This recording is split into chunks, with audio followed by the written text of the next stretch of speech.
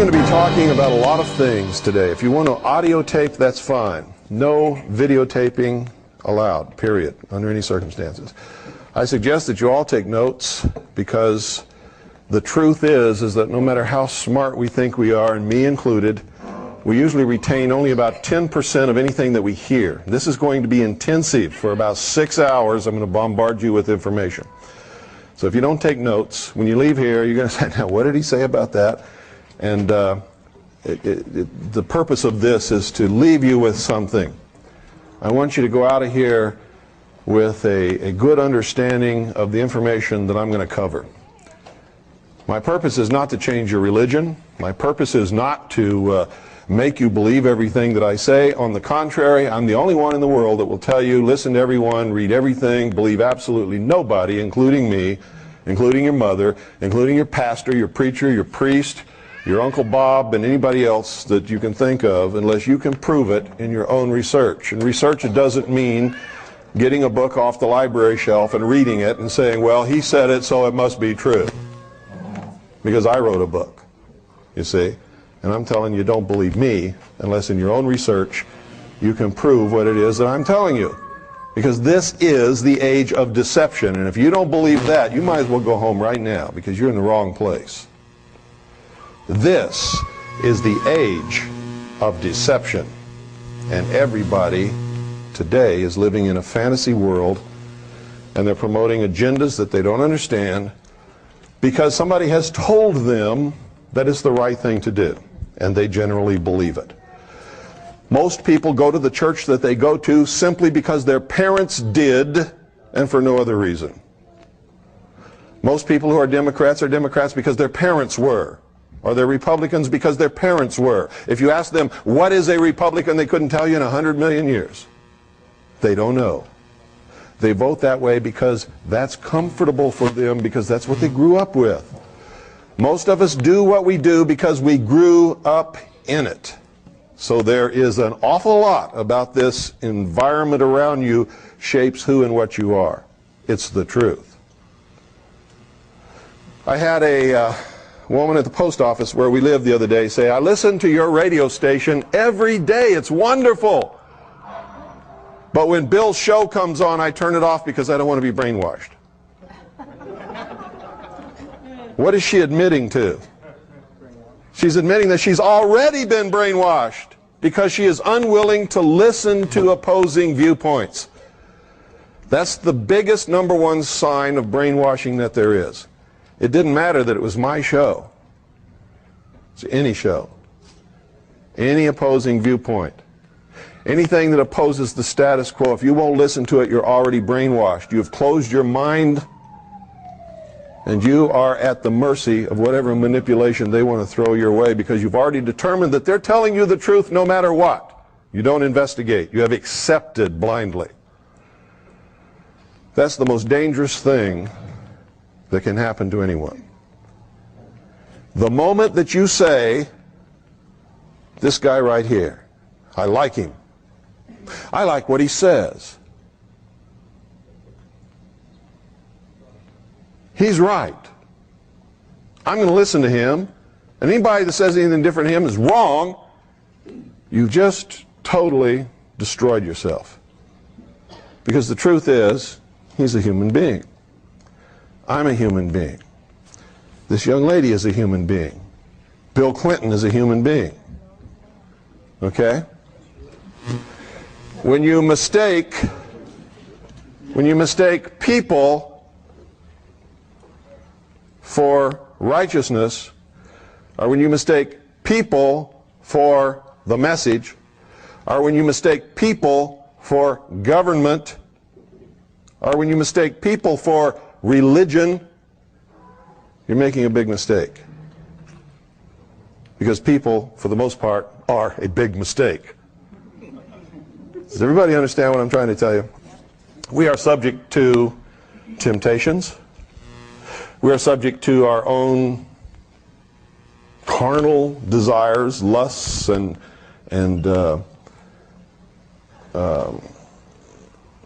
well, I could probably go through a list of about 500 things that can make an average, normal, good-thinking, good-doing person for most of the time, at some point in their life, do something that's absolutely terrible. Most of us are here and not in jail because most of us, when we did whatever it was that was so terrible in our life already, and everybody here without exception has done something like that, we got away with it, didn't we? Okay. The concept that imperfect men can rule imperfect men is absolutely ludicrous. The concept that you can give someone power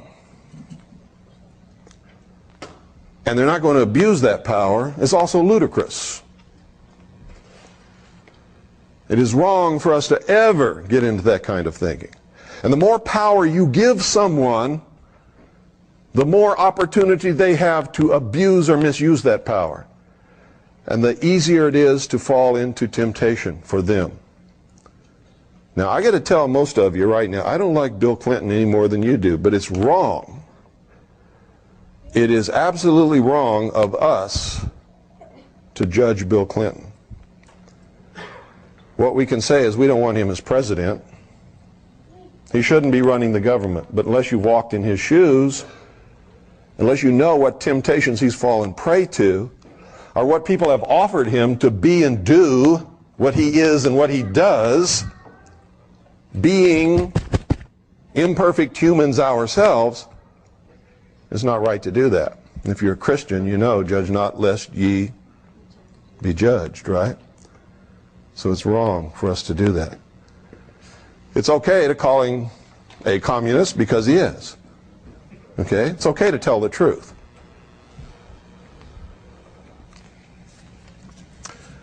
Truth is what I'm all about. And believe me, sometimes I get caught in the deception just like everybody else, but it's not as easy to catch me in the deception as it is to catch most of you. Because I've been caught too many times, and I learn from my mistakes. And I spend 99% of my time searching out the truth where none of you have ever looked. Some of you may have looked in some of the areas and some of the things that I've looked in, but I can guarantee you there's nobody in this room who has looked where I've looked as long as I have looked, as diligently as I have done it. Okay?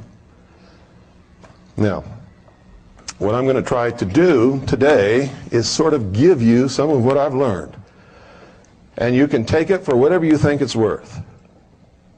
I hope that you will take it out of here and use it to search for your own truth. Truth is not always cut and dried. It's not always black and white. You can't get into the concept that, hey, this is right and that is wrong and there is no in-between, because that's not true. There are all kinds of in-between all the time. And truth is elusive, folks. I have to tell you this. It's elusive at best, and it's hard to find. And the moment you think you know it all, you have lost yourself again. It's one of the major things that I've discovered in my life. Is by the time we reach an age where we understand we need to learn something that we don't really know at all, it's usually in the late 30s or sometime in the 40s. If you've discovered that earlier than that, you are the exception, you are not the norm. Because isn't it true that during the first years of our life, we're just discovering the world around us. We're subject to the authority of our parents. And Doyle, why don't you go ahead and put it up here? It won't bother me a bit.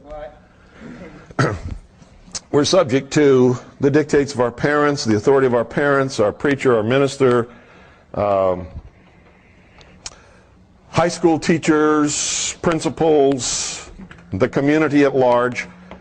And isn't it true that during those years we're basically trying to serve some sense of discover who we are and what the world is about, and not really what the truth is? Sort of fit our way into it whether we think we belong or not. And isn't it true that during those years the major preoccupation with most people is to be liked by everybody else? Isn't that what most of us spend most of our time in high school doing? Trying to be liked by everybody else?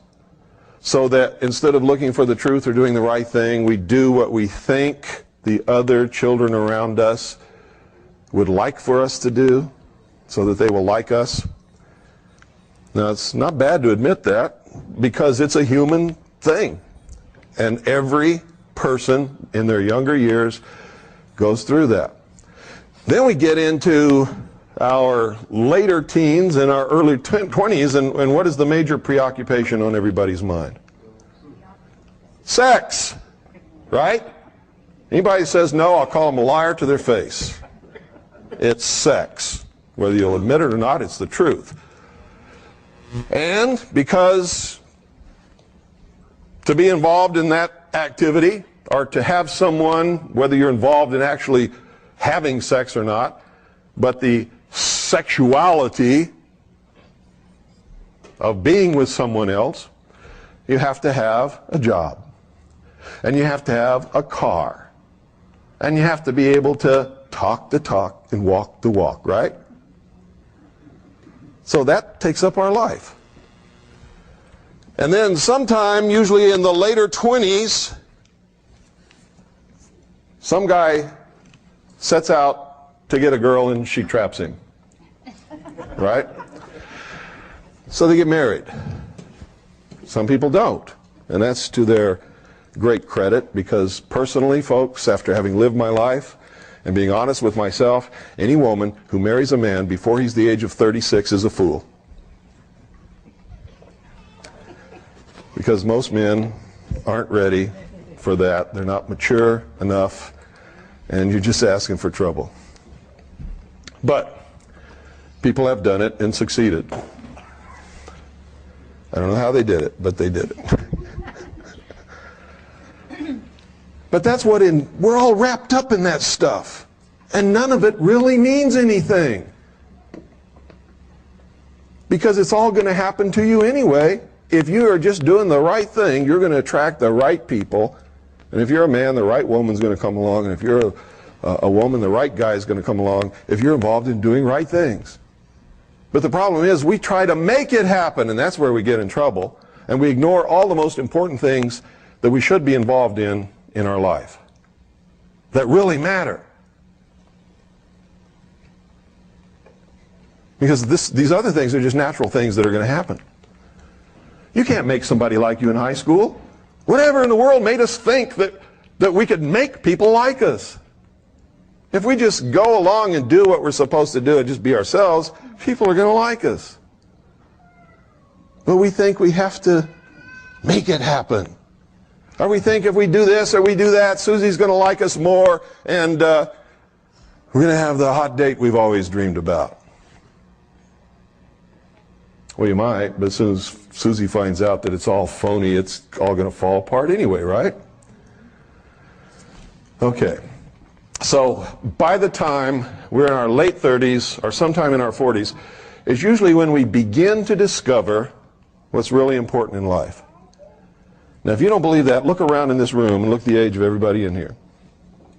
See, if I was lying, this room would be full of 16-year-olds and 20-year-olds and 25 years old, but it's not, is it? What's the average age of everybody in here? Late 30s and 40s, right? So I'm telling you the truth, aren't I? By the time we reach that stage, if we make a concerted effort to learn everything that we need to know and begin to really do the right things, we don't have enough time left. That's why I devote every single moment that I have in my life to this. Because there just isn't enough time. And even if I do the very best job that I can possibly do, I can't complete the task that I need to complete before I'm going to pass on into another reality. And so it's so important to me that you get something from me and take it and continue with what I'm doing. The whole nation needs to be doing this.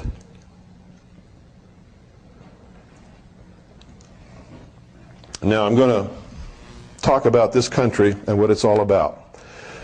Some of you are going to disagree with me. And during this talk today and tomorrow, I'm going to make some of you angry. And I want you to understand this. If what I'm telling you up here is not true,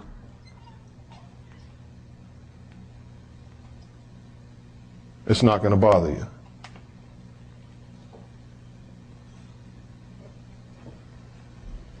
You're a rapist.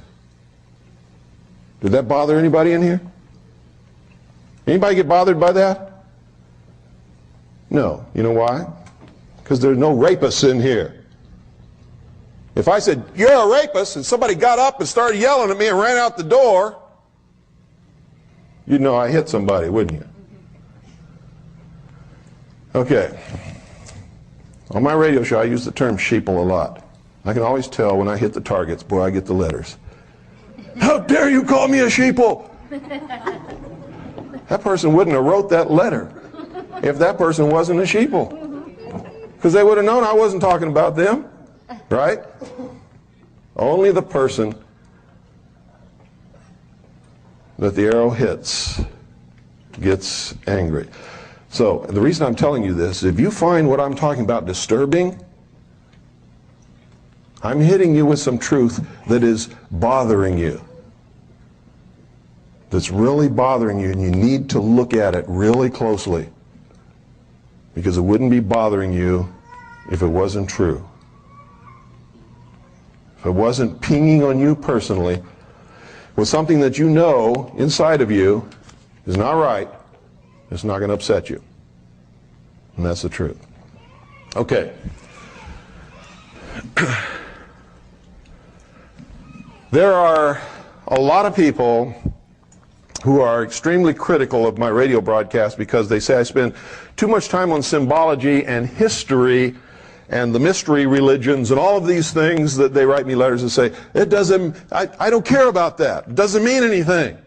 Why don't you get into some nitty-gritty? Well, they don't understand that is the nitty-gritty. He who does not study and understand history is doomed to repeat it. And the same play has been being performed throughout the history of the world by what we call the builders, the controllers, the puppet masters, whatever you want to call them. And I'm going to start right at the beginning and tell you exactly who they are and how to identify them. Okay? Because there really are puppet masters. There really are controllers. There really are builders, but they're not engaged in building buildings. They're engaged in building people. They're building what they call the perfect race. They're perfecting humanity in order to control nature. They're building the utopian world that they perceive that we need. I say, who's we? We who? You didn't ask me about this. You know? And that's the problem with these guys. They have placed themselves in an elitist attitude to tell the rest of us what we need. And the truth is, we don't need them to do that. Okay? They haven't got the right to do that. They think they do, because they think we're just a bunch of stupid cattle. And I got to tell you, for the most part, most people prove them right all the time. Not intentionally, but because the knowledge, the truth has been withheld from the people. And that's how they manipulate people, is by withholding the truth and controlling them with the lies. Okay? Now, first I got to start off here. I got to ask you a question. What's the most important thing about this country that you can think of? And I want to see some hands and hear some answers. This is a participation sport when you come in here with me. Okay? Yes, sir. Recognition of God-given rights, okay? Individual liberty. Individual liberty. Freedom. No king but King Jesus. Sound money. Sound money. Okay, now I'm going to ask you another question. Which one of those, because somebody already gave the right answer, which one of those do you think is the right answer? Everybody all at once. Freedom. Freedom. Why? Because none of the rest of them would exist without it. You couldn't have any of the rest of them without the freedom to do it. You give somebody the power to say you can't have one king but King Jesus, and you're not going to have King Jesus, you're not going to have Christianity, you're not going to have a church. In fact, if they catch you saying the word Jesus, they're liable to chop your head off and throw your body to the lions. Isn't that correct? Okay. The greatest thing about this country, whether you agree with me or not, it's the absolute truth. If you take this away from any person or any group of people, you have no country. Freedom. You have no religion. You have no sound money. You don't have any of it. You're subject to the control of the people who have taken your freedom away and who are now subjecting you to their will, because that's what lack of freedom is. Being subject. You know what subject means? To someone else's will. Freedom means you're subject to your own will. As long as what? As long as you take responsibility for your actions and you never hurt the person or property of any other human being. Period. If you do, you put yourself at war with someone else. Is that freedom? No. Then you're taking someone else's freedom away. You have become the bad guy when you do that. How many of you have heard of Dave Emery? Talk show host. KGO, San Francisco. Anybody? The other day he called me that famous fascist. Do I sound like a fascist? No. But you see, that's part of the manipulation. Because He has a one-track mind. Pardon? He has a one-track mind. No, he has an agenda, is what he has. One-track mind, the way he thinks. Yeah. He's not really thinking, he's fulfilling an agenda. He has an agenda. He's a socialist. He doesn't want people to listen to me who tell you that freedom is the most important thing in the world, because socialism can't have people walking around saying things like that. Because socialism doesn't give you freedom. They want you to think it does. Aren't they trying to bombard you with the delusion that liberals are for freedom? Liberals are for socialism. Liberals started out being for freedom when there wasn't any. Being for freedom was liberal. Being conservative was for the power of the king. Remember? All of our founding fathers were liberals. Believe it. They were also traitors. So when somebody calls me a traitor because I'm supposedly against the government, it doesn't bother me. I'm in damn good company. But you see, I'm not a traitor. Because what is the government? We are not the government. No, we're not even supposed to be. What is the government? The government is a contract signed by the founding fathers, which is called the Constitution for the United States of America.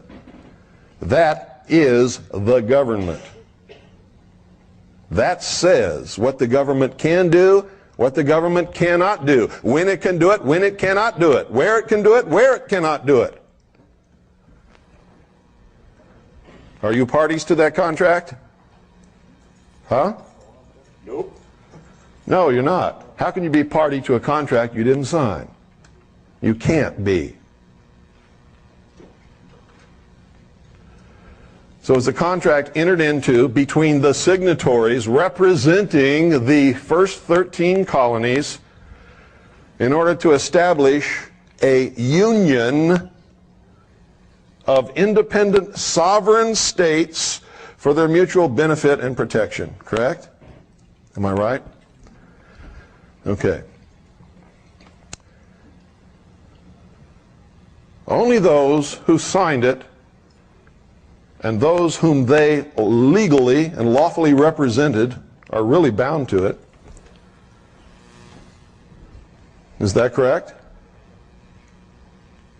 Yeah. No.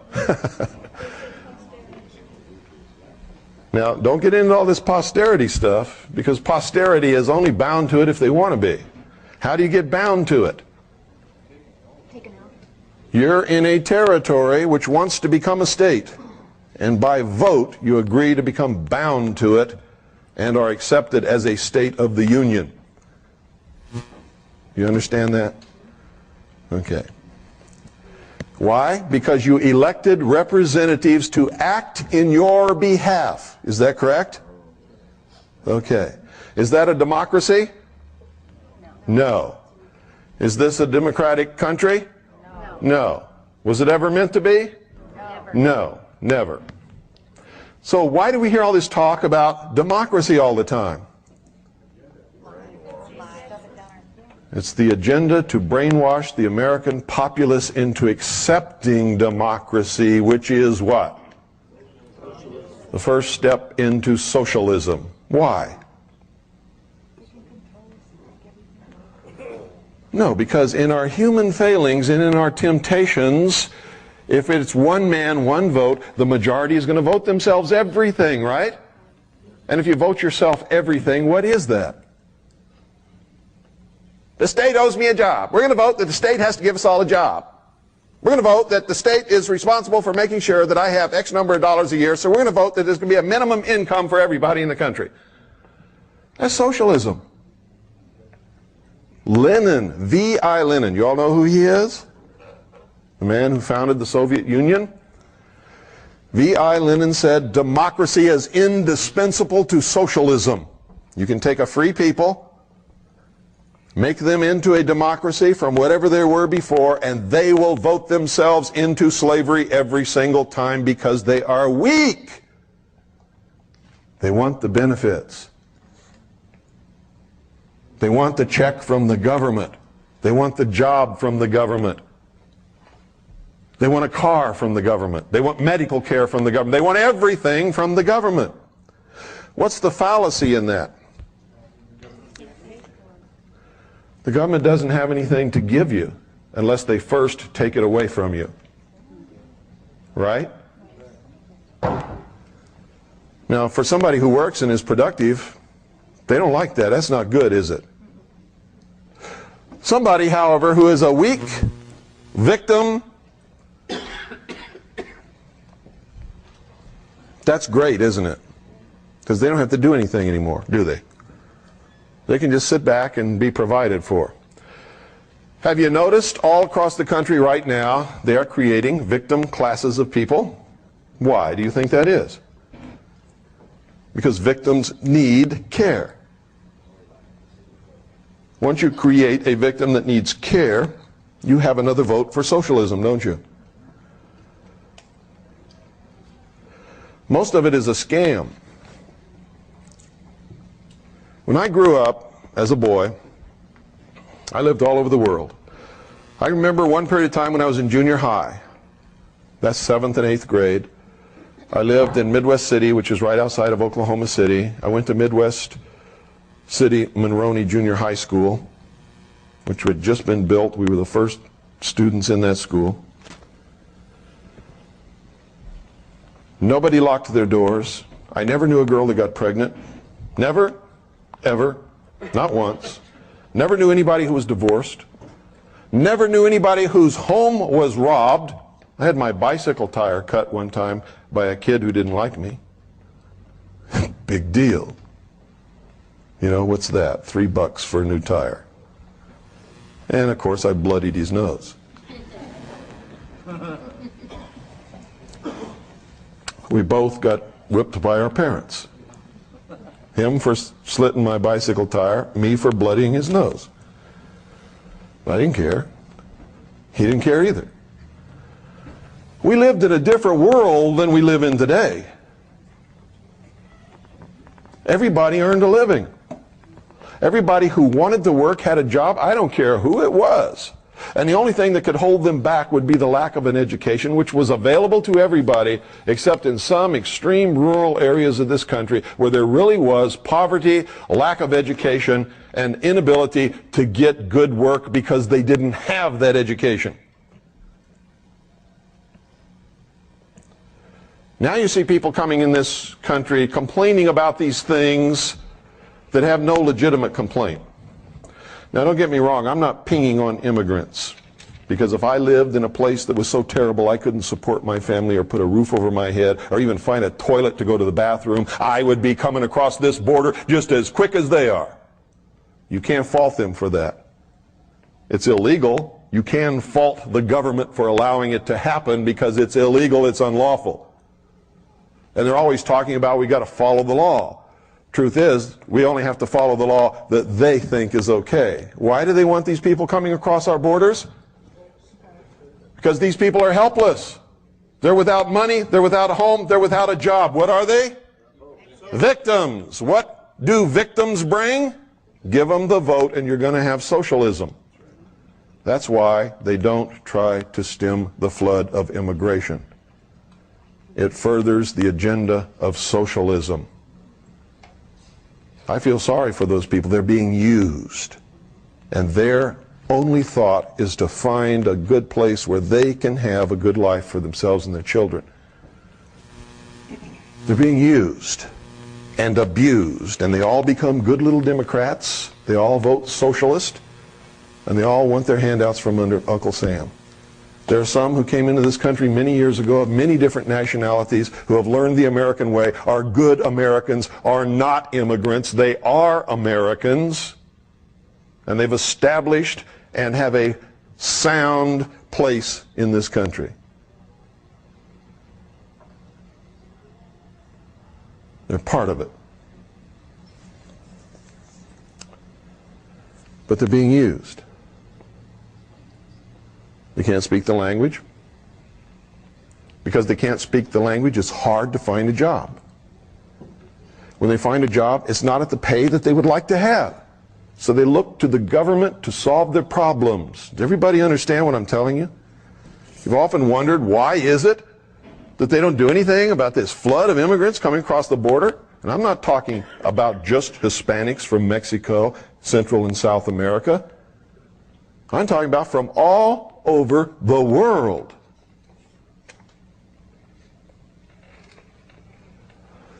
They come here for a better life, not realizing that in coming here and being manipulated and used as they are, they're going to destroy all of their chances forever having the American dream. They're going to help bring about socialism, which will put them back into slavery again. And that's got to stop.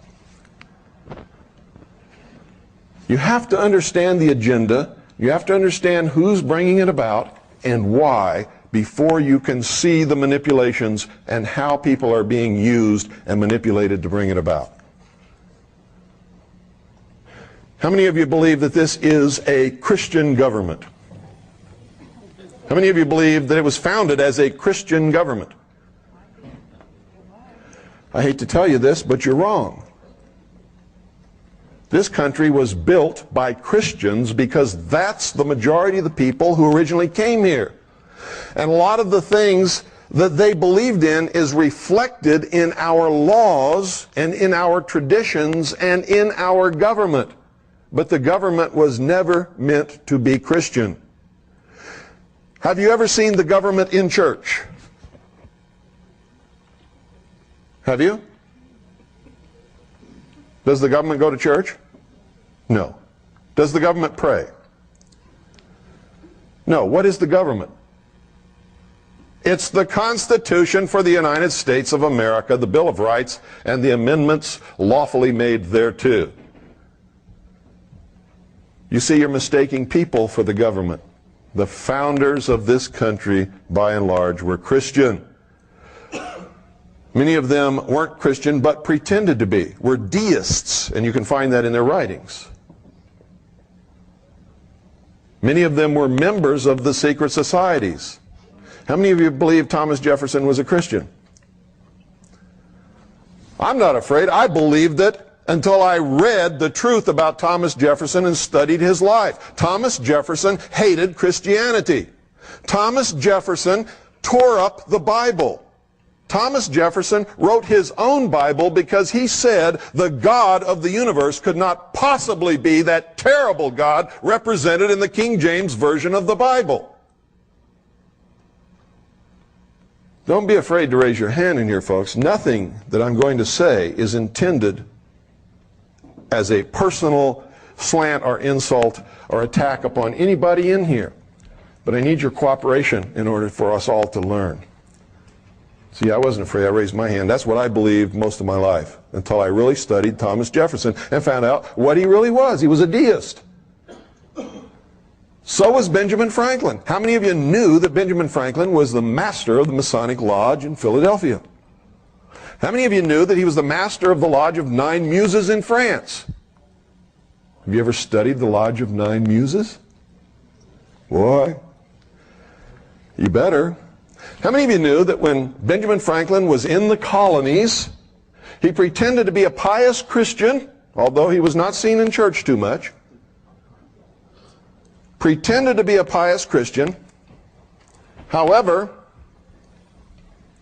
he entered into a sexual relationship and a living arrangement with two different women and sired children by both of them, never married either one. How many of you knew that? How many of you knew that when Benjamin Franklin went to France, he surrounded himself with prostitutes and drank champagne almost 24 hours a day and just reveled in orgies? How many of you knew that? You'd be surprised what some ugly old men are capable of.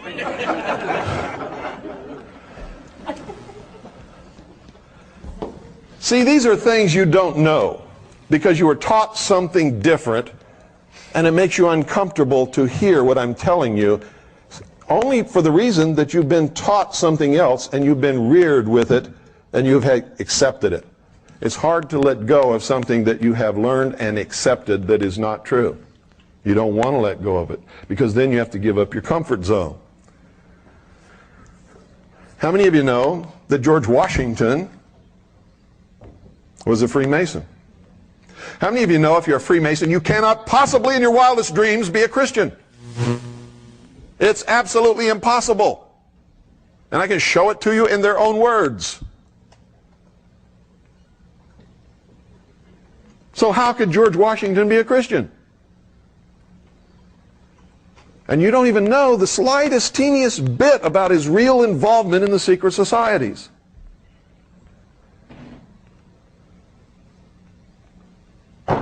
He founded a military order, a secret order of his military officers, the generals and senior officers of the Revolution. What's the name of that order? The Knights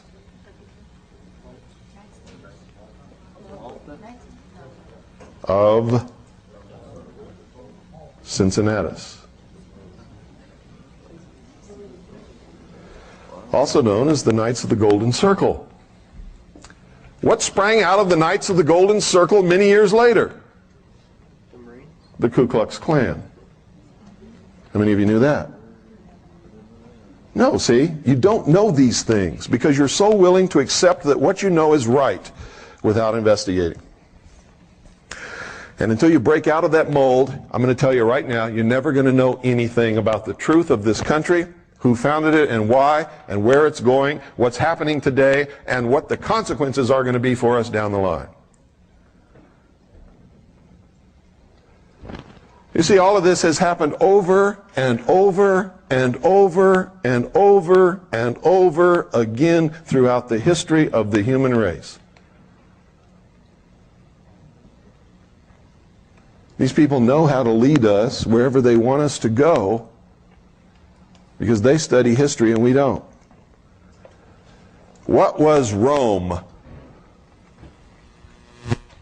What was Rome? A republic? What kind of republic? A constitutional republic. They had a constitution. Did you know that? It was a republic. Did you know that? What happened to Rome? It fell into oligarchy, and then into dictatorship, then into rampant immorality, and socialism declined, fell, and became the Vatican. Anybody here doubt that? I can prove every word of it. The Roman Empire never fell. It changed its name. The emperor became the Pope. This is the truth. The old pantheon of Roman gods became the pantheon of saints, and they are identical in name and everything else. Now, I'm not trying to hurt Catholics. I'm not saying that you belong to the wrong religion. I'm not telling you to change your religion. I believe in freedom. I'll fight for you to be a Catholic or a Buddhist or a Baptist or whatever you want to be. But when you come to talk to me, I'm going to tell you the truth about all of it, whether you want to hear it or not. And the only way to escape that is to get away from me. Okay? We are all manipulated. All of us. Do you have the freedom to choose your religion? Do you? Well, it depends upon a few things. So, however you answered that, whether you answered it loudly or quietly, you were right. Doesn't matter. If you were reared in a family that did not indoctrinate you into any religion, then by the time you reached the age where you could be responsible to make your own decision, yes, you could choose your own religion based upon honest study. If you're a child and your mother is Jewish, what are you? You're Jewish. And how are you reared? Jewish.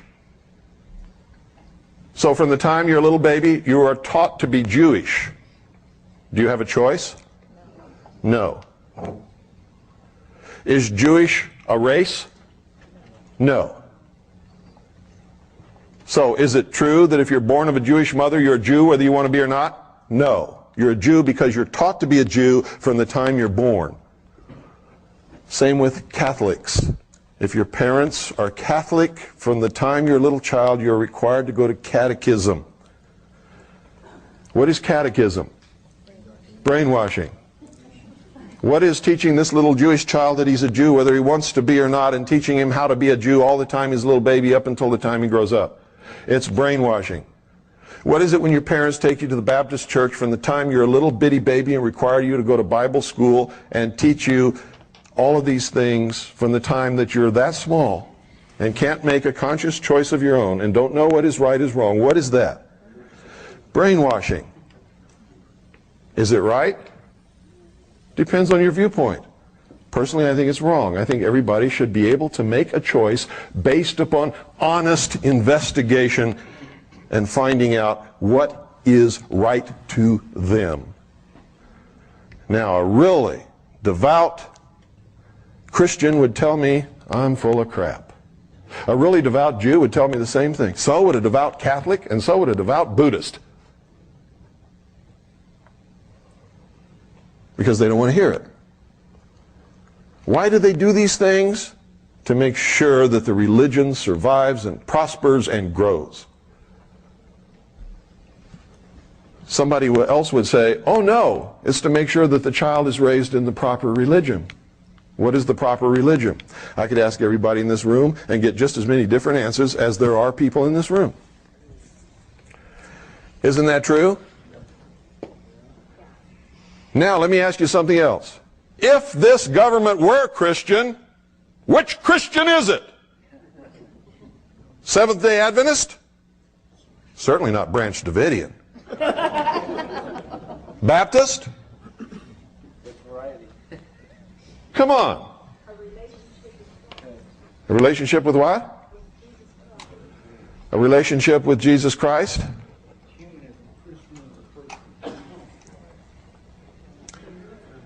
Can you have a country that is Christian and have freedom?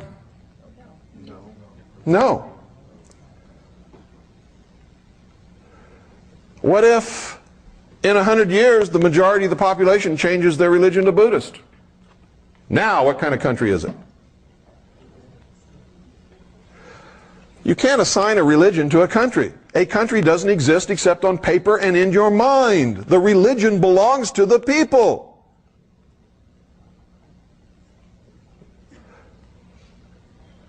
Does everybody understand that? Let me show you something here. How many of you have seen this?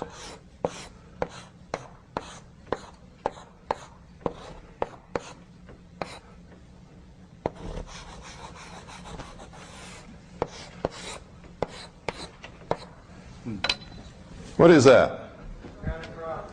Where have you seen it? Pardon? On your book. Where have you seen that? Jehovah's Witnesses, that's true. Where else? How many of you watch Pat Robertson? You don't recognize that? He had that for a long time. It's the symbol of what great Christian broadcasting network? Who's on TVN? Huh? What does it mean?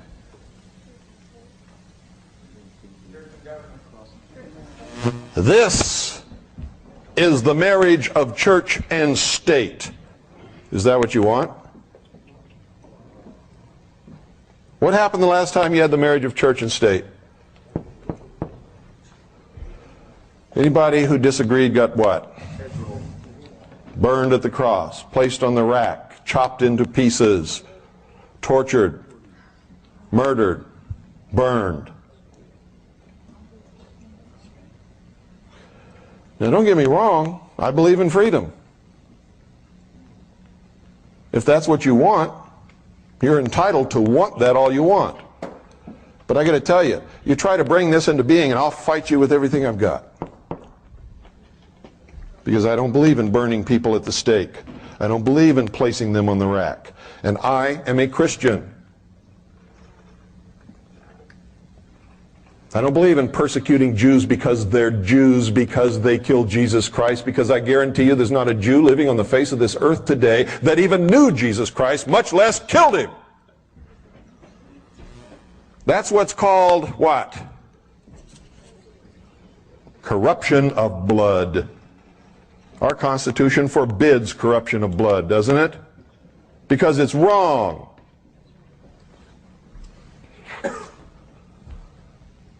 By the same token, I don't like Jews who say we're the chosen race and the rest of you are a bunch of stupid cattle and we're going to rule the world someday. You know what I say to them?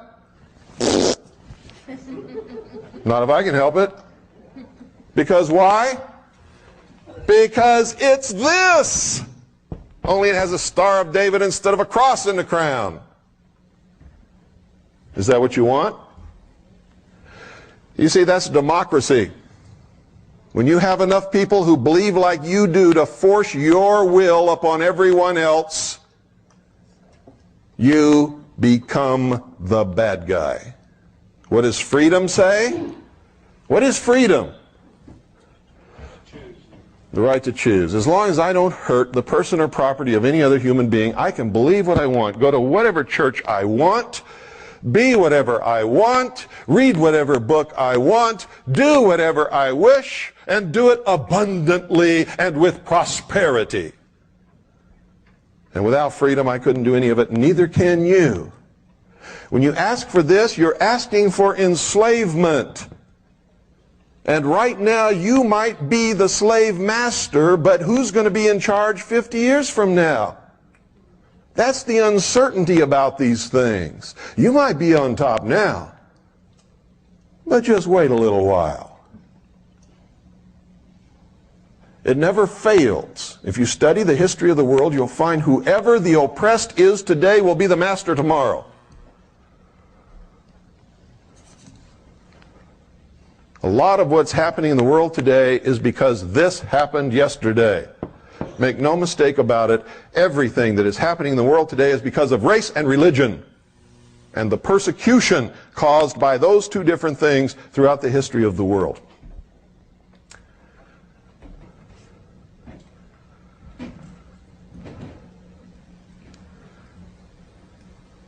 Is everybody up with me?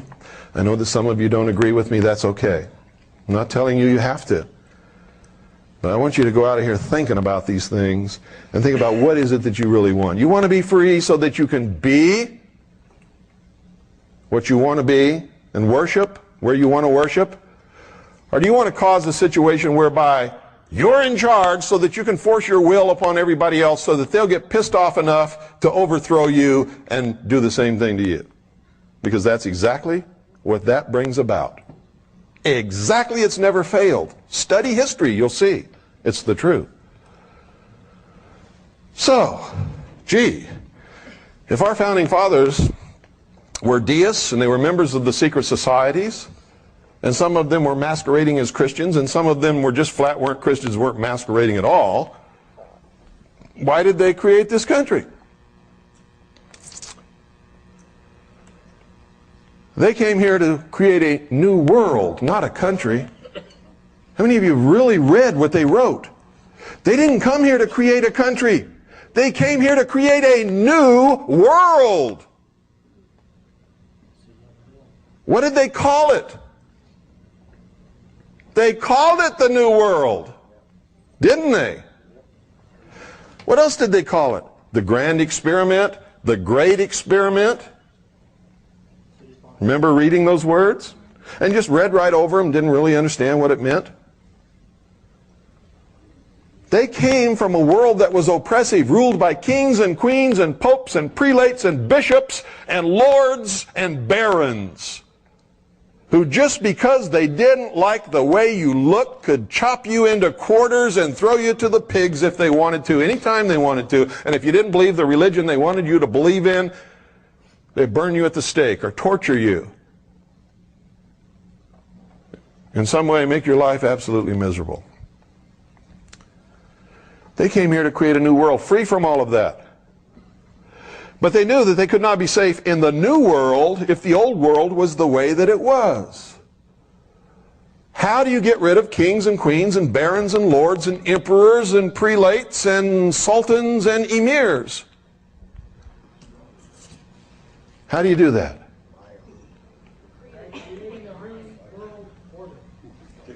That's exactly right. A new world order. From the beginning, that was the goal, ladies and gentlemen. That's the absolute truth. From the very beginning, that was the goal. What do you think New World means? What do you think it means?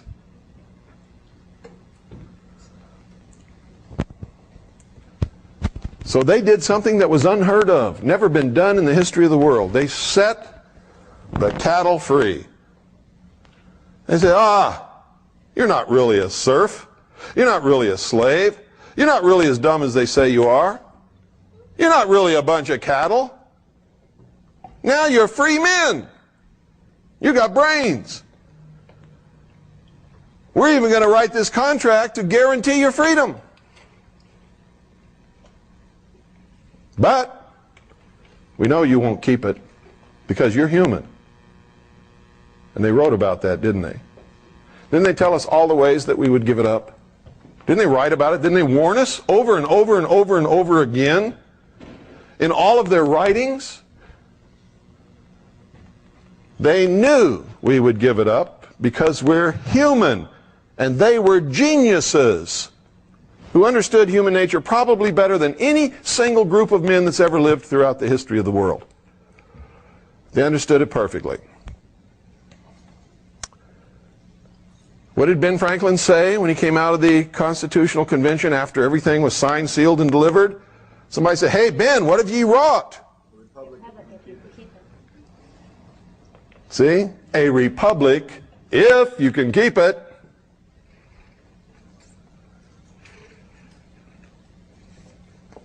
He knew. They all knew. What was it really about? Why did they give it to us if they knew we would give it up? And they did know. Make no mistake about that. They knew. What do you think the fight over federalism was all about? They wanted to make sure that at some future point, the great central government would seize control.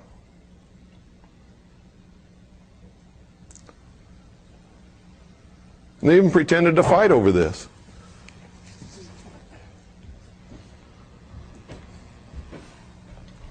Like all of these secret society people do. It's called the Hegelian dialectic.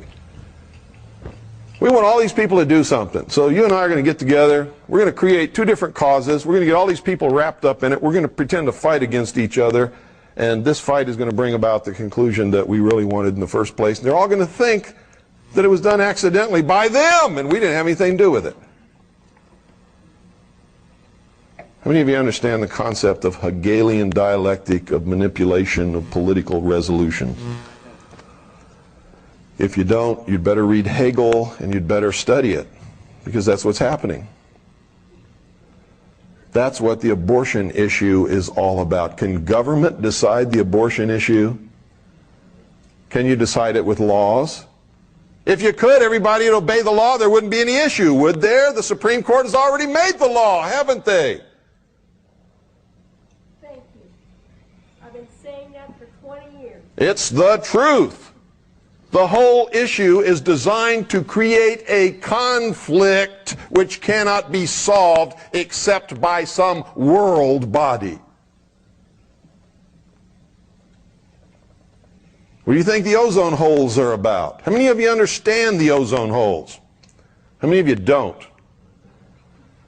Okay, it's about time somebody explained it to you. Because this is one of the biggest cons going. And what's it designed to do? Create a conflict between people who need to pollute the atmosphere and people who don't want it polluted, to prevent the depletion of the ozone layer, so that we're all not fried by the sun's rays coming from the great Apollo up there riding across the sky in his chariot. And by the way, if you want confirmation of what I said about the Founding Fathers, if you really believe that they were Christian, go look at the city that they laid out from the air. Look at the symbolism that they built into it. All deist, all Masonic, all Jacobin. It's another word for Jacobin? Illuminist, Illuminati. Go into the Capitol building, stand right in the center of the rotunda and look straight up at the dome where nobody ever looks. And what do you see? You see the apotheosis of George Washington, riding across the heavens in the chariot of Apollo. Who is Apollo? George Washington. He's become God now. And around the perimeter of the Capitol dome, you see all the old gods of the Roman pantheon. They're all there. Zeus, Mercury, Prometheus, all of them. What's that doing on the inside of our Capitol dome if this country is a Christian nation? Can you tell me that? No. And you never will be able to in a million years unless you turn around and admit the truth. The truth is it never was intended to be.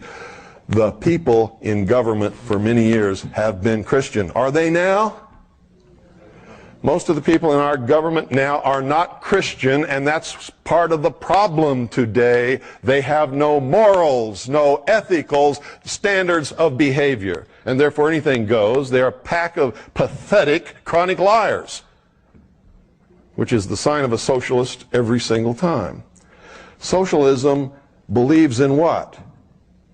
The supremacy of the mind of man, not in God.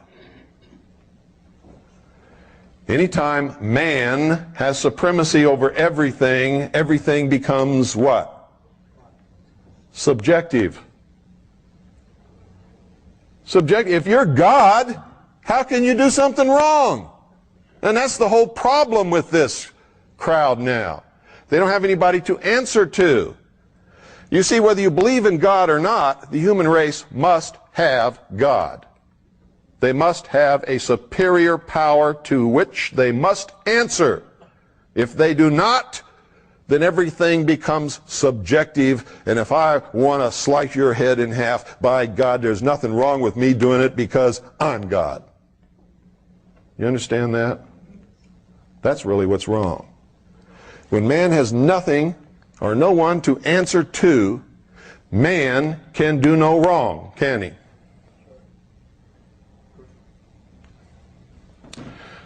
Okay, here's the problem with the ozone hole thing.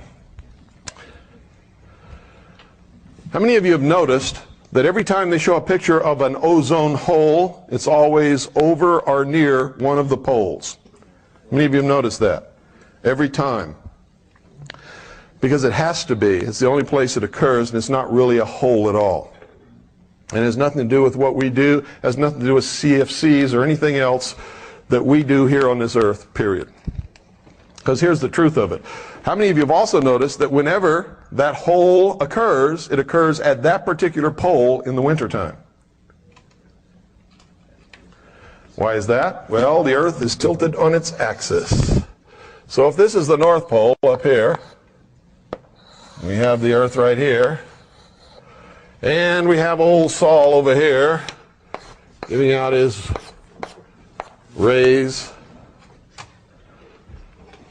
What has to happen to form ozone, folks? Sunlight must interact with gases in the atmosphere. Which gas? Oxygen. When sunlight strikes oxygen in the atmosphere, it causes a chemical reaction which splits O2 into two single O's. So O2 becomes, what is that? Ozone. Ozone. Each one of these is ozone. But what is it also? It's what's called a free radical. It doesn't like to be in that position. It doesn't like to be unattached. Okay? Some like people I know. Can't be without a mate for 10 seconds. And so they always choose the wrong one, which ensures that they're going to break up and they can't be without a mate for 10 seconds.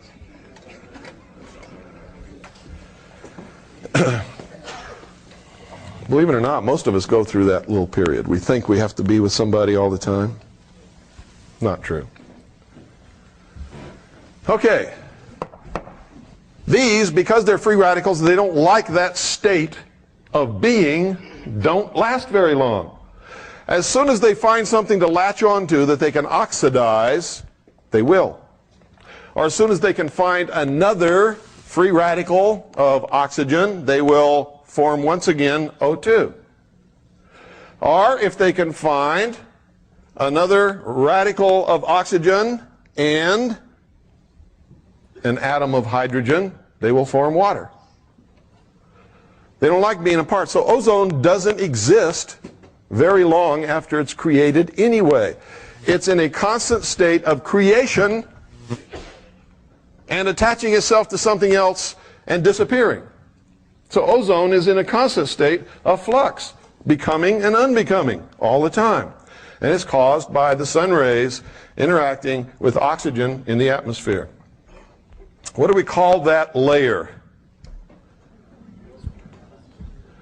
There is no such thing as an ozone layer. What is it called? Because what are these? These are ions. Ozone is an ion of oxygen. Okay? It's called the ionosphere. So why don't these freako-environmentalist liars call it what it is, the ionosphere? Because it would be the truth, and we can all prove that the ionosphere is not disappearing. It's where ionization of gases takes place due to interaction with the sun's rays. Energy from the sun. Everybody understand that? So instead they say, there's an ozone layer. Oh, really? Can you taste it? Can you touch it? Can you feel it? It's the ionosphere. And this whole thing is a hoax. Because here's what happens. As sun streams toward the earth, you can see down here at the South Pole where they're having summer, sun's rays are hitting all over the pole, aren't they? But up here, they're not hitting a portion of the pole.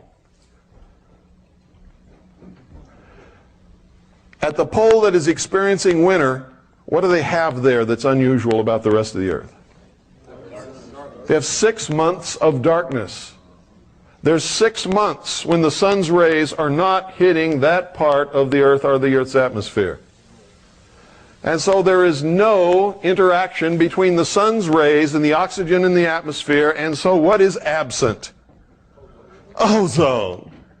Is it a depletion of ozone? No, it's just a place where the chemical reaction does not take place. It is absolutely perfectly normal. And when the earth moves around to the other side of the sun, and the southern hemisphere is then experiencing winter because the sun is then over here, the hole jumps magically from the North Pole to the South Pole.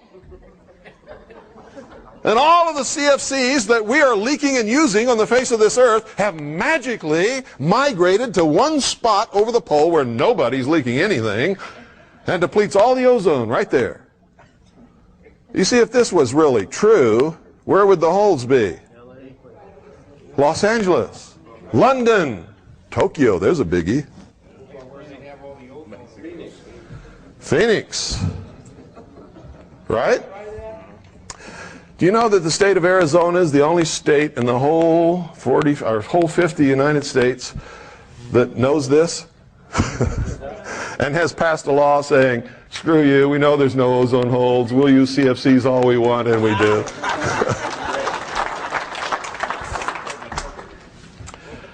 We educated our legislators, not to the fact that if that this was a hoax. We did that, of course. But even though they knew it was a hoax, they didn't want to go along with it until we put pressure on them saying, hey, we're not going to support this scam. Period. This is a scam and you know it is. We put political pressure on them that they were going to lose their jobs unless they did what we wanted them to do. And so they did.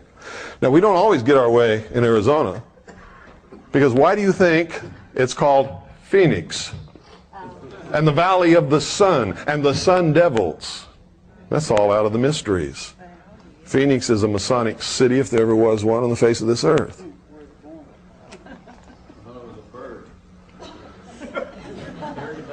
Nope. Phoenix is a symbol. Phoenix is the symbol of resurrection. Death and resurrection. Phoenix is the bird that rose up out of the ashes. Yes, sir? Why the hoax? What is the end result of the hoax? What do you have to solve this problem? World government control of the atmosphere. You see, they do it by stages. Give them the atmosphere. What do they want next? The biosphere, maybe? How many of you know about the biosphere? Do you know that the UN inspectors were just at Yellowstone National Park and determined that there has to be a buffer zone around the park? So the National Park Service is buying up private land and kicking people up off their land and closing roads to make this buffer zone, which will be absolutely off limits to any human habitation, occupation, or use forever, to protect the environment within the park. Do you know that this is just one little step toward seizing all of the wild lands, wildlife, natural resources, metals, and minerals up on the earth under the control of a one world government? Did you know that it's all been outlined in treaties for years? So why aren't you upset about it? What are you doing about it? What are you upset about it? I am. What are you doing about it? Silence. Keep electing Einstein and Boxer back in office. Yeah. Who's... Get a hold of these people. We invited the Chinese communists to come set up house. Yeah, but you see, these are all symptoms of things. It's the symptom that we're being controlled by some very, very smart manipulators who understand how to make us do their bidding, even though we may not want to. How many people are here? How many people should be here? Okay? How many people cares versus how many people don't care? And the degree of care is not whether they really care or not, it's whether they perceive that there's a problem, and that will tell you how effective the masters in control have been in brainwashing the population. They don't perceive that there's a problem. If they did, they would be here. Wouldn't they? It has nothing to do with me. It has to do with what we're talking about. You could replace me with anybody who could get up here and do the same thing, and you'd have the same result. Because the perception does not exist that there is a problem. amongst the general, what they call masses of population. And by the way, when you hear politicians and talk show hosts and newspaper reporters using that term masses, those are Marxist, socialist speaking Americans. Never use that term. Americans say the people, the American people, my fellow Americans. Only a Marxist, socialist, or a communist will use the term masses. And you're hearing that on talk radio and in the media all across the country all the time, and on television. Even Dan Rather uses that term. Dan would rather be read.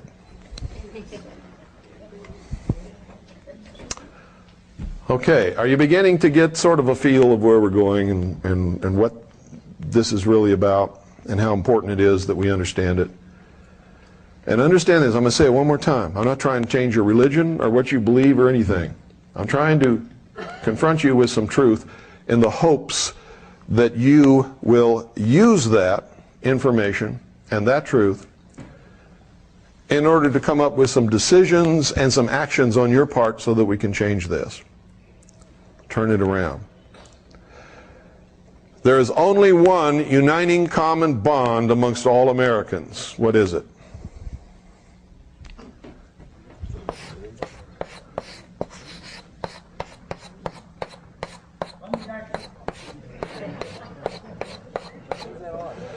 Freedom. If that isn't the most important thing in your life, you're not going to do a thing to help us save this country. In fact, more than likely, whatever you're going to do is going to help us destroy it. And I say us because it's the truth. If you want to really know what's wrong with this country, when you go home, go in your bathroom privately so nobody else can see you do it, close the door and look in the mirror. Look in the mirror. The truth is, what's wrong with this country is the American people have lost the knowledge and the motivation and the meaning of what it was all about to begin with. It was always about giving the common man freedom. Why? Because, folks, our founding fathers knew that if that would work, that would be the New World Order. If we could accept it and be responsible and hang on to it and make it work, that would be the New World Order. A direct result of it would be that giving the common man real freedom would topple every king and queen and sultan and emir off their thrones all around the world, and that's exactly what it did. Isn't that true? And they knew that they couldn't have any kind of a new world or new world order of any sort unless they got rid of the kings and queens and sultan and emirs and lords and barons.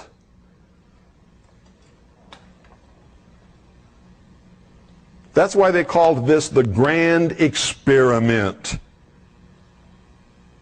Because that's what it was. If it would work, it would be the New World Order. If it wouldn't work, it would be whatever they thought that it should become. You know what they think it should become? You know what they're trying to make it now?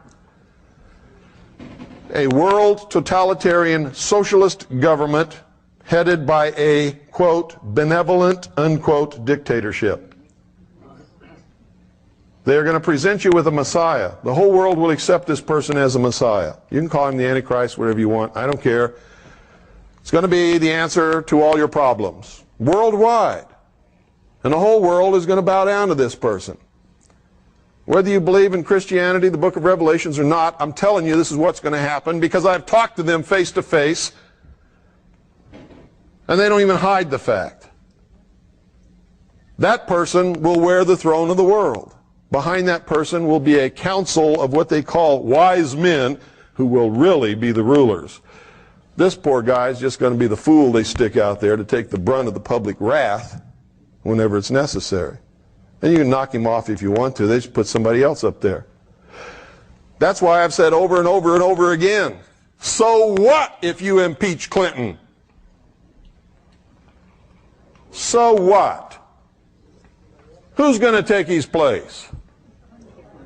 Huh?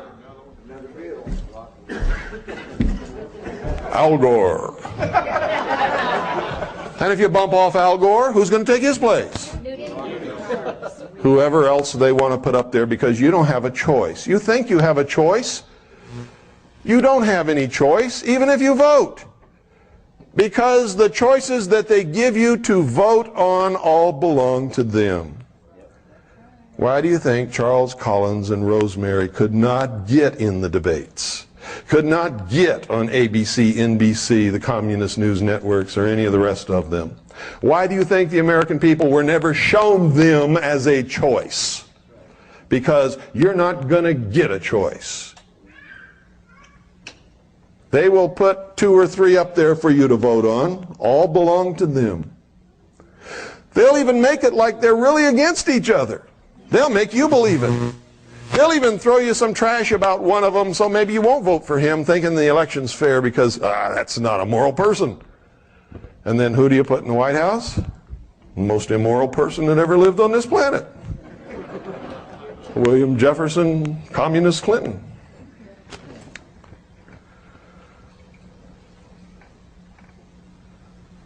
You don't have a choice. That disappeared a long time ago.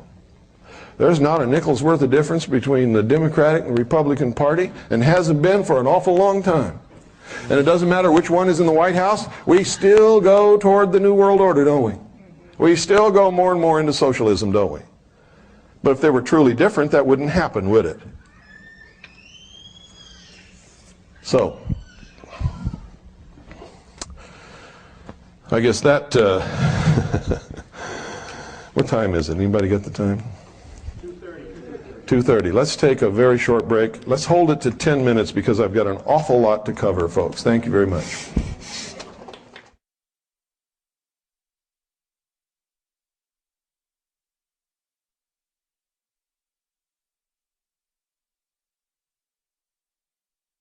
We're also going to do another Groom Lake trip. How many of you are interested in Area 51, Groom Dry Lake? That's going to be almost the entire subject of tomorrow's lecture. We're going to do an awful lot about that tomorrow. It's one of the major manipulations that's going on. It's something everybody is curious about.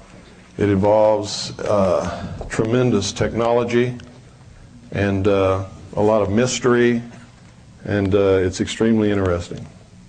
So, pardon? That's going to be in August. Let me see, June, July, August. I think it's the end of August, around the 1st of September. Is that Labor Day? Labor Day. It's going to be over the Labor Day weekend. We'll be going there. Is anybody here who went the last time with us? Gary. Stand up and tell them about our Groom Lake trip, Gary. We went there mostly just to visit Bill. We didn't think to see the UFO. And on July 4th, they were doing a lot of dog fights, so that was fun. That was worth it by itself. And then you see a lot of tapes and a lot of research what Bill had done. That was really fascinating. But the July 4th evening, we saw some fun. And the most exciting one was the one that was in the opposite direction of which we were looking. We were looking over Groom Lake area. And they were testing behind us because they knew we were there. They were all getting tired. And I think it was 2:30 in the morning, some little kids said, hey, what about that over there? Up toward Dealey, probably like 60 miles away or so. Yeah. We got to watch advance for a while. It was really fascinating. If we would have stayed at Rachel, though, we could have seen all 5 of them. Apparently there was 4 of them at low altitude that we couldn't see. And from Rachel you could see up that valley, so we could have seen all 5 of them. And the guy that told me that was an Air Force nuclear physicist that was doing the technique. Yeah. And he said you should have stayed here and had some more time. Did you have a good time? I had a great time. Just keeping up with you was tough. How about the people that came? All really nice people. Fantastic people. Only the best people ever come to our activities, and I'm not exaggerating at all. They are the greatest most gracious, most polite, most concerned people that I've ever met in my life. And that's why they come. That's why you people are here. You care. If you didn't, you wouldn't be here. And that's the truth. So many of you fit into that category that I was just talking about. Some of you just grouchy old codgers and you know it.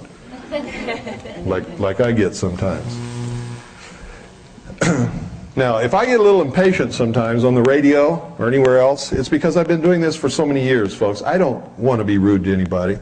I really don't. But I've learned a few things.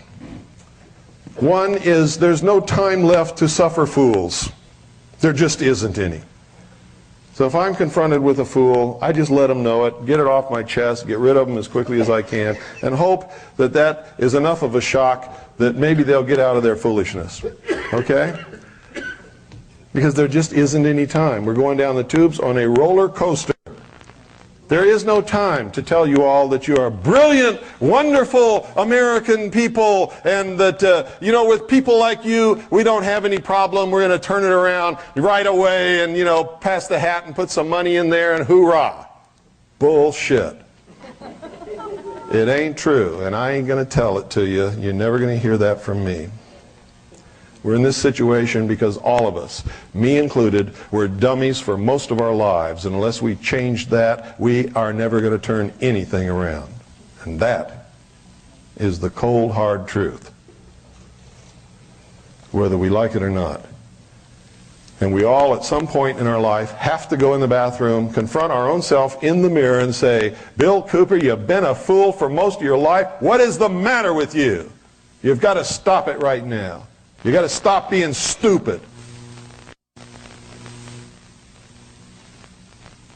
You got to become a real American. You got to care about things. You got to find out what the truth is so you know what to care about. And it's hard to say. I know because I've done it. I couldn't be up here if I had not confronted myself in that manner. You've got to do that. You have to do it. If you can't make a change. You'll never understand. You'll always be saying, well, I ain't no sheeple. I ain't no fool. I know everything. I know what America is.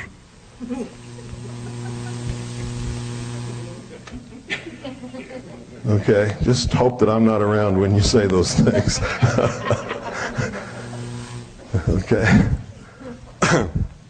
There's lots of things that you can do, that you need to do.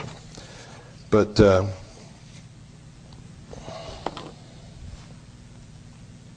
I want to just sort of give you a few things that are recent, so you'll know. And these are not really terribly serious things. Some of them are, but they're just things that you will all understand, and you'll understand them quickly. Listen to this.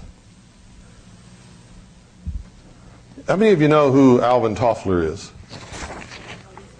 How many of you have read his books? What was the first book? Future Shock. Then after that was what? Third wave. No, the third wave came after the second wave. War and anti-war. Yeah. He wrote a whole plethora of books. Now, there's some people you can listen to who are not gurus. God's not whispering in their ear. They don't have a crystal ball. But they are what I call the inner circle. They know what's coming. They're part of it. And when they write or they talk, you'd better listen to them. One of them's Henry Kissinger. Listen to Henry Kissinger. Henry Kissinger doesn't just get up and jaw. If he says something that's important, listen to him. Whether you like him or not doesn't make any difference. But I've discovered that most people who ever meet him really like him a lot. He's very charismatic, very polite, very gracious, very nice guy. He's also one of the biggest traitors that's ever lived. But isn't he in good company? Yeah. Really? Another one is Alvin Toffler. And there's lots more, and I'm not going to go through the whole list. But Alvin Toffler, whatever he writes, is generally going to happen. Another one that you have to read is Foreign Relations. Foreign Relations is published by the Council on Foreign Relations, and you can subscribe to their publication. Whatever they write in there usually happens about 2 years later. Whatever it is. It's almost like magic. If they're not involved in any of this, how come what they write about always happens? Almost everybody in government belongs to the Council on Foreign Relations and the Trilateral Commission, or both. Toffler admits to having been a Marxist in the third wave. He wrote it on page 24.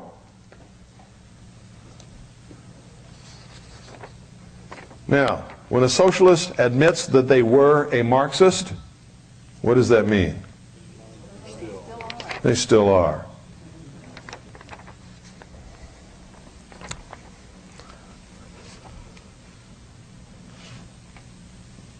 Toffler says in the third wave, it requires governments that are simpler, more effective, yet more democratic than any we know today. What's that a code word for? Socialist. It is a civilization with its own distinctive world outlook, its way of dealing with time, space, logic, and causality. What's that mean? World outlook, world government, world control. Causality, social engineering. You understand what I'm saying? They speak in a code that they understand perfectly. The average person hasn't got the slightest idea what they're talking about. And if you don't study them and their symbology and what they believe in and what their agenda is, you'll never know. You could read this and never know what this guy's saying. Oh, that sounds nice. That's what most people say. Oh, that sounds nice. Doesn't it sound nice in a way? But if you really understand it, it's not nice at all. What they're saying is, screw you, we're going to enslave you. We're going to engineer how you live, how you think, how you work, everything. Hitler tried it, didn't he? You see, this is a big deception that Hitler was a right-wing guy. Hitler, and you better learn this if you never learn anything else in your world. Hitler was a socialist. Nazi means National Socialist German Workers' Party, doesn't it? Hitler socialized Germany. All control is always on the left. Always. If you're left-wing, you're for control of yourself and other people. A scale measures two extremes. On the far left, you have total control of everything and everyone, and, by the way, ownership of everything and everyone by the state, which is more important than anything. It's called communism. On the right, all the way at the extreme, you have the total absence and lack of any and all control by anybody over anything or anyone. That's called anarchy. Anarchy sucks. Communism sucks. Socialism is just a little step above communism and usually degrades into communism, and it also sucks. Usually anything close to anarchy also sucks. And so do all those people who want to engage in those things. To tell you the truth, they're in a mind state that sucks. A constitutional republic is somewhere in the middle of these two extremes and provides safeguards to protect individual freedoms and creator-endowed liberty. Whether you believe in God or not, if you don't understand that freedom and liberty must be creator-endowed, then you are opening the door for somebody to take it away from you because they don't have to answer to a creator. You understand? So even if you don't believe in God, you better start. If you want to stay free. If you want to stay free. If you don't care about freedom, you don't have to believe in God. You see, there must be something that human beings answer to protect us from ourselves. Because the minute we become God, how many of you in here want me to be God? I don't want me to be God either. Because I know who I am. I know the temptations that I'm subject to. I have seen what power can do to people, and I might fall prey to that same corruption that would allow me to use that power wrongly. Even Jesus Christ, if you're a Christian, was tempted. What was it that Satan offered him? The world. What is it these people are after? The world. Jesus turned it down. They're not gonna. If you were to give me the world, you know, I'd be hard put to turn it down, because then I could make it the way I want it to be. Is it the way I want it to be, the way you want it to be? You don't know that. You don't know, and that's the big problem. Why would you even want to take a chance? I'm a pretty good guy. But you don't want to take a chance on giving me the world or anybody else. You don't want the world. You don't want vast amounts of power, because you're a human being, and power will corrupt you and destroy you, and you will use it to destroy others. And that's the truth of the matter. You don't want it.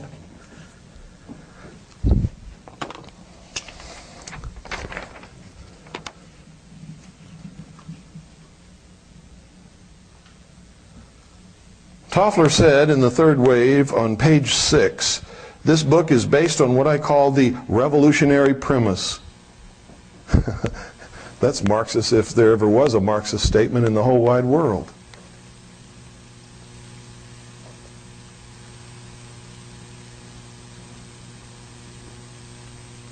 Here's also what he says on page 9. Now, if you don't understand the ordo ab chaos technique, order out of chaos.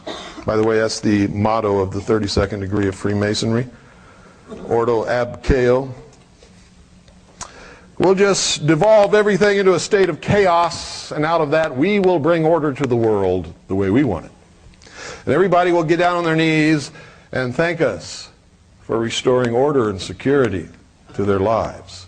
And they will be willing to give up anything to us for that favor.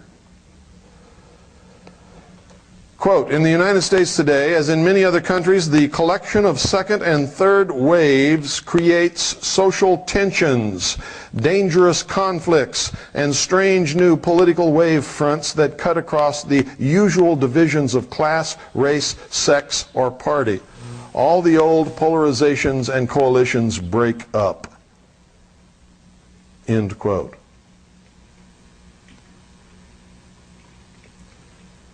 How many of you women thought Gloria Steinem was doing you a favor? Gloria Steinem is a communist who created the concept of feminism to destroy American family life. Feminism is not good for you. Being a responsible woman is good for you. Being a good person is good for you. Whether you choose to do it in business or in the home doesn't make any difference to me. And yes, you should get equal pay for equal work. And yes, you should have the vote and all of this other stuff. But feminism? Feminism is war between women and men. It was created intentionally to destroy the basic unit of freedom in this country, and that's the family.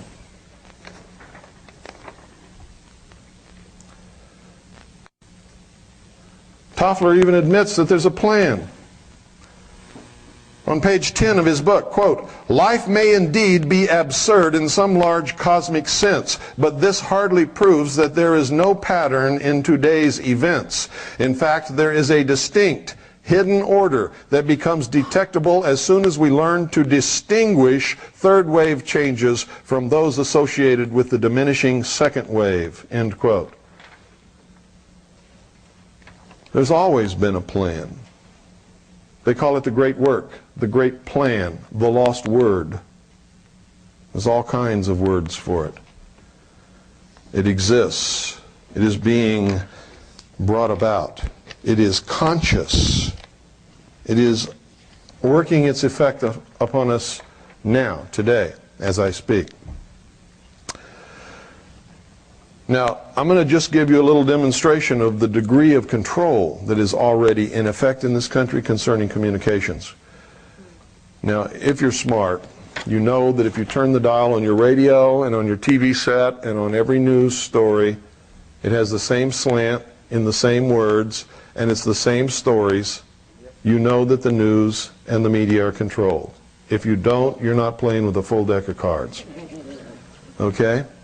It is absolutely absurd to believe that all these different networks, news stations, newspapers, and radio stations are all owned by different people, yet they all carry the exact same stories every day, worded in the exact same way, with the same agenda and the same slant.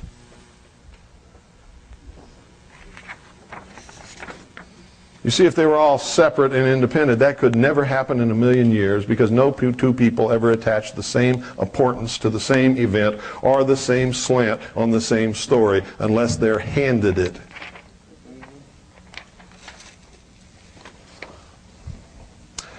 Two federal agencies are looking into a goof that led 4 extra states to get an emergency warning broadcast meant as a test for just one radio station, which caused all radio stations in those 4 states to go off the air. It's automated. They can cause one state to go dark as far as communications are concerned, or 2 states or 3 states, or all 50 with the push of a button. It's called FEMA. Relay points in Florida, Hawaii, Louisiana, and Ohio got the confusing signals. Now both the Federal Emergency Management Agency and the Federal Communications Commission are looking into it to determine the exact cause and to be sure that there wasn't a functional error of the system, said FEMA spokeswoman Barbara Yeagerman. This was no accident, it was a test. To test the system, because they've never done it before, to make sure that they could cause selected radio stations in selected states to go off the air at their push of a button. It's the first time that they've ever made such a test, but they can't tell the public that they can do that anytime they want, anywhere, so they say, oh, it was a mistake. It was a goof. If you wake up some morning and you can't get any radio stations on your radio, you better dig a hole. I wrote about this in my book. I said the day will come when this will happen. Only it won't be a drill. It'll be to cause total confusion and panic in the population so they can do what they want and what they need to do, rounding up the people that they need to round up and need to get rid of in order to bring about their one world totalitarian socialist state. Without communications, what is the mob? Huh? Chaos. Without communications, without leadership, most people are helpless, useless, and dangerous. Don't believe me? Go back and look at all the videotape that you failed to make of the LA riots, which you should have made and should be studying over and over and over again. Also study how long it took for those supermarkets in LA to run out of food. And what happened to those supermarkets when they ran out of food? Did you know that over 50 people were murdered during those riots in LA, and not one single person has been prosecuted for any of those murders to this day? And did you know when you bring it up in the city of LA that the people attack you? Emotions were running high. It should be forgiven. We don't want anybody to be prosecuted.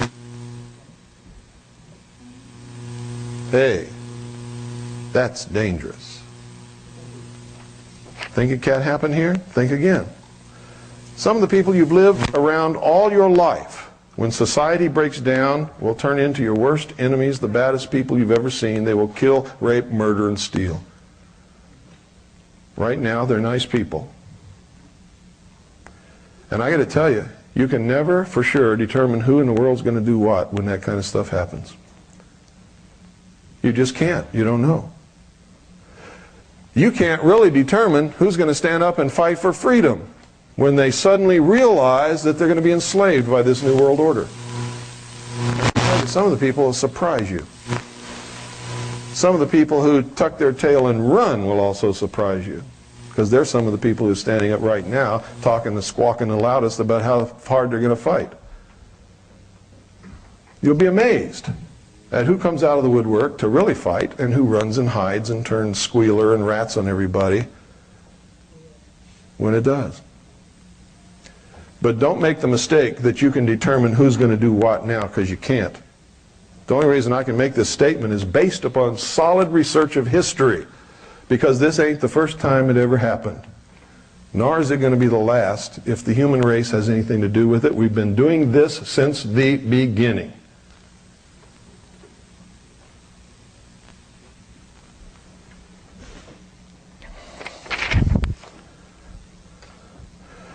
How many of you have heard Hillary Clinton's latest quote? Commenting upon the release of subpoenaed documents, she said this, quote, "I'm not going to have some reporters pawing through our papers. We are the president." End quote.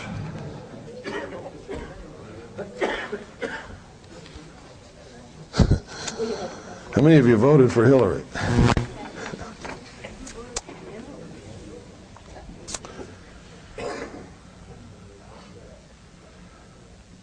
At Yellowstone National Park, United Nations delegates who surveyed the area last year called for a buffer zone around the park.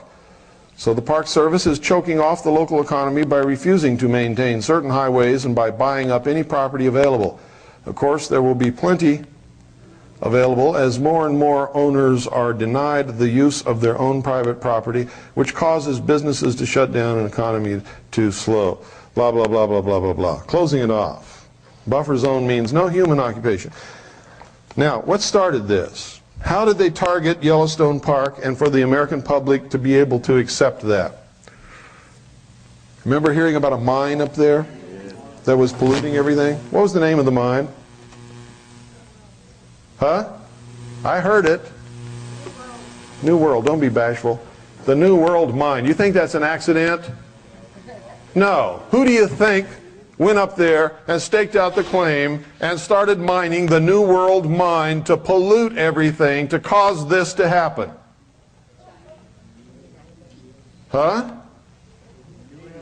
You think some miner went up there and staked it out and decided to name it the New World mine?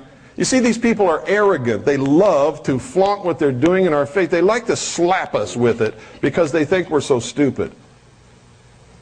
And like I said earlier, most of the time, most people tend to prove them right. They laugh at us, constantly laugh at us. Look at those fools. We got to stop that. We must stop it.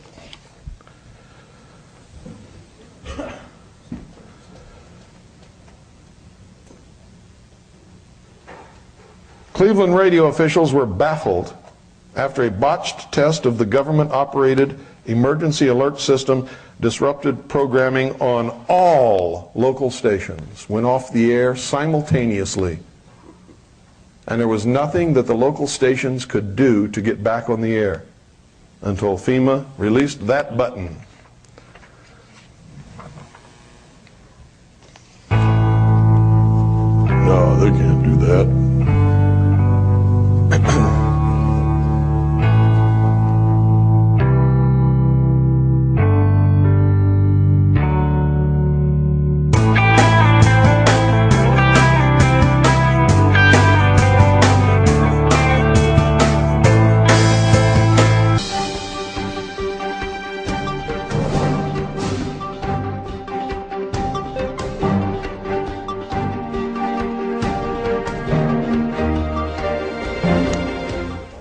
Okay, folks, so you know all this stuff here is a scam. There's lots of scams. The global warming is another scam.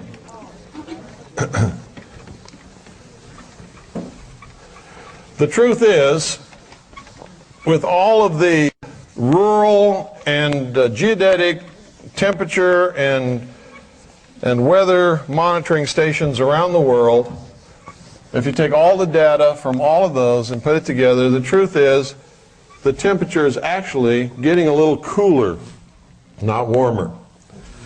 How do they perpetrate this global warming hoax? It's very simple. They take the temperature readings where the temperature is affected by some outside source, such as in the middle of a city. Right. They just change the place where they're taking the temperature so that the temperature is affected by something else.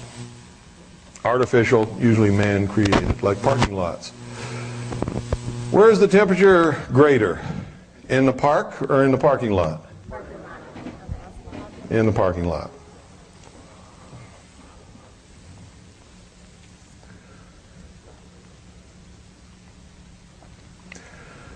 Now I want to go a long way back into history now, because I'm going to start with a few things that you need to know, and it's going to explain a few things that you've been seeing, and then we'll come up to modern time, and then the last couple of hours are going to be spent on what's going on and what you can do about it. Okay? But first we have to understand history. We've got to.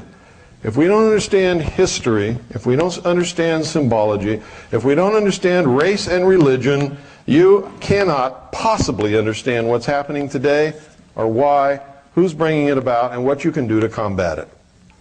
It's absolutely impossible. And a lot of people think they can, but they can't. And I'll give you an example of how you can't. Isn't it true that most Americans have been spending a lot of time for a lot of years trying to figure out who in the hell is destroying this country? Haven't they? Well, if you've been spending all that time, what's your answer? Logically, from what you yourself have discovered, not what I've told you up here. The answer is you still don't know, right? Isn't that correct? You look around for the enemy and you can't find the enemy. It's because you haven't looked in the mirror. And that's the truth. You've looked everywhere, except right here. I've searched my entire life to find the devil, and I finally found him. You know where he is? Right here. And I can let him take over, or I can cast him out. But he doesn't exist anywhere else. Don't believe me? Take all human beings out of a complete area and see what happens to that area. And this has nothing to do with the environment, the atmosphere, or anything else. I'm not an environmental freak. What happens? God's plan takes hold. The laws of nature rule. Everything functions as it should, and there is no evil anywhere. Now that ought to tell you that evil exists in the hearts and minds of man. That's where you're going to find the devil. If there is one, he's in us. If you don't believe that, try that little experiment. Just try it.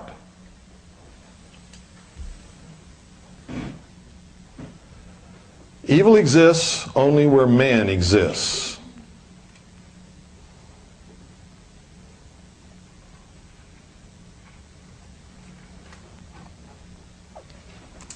Okay? Is there evil on the sun? No. Why not? No, there's no men on the sun. There's no men on the sun. We're not there. The only place you'll find evil is where you find a man or a woman. And the more men and women you find, the more evil you're going to find there. Exists within us. Why does it exist within us? Well, we're going to find out some of it. And we're going to find out why certain things are happening. Okay? If we go back as far back into history as we can possibly go,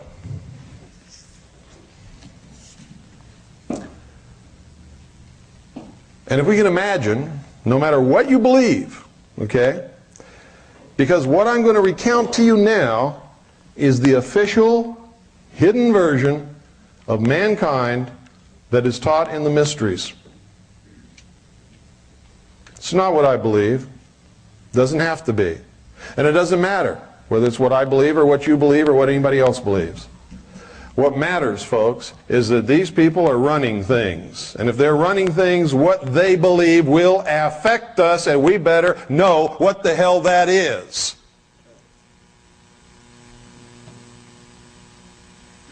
Because that's what's driving them. Drives them.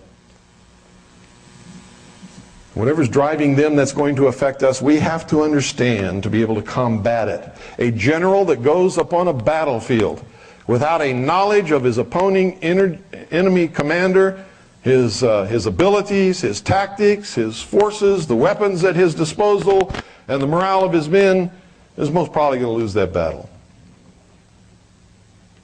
Those of you who have been in responsible positions in the military, you understand that.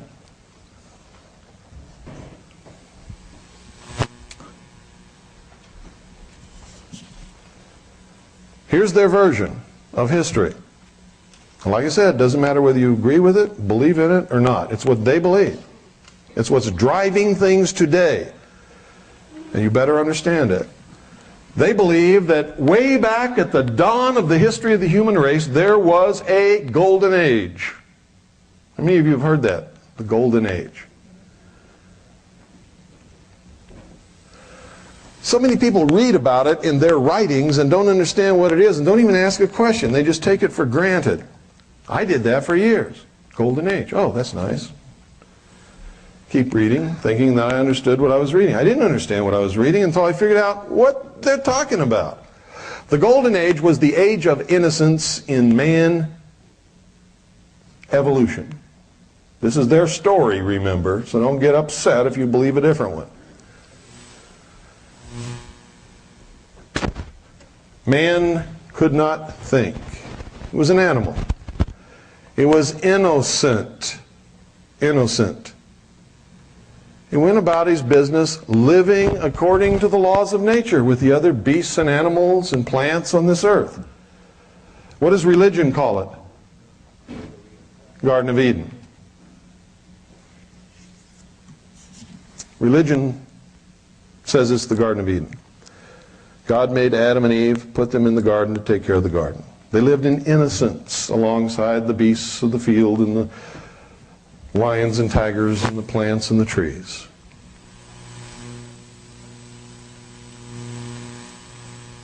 Back during that time, man was, they say, vegetarian. Ate roots and plants and nuts and berries just like many of the animals did. Man lived in harmony with nature. At some point during that time, some man had an original thought. What is that called in religion? Original sin. Man wasn't supposed to think. Okay? This is what they say. Had an original thought. And with that original thought, he picked something up and he used it to kill an animal. Bonk. You're eating the root that I was going to eat. Bonk. And he killed it. And it was dead. He decided to take a bite and see what it tastes like. It tasted good, so he became a meat eater, and a tuber eater, and a berry eater, and a nut eater, and vegetable eater. And somewhere along the line, man had learned to use this club. The man that could use the club was more powerful than other men. Just like today, folks, there are people who seem to catch on quicker than others. Doesn't mean the ones who haven't caught on yet are stupid, or they don't have a brain, or they're worthless. It just means they haven't caught on yet. And so the guy that had the club became the king. I'm the king because if you mess with me, I'll hit you with my club, and you haven't learned how to pick up a piece of wood and hit me with it yet. So I am your master. That worked until other men watching him learned how to pick up a piece of wood and said, you ain't the king, I'm the king. Well, we the king. Let's all be king. And then men had to be wary of each other. That was the consequence of that. Men then had to be wary of each other. Then came a day when, lo and behold, fire fell from heaven. A streak of light came out of the sky and struck a tree and caught it on fire. And that tree was burning. Wow. Now, you'll never understand the significance of that until you understand the significance of this. Back in those times, according to the mystery schools, man was pretty much helpless. And man, unlike the animals, didn't have this big coat of wool. May have had some hair, more than we do now. But he didn't have this big woolly coat. He lived mostly in the tropics. If he went too far out of the tropics, he would die because he didn't have the means to protect himself from the cold. Man understood instinctively that the sun provided the conditions for life on earth. How did he know that? Because when the sun rose in the morning, he was damn thankful to see it, wasn't he? It was warm. And it lit up the earth, and he could see. He could see what he was doing. He could see dangerous animals coming from sometimes miles away.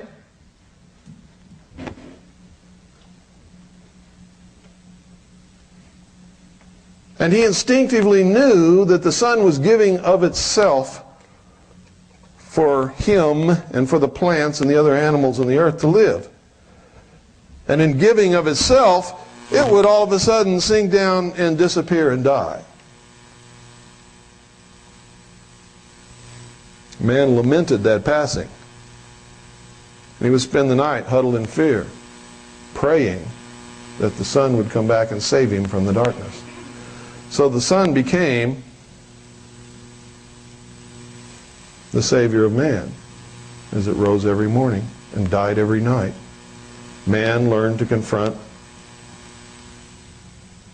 the prince of darkness, and a battle raged between the forces of light and the forces of darkness every 24 hours. That was the beginning of the first religion according to the mysteries. And the first man who learned to predict what happened in the heavens became the first priest. And the priest was the one who sat the first king on the first throne. By using what? The gift that Prometheus brought to man. Who said that? I heard the word. What is it? Fire.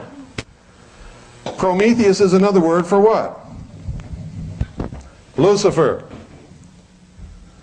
How art thou fallen from heaven, O Lucifer, son of the morning? Lucifer was what? The great angel of light. In the mysteries, they believe that the story of Adam and Eve in the Garden of Eden is a metaphor for the evolution of mankind. Now remember, this is what they believe. That man was being held prisoner in the bonds, the chains of ignorance in the Garden of Eden by an unjust and vindictive and terrible God. He was set free by Lucifer through his agent Satan with the gift of intellect, which was brought to man with fire. The story of Prometheus bringing the gift of fire from heaven to mankind is a story of Satan enticing Eve and then Adam through Eve to eat of the fruit of the tree of knowledge of good and evil. In other words, they believed that the great fall of man was not a fall at all, but was a tremendous gift from Lucifer, who is their God. What does Lucifer represent? The intellect, knowledge Some man went to that tree when it was burning after it was struck by that lightning, after Lucifer was flung out of heaven by God. In Greek, he was called Prometheus, gave the gift of fire to man. Fire has ever since been the symbol of learning, knowledge, intellect. Why do you think every great book of learning has inside the front cover a lamp with a flame or a torch? Why do you think after they killed him they put an eternal flame on the grave of John F. Kennedy? It represents the conquering of nature and the universe by the mind, the intellect of man. It represents the apotheosis of humanity, the perfection of the race which they seek. Deep stuff, huh? It is deep stuff, but you have to understand it in order to be able to combat it, or to be able to work it to your will instead of being worked to their will.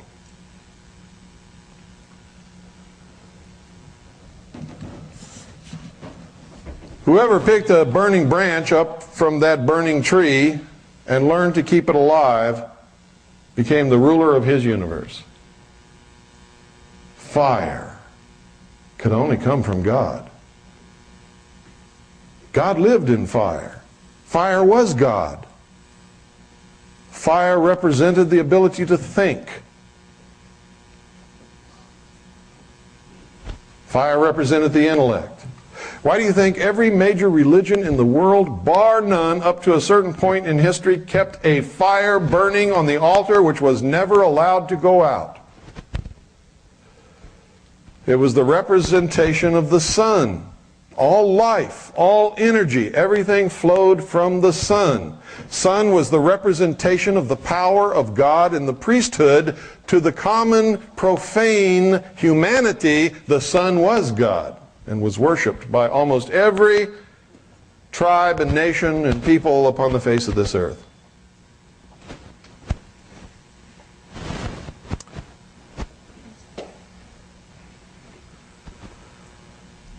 It's important that you understand this because you're going to see this symbology everywhere. How many of you have really been to Dealey Plaza? What did you see there? At the time we were there, we didn't know to look for the things that we do now. You didn't see anything, did you? People go there every day. They don't see anything. How many of you knew that the ancient pyramids were never burial chambers? Never. Okay, some of you are up to date. Most of you aren't, but most of you don't know this. They were not burial chambers. They were temples of initiation in which the candidate was placed in the sarcophagus, suffered a mystical or symbolic death, lay 3 days in the coffin alone,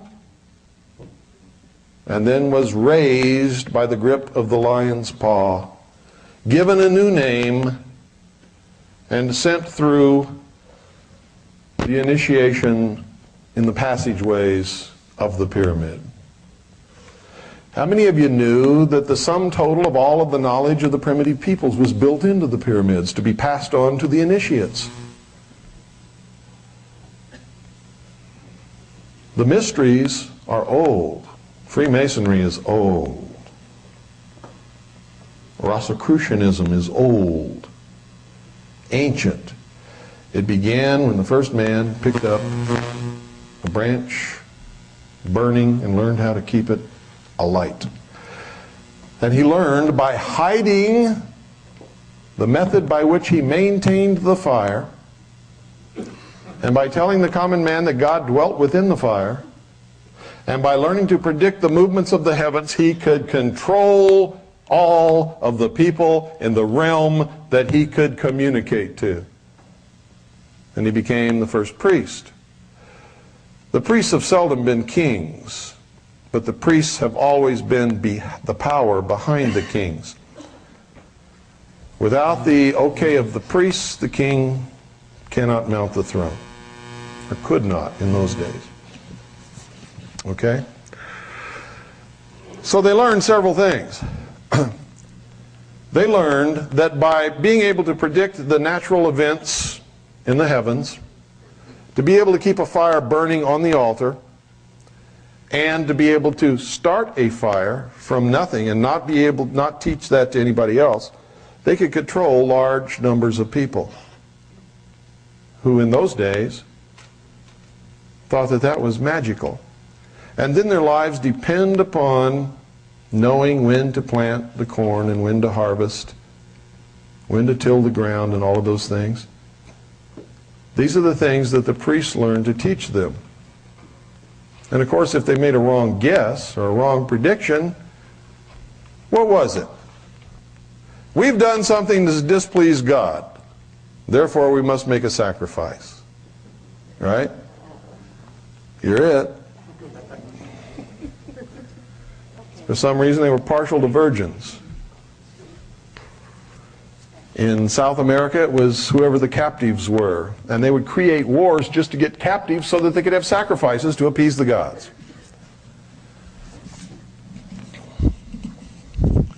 All throughout the history of the world, these people have been the ones who have collected and hoarded the sum total of the knowledge of humankind. They call themselves the illumined ones, and in those days they were truly illumined, enlightened. They're the only ones who had the knowledge. The rest of the people were deprived. Over long periods of time, some knowledge would either leak out to the people, or the people would make discoveries, or would have original thoughts of their own and pass it on. So as man became more educated, the machinations of the Illuminati became more complicated and more clever. And the more they had to really hoard and guard the technology and the knowledge and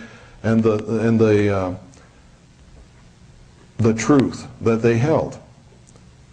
They called what they knew the esoteric, and what you know, or the profane, the exoteric. In other words, the esoteric is the inward truth, that which is withheld, that which is guarded, not known by what they call the masses. The exoteric is the outward form that they throw to the people, the metaphors that they tell. One of the ways they put it that I wrote in my book is that they speak directly to God while the people bow down to stone statues which can neither hear nor speak. Now, it doesn't mean they're really speaking to God. This is a metaphor, remember. What it means is they're really communicating the truth. This is what they believe. Doesn't matter what we believe in their world. And if they're controlling us, we have to understand what it is that they believe and why. You see, they believe that through the use of the intellect, man himself will conquer nature. And what happens when you conquer nature? You're God. Isn't that true? They believe through the use of science and the intellect of man, man will conquer nature and the universe, and man will be God. Now, does that ring true according to religion? Of course it does. Isn't that the promise of Satan to Eve in the Garden of Eden? God lied to you. He lied to you. He's withholding your true nature. You see, he doesn't want you to eat of the fruit of the tree of knowledge of good and evil, because if you do, ye will surely become as gods, and ye will not surely die. Isn't that what he said? So aren't the mysteries saying the same thing? Only they're reversing the benevolence and malevolence of the two. In traditional religion, you say that the God of the Garden of Eden, who put Adam and Eve there, was a benevolent, good God, and they were living the good life. And if they hadn't have sinned, they'd still be there, living and taking care of the animals in the garden, and be living a blissful, wonderful existence. And they're saying, hey, that guy that put them there and kept them in the bonds of ignorance wasn't doing them a favor. They were really slaves in this ignorant state, this innocent life, this golden age. Lucifer set man free, gave him the gift of intellect, the use of which will make him God. Now, it would amaze you to know how many people really believe in this. It would absolutely amaze you to know that some of the major religions in the world, disguised as Christian religions, actually worship Lucifer in secret. You would be amazed to know how many people believe that Jesus Christ and Lucifer were brothers. And that there was a battle between who was going to save mankind from itself. Jesus won that battle. He had his chance. He failed. Now it's Lucifer's turn. You might also be shocked to know that Tom Valentine believes that. And he said it in an interview with Richard Noon, and it's recorded in his book 5/5/2000. What's the name of that book? Ice, the Ultimate Disaster, 5/5/2000. Get it and read it. It would amaze you to know how many supposed patriot leaders that you all look up to believe this. That are really not patriot leaders at all, but are functioning in the Hegelian dialectic to move you in the wrong direction, or to pit you against each other, or to just find out who in the hell you are.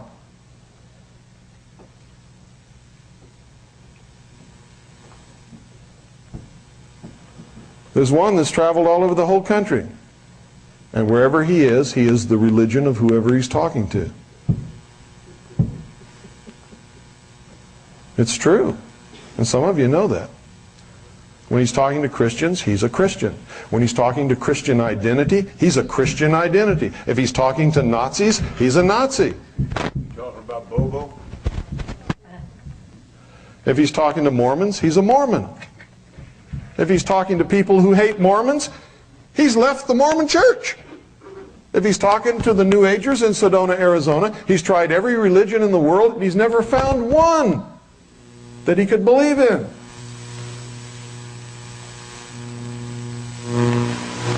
That's Bo Grites. You don't believe me? Go get all his tapes talking to all these different groups and listen to his own words. Now, I don't care what religion the man is. I believe in freedom. You know what I care about? He's lying to a lot of people. That matters to me. Some people tell me, well, that doesn't matter. He's doing good. I mean, you know, maybe he has some failings. Every time he speaks to a different group, and every time he gets caught, he says he's never going to do it again, but he does. And just recently on his radio show, this man was talking about how he put his son through past life regression and how he believed in reincarnation.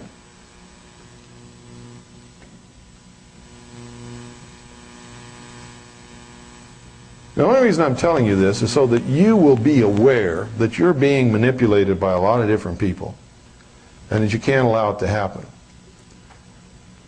You cannot believe anyone anymore. This is the age of deception. If you don't learn anything else today, I hope you learn that. This is the age of deception. Who's the great deceiver? So you better be careful if you're a Christian. If you're not a Christian, I hope you at least believe in God. But if you don't, you're lost. We're all lost. Without God, there can be no freedom. There can be no creator-endowed rights. There can be no protection of those rights.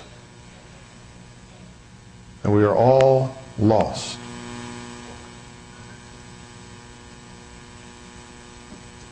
I don't know about you. I don't want to be lost.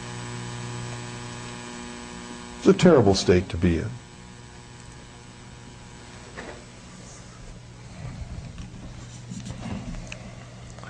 Coming up through history,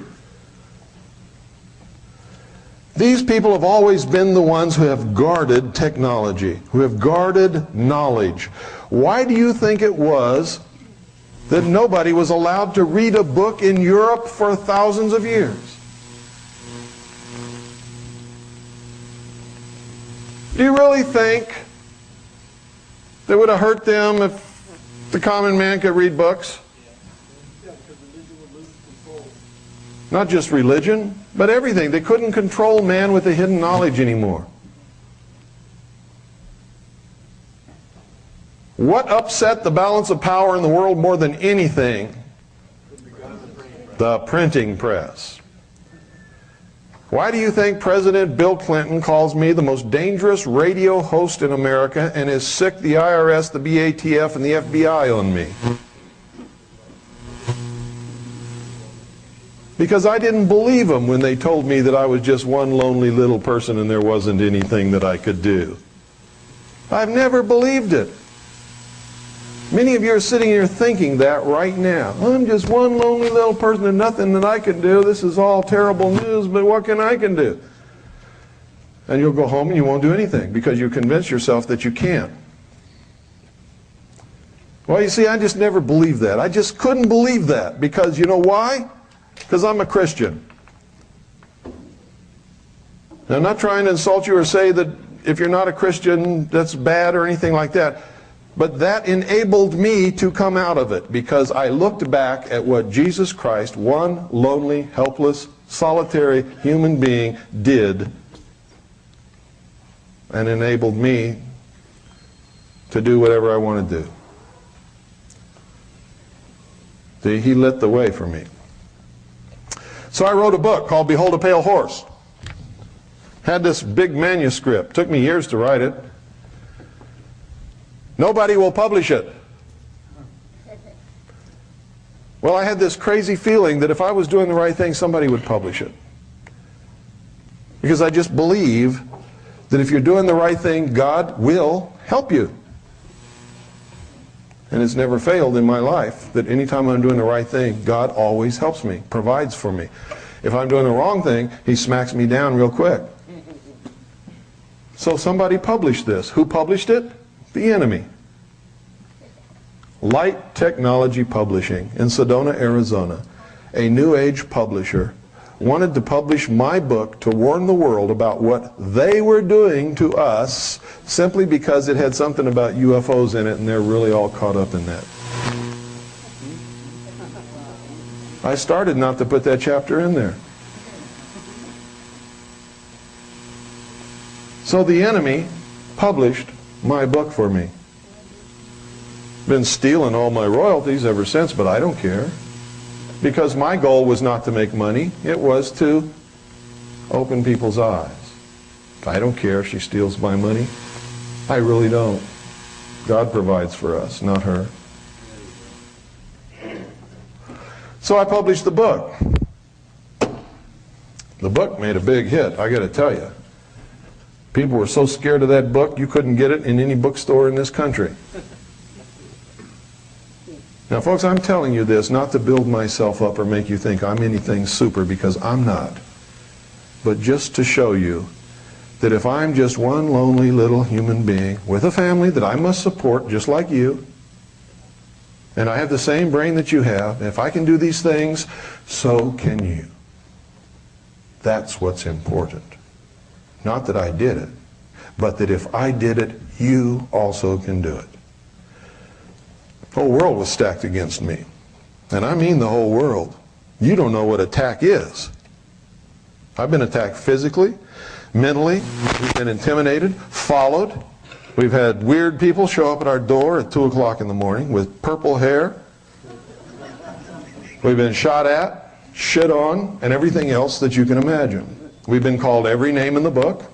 I have been attacked by the White House, the FBI, the ATF, the IRS, the Communist News Network, CNN, ABC, CBS, and NBC, all of the major talk radio hosts in America, Rush Limbaugh, And I'm still here. And if I can do it, you can do it. And when all this started, I thought, God, I've got to counter this somewhere. And then one day there was this Stanton Friedman character on Chuck Harder. And he was just calling me every name in the book. Anti-Semitic, white supremacist, Nazi. And Chuck Harder, yeah, I know about that guy, Cooper. So I called Chuck and I said, hey Chuck, you don't know anything about me. Why do you allow that to happen? And give me 10 minutes on your show just to correct the thing. We don't want anybody like you on my show. Oh, anybody like me? But you don't even know me, Chuck. Well, I know about you. Okay. So I sent him a copy of my book, autographed it to Chuck from Bill. You know, read this. Got a fax from him. I can't repeat what he said in these facts because it might offend some people in here. So I said, okay, I got to get my own radio show. You can't do that. I can't. Why not? You know, radio today is like the road to Galilee. Jesus went along the road to Galilee. He'd find a rock and sit down and start talking. He didn't do what a lot of Christians do today. He didn't go out and try to grab them by the ear and force them to learn and tell them if they didn't learn they were going to hell. He'd just sit on the rock and start talking. And the passers-by, the one to keep going, he let them go, never said a word to them. The ones that stopped, he'd just keep on talking. And pretty soon there'd be this big crowd there, and he would teach to them. Well, I found the road to Galilee. It was called a satellite. And I arranged through the Becker Satellite Network to get up on satellite. And I knew that there wasn't a radio station in this world that was going to carry my show. But I was going to be on satellite right there, and anybody coming along that wanted to pick it off a satellite could just do that, you know. And I wouldn't try to force them or make them or anything. And KDNO did it. That's why some of you are here. And a lot of other stations across the country did it. A lot of low-power FM stations did it. And a lot of people in this country have satellite dishes and listen to satellite radio that I never even knew about. First 2 weeks I was on satellite, I knew that nobody was listening to me, and all of a sudden I got hundreds of letters. Whoa! Jesus was right. Find a rock and sit on it and start talking, and somebody's going to stop and listen. He's never steered me wrong, ever, in my whole life. So I had a radio show. Pretty soon, WWCR called me and said, hey, you're hot. We want you on our station 5 nights a week. I said, I don't have any money. Well, we'll put you on for a reduced rate and we'll see how it goes. We still don't have any money. Sat down with Annie and we decided, well, if God wants us to do this, God will provide the money. And so we signed a contract for a year with no money. And we did it, and God provided the money.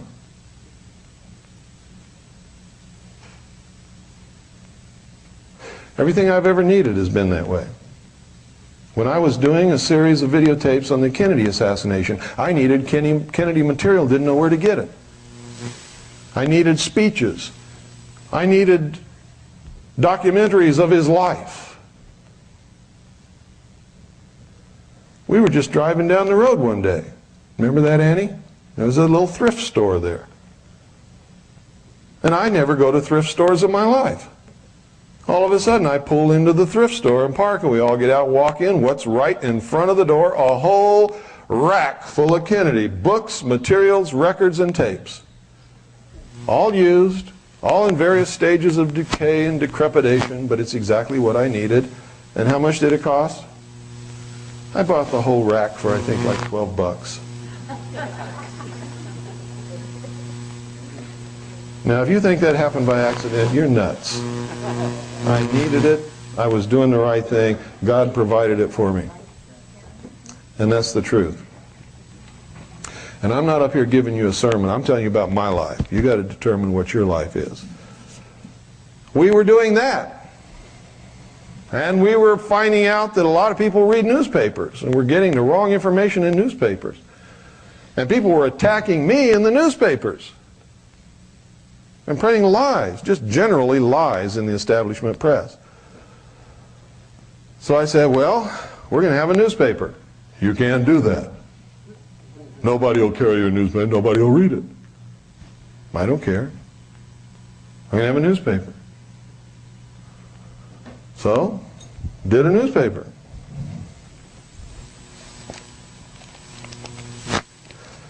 Didn't do a tabloid. Didn't do a newsletter. We did a newspaper. You'd be surprised how hard it is to do and how easy it is to do. And because we printed the truth, everybody wanted it. And I mean everybody. And because we wanted the Washington to know that we printed the truth, we sent a free copy to every representative, every senator, every member of the president's cabinet, the president, vice president, and every agency head in Washington. So we'd know. We got you pegged. We're printing the truth. And a lot of people are reading it. Oh, they didn't like that. They still don't like it. Pardon? I don't know. Bill gets one. I don't send her one because she's not an officer in government, even though she may think she is. This is my hometown paper. It's published by a guy named Glenn Jacobs. He's just one lonely, helpless, broke little guy who happens to have a house full of kids and a wife who, by the way, gives him hell about printing this paper because he doesn't make a lot of money and it takes most of his time. But this is what he does. This is a Round Valley paper. This is where I live. This is our paper. Pass this around and see what's in this paper. You see, there's hope, folks. And you know who's doing these things? One lonely, broke, individual, helpless people with families to support like the rest of you, who are not doing what most of you are doing, saying, I have a family to support. I'm just one lonely, helpless, broke individual. I don't have any money. Don't say that to me. You can do whatever you want to do. And if you're doing the right thing, God will provide for you. I promise you that. It's a promise straight from my heart. I have lived it. I know how it works, and it's the truth. You find out what the right thing to do is. Make sure it's the right thing, and God will provide for you to do it. Now, Annie is the worrier in my family. Whenever we are running out of money or whatever is happening, she begins to worry. And when she worries, I tell you what, she lets me know. And what do I tell you, Annie?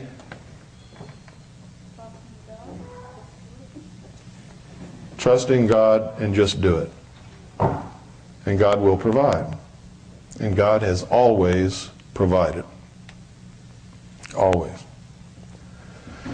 Sometimes it looks hopeless, but it's never hopeless. Believe me. When you just think everything's going to collapse, what you need will turn up if, and get me, understand this, folks, if and only if you're doing the right thing. Okay? If you let greed come into it, selfishness, if you're trying to do something to hurt someone else intentionally, God will not provide for you. If your number one goal is money, God's not going to provide for you.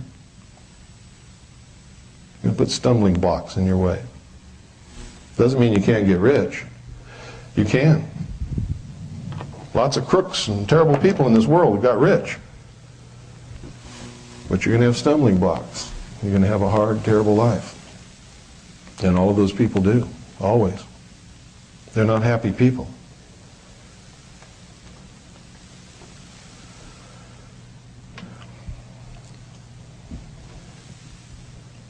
Then we decided to start a radio network and do something nobody else has ever done. Empower the people to take back the airwaves. And they said, guess what? You can't do that.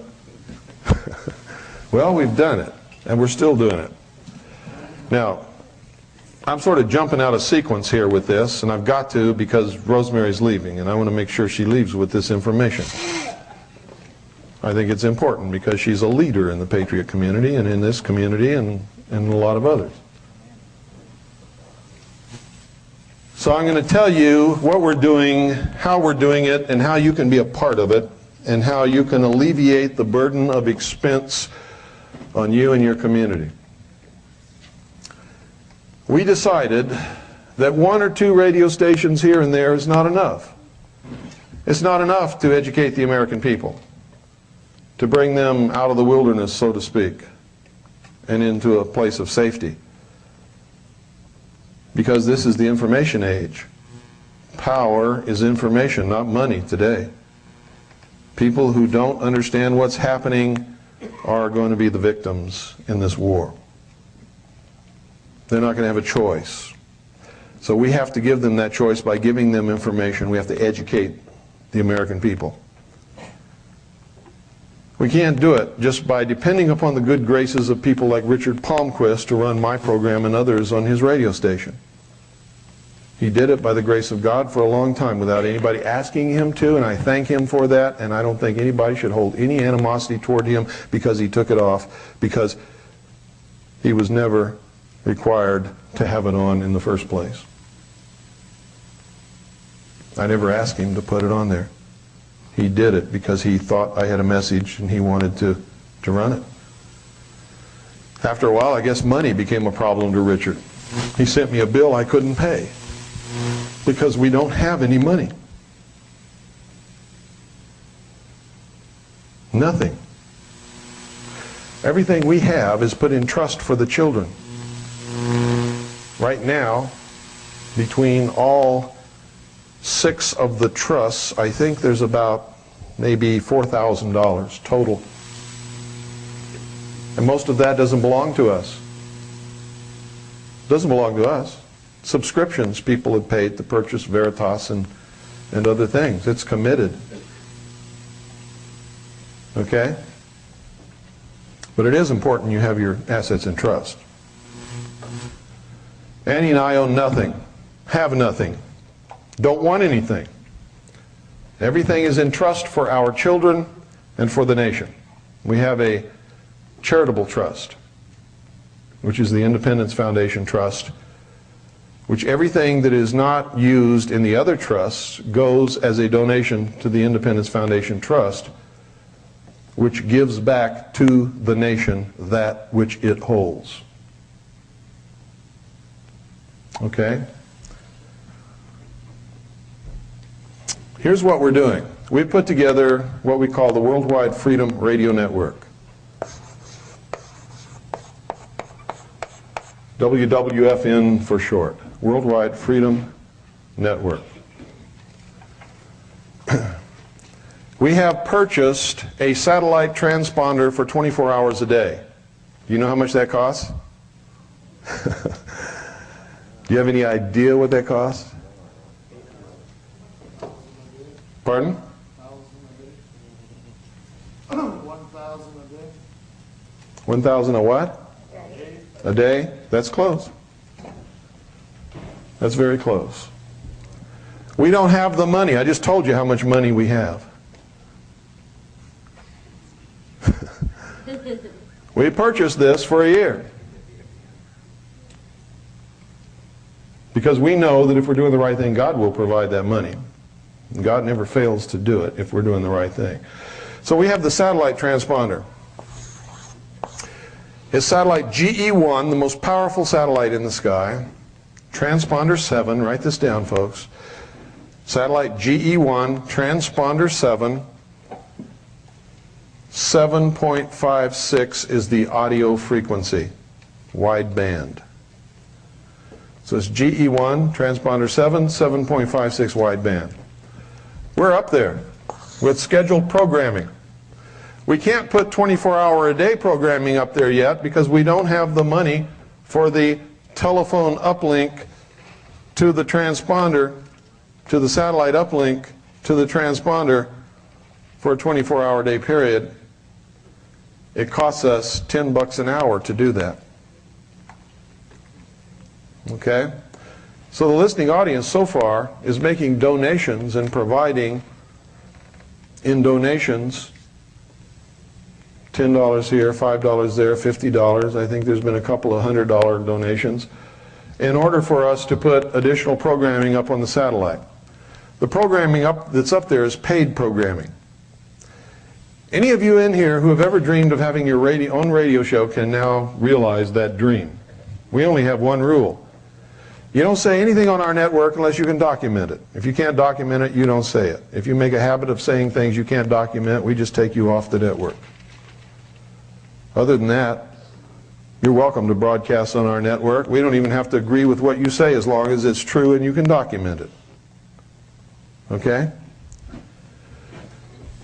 For you to have your own radio station, or own radio show, I should say, on our network costs you $30 an hour. That's the lowest rate in the industry in the world, not just in this country, in the world. It is not only the lowest rate, but it undercuts the lowest rate by so much it would amaze you. The next lowest rate is $65 an hour on Jeff Baker's Amerinet.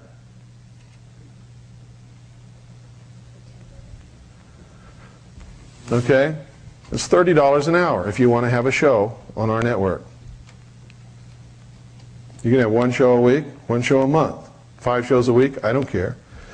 If you have 5 shows a week on our network, it's a flat rate, $600 per month.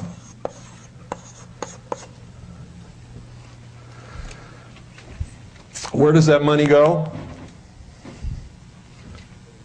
Where's the money go? Goes to pay for the satellite. Not one red cent of it goes in my pocket or anybody else's. Period.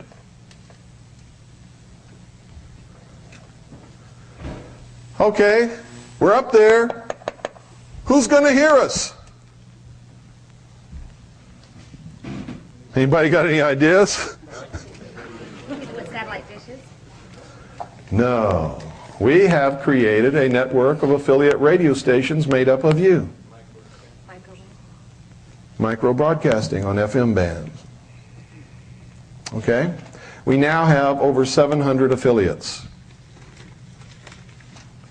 Over 700 affiliates.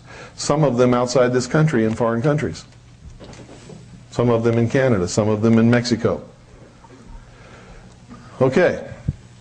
Now, so we have a big listenership already. Plus I'm on shortwave. My show is on shortwave.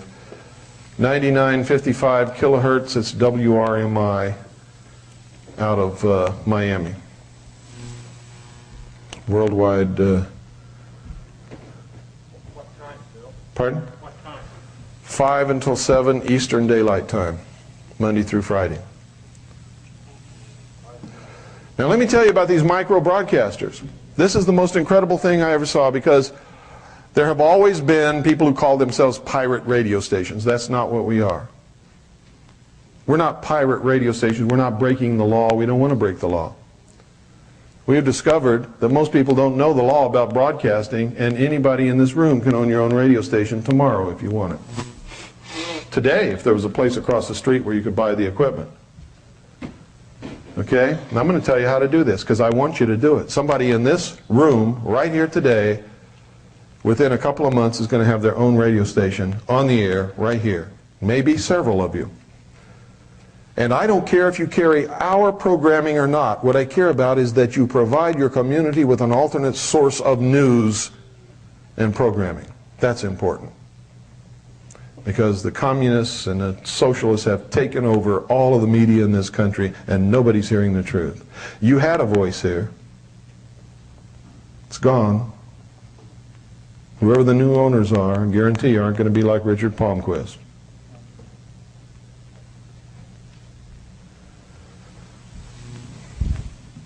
Some of these stations are so small that they only transmit a couple of blocks from the transmitter. How many houses are in a couple of blocks? Quite a few people live there, huh? So even though they're not transmitting to a whole city, if they're transmitting a couple of blocks in every direction, they're hitting a lot of people. And if they provide programming on a regularly scheduled basis, those people can always know that they can tune in at 6 o'clock and hear this program. Right? That's what's important. You can't just decide, well, we're going to broadcast 2 hours tonight and then we're going to be off the air till Friday, and then Friday morning we're going to broadcast an hour, and then on Sunday we're going to broadcast 6 hours. Because if people don't know that you're always going to be on the air at these certain times, they're just simply not going to tune in anymore. So you have to provide continuity. Okay? Some of these micro broadcasting stations are broadcasting out to 1/4 of a mile in every direction from the transmitter. Some of them are going out 5 or 6 miles in every direction, hitting a lot of people. Some of them are going out 10, 15 miles in every direction. We have one of our affiliates made the Arbitron ratings recently. We have 4 stations that are broadcasting with 90, 95 watts of power, which is powerful.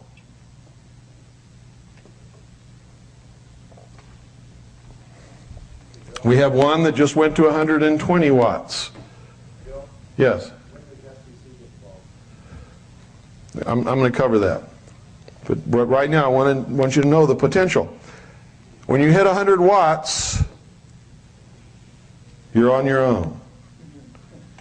Because that's when you've come into the purview of the FCC, but only under certain circumstances. Okay? Here's what we discovered by studying the law. The FCC virtually has no authority, period, except to license broadcasters who are engaged in interstate commerce, period. They do not have the authority to punish, fine, seize equipment, try, prosecute, or anything else, anybody, even the people they license. They can recommend those things to other agencies, but they don't have the authority to do any of the things that they have been doing. If they come to you and issue you an apparent violation notice or a notice of apparent violation and say that you have been fined $10,000, that's unlawful. They have broken the law. They have no authority to do that whatsoever. And you have been denied due process. No charges have been brought against you. You have not been tried. You have not been convicted of anything, have you?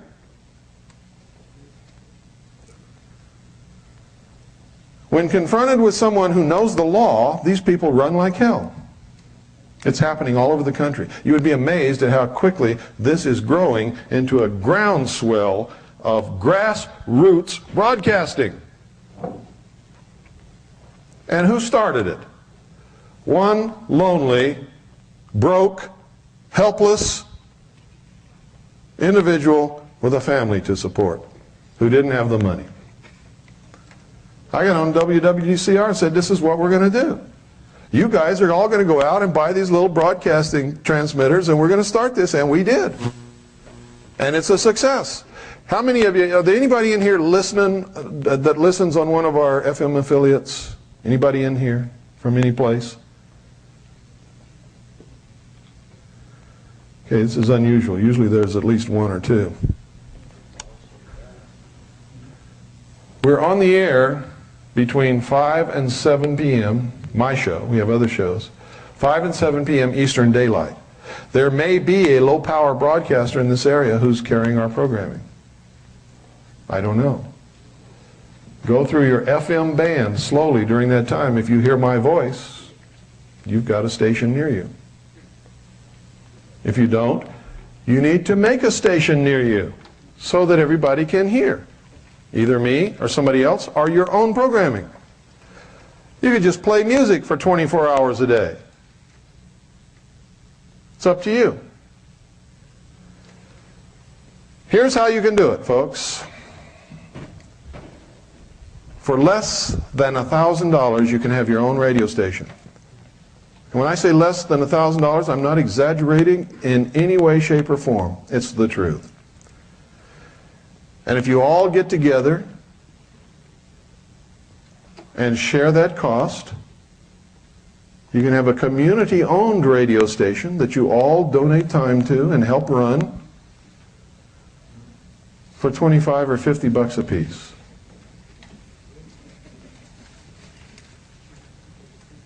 Okay? You must be less than 100 watts to be safe. You can be over 100 watts if you're not broadcasting interstate or across any international boundary and you're not engaged in commerce, which means no commercials. Okay? If you're going to have commercials or go across a boundary, you better not have 100 watts and you better not have commerce. Okay? So you got to be less than 100 watts, no commerce,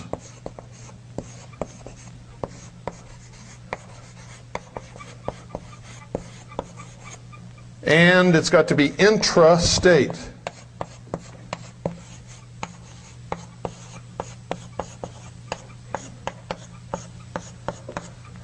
What's intrastate mean? Within your state. Within your state. Your broadcast cannot go across a state line or an international boundary and should not be able to be received by ships at sea. Okay? If you stick within those parameters, the FCC has absolutely no authority, no jurisdiction over you whatsoever. We wrote a letter to the FCC, folks. Said, please, tell us about your regulation of intrastate broadcasting on the FM band. Guess what we got back? The FCC does not regulate intrastate broadcasting. The FCC regulates interstate commerce amongst broadcasters over 100 watts of power. I've read the letter on the air several times. We've also prepared a great legal dossier from all of the confrontations with the FCC across the country. And guess what? The FCC is leaving all of us alone. Because we're not violating the law. We're within the law. We're doing the right thing. And we know what we're doing, and we can quote the law to them.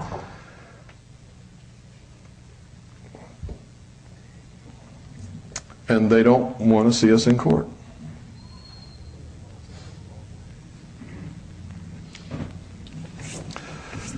Recently, the FCC tried to intimidate one of our 95-watt broadcasters. He wasn't intimidated. Neither were we. The FCC said, well, in that case, we'll help you get a license so that you can broadcast with even more power. So the FCC is helping that station get a license. How about that? I have a station in Eager, Arizona, 101.1 FM. 101.1 FM Eager.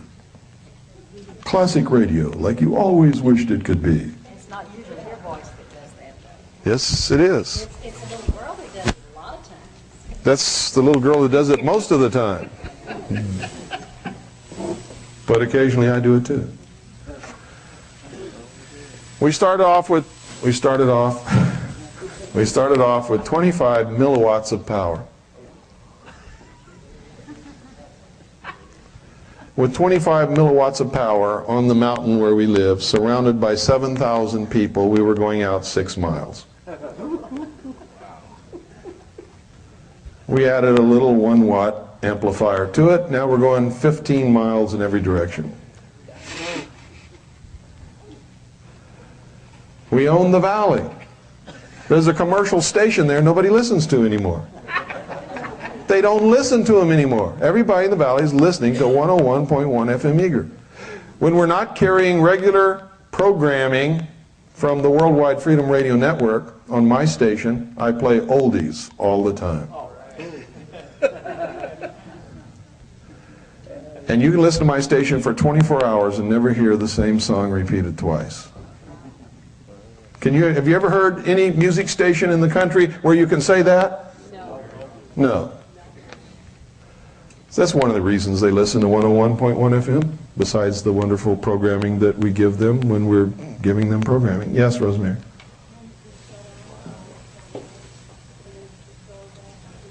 Can they shut off the satellite? Yes, they can. I know that probably as good as they have done that to me.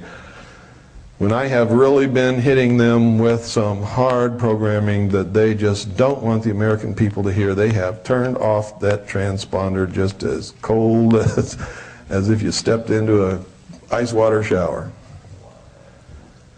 And there's nothing you can do about it.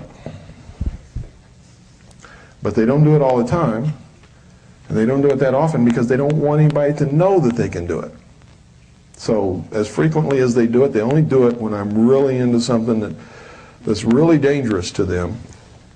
And they can always say that it was some technical glitch or something. Yes? Pardon?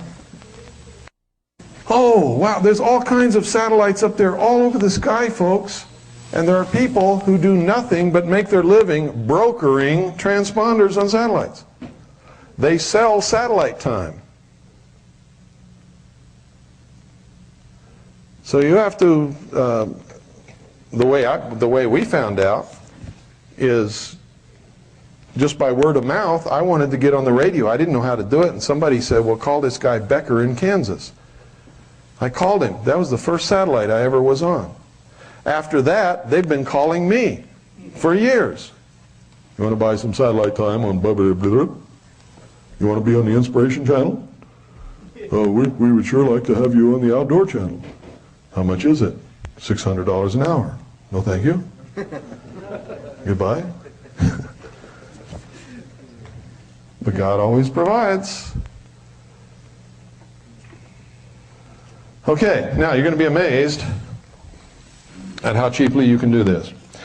Now, if you don't think these prices are cheap, you go down to your local satellite dealer and ask them what their prices are. Cheapest price they can give you, okay? Here's what we can give you. We can give you an 8-foot, excuse me, it's a 7-foot, isn't it, Annie? 7-foot Orbitron dish, which is the best there is. We can give you a 7-foot Orbitron dish. We can give you the cables. We can give you the satellite receiver. This receives audio and television. You can just forget about all this, purchase our satellite system, and destroy your mind with TV if you want to. It's up to you. You get everything from us to set up your satellite dish and receive any satellite you want, but we want you to get our programming and rebroadcast it, or rebroadcast whatever you want from anywhere you want. Amerinet's up there. I think the Freedom Radio Network's up there. You don't even have to get a satellite receiving station if you don't want to. You can just set up your own radio broadcasting station, and you can be the announcer, talk show host, religious preacher, anything you want to be on radio on your own station, or you can buy tapes from other people and play them. Pardon? I don't know. I really don't. Okay, so now we can sell you a complete satellite receiving station for, I believe it's, what is it, Annie? $580, something like that? No, it's more than that. I think it's between $565 and $580. But you can write us at that address and we'll send you the exact price. Okay? Because I didn't come here to sell you this stuff. I came here to let you know that it's available. I'm also letting you know that you can get fantastic deals from people who already have satellite receiving stations, the dish, the receiver, everything, who have gone to this little bitty dish and want to get rid of their old one. Sometimes you can pick up the whole system for $150. You see, I'm not trying to sell you ours. I'm just telling you, we have made arrangements with a manufacturer to give you the best brand new system that money can buy, cheaper than you can buy it any place else in the country. But you have other opportunities open to you. What I really want you to do is get one from somewhere, I don't care where. If you don't get it from us, it won't hurt me. But if you get one, no matter where you get it from, it will make me very happy. because it opens your horizons. It expands your horizons. You're not locked in to just the stations here or just the radio here. Every radio program in the world is on satellite. You didn't know that, did you? Rush Limbaugh's up there. Everybody. That's how radio stations get their radio transmissions now, off a satellite.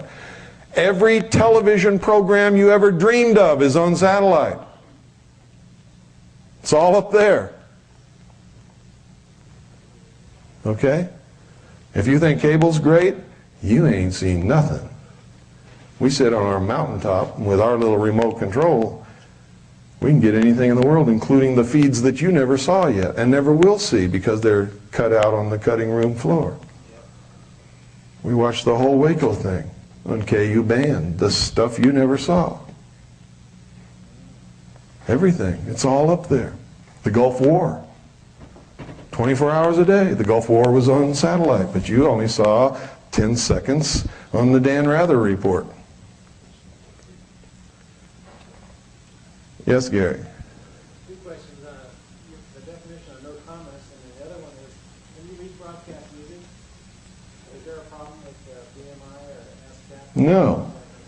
If you use it as your theme song, and you haven't paid the author or don't have the permission of the author, yeah, you could get in trouble, maybe.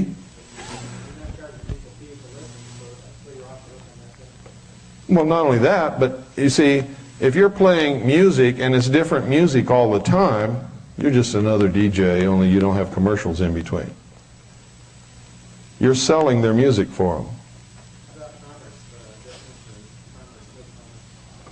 Commerce is when you're trading in goods.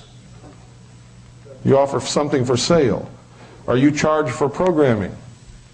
Okay?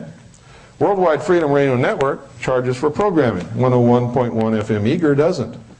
FCC has no jurisdiction over me renting a satellite transponder and putting up there whatever I want to. I can charge whatever I want to for it. But 101.1 FM Eager does not charge for programming, nor does it pay for programming, nor does it have commercials. It is a community service station, non-profit. Big loser, if you want to know the truth, because everything is donated and everything is a cost. Nothing comes in. Yes?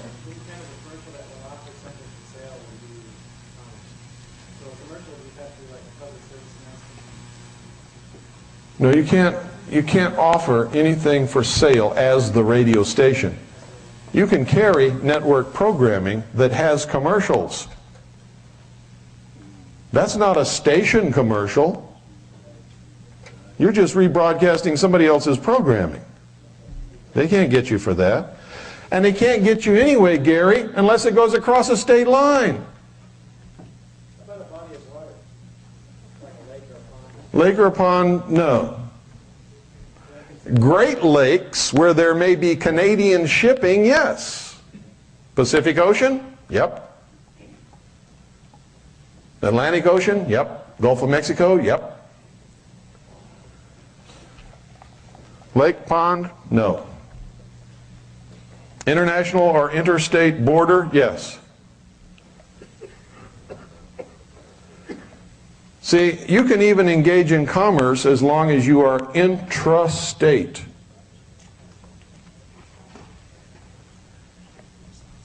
You understand what I'm saying? You can't get in trouble with commerce unless you're going across a state or international boundary or a large body of water such as an ocean or the Great Lakes. The FCC is only authorized to regulate interstate commerce, period. They are not authorized to regulate anything intrastate, and that goes for most or all agencies of government. Now, your state can regulate this, but so far we have not found one state who regulates radio broadcast one way. And the people to check with is your state utility commission. I can tell you right now, the state of California does not regulate one-way FM radio broadcast, period. Yes? What about UN Biosphere? Is that international? No, not yet. Yes, Rosemary. I'm sorry, I can't hear you. Does one way mean they cannot call you? You mean it's one-way broadcast. For instance, it's not walkie-talkies. You don't have a transmitter and a receiver to which we are talking back and forth on. It's a broadcast from a central point out and nobody answers back. That's what that means. She meant for your own telephone, I believe. You know, could they call you up? Absolutely, yeah. Sure they can call you up. Can you ask for donations? Yeah. Let me say this once again. As long as you are broadcasting intrastate, you can pretty much do whatever you want to do. I would not recommend exceeding 100 watts. If you go across a state boundary, now you're getting into some touchy territory. You can cross a state boundary if you're not engaged in commerce. Because the FCC only has jurisdiction only over interstate commerce. Period. 100 watts and above. But just to be safe, I don't want you to go across state lines. I would prefer that you stay away from commerce. And I would prefer that you stay below 100 watts. Don't tickle the tail of the dragon if you want this to succeed. See, our goal is not to piss off the FCC. Our goal is to educate the American people. Keep your eye on the sparrow. Okay, that's our goal. Yes, sir. The FCC also regulates the assigned frequencies. You got to use a band that doesn't have an assigned frequency. Well, they can only assign frequencies to those that they license, and those that they license, they can only license that are engaged in 100 watts or over and interstate commerce. You can use any frequency that you want, whether it's assigned or not, as long as it's not assigned in your area. For instance, all FM frequencies are assigned somewhere. Okay? I use 101.1 FM in Eager because there's nobody broadcasting on 101.1 FM Eager, or within 50 miles. You can't hear anybody on that frequency at any time ever, and I studied that frequency for a month before I decided to use it, and a lot of others. And that's what you've got to do too.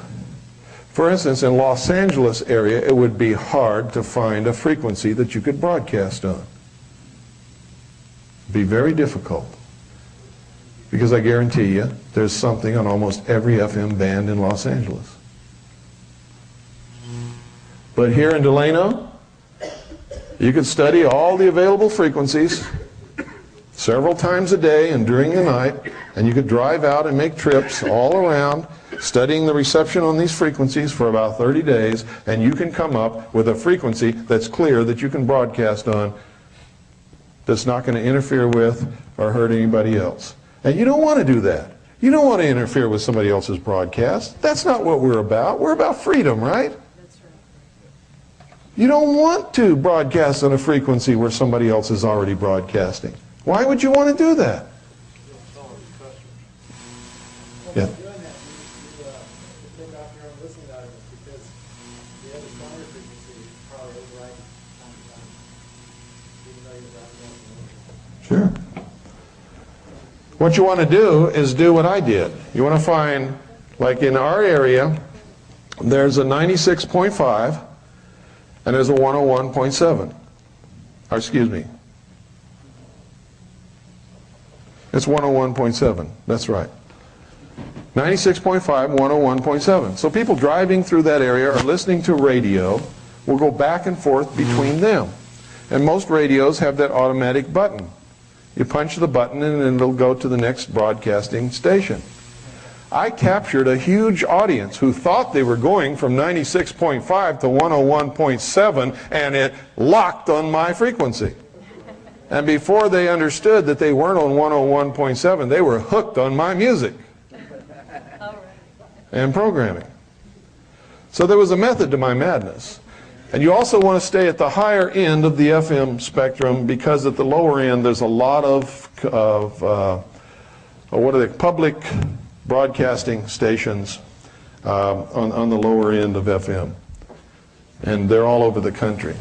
And a lot of people listen to them. Okay? There's also such a thing as harmonics, so you want to make sure you have a good transmitter. Now, I've already told you what you can get the satellite receiving system for. Let me give you some prices for transmitters. This is going to frost you. I'm going to give you the price for my transmitter, the one I have.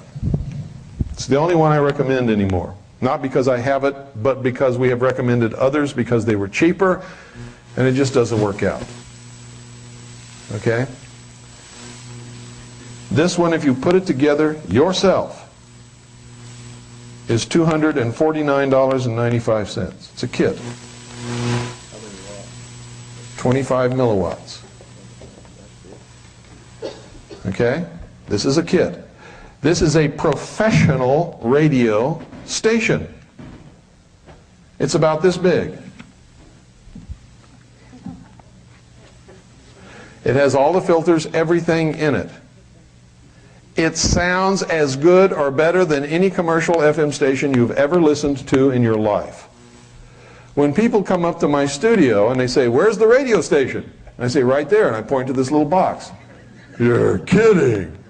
Man, it sounds good." And it does. You can tune into any FM station you want to anywhere. This sounds as good or better. And I'm not joking, I'm not lying to you, I'm telling you the truth, it really does. It costs $249.95, that's if you put it together yourself. There's an export version kit, which you also put together yourself. Costs $329.95. Instead of 25 milliwatts, it's 1 watt. But you have to send a letter telling them that you're going to export the radio. Okay? So you know what people do? They phone their friend in Arkansas. Say, "I'm going to send you the money. I want you to order this from Ramsey." Send them a letter saying you're going to export this radio. When they get it, they send it to you. It's been exported from Arkansas to California. You told the truth. There's also one. It's the high-power export version, fully wired and tested, assembled. It's $399.95. Again, you have to send them a letter saying you're going to export that transmitter. Okay? Or they won't sell it to you. Pardon?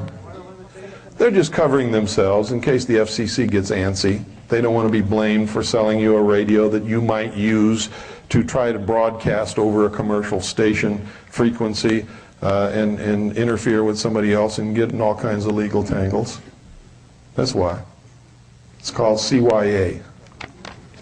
Are these set up to just hook a linear 2 or an amplifier 2? Or You can hook whatever you want to. These are the basic unit that you can go ahead and amplify then? no, this isn't a basic unit. This is a really professional transmitter. Well, what I mean is, it's only putting out 1 watt or whatever. Can you go ahead and run a linear to that? You can run it into an amplifier, Okay. but you have to make sure that it's built for FM Right. transmissions. You can't, I don't believe that you could hook this to like a CB linear amp. No. Okay? That's AM is. Yeah. Okay, the antenna. They make an antenna that is built especially for this transmitter. It's called the True Match FM broadcast antenna. By the way, this is Ramsey. You can call them and get their catalog. Let me give you their number. It's 800-446-2295. 800-446-2295. Ask them to send you a catalog. Remember, the only transmitter that I recommend is the Super Pro FM stereo radio station. That's the only one I'll recommend to you. We've tried the FM10, we've tried the FM25. If you have a super wizard that can put those together and not make any cold solder joints or anything like that, they'll work fine. but we're finding out that a lot of people aren't able to do that. Okay? So, what we recommend is a Super Pro FM stereo radio station. I don't get a penny from Ramsey. They don't even know that I'm doing this. I'm sure they'd be happy if they did know. You can either get the kit and put it together yourself. You've got to be good to do these kits. You can't do any cold solders and you can't screw up the parts, okay? If you can't do that, find somebody who can. If you can't find somebody, call us and we'll give you the name and address of somebody who will do it for you for a fee, and they do it really good. Or you can order the fully wired and tested export version for $399.95. You don't have to assemble anything. It's been done by professionals at the factory. It's fully guaranteed. All you have to do is write a letter saying it's going to be exported. Now don't lie to them. If you write a letter to them saying it's going to be exported, export it. You understand what I'm saying? You don't have to tell them where you're exporting it to, but export means it's going to cross a line somewhere. Okay? Tell the truth, export it, because I will not be a party to lies. I just won't be. Do they have a website? No. True Match FM broadcast antenna. This is a kit also. It's easy to put together. I did mine in about an hour. It is fantastic. It is really great. Costs you $39.95. It's matched to the transmitter. Now, if you want a 1-watt amp, which will give you more power, here's what I recommend that you do. First, you go to Radio Shack. Radio Shack has a little unit that costs you $12.95.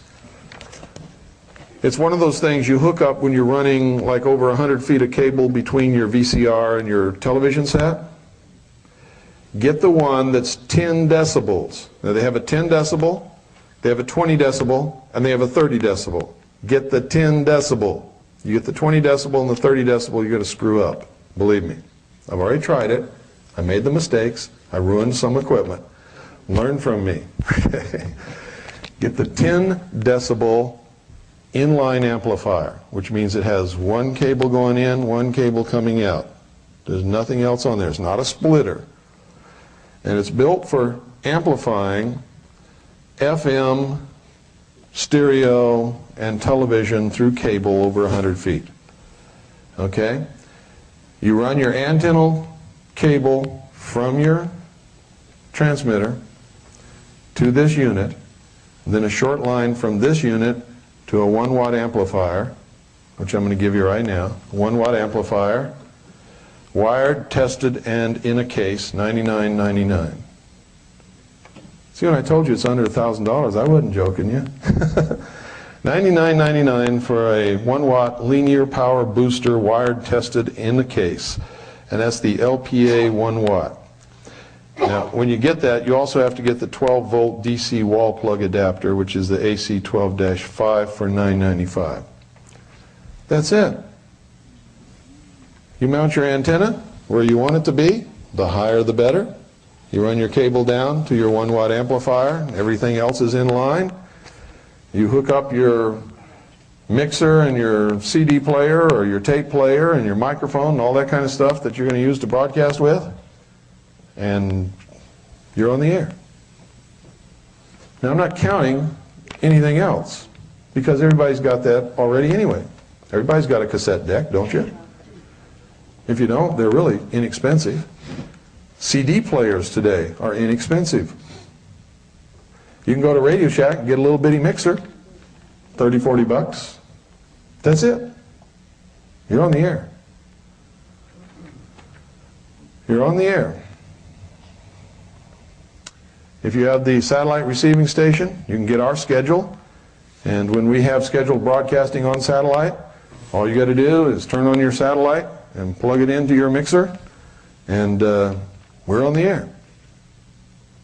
When we don't have scheduled broadcasting, you can put whatever you want to. But understand this, if you're going to have a radio station, have a radio station. If people can't count on tuning to that frequency and hearing something, they will soon not tune to that frequency. You got to have something there. How do you do that? How do you play music 24 hours a day? Well, you get a 24-disc CD changer and 24 CDs, and you put them in there and you turn it on. You adjust your volume levels and you walk away, and that thing will play music for 24 hours and you don't have to do anything. Everybody on town, well, who's watching the studio? God watches my studio. 24 hours a day.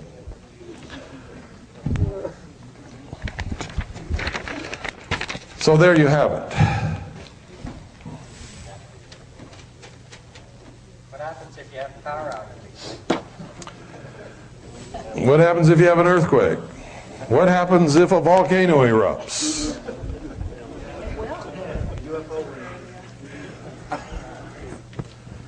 I mean, you can be as elaborate as you want to. If you want to, you can hook up an automatic starting secondary generator that will turn itself on when the power trips off. And you can have a backup, what do they call it, a UPS, like computer guys do, to make up for that interval while the generator's starting. And you can never have interrupted anything. I mean, you can get as elaborate as you want to. I just gave you simple basics. You can do what you want to do. You can even get people from the community to come in and write, produce, and put on original radio drama.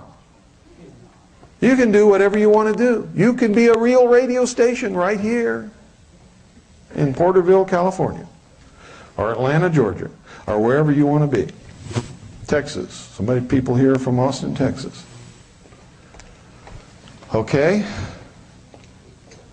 So within a month or two, I expect to have some of you people on the air. You should call my secretary at this number, 520-333-4578. It's 520-333-4578. If you're going to do this, we'll send you our package for being an affiliate station, including all the legal briefs and a whole bunch of other stuff, and our schedule of programming, and help you in any way that we can. 333-4578. Area code 520. Yes, ma'am. There is one already operating just north of here in Ivanhoe that he does. Yes, you're right. We do have an affiliate in Ivanhoe. Yes, we do. So you've heard that station. Well, I know him, so I remember. Okay, yeah. Yeah, we do have an affiliate station just north of here, not very far. John Galt Jr. That's right. It's 100 point. I can get it if you want to call me. I forgot. Okay, does anybody have any questions about low power broadcasting, Worldwide Freedom Radio Network, any of this that we've just discussed? I want to get that out of the way because I don't want it to interfere with what we're going to be doing later. Yes, sir. Broadcast from a mountaintop? Pardon? If you live near a mountaintop, can you broadcast from a mountaintop? That's the best place to broadcast from. The higher your antenna is, the farther your broadcast will go, and the less power you have to do it.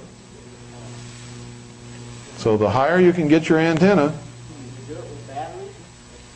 yes, with these you can. I noticed it was so low. In fact, if you get an AC-DC converter, you could drive up to the top of a mountain in your car and broadcast, set the antenna up on top of your car and broadcast from right there. Yeah, you can.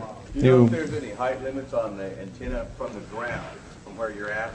In other words, can you be over 50 feet? Can you be over 100 feet? I don't know. You have to talk to the people in your area. Yes, Gary.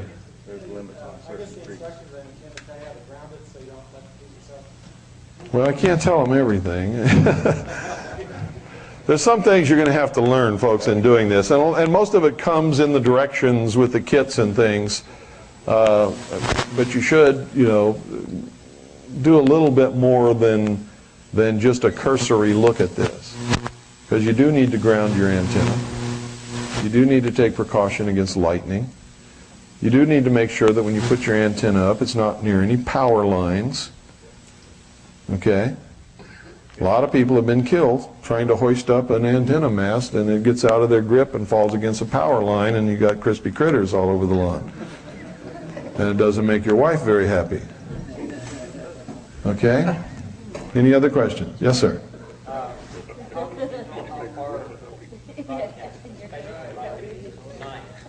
Well, you have to go out and find out.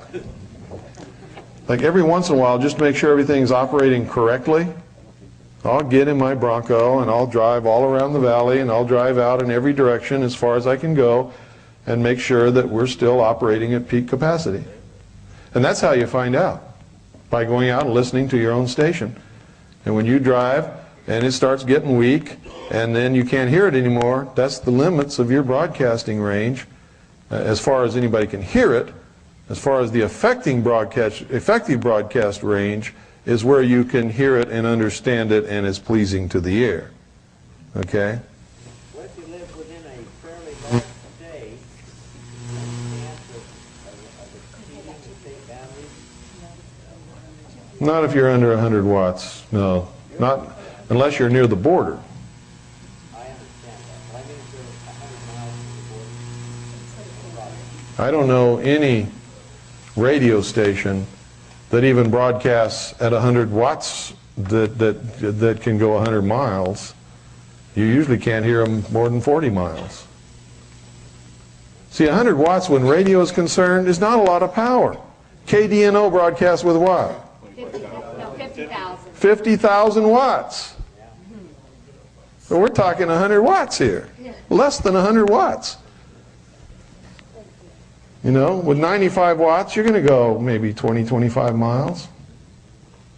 If you're on a mountaintop with 1 watt, you can go 15. Just depends upon how high you can get your antenna. Okay? I think that is important, that you all know that and that you can do it and that you not be afraid to do it. I'm going to give you my website now. Write this down. If you want to learn more about this, it's all on my website on the internet, and it gives you links to go to other places so you can learn other things. It's, get ready for this, it's the big www. http://www, no, it's http:// I almost forgot that. www.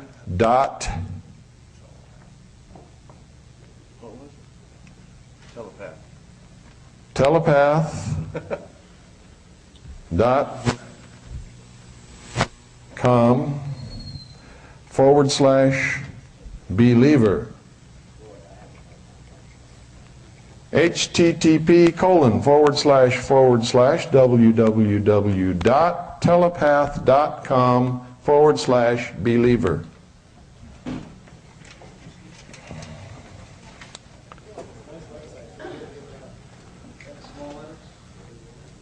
Yeah, everything on the internet is small letters. Yes, sir. Ramsey also has a website. It's on the front of your cover of the magazine. Do they? No. Yes, sir. It's right on the front page, down towards the bottom. Front page. No. It's not on yours? It's No. on mine at home. If it was on mine, I would have given it to you. I've got it at home. Evidently, they haven't sent me the new catalog yet. Okay, if there are no further questions on this, let's take a short break and then we'll come back and get into some more meat of the matter. I am routinely attacked by white supremacists, real white supremacists, because I won't support their racist viewpoint. And because I won't support their racist viewpoint, I get letters like, I forget what they call them, your children are... Pardon? Mongrels, that's right. Your children are mongrels, and when we take over the nation, we're going to kill all the mongrels. And you're a race traitor because you married a Chinese woman. All this kind of stuff. And then I get attacked from the other side saying that I'm a white supremacist. Okay? So when you enter this battle, I hope you understand that nobody's going to like you. Because in this day and age, if you stand for freedom, nobody likes you.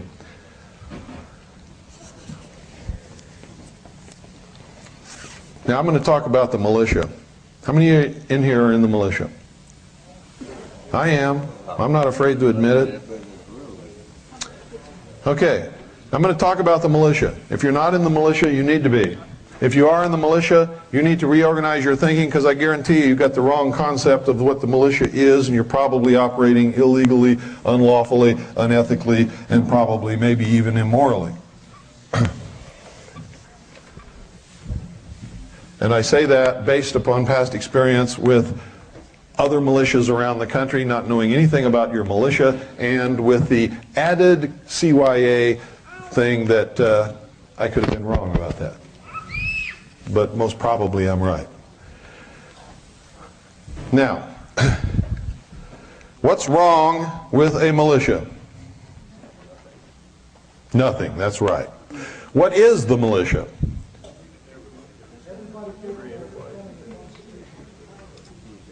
Who said that? Okay, say it again, real loud. Everybody capable of defending the Constitution. That's correct. That was the concept in the founding of this nation, was that the people would act as their own defense. That there would never be a standing army. Why? Because they saw what standing armies could do to a civilian population, to enslave them and destroy them in Europe. And they wanted to start what? A new world. They want to get rid of all of that stuff.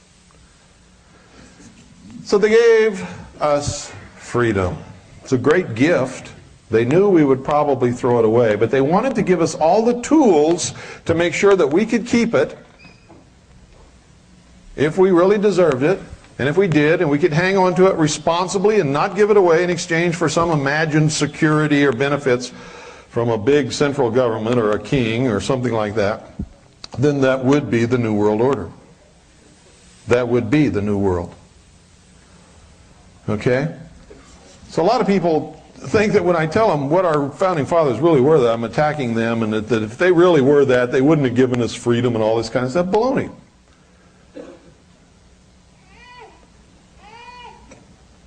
They understood human nature.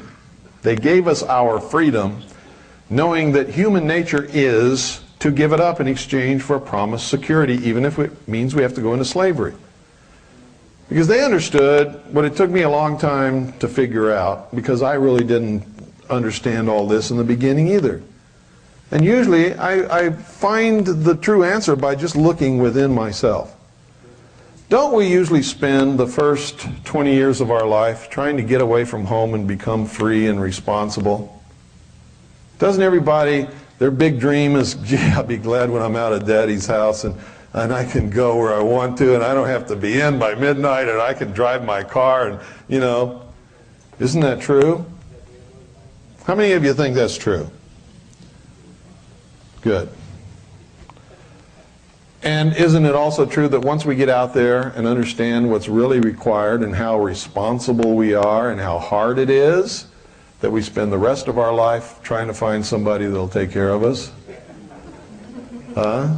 Isn't that true? Not anymore. Good.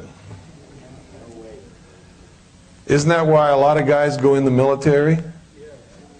Oh, I'm leaving home and it's a hard world out there, and I'm going in the service.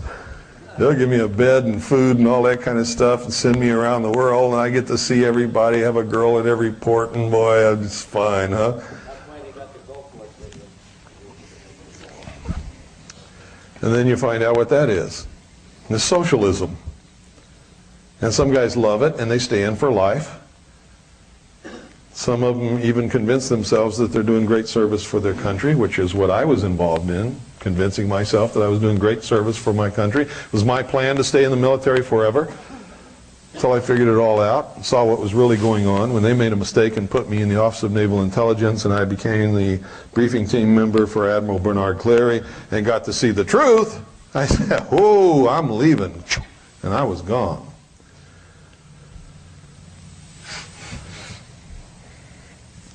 That's why you can't depend upon these guys sitting around the VFW and the Veterans of Foreign Wars and the American Legion halls to help us in this battle.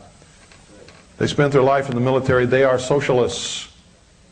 All they give a damn about And I don't care if it pisses you off if you're one of them, because it's the truth. And I'll stand and duke it out with you face to face over it if you want to. It's the truth.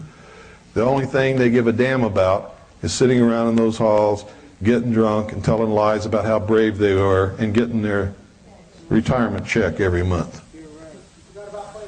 They have been trained to be socialists, and they are going to be good little socialists forever. Okay? It's the truth. Absolute truth. Anybody who's receiving a government check is not going to help us in this battle. That includes old folks on Medicare and everything else. If you can't turn around and walk away from it now, you're not going to help us in this battle. You have been socialized. Sorry if it makes you angry, but it's true, because you're not going to do anything to jeopardize your little checky-wecky, right? But the truth is, free people don't get little checky-weckies from Big Brother. They don't do it. And Social Security is not an insurance policy, it's a hook. It's a hook, along with all the rest of these benefits and things. You cannot accept the benefit from Big Brother without enslaving yourself in the process. Okay? Now I know I've just really severely made some of you angry. But I promised you I would do that when I came in, and I never ever go back on my promise. So I want you to think about that. For some of you, it may be too late. If you're up into your elder years and you haven't done anything in your life to save any money to provide for your old age or your retirement or your medical expenses, because you were promised Social Security, didn't think you had to, then maybe you don't have any way out of that. And I don't have any answers for you. And I truly feel for you in my heart, because you're engaged in a conflict within yourself. But most of you in here aren't in that situation. And there are things that you can do to provide for your old age and your medical care and anything else that you're going to need as life progresses upon us all, and nobody leaves this place alive and nobody ever stays young forever. Okay? Why do you think it is that over the years they have encouraged people to put the elderly in the old folks' homes? It's to take the wisdom of many, many years of experience and living and learning out of the home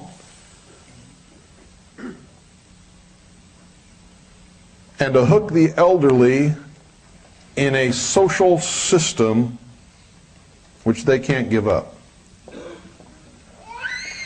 You want to help your old folks get out of it? Take them back into your house. Get them out of the old folks' home. Take them off of Social Security and all that other stuff. Take care of them like you're supposed to. Like they took care of you and changed your shitty little diapers when you were little children.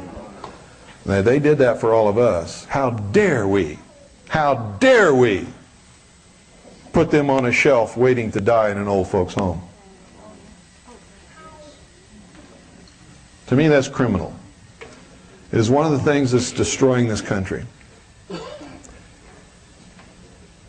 It takes grandmothers and grandfathers away from little children. It deprives them of the ability to see someone die in the home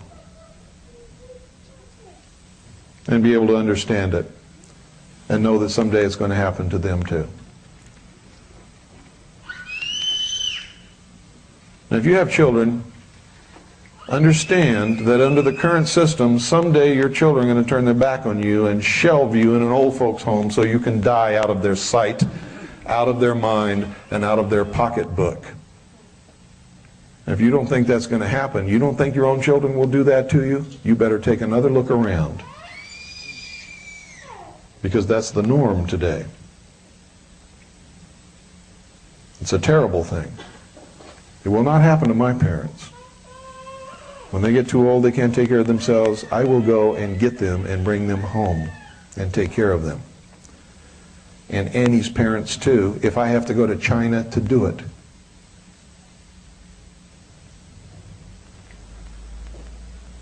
That's not a boast, it's a fact in my family. And it should be in yours. If it's not, you need to do something to rectify it. There are a lot of things that are occurring in this country that are wrong, that need to be righted, and we can do it. And you don't have to wait for anybody else to be able to do that. You can provide for your own. You can take care of yourselves. Now I'm going to tell you something else. In this country, it has become a disgrace not to have a lot of money. Why do you think they do that? Why do you think that that's being foisted upon us? To get you in debt, under their control, and make you a victim. When I was a young boy, we didn't have a lot of money. We didn't have much of anything. But I'll tell you something, we were happy. We had each other. And it was before television seized the minds of America, and we talked to each other. And people would come over in the evening and sit around and actually talk to each other. Do you realize how rare that is today? Do you understand that the average American spends 7 hours a day in front of the television set? That's on top of work and eating and sleeping. People don't know each other. They don't talk to each other. They don't know their neighbors. They don't know their own family members. These are all things we can do something about. What I advise people to do as far as the television set is concerned, find the youngest child in your family, give them a hammer, and tell them to go play with the set. Do your child a favor, though. Unplug it first. Let them play with it. See, little Johnny, the television set is broken. Here's a hammer and a screwdriver. Would you please go fix it for Daddy? That child will take care of the biggest problem you've got in your home in short shrift, I guarantee you. And at first it'll seem a little strange. But after you actually get used to talking to each other, you're going to find a miracle is going to take place. You're going to become a family again. You're going to know each other. You're going to do things with each other. You're going to care about each other. You're going to talk about your problems. You're actually going to invite the neighbors over. And if they can break away from their TV set, they might even come. And if they come and find that there's no TV set in your living room, they'll be forced to talk to you. And you'll find another miracle will occur. You'll become friends. Now that's really weird, isn't it? But when I was a kid, that was normal. All the children in the block would be outside playing all in the street until late at night. And nobody was ever afraid. Nobody ever got molested or kidnapped or hurt or run over or anything else. We'd play kick the can and run around with the flashlights and just have a great time. And the adults would be in talking and playing music and having snacks and sometimes a drink or two. And I got to tell you, I remember it as a really great time. What I see now is not great. Nobody knows anybody. And as soon as people come home, they plant themselves in front of the TV set, and they don't leave that TV set until they go to bed. And nobody talks to anybody. And everybody's afraid of everybody else, because that's all you see on TV is everybody killing everybody else. Right? It is absolutely true that what children and people, adults, see on TV will make inroads into their lives. It will desensitize you to accept things that you never would have accepted before because you are bombarded with it on television 24 hours a day, and so it becomes a normal part of your life. And so when it happens in your neighborhood, it doesn't bother you. And that's one of the main purposes of all of this. We got to pause for about 30 seconds while they change the tape.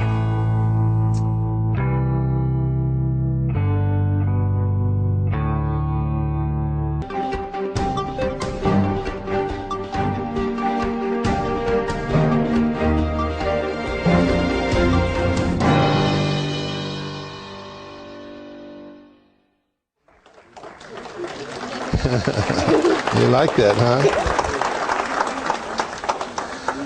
You all heard her holler, "Dad, you." That's her word for water. So when she hollers, "Dad, you," she wants some water. So here's some water.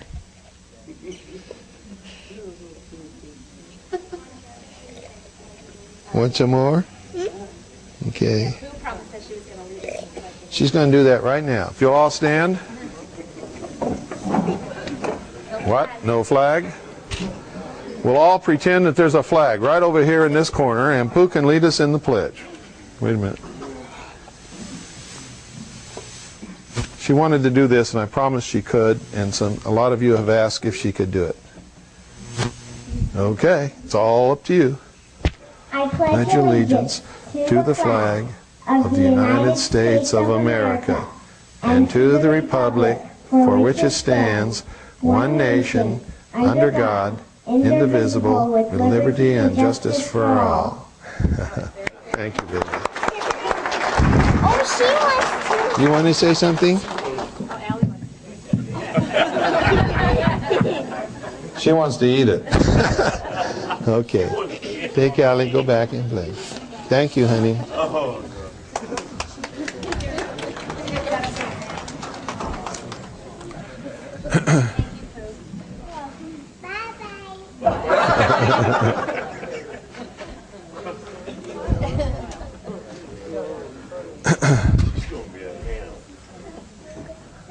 Bye, Allie. The children are the future of this world.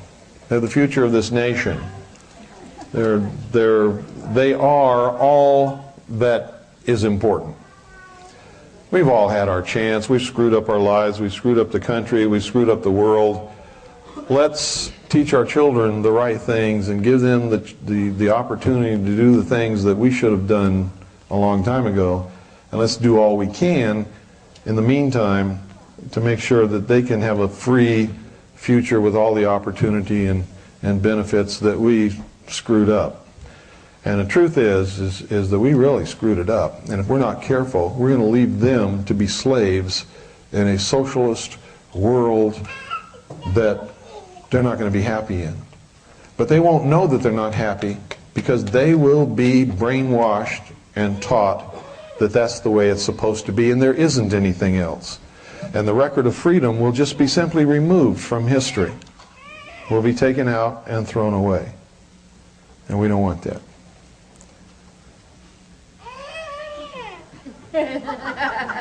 She's very assertive. Pooh, why don't you just go over there by Mom? She'll follow you. She's okay. Go to Mommy, honey. That's a good girl. Thank you. See how easy it is? You can't force somebody to do something they don't want to do. But if you ask them politely, they might do it. Okay. Let's get back to the subject at hand, militias.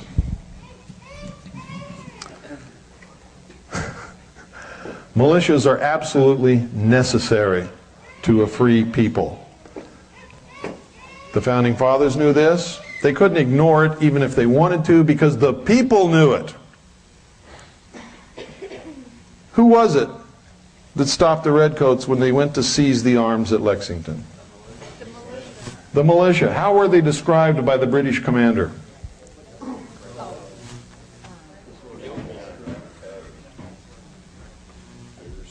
We marched to the bridge and were met by a group of farmers with guns who drew up in a somewhat military order and opposed us. That's how they were described. They weren't military people. They were farmers who had guns and who said, nope. I don't care who sent you, King George, or it doesn't matter. You're not taking our guns because we know that if we give up our guns, we are no longer a free people. What is so hard to understand about that? I can't figure it out, folks, that all of these people actually believe that they can allow themselves to be disarmed and they're going to stay free. They can fall for all these scams and phony statistics and everything that are lies about guns and how many children are killed with guns and how many guns are used in, and it's always automatic weapons, and there never are. They never are automatic weapons, but they are in the press. How many of you own guns? Good for you. I personally believe that it's the duty of every American to own guns. The duty. See, I take it beyond right. I say it's a duty to maintain freedom. We must own guns. Therefore, it's a duty. If you don't own guns, you're not fulfilling your duty. You're letting yourself and your community down. In the face of all the propaganda and opposition and everything else, you must own guns. You must. It is a duty. You must learn how to use them, take care of them. You must teach your children how to be safe around them, how to use them, how to take care of them, when to touch them, when not to touch them. Make sure that they know. I teach my family. You don't ever point a gun at anyone unless you intend to kill them. And if you intend to kill them, do it. Don't hesitate, because if you do, they'll kill you. It's that simple. Don't ever pick up a gun unless you intend to use it. If you use it in a safe, secure manner, like I taught you. Don't ever point a gun at another human being or an animal or anything that lives unless you intend to kill it. And if you intend to kill it, do it. Don't hesitate. So don't mess with my wife. She'll kill you. And I'm not joking. When we were broadcasting from Waco, Texas, we went to the little place on the hill where you could see the Branch Davidian church down there burning.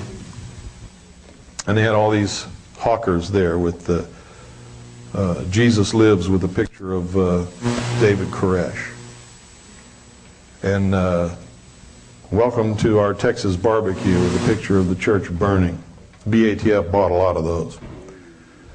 And I was taking pictures of these two BATF guys buying these t-shirts. And one of them saw me. And he turned around, he walked toward me real fast, and he pulled his weapon halfway out of his holster, and he came over to me and he said, "Give me that camera." And I said, "No." He said, "Give me the camera or I'll be forced to take it." I said, "No. I'm protected by the first article and amendment. I'm a member of the press." And I showed him my press credentials. And I said, "Even if I wasn't, you wouldn't get my camera. You have no right to take my camera." He said, "Well, then give me the film." I said, "I'm not going to give you the film either." And by that time, everybody's looking, and some people are starting to come over. And I turned around, and there was Annie standing there with her hand in her purse. And if he'd have touched me, she would have blown him right off the face of this earth so quick you wouldn't even believe it. And that scared the hell out of me.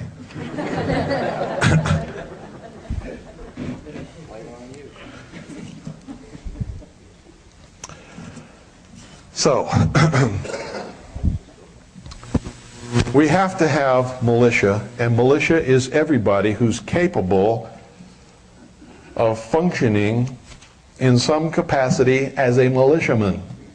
And that includes, in my estimation, men and women, although the law only specifies men, and has always only specifies men. We have traditionally in this country allowed women to serve in any capacity that they wish to volunteer to serve in, including serving as crew members of weapons.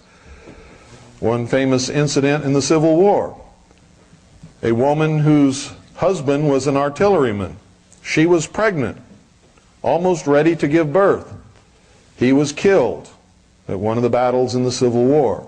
She immediately rushed up, grabbed the swab that he used to clean the cannon, or to swab the cannon with water after it had been fired, and took his place. I met Linda Thompson in Waco, Texas. While I was covering the event by broadcasting from Waco, Texas, she was trying to muster a militia to stop what we all knew was going to happen. I saw her in a parking lot holding an AR-15 above her head, dressed in fatigues, trying to muster a militia. She got about 20 guys together, started marching down toward the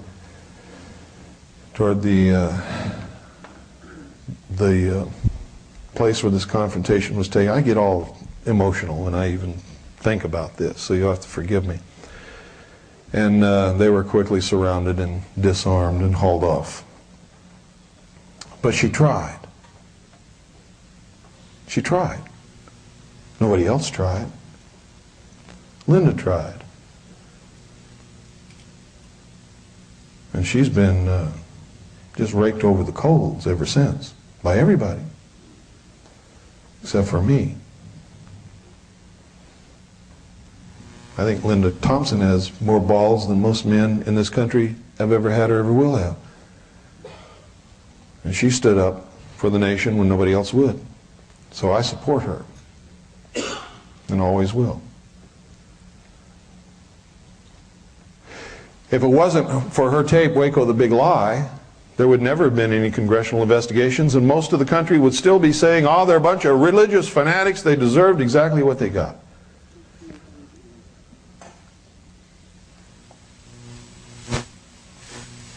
So in my estimation, anybody that talks bad about Linda Thompson is a very bad person.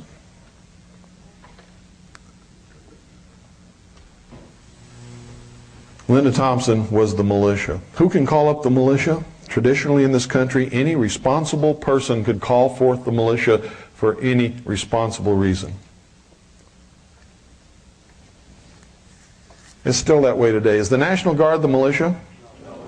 Well, no, you're wrong. It is the militia of the United States. You see, the California National Guard cannot ever be the militia of California. Why? Because it violates all the rules. It can be federalized and therefore could never stand in defense of the state against a central government turned despotic or tyrannical. Therefore, the National Guard cannot be the militia. It also violates the other rules. Who trains the officers of the National Guard? The regular Army. The United States trains those officers. To be militia, the officers must be trained by the state, don't they? Okay, so the National Guard is not the militia of the states. It is the militia of the United States. That's true. There's also another militia of the United States. It's the unorganized militia of the United States of America. And who is that? It's everybody between the ages of 17 and 45 who are capable of serving in the capacity of a militiaman. The law specifically says men and boys.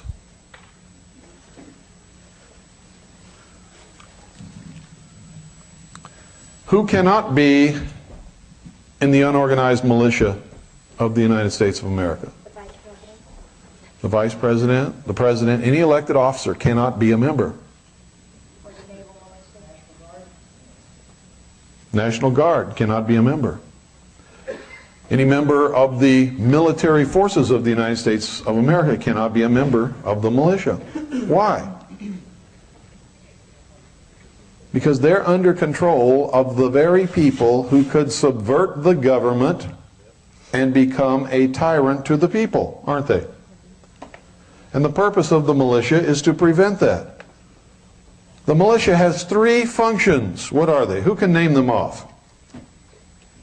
There's only three. Nobody. Repel invasion, suppress insurrection, and enforce the laws of the Union. Actually, it says execute the laws of the Union. Repel invasion, suppress insurrection, and execute the laws of the Union. Why does it say execute the laws of the Union instead of obey the President? If the President tears up the Constitution and becomes a tyrant, it's up to the militia to enforce the laws of the Union and arrest the President, isn't it? That's the function of the militia. The same in the state. Any state, the function of the militia is to repel invasion, suppress insurrection, execute the laws of the state, and any other constitutional lawful purpose to which the governor may call them up to perform. What is a lawful militia? Can you put together a bunch of guys and say we're the militia? Can you? The white shirt? Yeah. Yes. That's right. But do you have to say they're the militia? They're already the militia. You are the militia. You don't even have to get together. You're the militia. You can get together with anybody else in here who is the militia or who wants to volunteer to be a member of the militia, and you can form a unit of the unorganized militia of the state of California, or if the Constitution of the state of California specifies it, the constitutional militia of the state of California, like they do in Texas, the constitutional militia of Texas, okay? And you can get together and you can have meetings and you can train and you can prepare to function as militiamen. Is this lawful? Absolutely. Absolutely. And there's nobody who can do anything to stop you. Period.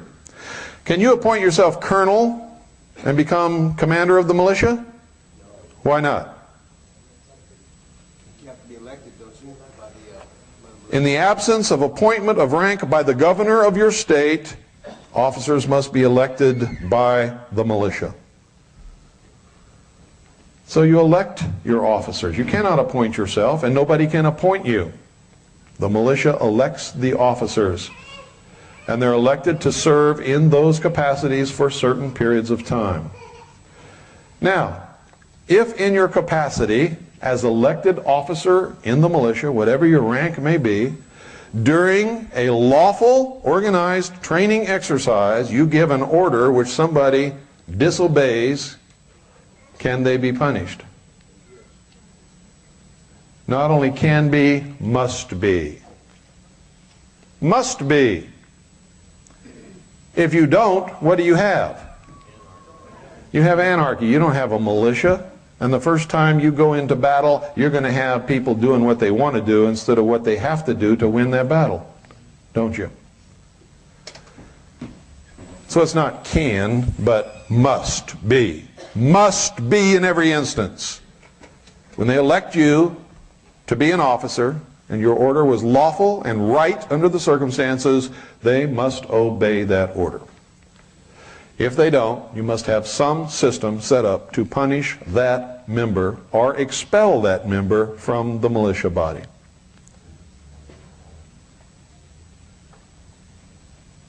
What body of rules governs the militia? Uniform Code of Military Justice. And every lawfully formed militia must have a copy of the Uniform Code of Military Justice.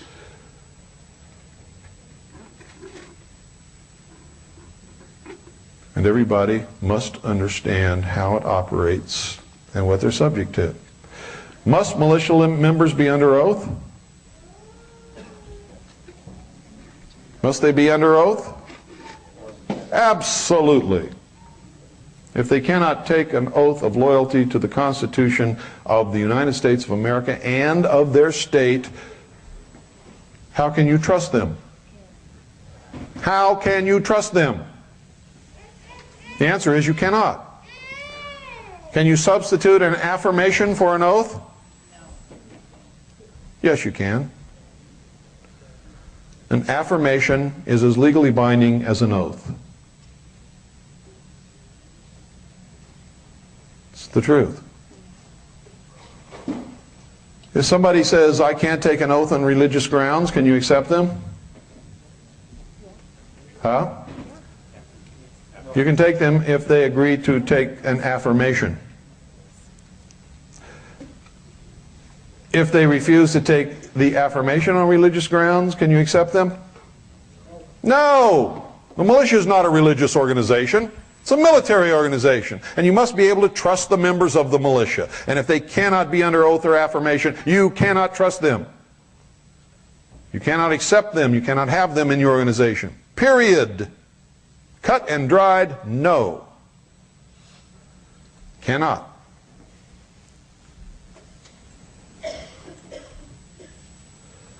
Can you accept a convicted felon in a militia organization? No. Why not? Bad character? What if he paid for his crime and he's never done anything bad again? He can't own a weapon. Now there's two reasons why you can't do this. Number one, he cannot own or be in possession of a weapon. So you're jeopardizing this person's life if you let them come around weapons and they're seen or a photograph is taken with them just touching a weapon. They could go back to prison, and you don't want that to happen to them. Okay?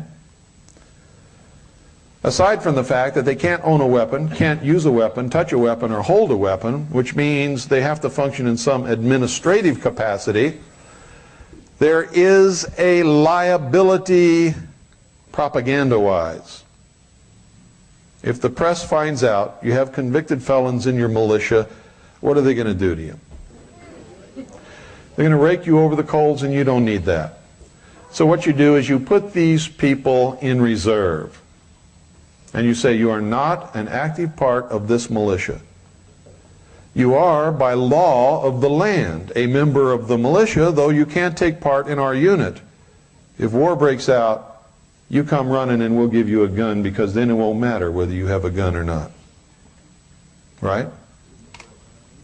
That's how you treat those people. Don't make them feel bad because they committed a crime or did something wrong in their life and paid the price for it. Because I can assure you, everybody in this room has done something wrong at some point in their life. Most of us have determined we're not going to do it again. They got caught. We didn't. Now, if you're an exception to that rule, you are really an exception, I got to tell you.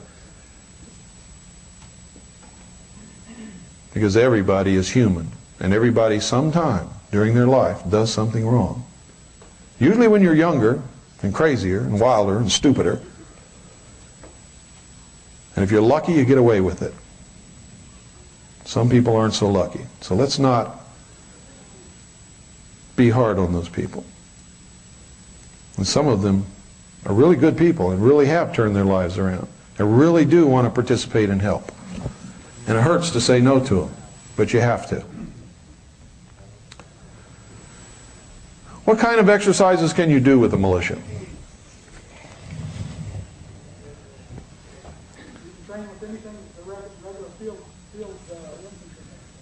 No. You can have any kind of militia you want to, as long as you state it that you are that type of militia and that you have certain goals and purposes in your training exercises. You can have a militia of artillery. Did you know that? You can have a militia of armor. You can have a transportation company or battalion. You can be a militia company or battalion or even regiment. You can be an Air Force. Second Continental Army of the Republic has an Air Force. Didn't know that, did you?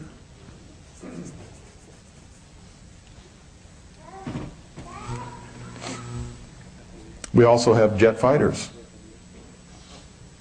Didn't know that either, did you? But I won't tell you where or who flies them. I will tell you that we have them. How about an A-10? No, we don't have an A-10.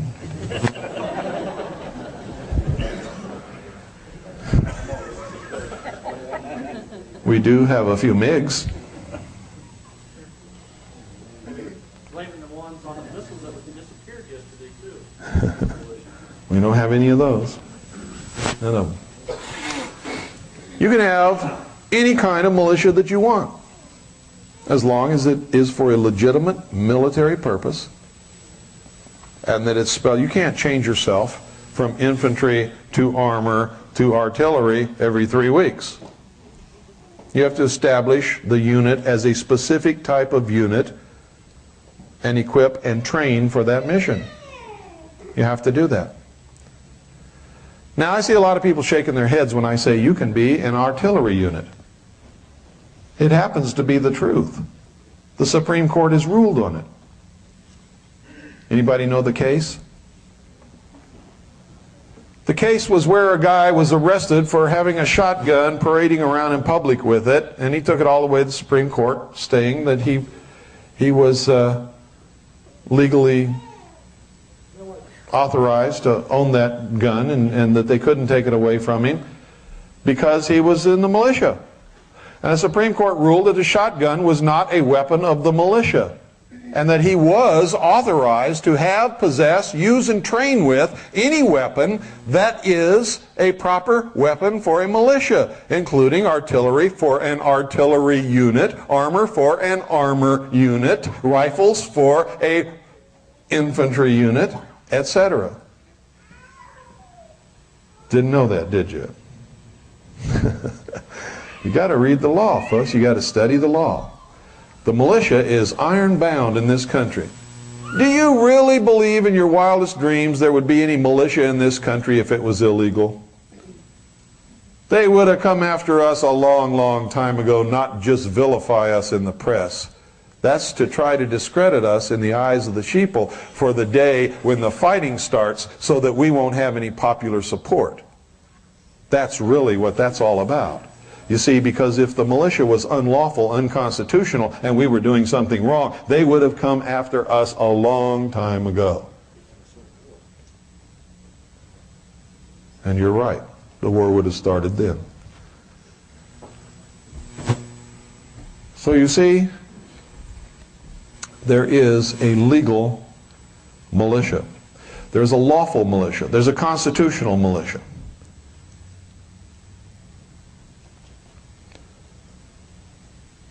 Most of the militias that you see in the public eye are not legitimate, lawful militias. Is a militia that says only Christians can belong to this militia, and we're going to call ourselves the 4th Missouri Volunteer Christian Militia. Is that a militia? No, it's a religious army made up of religious members of some particular sect of Christianity as a whole, and if you don't believe in what they believe in, you'll all end up fighting them. Okay? A militia is a military organization, not a religious organization, and don't ever get the two confused. You can't go to a militia meeting and turn it into a prayer meeting. And you can't go to a prayer meeting and after you get through with the sermon, have a militia meeting. Cannot do it. You can go to a militia meeting and you can have a chaplain and you can ask the chaplain to say a prayer, and that's okay. But if you have one Jewish guy that doesn't like that and he wants to say a Jewish prayer, you better let him. You better let him, or you're not a militia. Understand that.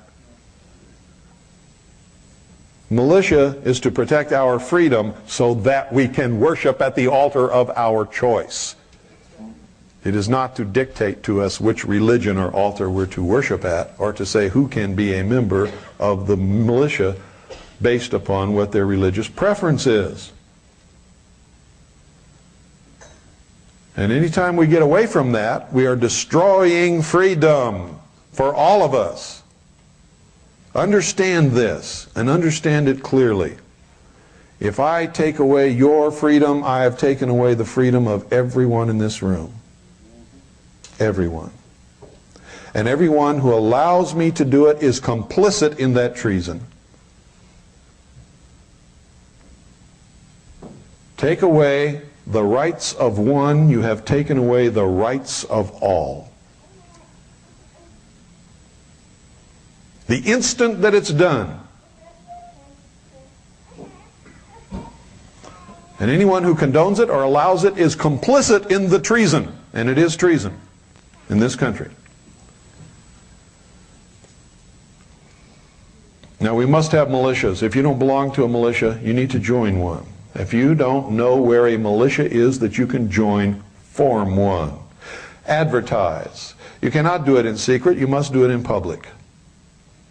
You do not have to have all of your activities publicly known, but you must be public.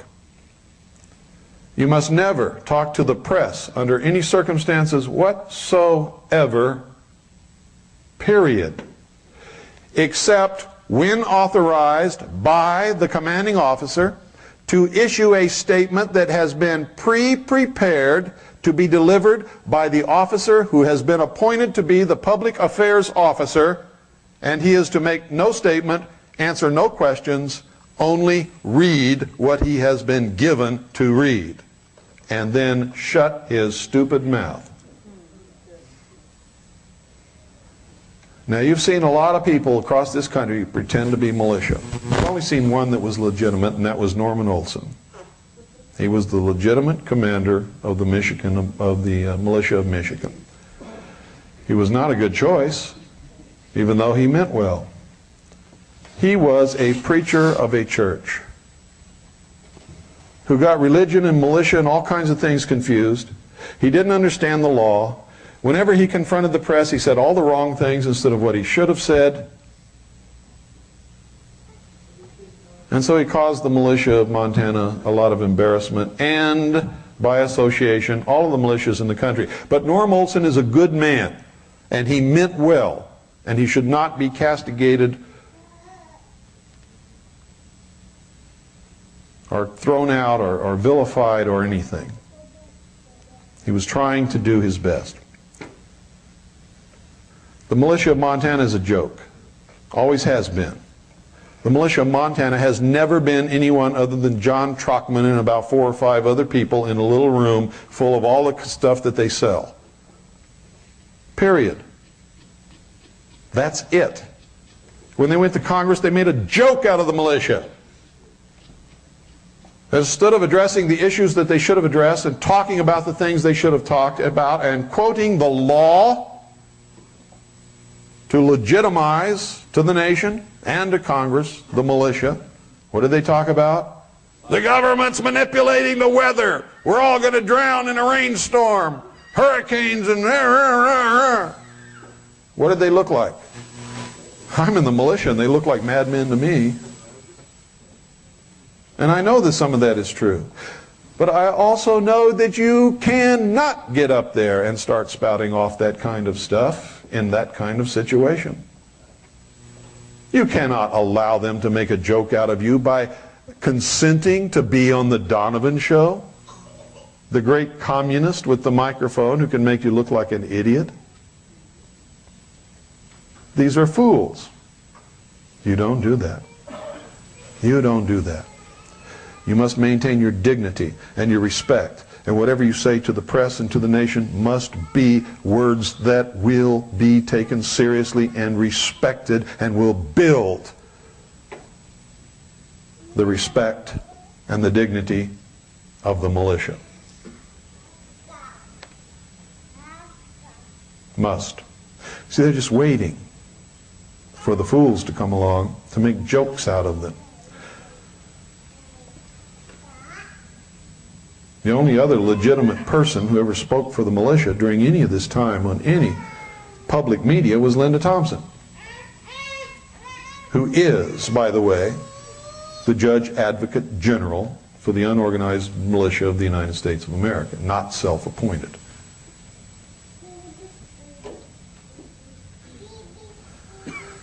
And when she spoke, she said the right things.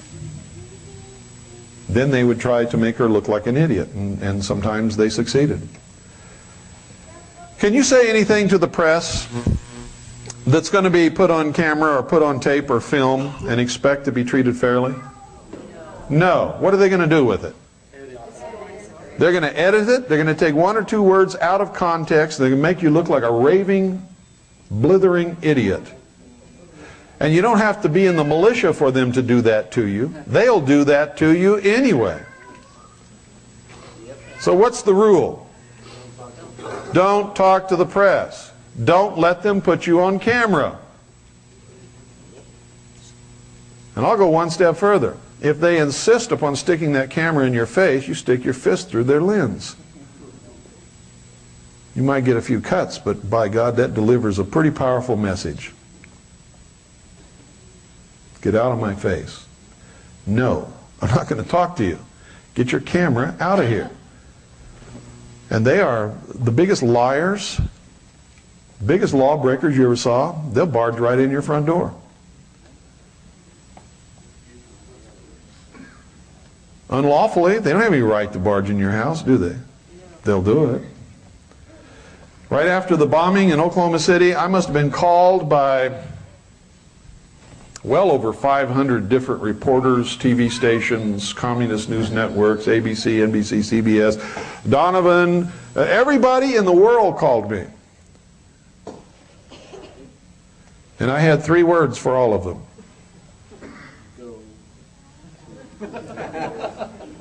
Go blank yourself. That's what I told them. Every one of them. Now, do you think any single one of them quoted me? Not one of them quoted me or even mentioned my name. But they all wanted to talk to me because they know that I'm the director of intelligence for the largest militia in the country. And they know that I speak for an awful lot of people. So they were just itching to get me on tape so they could destroy me. So the lesson from that is when you do talk to the press, tell them something they will not quote. Yes, sir. In this area, besides preparing yourself for rights and stuff like that, when the bombing was in Oklahoma, they took corn key off the air real quick. And what's the deal with corn keys? Is he legit? Mark corn key?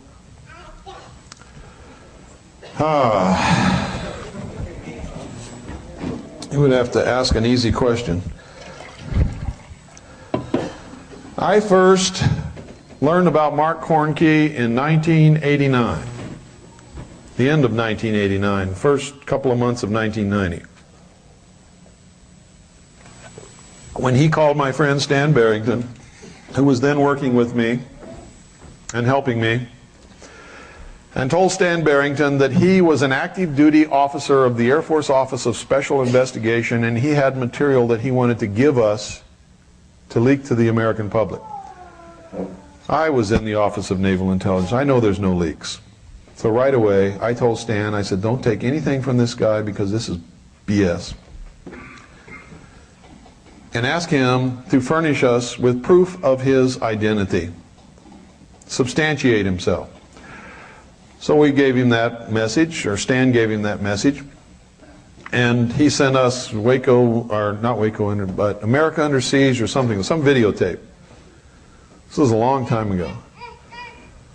And he promised us that he would send documentation that he was who he said he was. Well, he never did. He contacted us again, we repeated our demand, and he never sent us anything. Next thing I know, a couple of years have passed, and I see him on a videotape, and he's saying that he was a member of the Army Intelligence Corps, and that he was telling all these things on this videotape. Some of it was true, some of it was not true. You have to understand, folks, you cannot function as a provocateur or a disinformation agent without throwing some honey for the flies together. They have to speak some truth. They can't just put out all lies. So part of what Mark Cornkey says is true. Most of what he's ever said has been a lie. And if you go through his videotapes and his speeches and you check it all out, you'll find that out. I don't have to tell you that. And it really bothers me when you ask me these kinds of questions, because all you have to do is research what they say and you'll find out that most of it's not true. You don't have to ask me those things. And that's what I try to instill in you. If you do this religiously, investigate what people say, you will soon find out what is truth and what is not true and who's speaking it and who's not.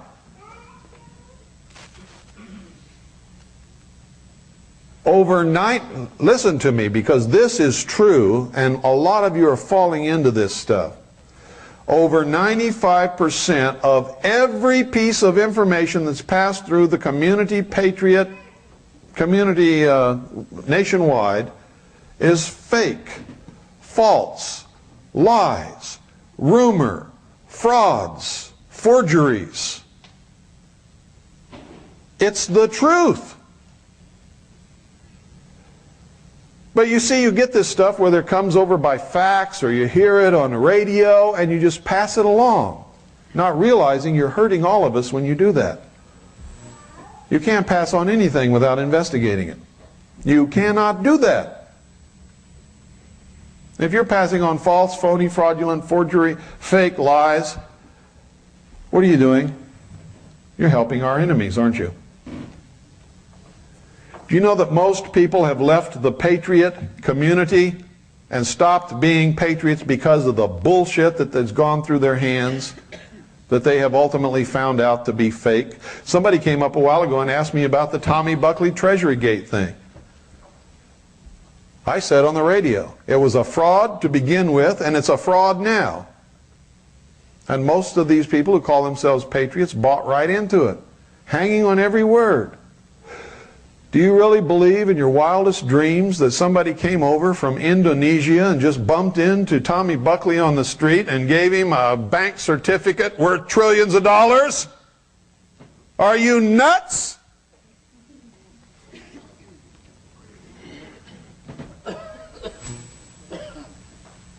And he's going to cash this thing, and in the meantime he's collecting all this support money and selling all this information and everything. Come on, people, wake up. It doesn't even pass the common sense test. My grandmother would have grabbed him by the ear and kicked him out of the house the minute he opened his mouth. How can people buy into this stuff? How? How can you fall for it? I don't understand it. And there's thousands of other ones. When I say keep your eye on the sparrow, I mean it. Don't get off of these cul-de-sacs chasing will-o'-the-wisps and ghosts and phony gold certificates and thinking you're going to get rich. If you get rich, it'll be because you worked for it, you were doing the right thing, and God supported you. And that's the only way you're going to get rich. Not because some guy came from Indonesia, bumped into some other dude on the street and said, oh, you look like a nice guy, I'm going to give you all these trillions of dollars, all you got to do is collect it. Yep, see you later, send me a letter, let me know what happens. Bullshit. I mean, how far gone can people be?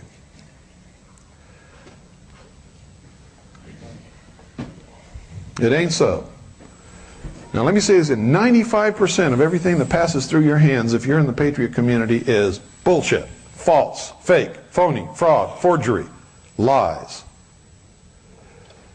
If you want to take me to task on that, you pile up everything you collect for the next 5 months and bring them to Arizona, and we'll sit there and we'll go through it and investigate every single piece of paper you've got. And if I'm not right, I'll eat the whole stack right in front of you. Because I've already done this many times. Yes, baby. Give her some water, Annie.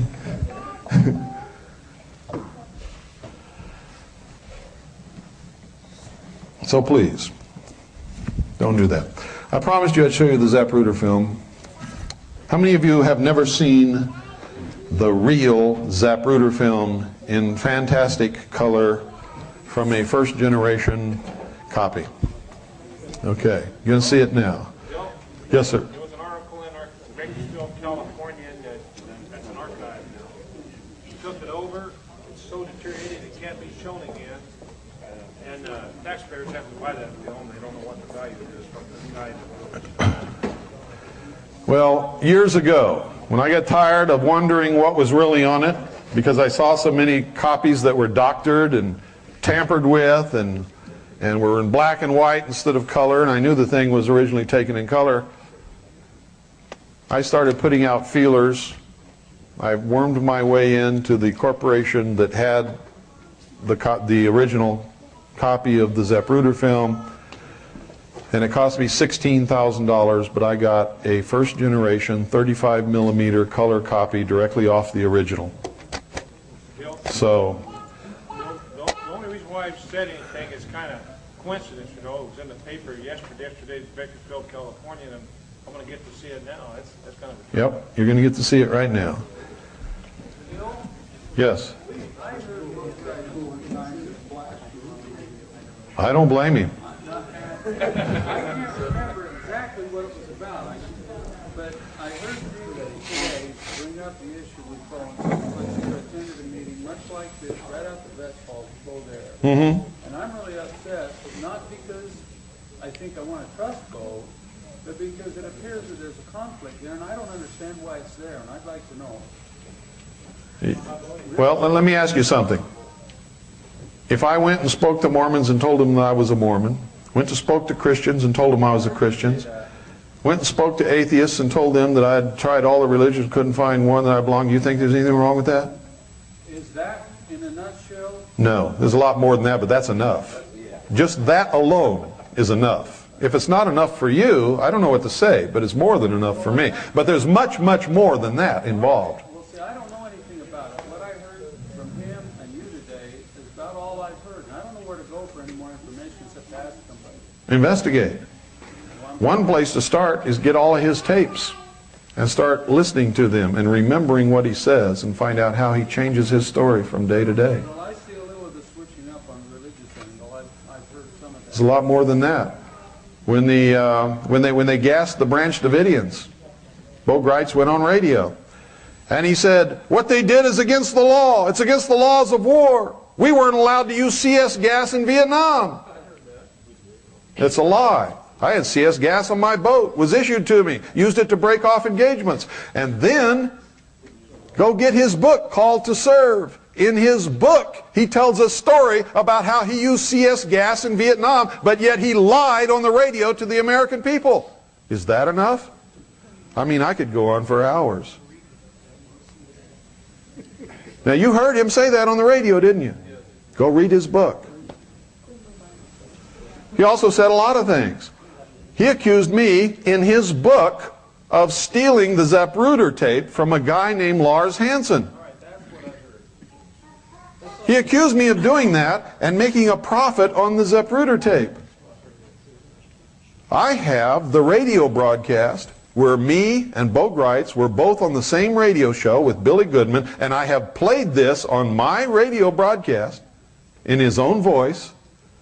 A caller asked, well, Mr. Cooper, if you have the Zapruder film, why won't you make it available to the public? And you know what I said right on the radio show, and it's right there on the tape. Because of copyright restrictions, I don't want to infringe on anybody's copyright, and I don't know who this belongs to. Gritz says, well, if Mr. Cooper doesn't want to make it available, I'll make it available. Just write to me and send me $10 and I'll send you a copy of the Zapruder tape. And he started sending them on everybody all over the world for $10 a piece. That's the truth. And if you want a copy of the tape of that broadcast, I'll be happy to send you a copy. The truth is, Gritz is one of the most chronic liars I've ever run into in my life, and anybody that lies cannot be trusted. He has an agenda that is not good for us. And there's many, many, many more incidents. But, you know, just the fact that he changes his religion depending on who he's talking to is enough for me. I gave you 2 more after that. Do you need 100 more? If you do, I can give them to you. Yes, sir. Real sneaky, you got information from Tex Mars. Tex Mars used to be a big fan of Bo Gritz. Yeah, that's right. He put out a newsletter and asked how who was that? Tex Mars? Tex Mars was a big supporter and fan of Bo Gritz until he found out Bo Gritz was lying. Yeah, for like $20 you get a year's worth of newsletters. And he printed his in his newsletter. You know, it doesn't make me feel good to get up here and talk like that about somebody. It doesn't. Believe me. And I'm going to tell you something else. I was one of the biggest fans and supporters of Bo Gritz that he ever had in his life until I found out he was lying. You should tell him about Mama Bonnie. Pardon? You should tell him about the Mama Bonnie. No. This, got other stuff to do. Got other fish to fry here. You're welcome. Let me tell you something. What most people get caught up in with Bo Gritz is the uniform. You see, take your eyes off the uniform. Look at the person and listen to what the person says. There's a human being in there. It's not the uniform. If he said that he resigned his commission, which he has said, why is he wearing the uniform? If he resigned his commission, how come he's got an officer's rank on his shoulders? What's going on here?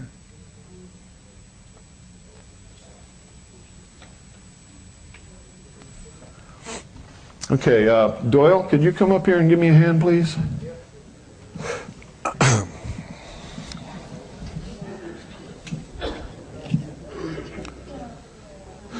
I need you all to get in a position where you can see this screen really well.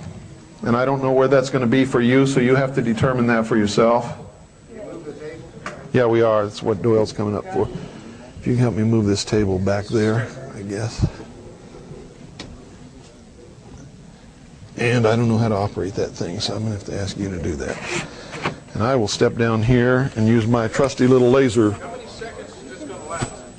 How many seconds? Just a few seconds. It's just a few seconds, that's right, but you're going to see it over and over again. I'm going to let you see this over and over and over again. Now we need to kill the lights up here so you can see the screen really good. And I don't know how you do that. There you go, that's good. Okay. Pardon? You want me to go forward or just let it go on tone? Just let it go. I don't remember how long this test pattern's on here, but don't take your eyes off the screen because it starts like quick. And it's only a few seconds long. The first is going to be at the normal speed, which you've never seen it at. For years, every time you've seen it on television or anywhere else, you've seen only portions of it, and you've seen it at a much greater speed than what really happened. So here what you're going to see is the actual real speed of the motorcade. This is the best that it ever gets, folks. There are no frames missing, nothing. Now if you miss something, don't worry about it because you're going to see it over again.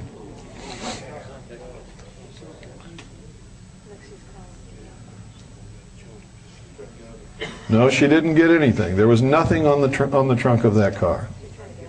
She was trying to get out of there is what she was trying to do. Okay, you're going to see it again. This time we slow it down. Now what you're going to notice is these motorcycles come ahead of the motorcade and then they come down here and stop. Now this is really weird because that's not supposed to happen.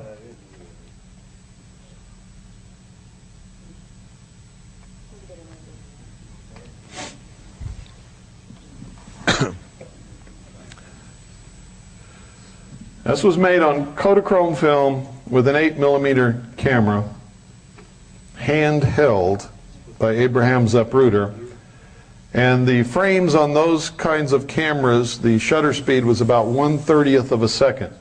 So almost every frame is blurred.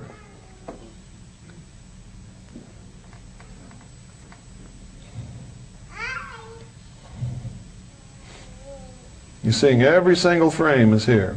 Nothing is missing. It's all here. Right about in here is where Kennedy was shot in the throat. See that umbrella? That's the umbrella man, lower left corner. You see that he's holding his throat. Jacqueline really doesn't know what's the matter. She knows something wrong, but she doesn't know he's been shot yet. Was that the bullet also hit Conley? No. Okay, let the driver turn. There was no bullet that hit Kennedy that hit Connolly too. There's too much. Yeah.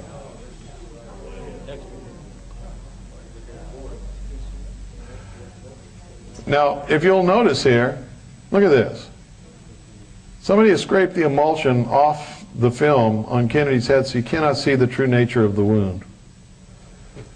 Jacqueline goes to get out of that car. There's nothing on the deck that isn't supposed to be there. There are radio antennas, there are handholds for the Secret Service, but there's nothing else. We've blown it up and examined it. centimeter by centimeter. There's nothing. And she doesn't pick up anything. Notice that car blocking the underpass? It doesn't move until Kennedy's limousine almost runs into the back of it. That car belonged to the chief of police of Dallas Police Department. Is that where Dan Rather was? Dan Rather was, I forget where Dan Rather was, but he was there. By the bridge. Yeah, he was by the overpass.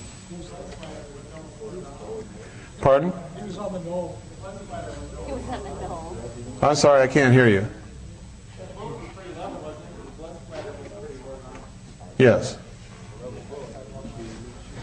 This is even slower, so you can see it. What you're seeing is frame by frame. Now I'm going to point out to you how this film's been altered. Either to make us believe that the bullet that killed Kennedy was fired from the front seat of the car, or to hide the fact that it was fired from the front seat of the car. We don't know which. But I will tell you this, while I was attached to the Office of Naval Intelligence on Admiral Clary's briefing team, I saw top secret documents that said that President Kennedy was shot in the head. The headshot was administered by the driver of the limousine, whose name is William Greer. No, William Greer's dead. He's dead now, yes. Supposedly died of cancer.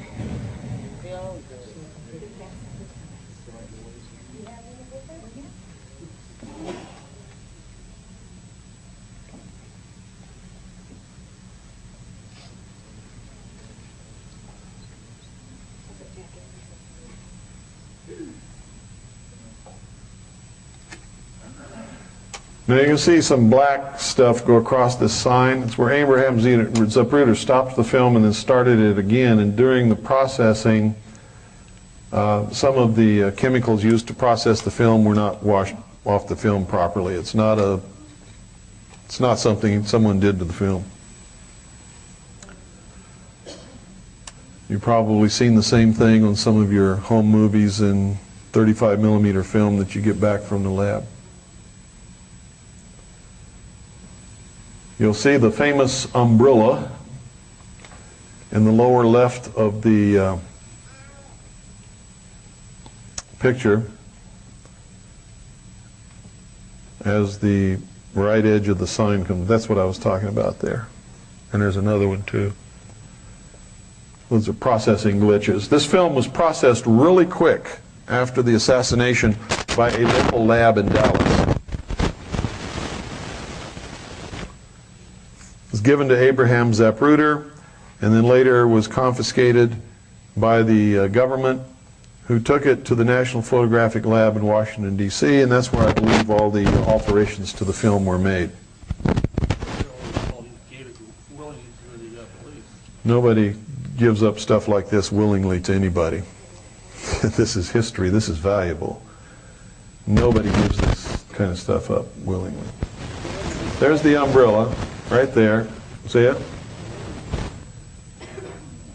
Now, you can see Kennedy holding his neck.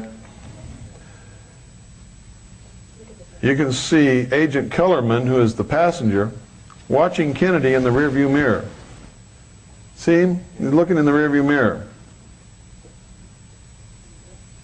The driver actually slows the car down almost to a complete stop against the normal training for Secret Service agents, who are supposed to immediately, once an ambush occurs on the president or any senior government official, is supposed to speed up and get the car out of what's called a kill zone and protect the lives of the occupants of the car, who are supposed to get down on the floor and stay there.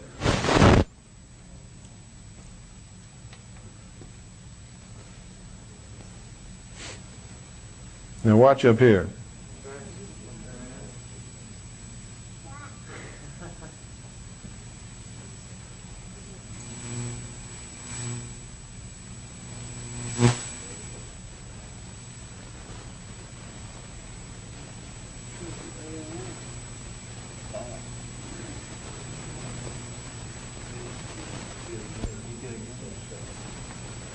Now, when you blow this up and look at it closely, you'll see that the emulsion has been scraped off the film all up here in the front of this car. And it's there, you can see where a bullet hit the window.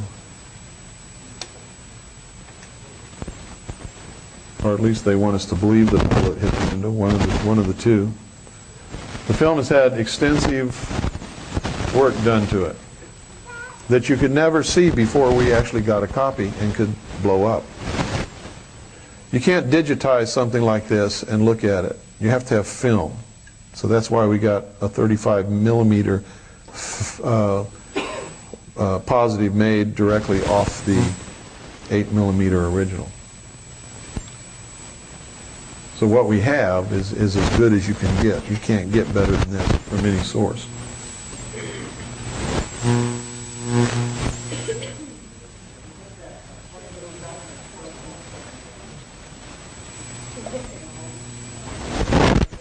I don't know, because there's some real bad stuff going on here. The wound to his throat wasn't very deep.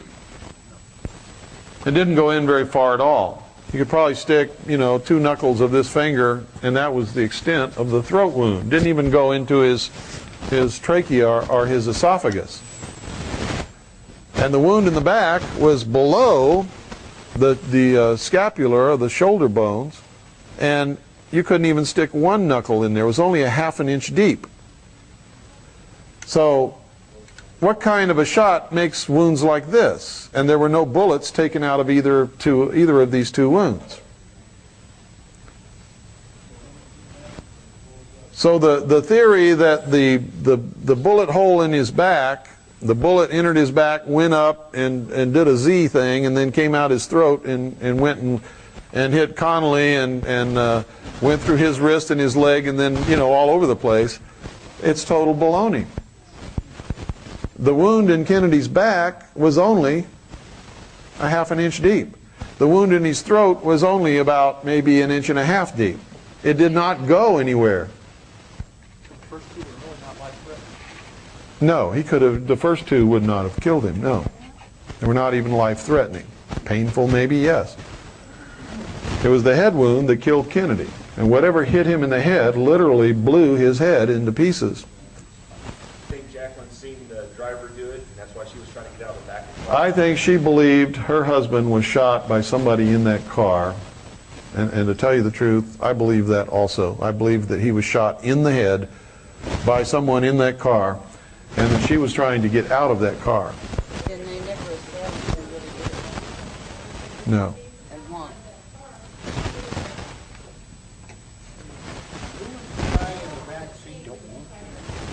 Pardon? Colony, Governor Connolly and his wife. Connolly has also made some very cryptic statements. He said that when he fell back, when he was wounded and he fell back on top of his wife, he saw and felt the shot that hit Kennedy in the head. Now how can you see and feel that shot unless it's right over your face? Supposedly, Jackson did a good a few years before her death.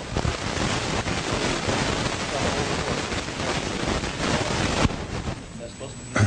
I don't believe that.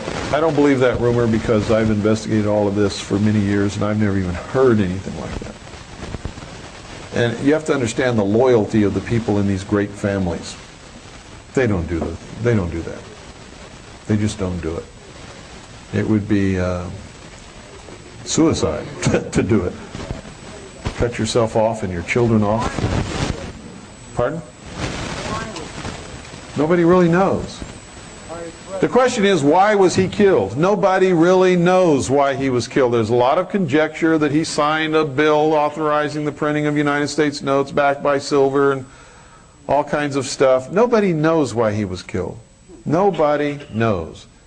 Some people are saying he was killed because he was going to bring the troops out of Vietnam. Other people say he was killed because he was bucking the New World Order. The truth is, nobody really knows, and anything is just conjecture. Anything that I might offer to you or that you might think is just conjecture. No one knows. Same thing with his brother? Well, once they killed John F. Kennedy, they pretty much had to kill his brother if they thought he was going to be elected president. Because what would be the first thing that he would do once he was elected president? He would open up the investigation and find out who really shot his brother. So they pretty much had to kill him. They couldn't allow his brother to become president. Sirhan was just a patsy. We know who shot Robert Kennedy. It was the security guard named Caesar who shot him at point blank, put the gun right next to his head, right behind his ear, and shot him. That's who killed Robert Kennedy. We know that. Everybody knows who killed Robert Kennedy. Sirhan is the scapegoat. And this security guard just disappeared. Sirhan never got close to Robert Kennedy, but the death wound was right here. Barrel on the skin. In this film here, Bill, it makes sense that she had John F. Kennedy's head in her hands, and when that blast and the bullet went past, she was literally holding him when his head exploded. Yeah. And that's why she's... Yeah, see this stuff back here? These are antennas. Those are antennas. These are handholds for the Secret Service. There is nothing on the deck of that limousine at all. Nothing whatsoever for her to grab. There is blood. There's blood all over everything. You can't blow somebody's head off without getting blood all over everything. Now the guy that jumps up and gets her to go back in there is Hill, who was her Secret Service agent. You see this tail light here? This has been opaqued. That's a photographic technique for blocking the transmission of light through the emulsion. That brake light was really on. There's just opaquing over it. It's one of the places where the film's been tampered with. There are several places. One is the right rear brake light has been opaqued. You can see the other one is on. The wounds on Kennedy's head after he's shot, the emulsion was scraped off the film, and there's emulsion scraped off the film all over the front seat of the car where these two guys, Agent Kellerman and Greer, are doing things. The emulsion's just been scraped off.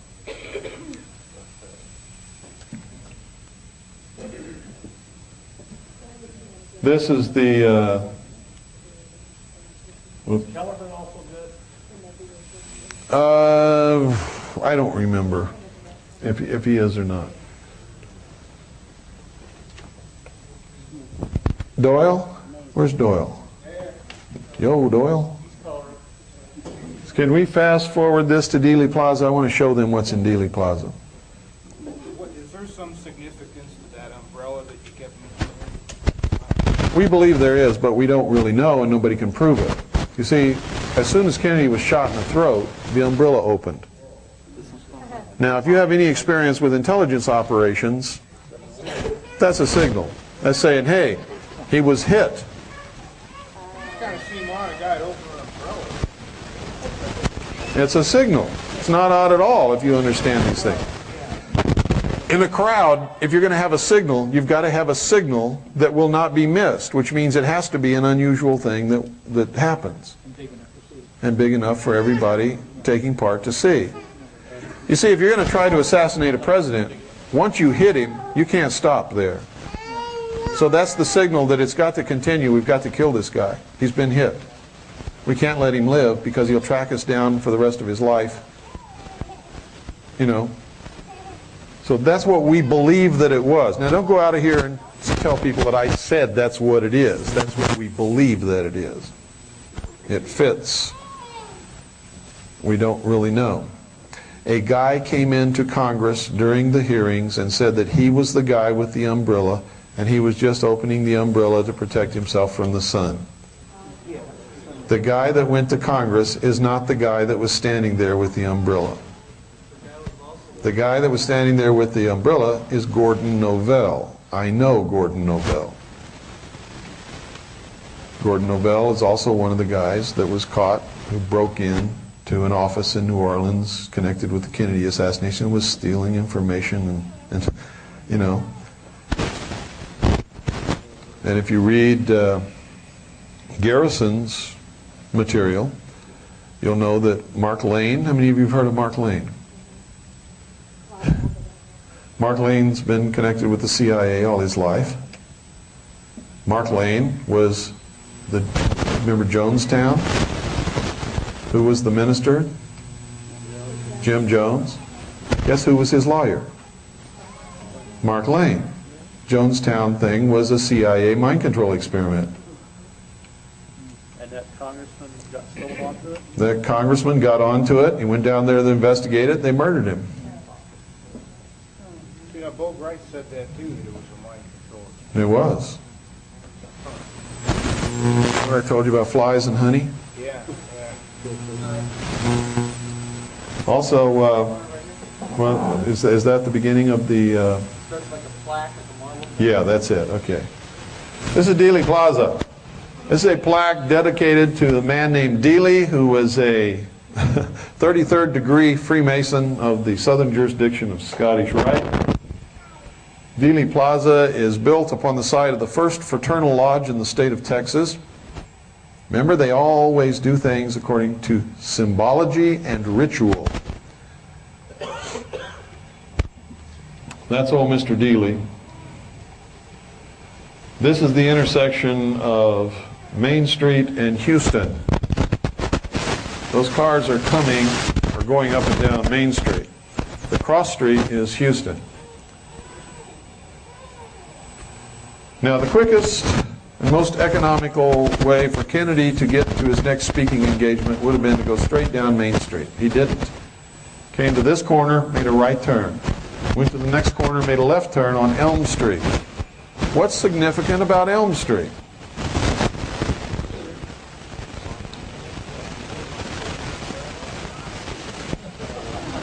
It's close to the 33rd parallel, which is one of the rituals in the history of these people.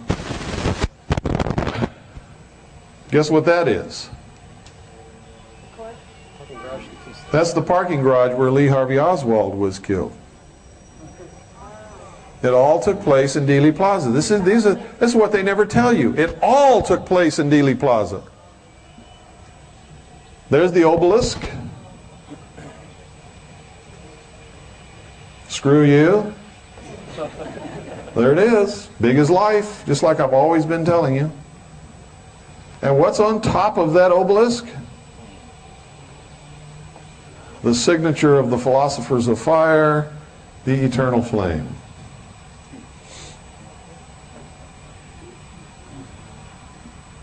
How about that? If you count the blocks in the obelisk, there's 14. What's the significance of 14? It's the number of pieces into which Osiris's body was chopped and scattered about the country before Isis went and tracked it down, and through this mystical intercourse became pregnant with the child Horus. A lot of you are scratching your heads and looking up at the ceiling. What the hell is he talking about now? It's all significant, folks. Osiris represents the sun.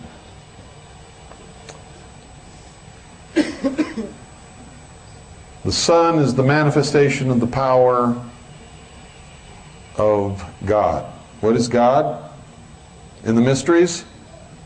The intellect, right? Fire is the symbol of the intellect. These are known as the philosophers of fire.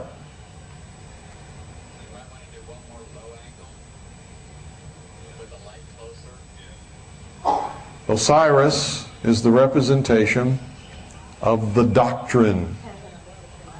Isis, see, First Fraternal Lodge. Isis is the representation of the church. Isis is the feminine. Osiris is the masculine. The sun being masculine. The moon being the feminine, reflecting the pure light of her master. Doesn't the church reflect the doctrine? And through this mystical union of the church and the doctrine is produced the child Horus, which is the full body of initiates of the secret fraternity of Illuminati. secret order.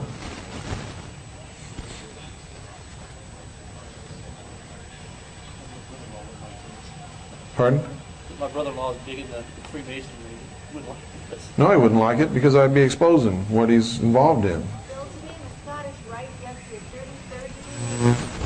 No. No, the highest degree in the Scottish Rite is the 32nd degree. The 33rd degree is a meritorious or honorary degree bestowed upon certain individuals. Okay? And once you're a 33rd degree Freemason, then you can go into the rites of Mizraim, which is another 63 degrees. Then after you reach that, then you can go to the OTO, which is the Ordo Templi Orientalis. Is it possible for them to be a 32nd degree Mason and not know how No. Nope, they're told at the 30th degree. When they reach the 30th degree, they're told. They know. If they tell you they don't know, they're lying to you. And they have to lie because they've taken oaths to keep it a secret. They can't tell you the truth. Even if it's your father, they've sworn. They can't tell you the truth. Ever. Pardon? It's 96th degree is the highest that the rites of Mithra go. And then from there you go to the OTO for another 9 degrees. That's the highest. The reason I asked is I was listening to the Art Bell show. Somebody came on and asked me if he was to get 99 degrees. Well, then that means he's gone beyond 96, which would put him into OTO. Art Bell, are you kidding? Do you listen to the Art Bell show and you're asking me if he's putting out disinformation?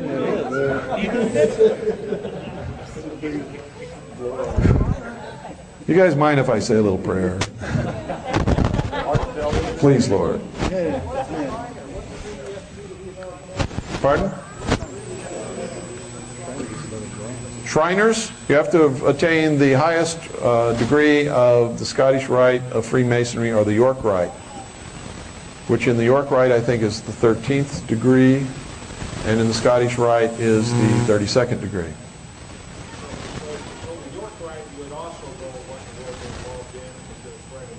At the highest levels, yeah.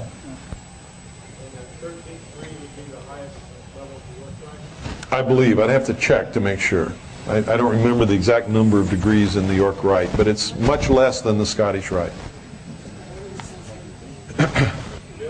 Yeah.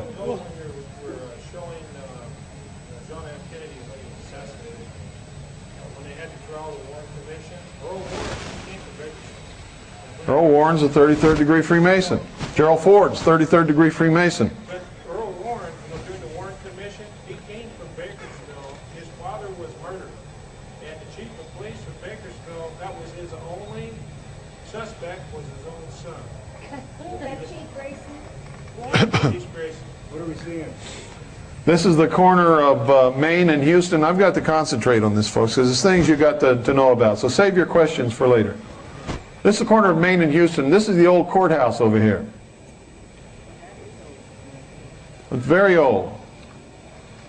But you're going to see some revealing things here in a minute. See, that's Houston Street.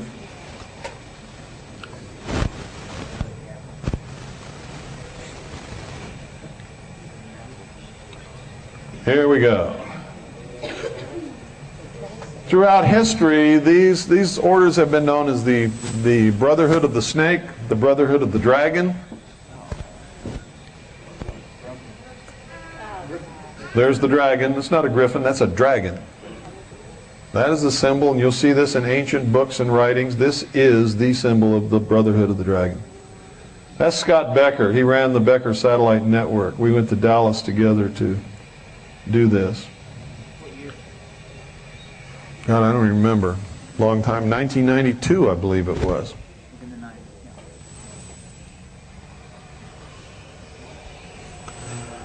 Scott's a character. I really liked him a lot. But when it came to do business, he wasn't too hot.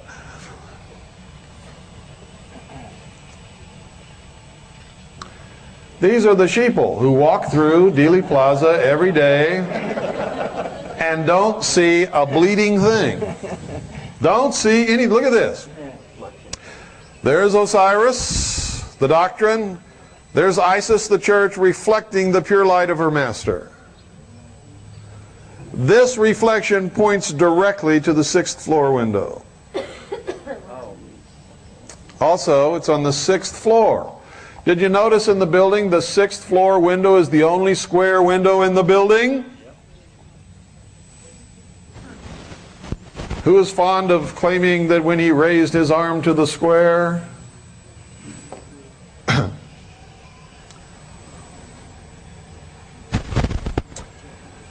Isn't that what they put on Kennedy's grave? My, my. Insult, they're laughing at us. They laugh at us all the time. They rub it in our faces and laugh because we're so silly, so stupid.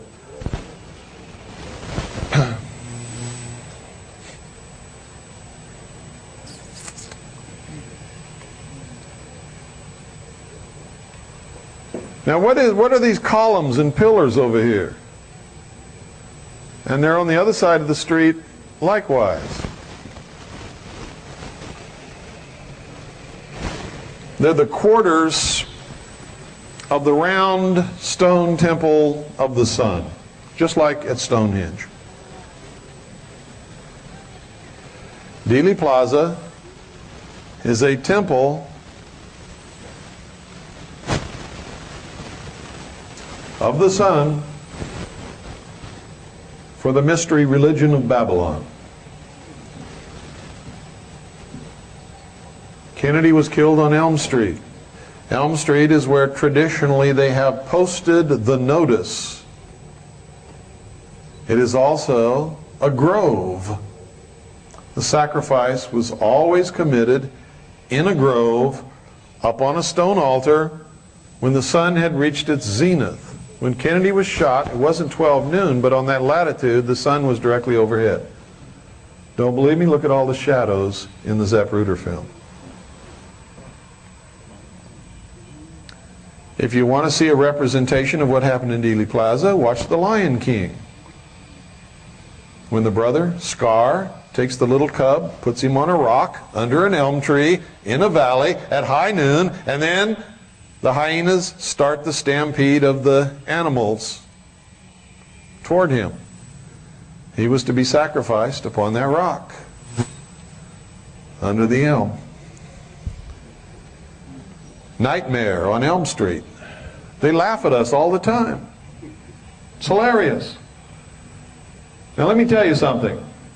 They say that Kennedy was shot from the grassy knoll by an assassin with a high-powered rifle with a scope on it. How many of you are hunters? How many of you have used a rifle with a scope? How many? Okay. For Kennedy to have shot, for anyone to have shot Kennedy with a rifle with a scope on it from the grassy knoll, simply impossible. Why? Does anybody know why? Too close to the target. The hell do you need a scope for? By the time you found his head in the scope, he would have been gone. Every rifleman knows that. Scope is only for long distance shooting. From that grassy knoll, I stood there, and I'm going to tell you, from that grassy knoll to where Kennedy was shot in the head was about from here to the corner of that wall right there where the plant is.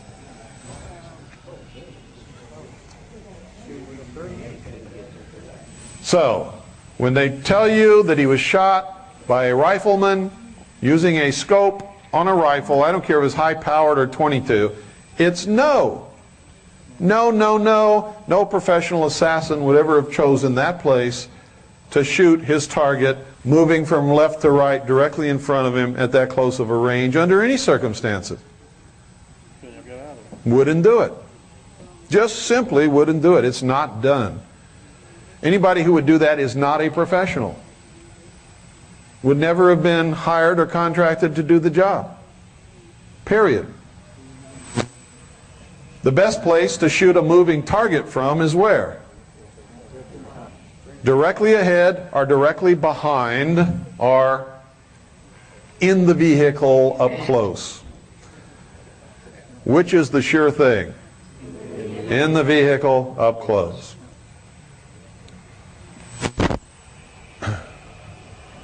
Oop. Everybody close your ears. Scott is going to say an obscenity here.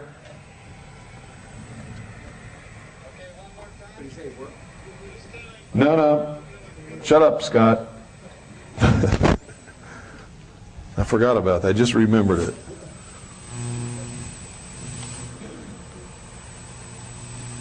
See, we found this place. It goes right down into the sewer. There's another hole right down in there where you can go down and disappear forever. How long has that been there? It's been there forever. And that's the view from the hole. It's not a good shot either, is it? And there were more trees and other things there on the day Kennedy was shot that are now gone.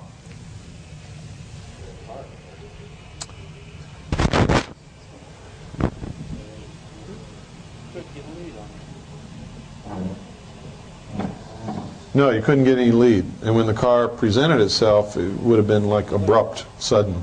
It's not a good shot either. And this is goes right down into the sewer. Just lift up that plate and wiggle down through that hole and you're gone.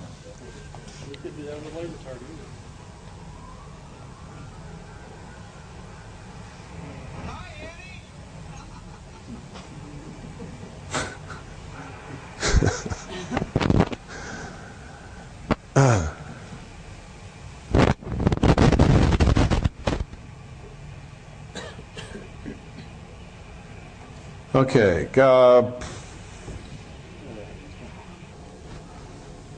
Doyle, can we take this one out and put the one in that has no sound?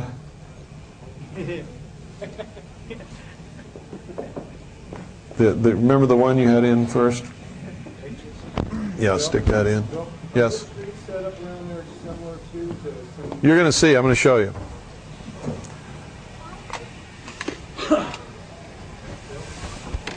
Yes.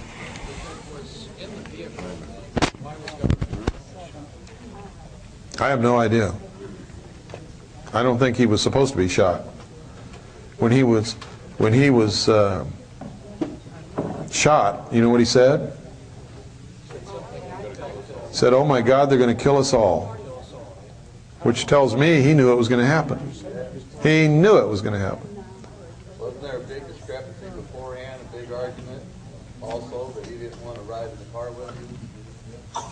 Well, Connolly? no, I think that was Lyndon. Lyndon didn't want to ride in the car. Lyndon wasn't too fond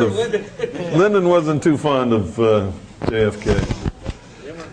Connolly didn't want to ride in the president's car if he was going to have a bad reception. But he actually had a good reception. Okay, yeah. Back that up. Okay, pay attention to this, folks, because you can see everything here.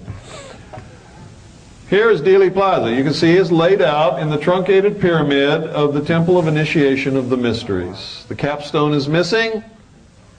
There are actually three triangles here. Actually three pyramids here. One big one, and two small ones. There are three eyes over the pyramids that are the underpasses under the railroad overpass. This is Main Street here. They took a right turn, went down here and turned left on Elm Street. He was shot in the throat here. Supposedly shot in the back here. Shot in the head and killed here. 3 shots, 3 wounds. That's 6. There's the 6th floor. All of this is in the tremendous symbology of the mysteries. Now, here's the kicker. Where was he hit? And it also explains why these 2 wounds were weird. In the Masonic initiation, Hiram Abiff is attacked and hit in the back or the chest, this torso area, the throat, and in the head. Exact same wounds suffered by Kennedy. Where'd you get the footage of the overhead helicopter shot? Pardon? Where'd you get the helicopter shot that Davis showed? From a helicopter. I mean, did you do that yourself? We did that.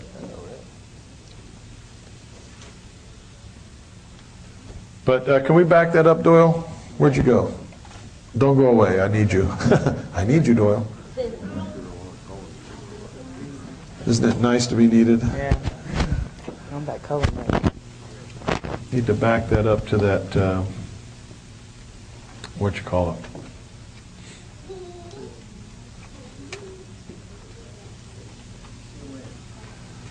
I want to point out to you what all's in there. You can see the, okay, look here.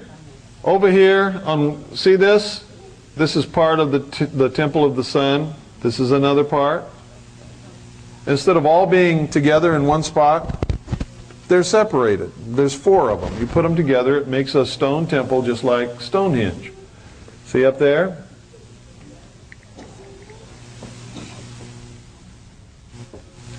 And anyway, that's what I want to show them. You can take that video out now and turn the lights back on.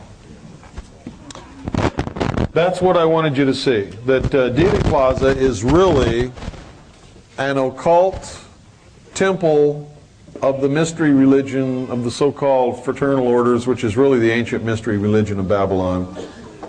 And Kennedy's assassination was a ritual assassination done in the temple when the sun was at its highest in the grove on a rock. He was the sacrificed king. And nobody really knows what the purpose of it was. Excuse me. But the outcome was that it destroyed the political will of the nation. And it scared the hell out of everybody. If they can kill John F. Kennedy, they can kill anybody that goes against them. Isn't that a message? Who's safe from them? Yeah, oh, you're wrong. Anyone who is not afraid of them is safe from them. Not in that you're not going to be killed. You might be killed. But in that you are their most dangerous enemy. How many of you in here are Christians? If you're a Christian, what are you afraid of? I mean, serious. What is there to be afraid of? If they kill you, what happens? Go to heaven and be with Jesus. So why are you afraid? So why aren't you doing what you know you should be doing all the time? Getting in their face. Telling them you're not afraid of them. I don't care if you kill me. I believe in God. I'm doing the right thing. You can't judge me. God can. Death is not bad. It's a transition to a better world, actually. Now, if you tell me you're a Christian and you're still afraid, what are you telling me? You're not a Christian. You're lying to yourself and you're lying to me. I don't care if you lie to yourself, but don't ever lie to me. Lie to yourself all you want to. Don't lie to me. If you're a Christian, you cannot be afraid. There's nothing that they can do to you, period, that is bad. Nothing. Nothing. Nothing. That's why I'm the most dangerous radio host in America. That's why I'm the most dangerous thing that's ever come along to these people in their entire history, because I am not afraid of them. I don't care if they kill me tomorrow.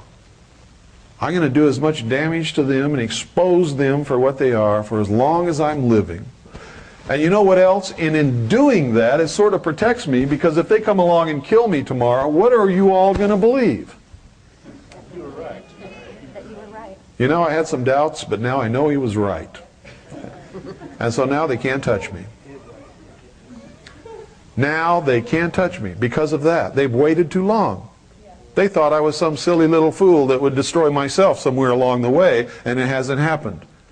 So now they back themselves into a corner. If they touch me now, in fact, I'll go one further. If I step out on my porch in the middle of winter and slip on the ice and my head cracks open as an accident, the whole world is going to know they killed me to shut me up.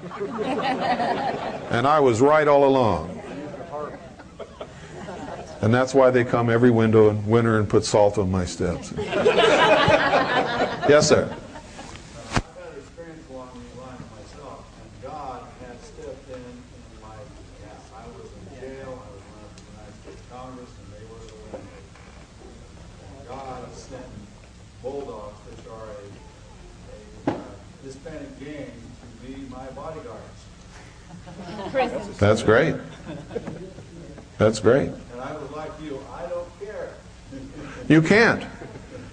You see, what is it when you're afraid of somebody? Let me put it a different way that you will all understand. Let me bring it home to you. How many of you file and pay income tax?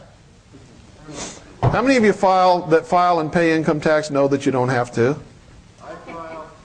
Why do you file and pay income tax if you know you don't have to? No. It's because you're afraid. If you're afraid and you file and pay income tax and you know you don't have to, what are you doing? You're paying tribute to your master, and you have admitted that you are the slave. And you are afraid, which means you're not a Christian. No matter who you tell you are, no matter what church you go to, no matter how you try to convince anybody, you know in your heart you're not, because if you are, you cannot be afraid. And that's something you have to deal with for yourself. I'm not saying this to embarrass anybody or make anybody feel bad. I'm saying it because we have to learn to live with the truth. Whatever the truth is, no matter who it hurts or helps, even if it hurts me.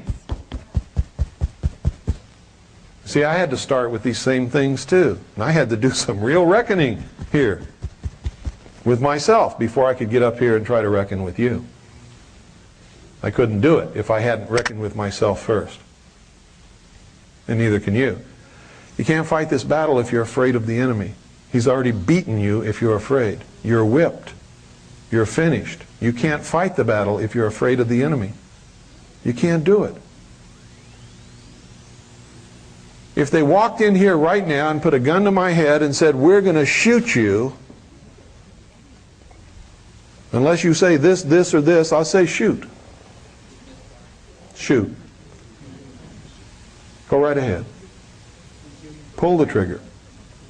And I'd look them right in the eye, and they can pull the trigger if they want to. And that's the truth. Because I'm not afraid. See, I believe in God. And I've learned in my life that if I'm doing the right thing, God's going to take care of me. And death is what? It's a transition.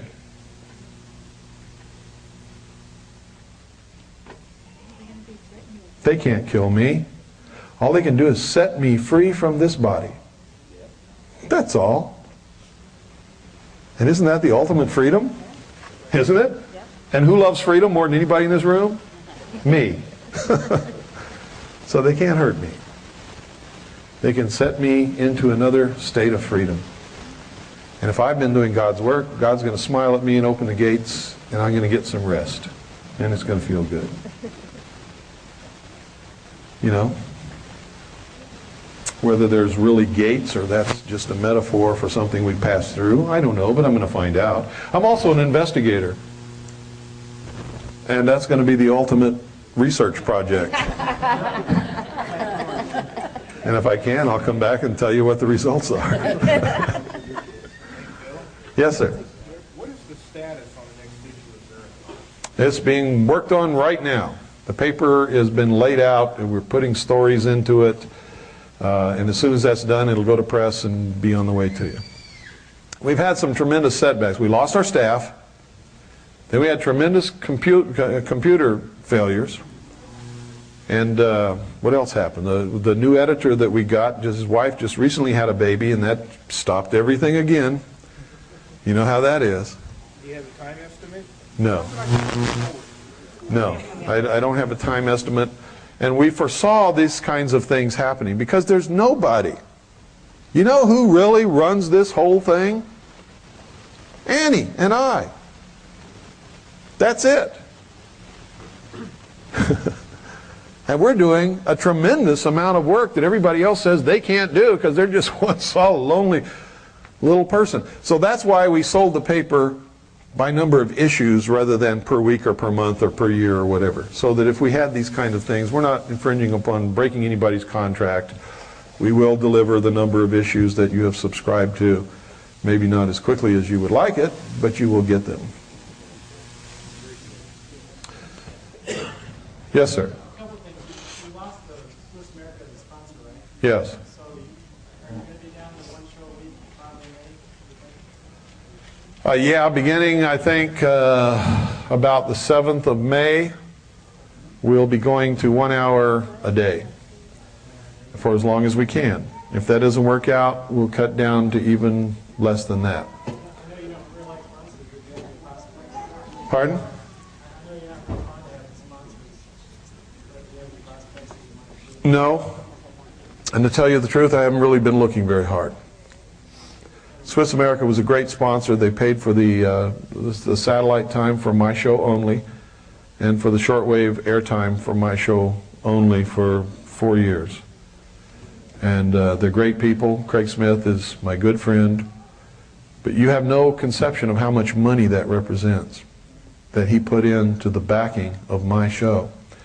I never took a penny from Craig. He never paid me anything. I never asked him for anything. In fact, the agreement was that if he ever paid me anything, the thing it would be over, because I don't want that. But he put in to the payment of shortwave and satellite airtime probably $300,000-$400,000 easily. And the amount of business that he got back, if you want to know the truth, probably cost him another $300,000-$400,000 because, folks, I probably lost him more customers than he ever gained from my broadcast because of the controversial nature and because of the fact that I'm just not the most polite person in the world to the socialists who might have been doing business with him. Yes? Regarding taxes too, when you decide not to file, did you file a decision of revocation? Pardon? Regarding income taxes, did you go through the process of filing a decision of revocation? No, I told him to take a flying you-know-what. You did a short form notification. I sent in nothing. I sent in about 500,000 Freedom of Information requests and got every piece of information that you can possibly get from them about me and about them and how they operate and everything else. And I filed suit against them, which I'm winning. And they don't like me very much. You're still in the process. Yeah. They've tried many ways to put me away forever. And it just doesn't work simply because, number one, I'm not afraid of them. Number two, I don't believe this thing that the law is too hard for us to understand unless we're an attorney. And I go study the law. Whatever it is they're trying to pull on me, I go get in the law books and figure out what it's all about, and I throw it back in their face, and they go limping away, usually, with their tail between their legs. Yeah? I'm sorry, I can't hear you. Your position is they don't have any jurisdiction because they're not the federal. They don't have any jurisdiction. I'm not required by any law to file or pay income tax, and I just flat will not do it. Last time an FBI agent came to talk to me, he asked me about income tax, and I said, I don't file and I don't pay, and you can go back and tell your lackeys that I'm never going to file and I'm never going to pay. Did you judgment proof yourself first or No, I don't need to do that. I know what the law says, and the law says I'm not required. no? They don't care. They'll come get your car. They only don't care if you don't know the law. And if you don't know how to talk to them and can't represent yourself in court, then they don't care. You can win in court and they'll still come and tow your stuff. No, they won't. They won't tow my stuff. And I'll tell you something else. I'll go even farther than that. The day that they ever try, I will defend myself, my property, and my family with the force of arms until I'm dead. And I don't care if they kill me. Let them explain that to the world. I don't think they want that to happen. They don't want to do that. It's hard to explain. Makes me right, too, doesn't it? It's going to embarrass the hell out of them.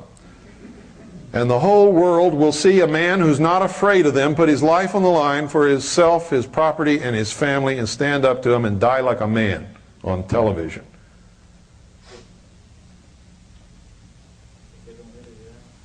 And the whole world will know that it was the right thing that I did.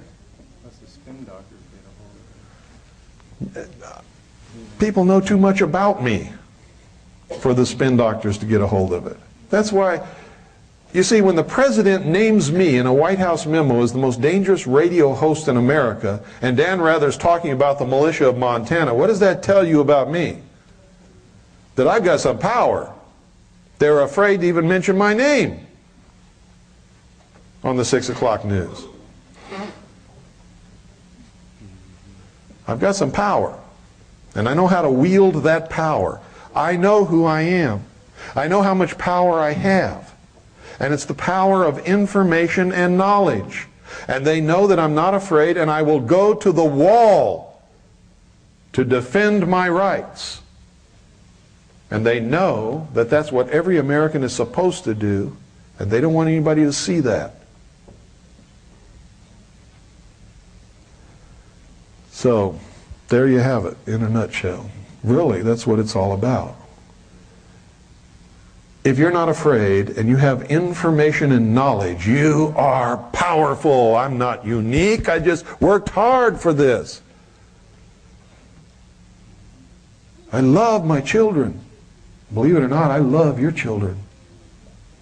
I love all children. I don't love all adults. But I love all children. The future belongs to them. I'm going to do my best to make sure they have the best possible future they can possibly have. And if it's not good, nobody can ever put the blame on my shoulders. Nobody.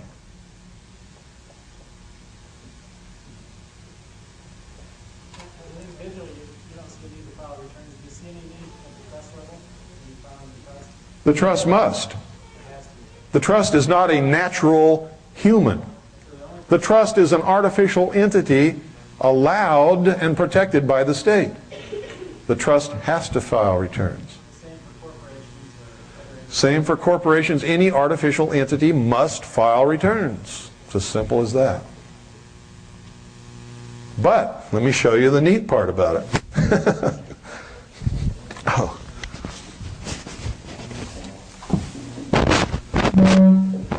Thank you. First time I've ever been piped aboard.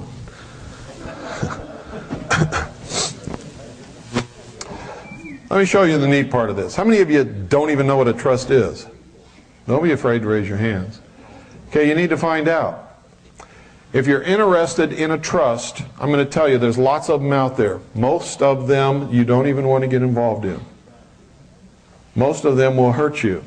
Most of them will not educate you properly. They'll give you a few pieces of paper, tell them if you fill them out and sign them and go file them here or there, that you've got a trust, and it's not true. It's a lie. And it'll get you in trouble. Okay? If you really want to get into a real trust that is solid, and you're willing to do what's required, when you're required to do it, and before the expiration date, fulfill all the requirements of the trust, and faithfully execute the paperwork, and have the meetings of the trustees, and all of these kinds of things, you can have a trust that will be iron-bound, can't be broken, will protect your assets for your children for as long as they live, and it's going to cost you about $10,000. And you can't buy it from me, but I know where to send you. If you're interested, send me a letter, and I'll send your name and address to the people who can do it for you right and who will guarantee the trust for you when it's done. But that's what it costs, $10,000. And they will train you and educate you and help you all along the way. Nobody else will do that. So if you're interested, write me a letter, let me know. Is it worth $10,000? You better bet your boots it is. Just the first year alone, it's worth $10,000 because that's what you're going to pay in taxes without it. Everybody in here, you're going to pay taxes. Most of you are going to pay at least $10,000, maybe more. Hi, Allie. Hi, sweetheart. You want to come up here with me? Come on. So let me just demonstrate to you a little bit about a trust. Come on up here, honey. Come on, let me have your left hand. Give me your hand. That's it. You can come up here with Poppy. Okay? Oh, you want to talk? Let me do this thing for everybody. What time is it? It's after 7? Okay, I'm going to do this real quick and then we're going to be finished, okay? And then I'll see you tomorrow at 1. In a trust, what you do is you have a family trust. Bill? Yes? People real quick, you got to leave. Maybe give an overview of what tomorrow. It's not going to cover anything we talked about today. It's going to be a lot of Area 51 stuff, a lot of slides. It's going to be really interesting. Is what it's going to be. Okay, this is a family trust. A family trust is where you take everything that you own or have ever owned and you put it in trust for the beneficiaries. Now here's where you get in trouble. The trustees can have no interest in this trust. Okay? So you have to designate beneficiaries. They should be your children. They don't have to be your children. It can be anybody. The way we have ours set up is we have our children are the beneficiaries of the trust. Everything that we own has been relegated into the trust. We own nothing. I don't own this shirt. It belongs to my daughters. It's the truth. We own nothing. Ooh, what you got there? What in the world have you got? Annie and I are the trustees. We are the fiduciary agents of the trust. This trust has another trust, which is the business trust. This trust conducts all the business. The beneficiary of this trust is this trust. Okay? We also have 4 other trusts, all of which the beneficiary is this trust. This trust owns all our vehicles, automobiles, conveyances, whatever. This trust owns all firearms. And I mean owns them. We don't own them. If we want to use one of these vehicles, we have to lease it from this trust. If we want to use a firearm, we have to lease it from this trust for the period of time that we're going to use it, for whatever purpose. This trust, I forget what's in this trust. This trust is, I forget what's in that trust too. There's another trust over here, which is the charitable trust. Everything that's left over at the end of the year from all of these other trusts is donated to this trust and is tax deductible. Those trusts pay no income taxes. This trust is a charitable trust, nonprofit foundation, which pays no income taxes. But every year, 5% of what goes into this trust must go back to the community. This money does not belong to us. The library is in here. 101.1 FM is owned by the charitable trust. It's a community service radio station. Okay? It all goes to the community. This is how we give back to the community, to our country, to our fellow men, to our neighbors. It's not ours. We can't come and take anything out of here. If we need a loan, we can borrow money from this trust, but we have to pay it back. Annie and I, as trustees, are paid a salary by each trust for maintaining the trust. I get $25 a year for each trust. Annie gets the same.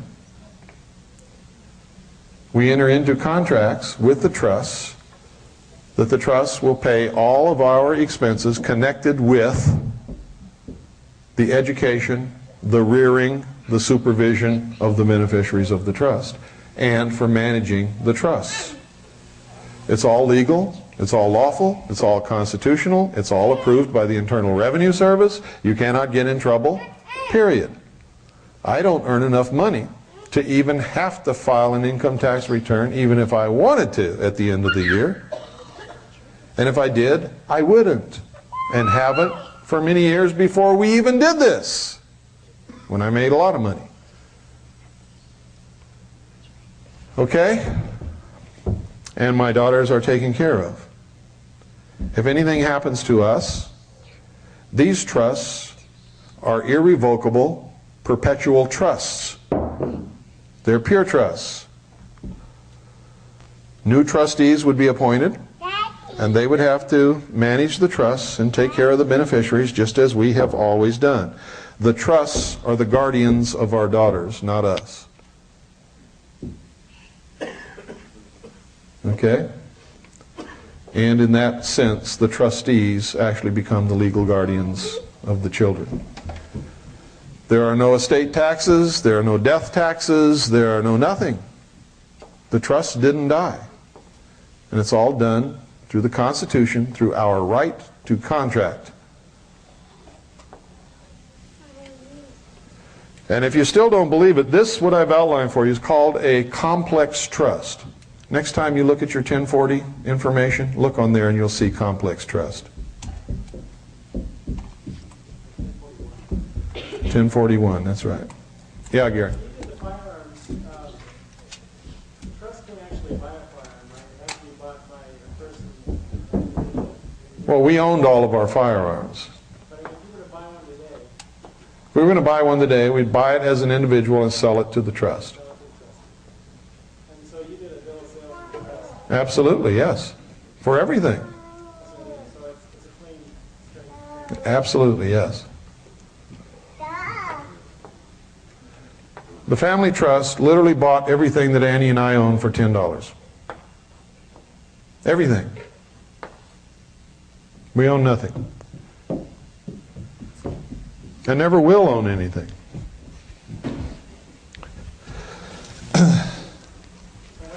Now that's commitment. What do I need with anything? I happen to know from personal experience that if you fall in love with material things, if you can't turn your back on everything that you own and walk away right now, you're enslaved. That's right. Yep. Literally, you are enslaved.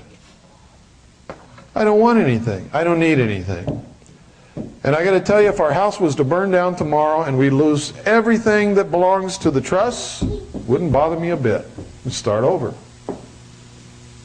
I, of course, would be concerned for the children losing part of their security, to take care of them until they become old enough to quit being beneficiaries and become trustees, because that's what the children ultimately become.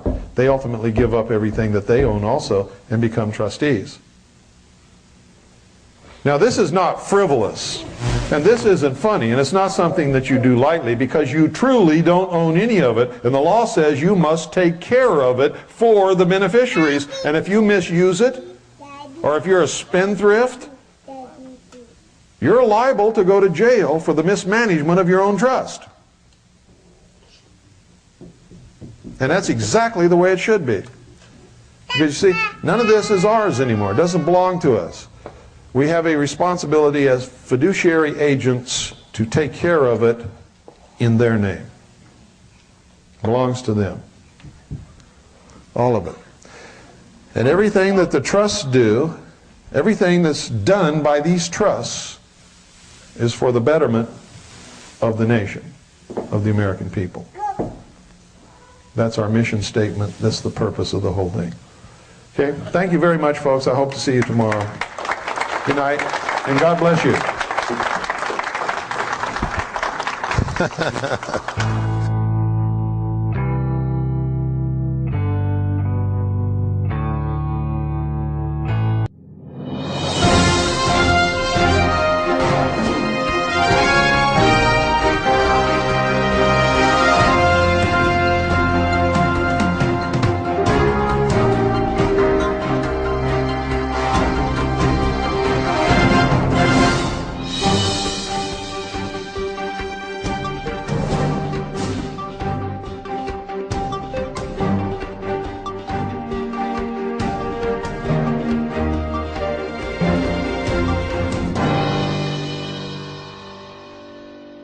Okay, if everybody will stand and pretend there's a flag up here, who's going to lead us in the pledge? I pledge allegiance to the flag of the United States of America and to the republic for which it stands, one nation, under God, indivisible, with liberty and justice for all. Thank you, baby. Thank you. Thank you, Pooh.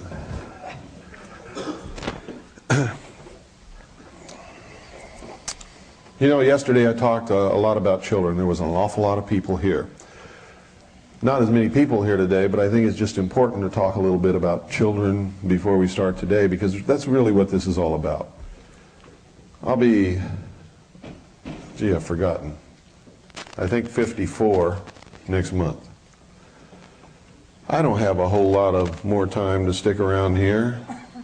And Annie and I could probably just go and, you know, make a good living, and with the rest of our life just have a great time and party and do what we want to do. But it wouldn't be the responsible thing to do, because we would be living this total mess to our children who don't deserve it.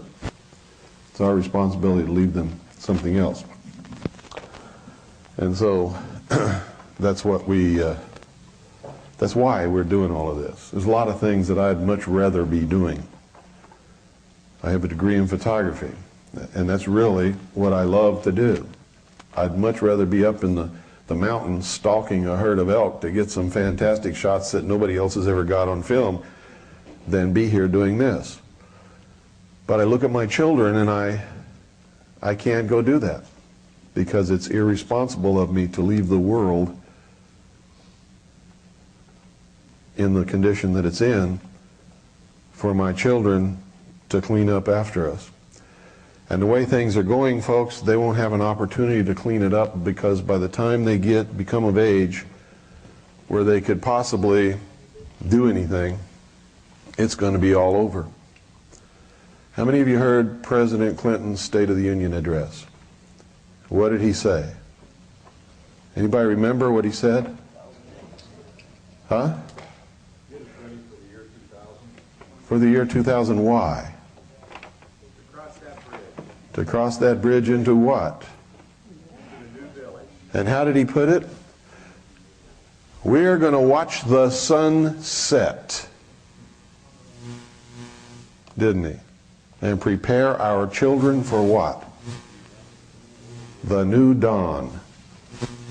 Now that went right over the head of most Americans, but if you've studied the symbology of the mystery schools and the Illuminati, the fraternal orders that are bringing this about, the socialists, the Marxists, the communists, who all speak that kind of language, what they were saying is, we're going to destroy the world as it is now, and we're preparing our children for the new world order. That's what he said. Most Americans didn't understand a word of it, didn't even know what in the world he was talking about. But I did, and a lot of other people did, and every initiate on the face of this earth was sitting there with a big smile on their face, laughing at the rest of us profane fools. Cattle, they think we are. Their conception of us is a nation or world of people who will not use their intelligence, are no better than animals who have no intelligence, and therefore are beasts of burden and stakes on the table by choice and consent, and are our lawful prey. How does that make you feel? How does it make you feel? How many of you have a 32nd degree Freemason in your family?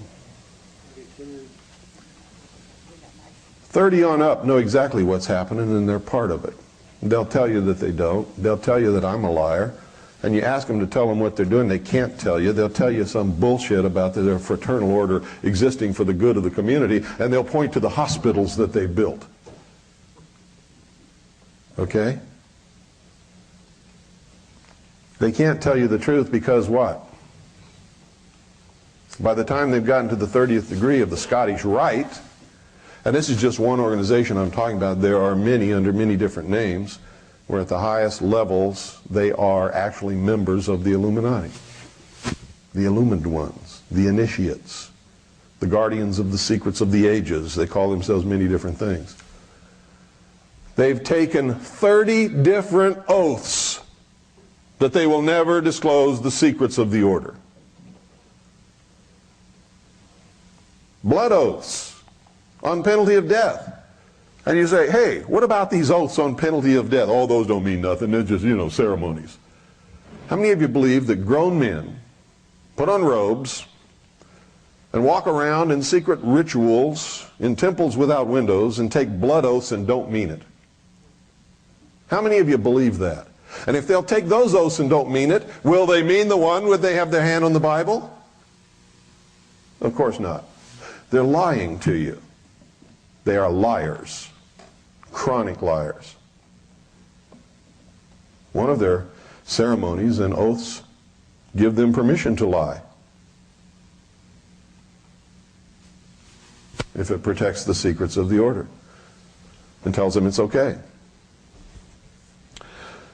Now, it's important that you know this symbolism so that you understand what these people are talking about. Because Clinton was talking to the nation in the language of these secret orders, and it went right over everybody's head. They didn't even know what he said. And he gave the timetable. What was the timetable? No, he said it in days. 1,000 days, didn't he? Recently at a press conference, Sarah McClendon asked him a question. How many of you saw or heard that or read about it?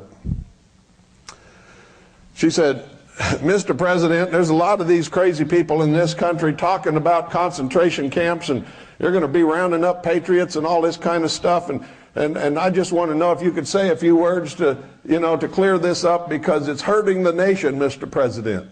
What did he say? No, he didn't say it's posh. He did not deny it. What did he say?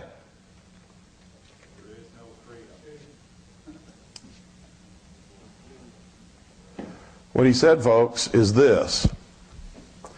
He says there's some substance to that. And they can talk all they want to.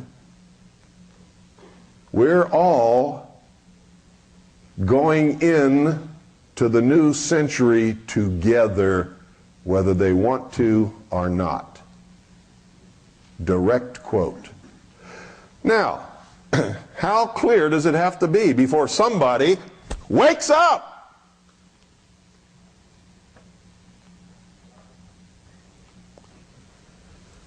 How many days do we have left now? See, I told you yesterday, I'm not nice to people anymore. There's no time to be nice. No time to stroke you and make you feel good. I got to wake you up quick.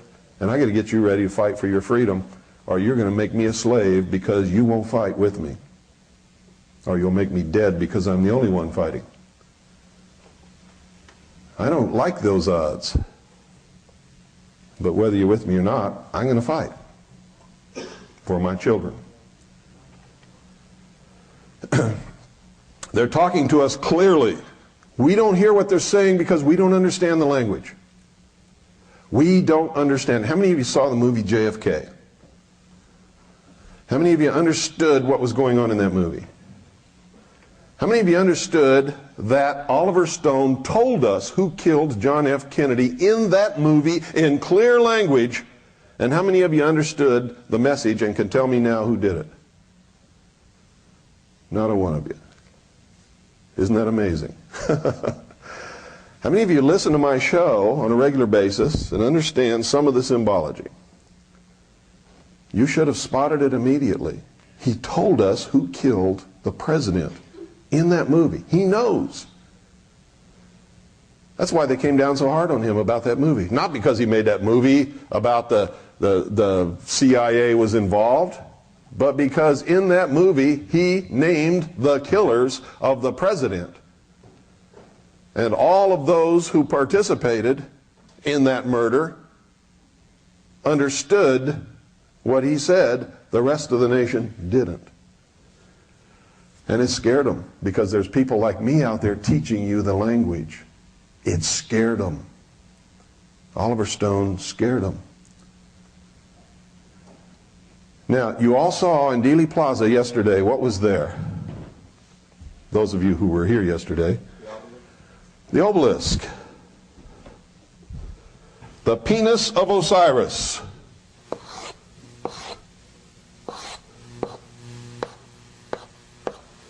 What was on top? The eternal flame. It's divided into 14 blocks, right? I'm not going to put exactly 14 here, but you all know that, right? Right next to it is what? Reflecting pool. Long, rectangular. That's the vagina. This is the penis. This is the vagina. This is the masculine. This is the feminine. This is Osiris. This is Isis. Osiris represents the sun. The reflecting pool represents the moon.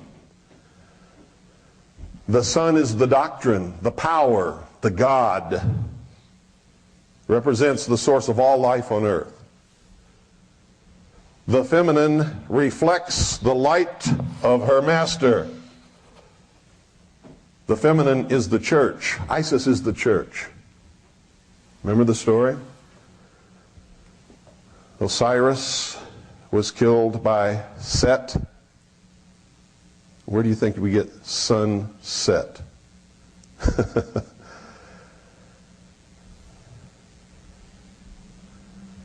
Osiris was killed by Set, chopped into 14 pieces. His body was scattered all over the kingdom. That represents the death of the true religion. The religion of science, the religion of the mind, the religion of ancient Babylon. Was killed by what? What was it killed by? Who killed it? Nobody knows? No. Who destroyed the ancient pagan religions? The Christian religion. Christianity. And Christian kings and queens. Okay? The three blows to Hiram Abiff represent this same story in the Masonic initiation. Hiram Abiff represents the master builder of the temple. The temple represents what? The salvation of mankind, doesn't it? Has nothing to do with Christianity or Judaism. This is all metaphor, symbols that convey a message. He was killed by three profane workers who wanted to know the secrets of the master. They couldn't wait to be initiated and to learn in the proper manner. They killed him. They killed him and they suppressed science, intellect, and the evolutionary progression toward perfection of humanity. This is their story, remember. It's not mine. I'm telling you what they believe, what I've learned in many years of research. Okay? In secret, they gathered together the pieces of the doctrine, the knowledge of the ancient religions. Put them all together in one place, but they could not bring it to life. Through the mystical union of the doctrine in secret with the church, behind closed doors of the lodges, this mystical union has produced the rebirth of Osiris, the intellect that was killed, as the child what? Horus. The sun rises on the horizon. Horus, the rebirth. The symbol of all of this together is the phoenix bird, who suffers the death, the mystical rebirth, and rises from the ashes of the destruction which killed it. So you have Osiris and Isis, represents the doctrine in the church, revitalized in secret, bring forth through this mystical union of the masculine and the feminine, the child Horus.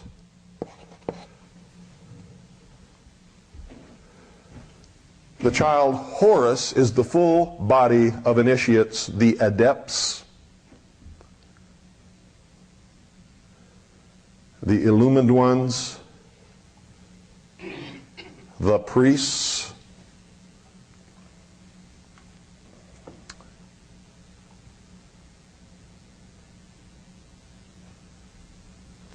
this was all represented in the ancient Egyptian mysteries as Osiris was killed by Set, sunset. He rode in his boat through the underground, through the mystical union between the dead parts assembled together by Isis, except for one. There produced the next morning the child Horus, which is the rising sun, who would then go to the zenith, do his father's work in the temple, become Osiris dying, and the whole pattern would repeat itself again. It meant something different in those days than it does now. What I've given you here is the modern interpretation. And these people have one goal. They have a great plan to unite all humanity on this earth in one world government, eliminate all existing religions, and put shackles on the mob. That's their goal. They're sworn to that. Everybody in America looks around for the enemy. They can't ever find the enemy, because the enemy is your mothers, fathers, grandfathers, brothers, sisters, uncles, aunts, and friends next door who belong to these secret orders. Freemasonry, AMORC, the Rosicrucians, the Knights of Pythias, the Knights of Malta, the Knights of St. John of Jerusalem, and I could go on and on and on and on. The ones at the lower levels don't know dip about what they're involved in. They're the fools. The ones at the highest levels are members of the adepts, the Illuminati, who work behind the veil, who are the 1,000 points of light, to bring this to fruition all the time.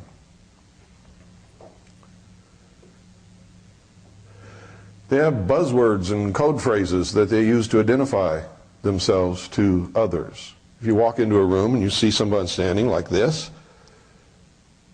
he is a member of this secret order. He's identifying himself to others who know the secret signs. He has his feet in a 90-degree angle, and that tells every other adept in the room that he is one of them. There's another code word that a very famous man uses. When I raised my arm to the square, because when they take their initiation, they become in the 3rd degree, they put their arm on an open Bible on a square.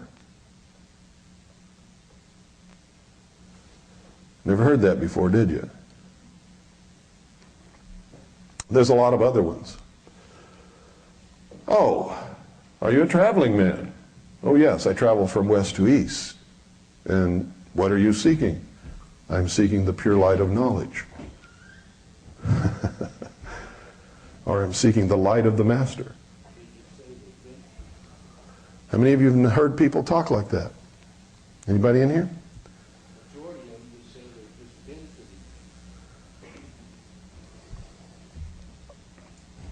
And they're always going from west to east. Why? Where does the sun rise? In the east. In the lodges, where's the source of knowledge and society come from, civilization? The east. Always. Why does the master of the lodge have his chair in the east? He represents the rising sun, the new dawn, the golden age. See, when Clinton made that statement to the Congress and to the world, he was delivering a message. We're going to reach the fruition of the work of hundreds and thousands of years of our secret order, and we have 1,000 days left until its reality. And we are preparing our children for the new dawn. That's what he said.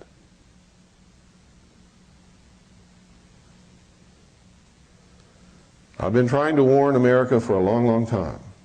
Time has run out, folks. It's all over. You have some serious decisions to make. You're either going to bend down and put the chains on your own ankles, or you're going to stand up and fight for freedom. And you better be making those choices now, because the day the fighting starts, it's too late to make your choice. You won't be prepared. And you're not too old and you're not too young. Because in this battle, you can't sit on the fence. You can't sit on the fence. So here we have. What do we have in Washington, D.C.? What is this? Washington Monument. Well, if this was a Christian government, why do we have the penis of Osiris standing in our capital city? Next to a representation of the pagan goddess Isis in the reflecting pool. And what is at the end of the reflecting pool? Pardon?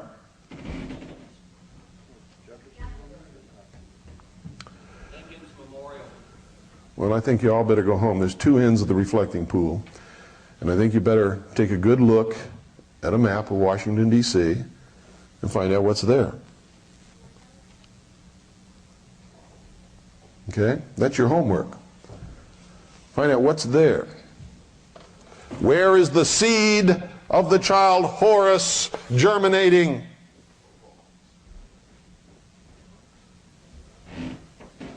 And producing the New World Order.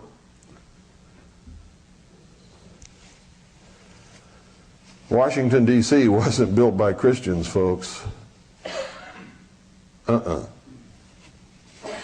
No, sir. And no, ma'am.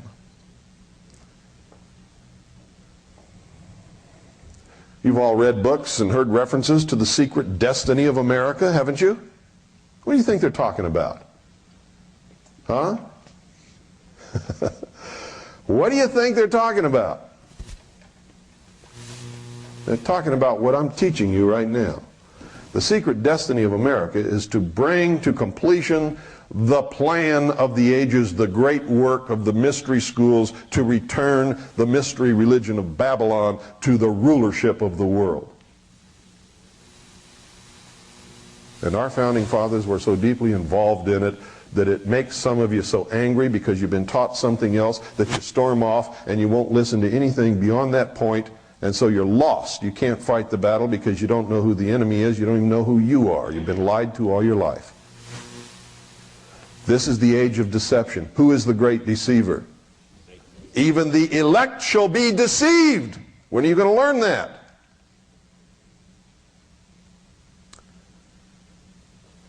How can you claim to be the elect if you're a Christian and then get insulted when I tell you you've been deceived? Your own book tells you that. You've been lied to all your life. All of us, not just you, me, everybody. I wasn't born with this knowledge. Most of my life was spent in stupid occupations and endeavors that meant absolutely nothing to anybody anywhere except in my silly mind.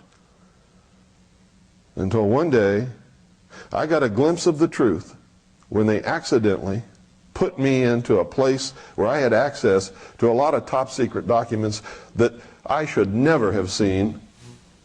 And all of a sudden a light came on in my head, and I spent the next 20 years trying to figure out what it all meant.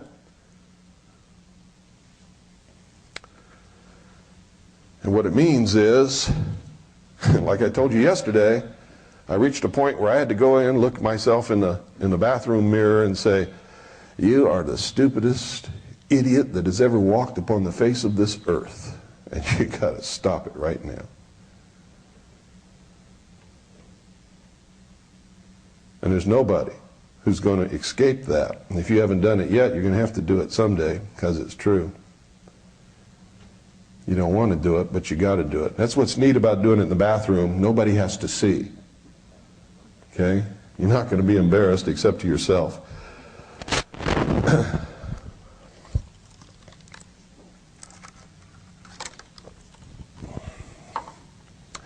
So look at all of this. You know what it means now. You know that they're speaking in a language that you've never understood before. Now you know how to decipher that much of it. Now go back to JFK. Remember when he went to Washington, D.C. and he met Mr. X in the Capitol steps? Remember that? And he walked along and they're talking and they sit on a bench. Well, in reality, this never happened. He put this in the movie so he could tell you who killed Kennedy.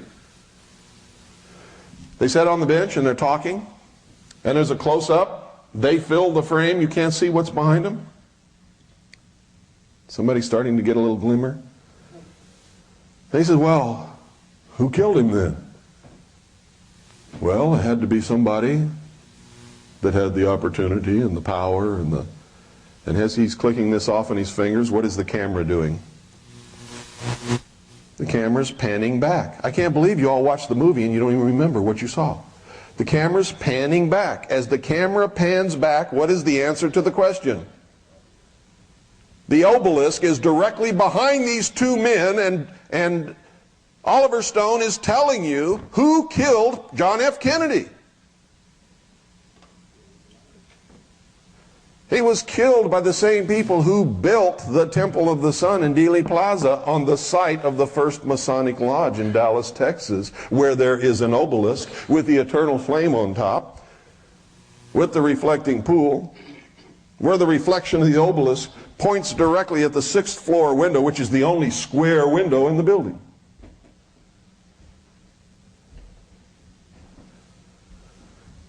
Where there are the 4 quarters of the Temple of the Sun. Dealey Plaza is in the shape of a pyramid with a capstone missing. What is the eye on top of the pyramid in place of the capstone? It's the tunnel under the railroad overpass. Wow! Now is it starting to make sense to you? And how are they laughing at all of us? How are they laughing at all of us? What did they put on the slain king's grave, the sacrificed king's grave? What did they put? The eternal flame. They marked their territory like a dog pees on a tire. They said, we killed him, and this is a message to everybody, don't mess with us. We are the philosophers of fire. We are the guardians of the secrets of the ages. We are the all-powerful hidden force of humanity, and we are going to enslave the world in our new world order, whether you like it or not. And they can do it as long as everybody remains stupid and doesn't know what's going on or who's bringing it about. If I had a 30-degree Freemason and a 32nd-degree Freemason in my family, which I thank God I don't, I would knock the shit out of him tonight. And that's the truth. And the same goes for Eastern Star. That's co-masonry. And at the highest level, they're exactly the same.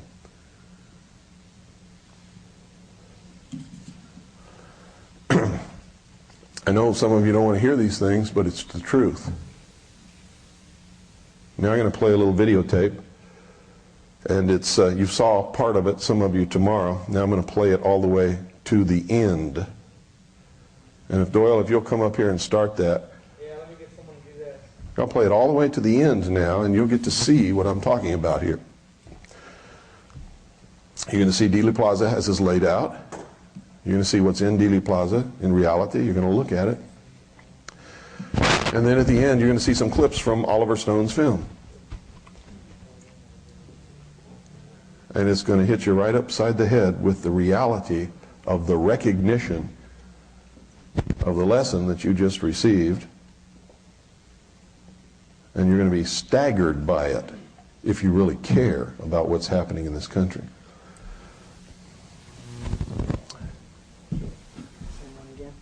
Yeah, the one that had the, yeah, that's it. Watch out for the speaker, we get a lot of feedback. Okay.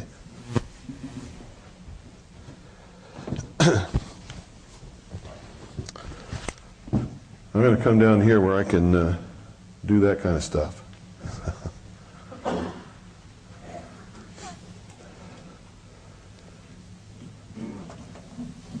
Rewind it all the way, Bill. Yeah. Okay, pay close attention to this, folks, and where it needs some elucidation, I will furnish that for you. If you're not in a position where you can see this screen real good, I would advise you to change your position now.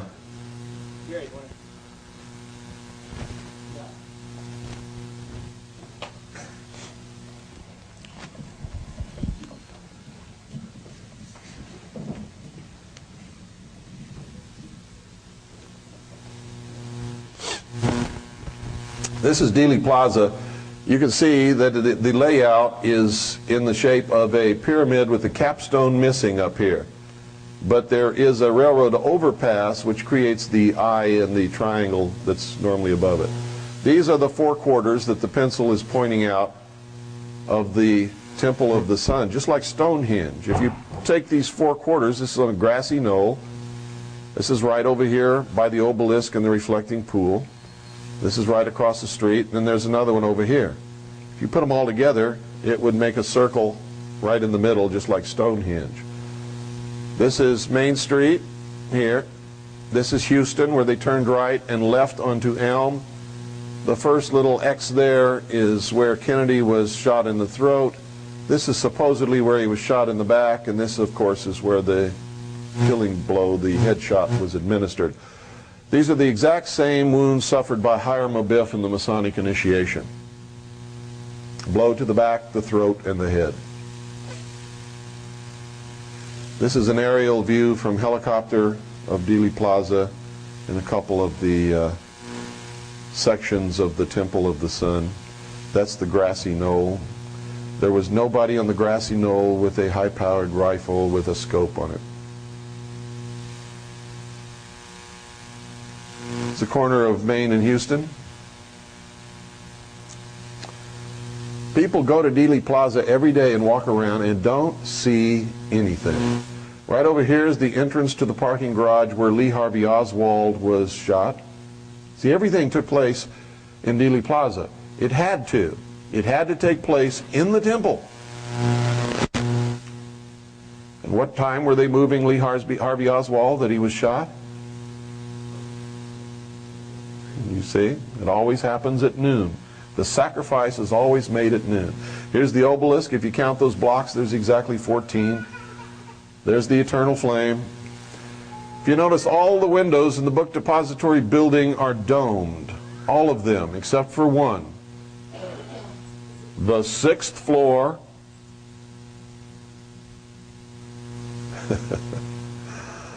How many of you realize it was the 6th floor? Where there's the only square window in the building out of which Lee Harvey Oswald is supposed to have made the shot. On that plaque you can see that it's dedicated to the First Fraternal Lodge in the city of Dallas. There you're looking at one of the quarters of the Temple of the Sun. Here's the obelisk, the Phallus of Osiris, with the eternal flame on top. First time I walked into Dealey Plaza, I knew instantly what had happened there and who did it. Nobody had to tell me.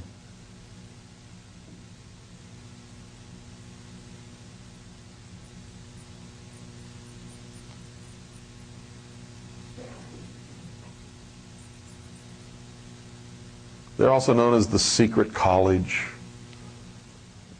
the secret government.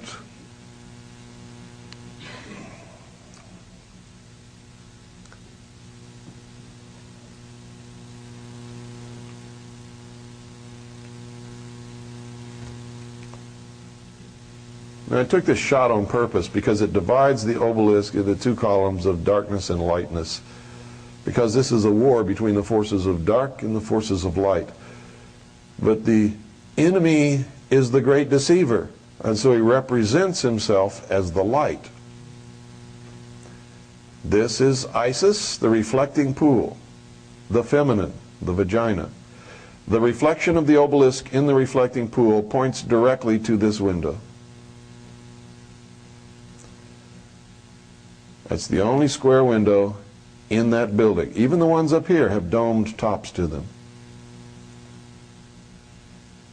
They keep that window propped open all the time with a little box in there so the public will know which window Lee Harvey Oswald was supposed to have shot John F. Kennedy from. However, he was not up there. This is where Oswald was shot, in the parking garage there.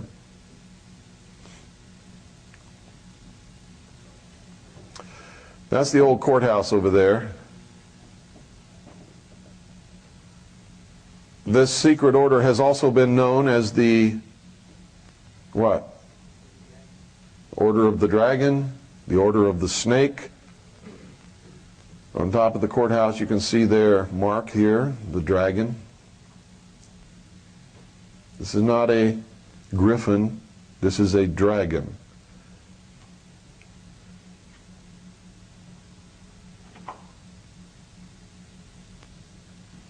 Look at all those people, oblivious.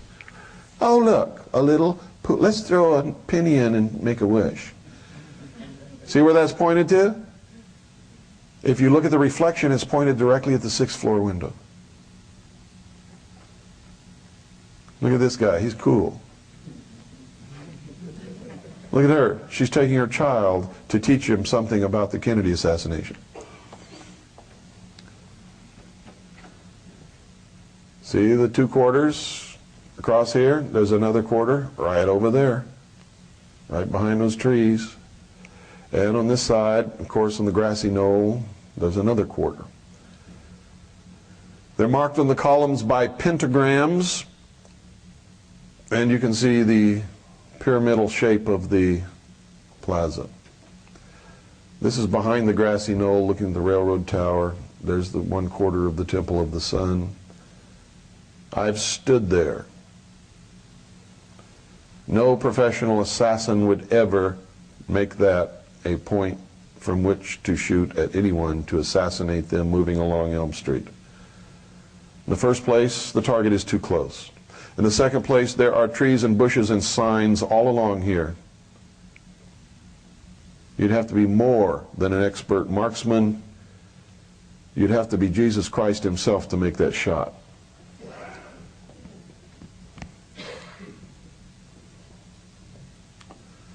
And I really don't think Jesus Christ would be up to it. That's the railroad tower where you've heard testimony about. Right over here is where Zapruder stood, right on there. See that little wall?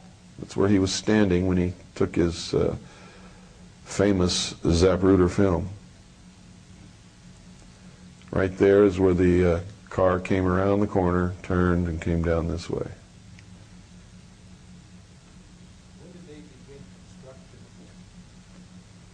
Long before Kennedy was assassinated, this was built. Now, if you go back and read the writings of the adepts of this order, you'll see that there's certain things had to transpire in order to create the New World Order, and one was to sacrifice the king. Another one was to change matter into energy, and all of these things happen on the 33rd parallel, all of them. Why? Anybody know why? Now, as the sun traverses in its path from midwinter to midsummer, it traverses what? 33 degrees. 16.5 degrees on each side of the equator. Isn't that true? Is that 33 degrees? You bet your boots it is. So, it begins its work at 30 and ends its work at 33. Coincidentally, so did Jesus Christ. So do the Illuminati. They begin their work in the 30th degree and they disappear behind the veil at the 33rd degree. And then they have another 63 degrees up the ladder that they can go, actually 66 degrees. And then from there they can go laterally into the Ordo Templi Orientalis, which is Aleister Crowley's organization, for another 9 degrees. So you may see people who signed their name, and after their name there will be 33, 96, and Roman numeral 9. Those are the highest adepts in the secret orders that are bringing about the destruction of the world as we know it. This is from the railroad overpass.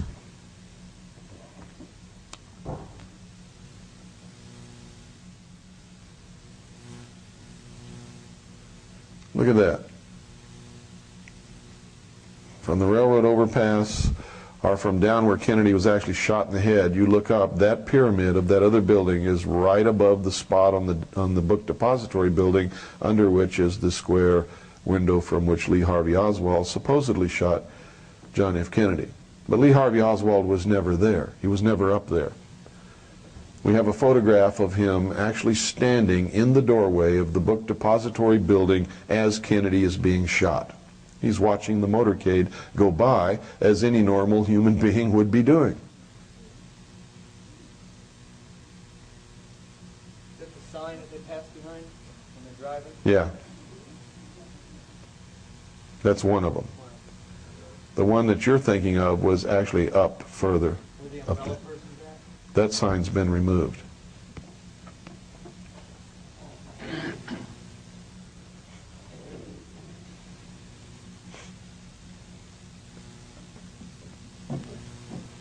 There were also 3 hobos found in a railroad car who were arrested and then let go. One of them, of course, was who? Howard Hunt. We also know the identities of the other 2. They represented the 3 murderers of Hiram Abiff in the Masonic initiation. Jubelo, Jubelum, and Jubela. They had to be there because this whole thing is symbolic, it's ritualistic.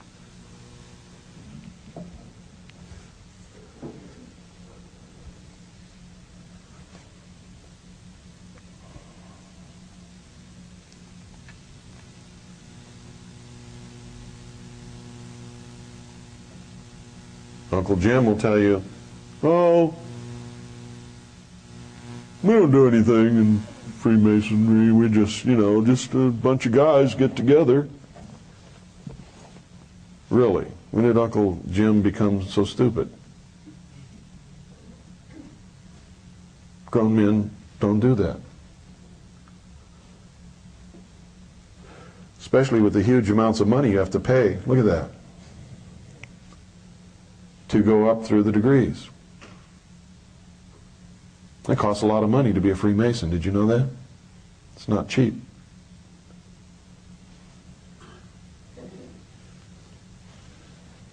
You see in each of those posts, right there, there's a pentagram. Would you point that out, please, the pentagram? It's on the posts of the sections of the Temple of the Sun. Everywhere there's a post and the top member crosses, there's a pentagram. When it went in there for that close-up, you could have seen them very clearly. But I failed to point that out at that point. But if you go to Dealey Plaza, you'll see them very clearly. Also, if you purchase our Zapruder tape, it's on there. All of this footage is on our Zapruder tape, including the Zapruder film, including frame by frame, so that you can examine every frame any way you want to, front, back, forward, all of it. Is that pyramid in the back of that building or the top of it? It's in back. It's another building that's been built. There's John F. Kennedy, President in the Oval Office. Is there volume on this, Doyle? I don't remember. I don't remember where the volume comes in, but there's going to be volume coming up here shortly.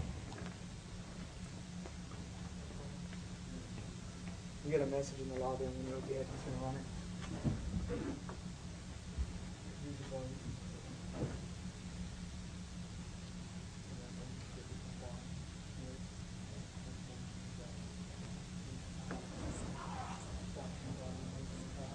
In 1974, they had a big white circle on the window of the book depository.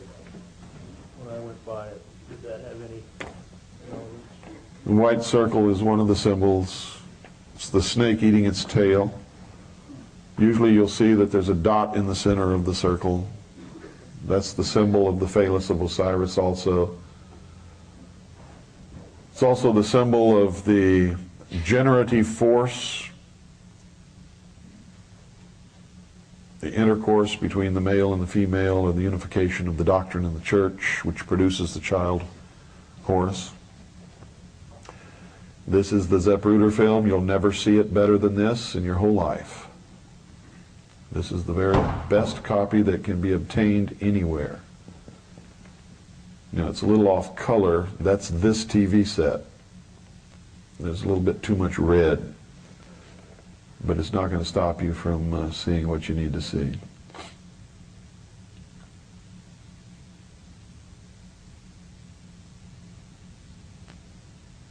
She wasn't retrieving a part of his skull on the deck of that limousine. She was trying to get out of there. See that white car under the underpass? That car was there and didn't start to move until Kennedy's limousine almost ran into it. That car belonged to the chief of police of Dallas. I should say the Dallas chief of police. Here it is a little slower.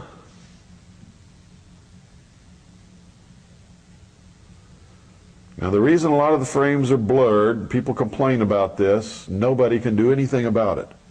Home movie cameras at that time in 8mm format that used Kodachrome had a shutter speed that could only go at its very fastest 1/30th of a second.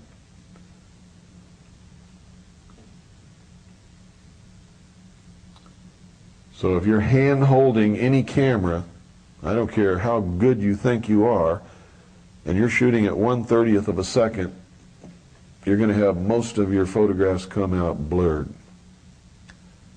especially if you're tracking something that's moving. Every once in a while, through a trick, see, here's the umbrella.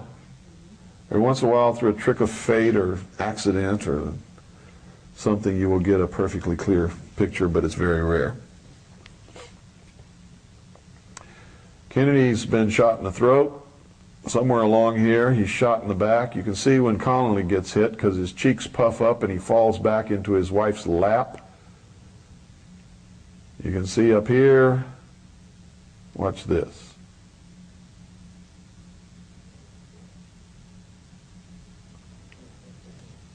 It appears that the driver turns around and shoots Kennedy in the head. Shortly after that, you see a big flash here. When you slow it down and examine the whole frame, you'll see glass shards falling down, which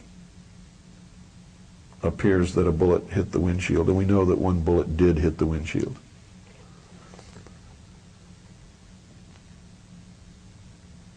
Jacqueline was trying to escape from that car.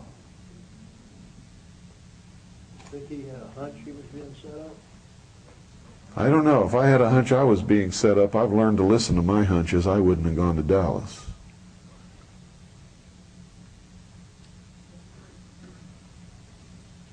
And I don't think John F. Kennedy was a fool. He certainly didn't impress me as being a fool. So I don't think he had the slightest idea.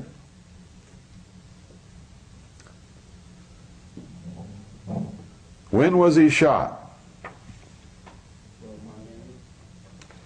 November what? 22nd. What month is November? What day? Add the two together, what do you get? 33. Dealey Plaza is just a very short distance from the 33rd parallel. In fact, on a very large map of the world, it is on the 33rd parallel. You get down to nitty-gritty, large-scale maps, and it's a little bit off. But it's close enough for their work, because I'm sure that First Fraternal Lodge in Dallas was thought to have been placed on the 33rd parallel.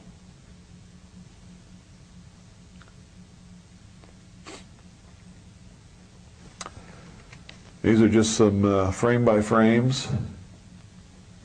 You see, these guys aren't too concerned the president's been shot. Oh, ho, ho, hum. Oh, me. Gee, what shall we do? Secret Service. They're supposed to protect his life. Do they look upset? They look concerned? No. Are they doing what they're supposed to be doing? No. What's the job of the driver of a car, of an executive or a president or a member of government when he is attacked? Protect him and get him out of there. That guy in the passenger seat should have climbed over that seat and thrown himself over the president. That's his job. The driver should have got that car out of there as quickly as possible.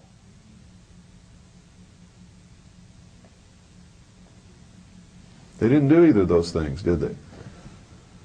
No. When we examine this very closely, we find some strange things. We find the emulsion scraped off the film here, here, all up here in the front seat. Up here we find, some people say that's a reflection on Kellerman's head, but it's not, because his headline goes right where I'm showing you. Well, I can't hold it steady enough, but right under here. It's actually floating above his head. It's not on his head at all. Emulsion was scraped off here. It was scraped off here. Emulsion has been scraped off up here. This is not chrome. These are the visors of the car. You'll see flesh that appears to throw the same reflection as sunlight on chrome. That's impossible. All of these white places, you see, this is actually where it's been scraped off, not only on his head, but up into the grass.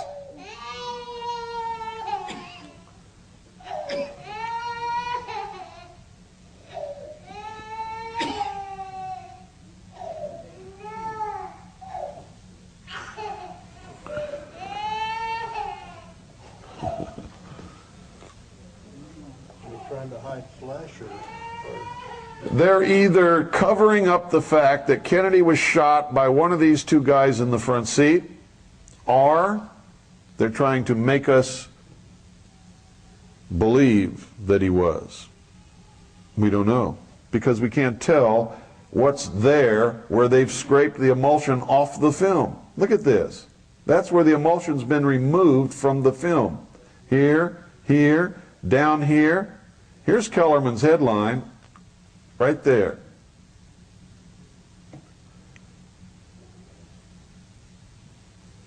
Connally made the statement that he saw and felt the shot that killed Kennedy. What we can't see is Greer's right arm. Where's his right arm and what's it doing? Look at this, Kellerman's head, if that's a reflection. See, here's his headline right here. When you blow that up, it's easy to tell. So there's emulsion scraped off the film above Kellerman's head and across Greer's face, all across here, across Kellerman's forehead, inside the car where there is no sunlight hitting at all. There's no sun hitting down in here. It's all in shadow. So we don't know what they're trying to hide or what they're trying to make us believe. You can't tell. When the film is played at normal speed, it looks like Greer turns around and shoots the president. When I was in the Office of Naval Intelligence, I saw top secret documents that said the driver of his limousine, William Greer, is the man who administered the headshot. Would Mrs. Connolly and especially her know if somebody fired a gun from the front seat? Why would they not? Sure they would know. Why would they not say anything?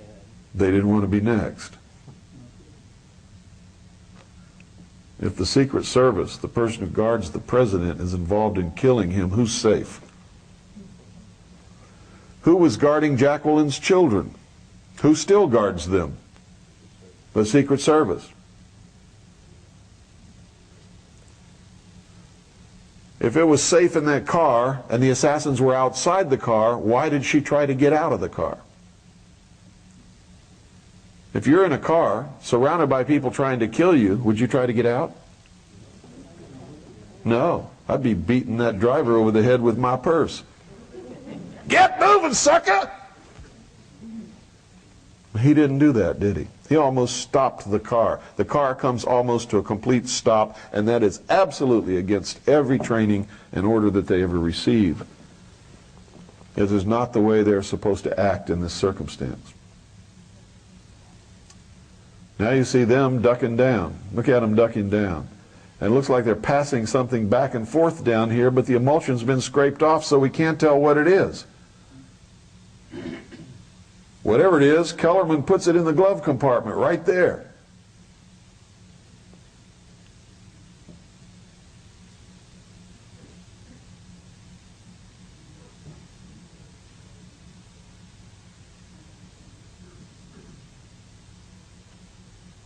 Look at this. This is flesh and clothing. Here's where something hits the windshield right here. See the glass fly? After they cut, too. Yeah. And that bullet came directly in front of the car. What's in front of that car? Another car parked under the overpass in which the Dallas Chief of Police is with another member of the Dallas Police Department. It didn't come from top of the overpass because there's people up there. And nobody shot from up there. Although there was a train on the tracks up there behind those people who were looking toward Kennedy's car, there could have been men with high-powered rifles on top of those cars with silencers shooting at the president. It's possible. And as soon as the president was assassinated, that train moved out, and nobody ever chased that train to find out if there was or not. But all this is conjecture. Conjecture means nothing, at least in my world. You can throw conjecture out, but don't ever start to believe your own conjecture or anybody else's. Only believe what you can prove. Conjecture is worthless. Yeah.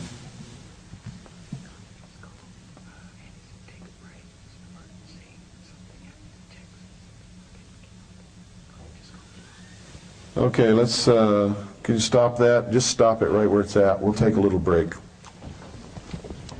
You're ready for one anyway, huh? Here, honey. Call John Palmer right away. This phone number. Let me repeat. Let me read. Yeah. Is Doyle out there somewhere?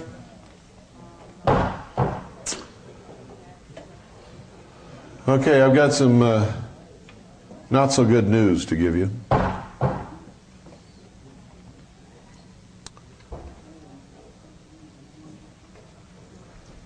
think most of you know by now that I'm the Director of Intelligence for the Second Continental Army of the Republic, which is one of the largest militias in the country. And our people are everywhere. So if anything happens, they notify me immediately. Just a very short while ago, some of the people from the Republic, the so-called Republic of Texas, went into town in Fort Davis in a van and were arrested by the sheriff.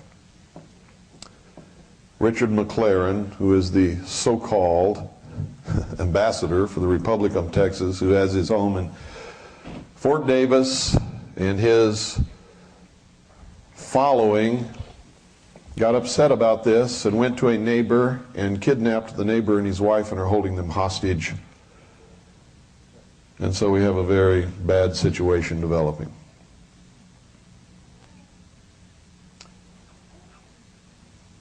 The official position of the Second Continental Army of the Republic, I have just spoken with the commanding officer on the telephone, is that since they have taken hostages, we cannot support them in any way whatsoever. They have done a no-no.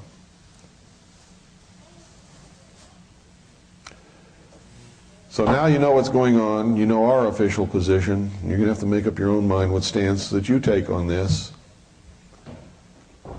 We've done a lot of study into this Republic of Texas stuff and find out that where they may have some legal grounds for what they say, they have screwed themselves by lying, telling an awful lot of lies, and they're split into three factions who have three different presidents of the Republic of Texas at the present time.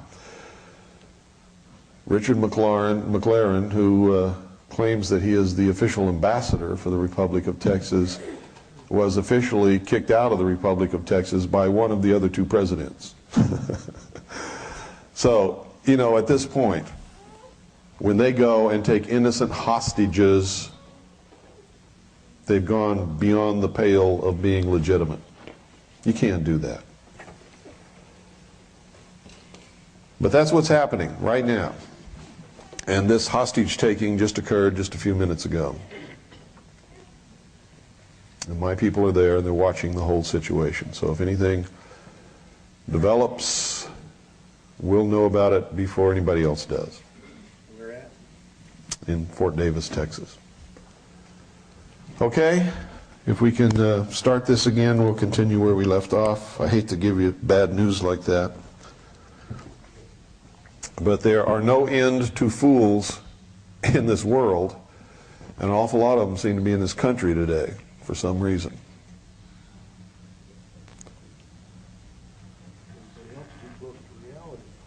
Yeah. Who's the video expert that we had? Has he disappeared? Could somebody, does anybody know where they're at?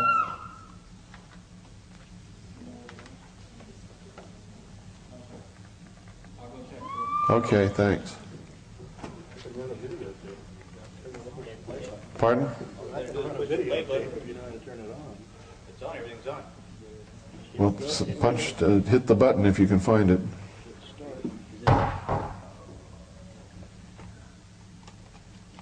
See, it's not so easy, is it? Big round knob up there that says play on the big. Here he comes. Here comes the expert.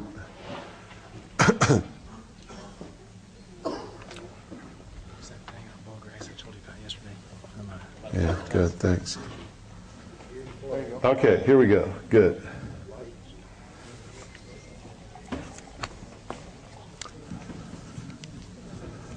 So, we continue. You can see in the back seat now, you can see nothing's been done to Kennedy or Jacqueline at this point.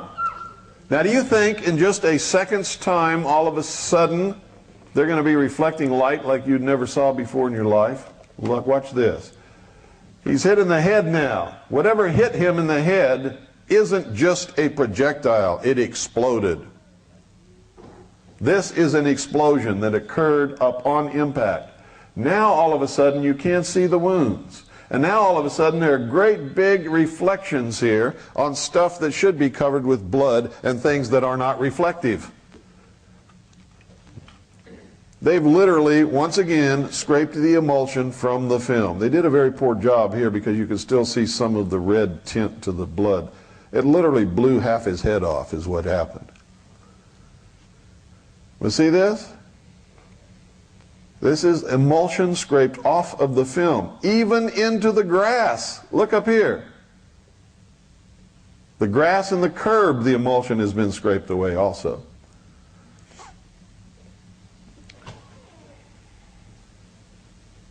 Now all of a sudden you can't see anything. Look at all this. This is scraped off the film, folks. All of this. It's all gone. Why did they allow the film to even exist? It's been easy to just... Well, once you know the film exists, it's impossible to say it doesn't. Too many people knew. Abraham Zapruder took it to the local processing place and had this film processed immediately, and he had them hurry up and do it, and he phoned all the news people. They showed it on TV that night. The whole world knew about it, and then the government said, oh God, we've got to get that film, no telling what it shows. They took it away from Zapruder, took it to the National Photographic Laboratory in Washington, D.C., and that's where we believe they did all this alteration to the film.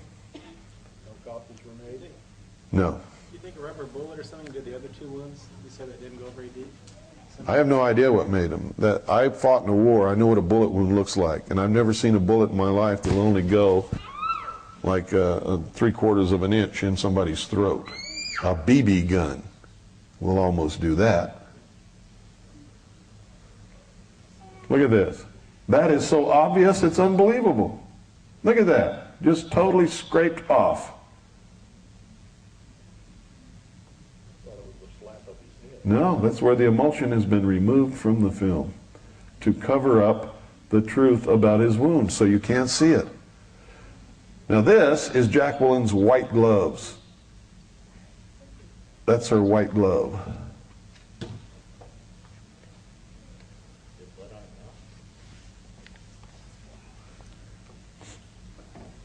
She has blood all over her. Look at her. Look at the horror.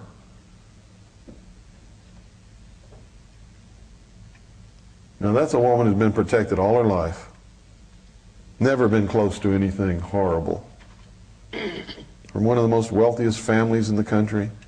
Taken care of, pampered, always had money.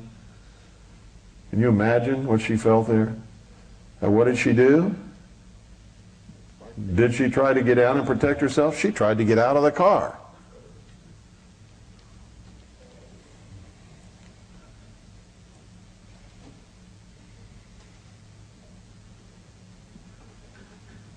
Connolly's laying down in his wife's lap, yelling, "They're going to kill us all."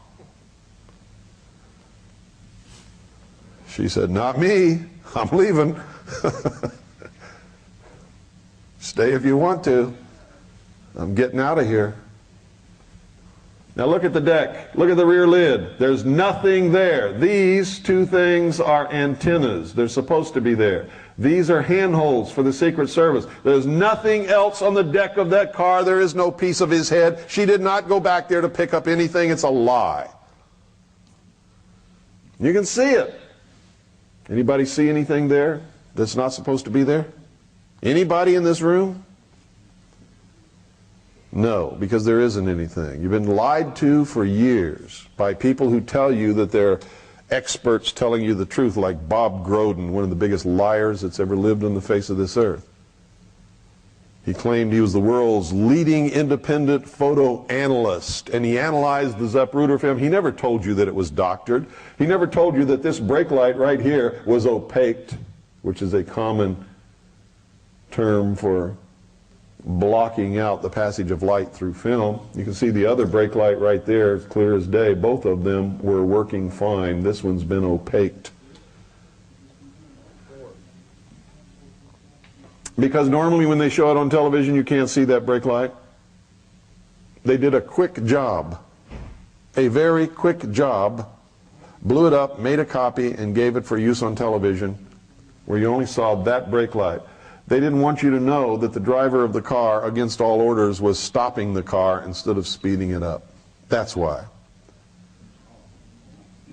He didn't tell you about all the emulsion removed from the film on Kennedy's head and in the front seat and the driver and the face and the head of Kellerman and Greer.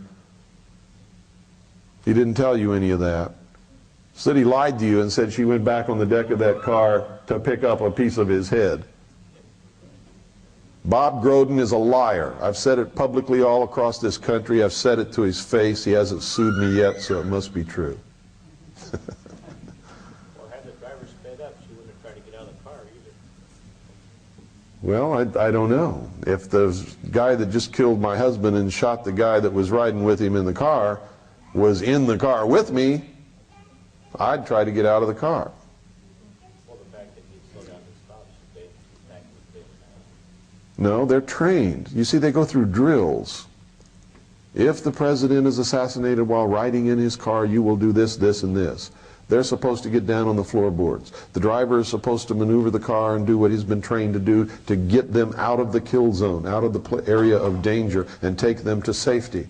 The Secret Service people following and in front of the the president's limousine have jobs that they're supposed to do. They're supposed to pinpoint the direction of the fire and return fire and kill those people as quickly as they can. Yeah, they've done that job in Reagan. They've Yeah. done what they're supposed to do in Reagan. That's right. The man who was in the front seat with Greer is supposed to climb over that seat and cover the president's body with his own. He didn't do it. This is all public knowledge. There's no secret about this. They didn't do any of it. There's the car that belongs to the chief of police. It's parked stationary under that overpass. It doesn't even move until Kennedy's car almost runs into the back of it, and then it clears out of there. What was it doing under there?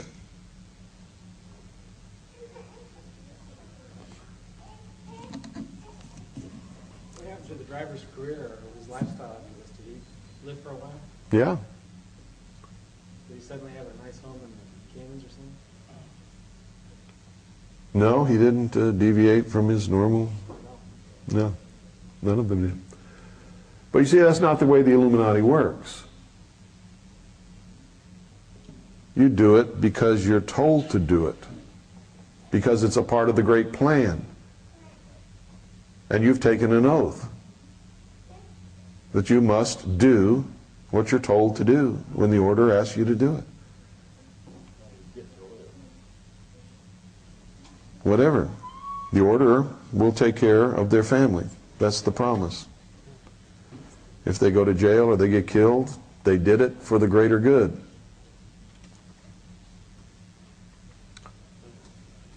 See that? That's the actual top of Kellerman's head, right there. This is actual Greer's shoulder, right there. You can see this up here is where the emulsion has been scraped off to either hide what Greer is holding in his arm, which is right there, or to make us believe that he's holding something in his hand. You can't tell at this point. Look at that. That's obvious. You can see the top of Kellerman's head right here. And that emulsion's been scraped up not only on the top of his head, but up into Greer's face.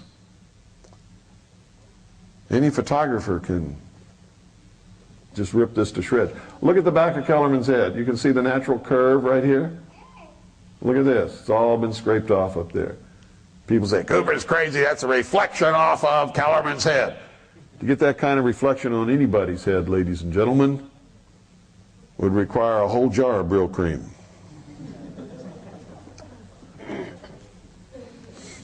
You think government agents grease up their head like that?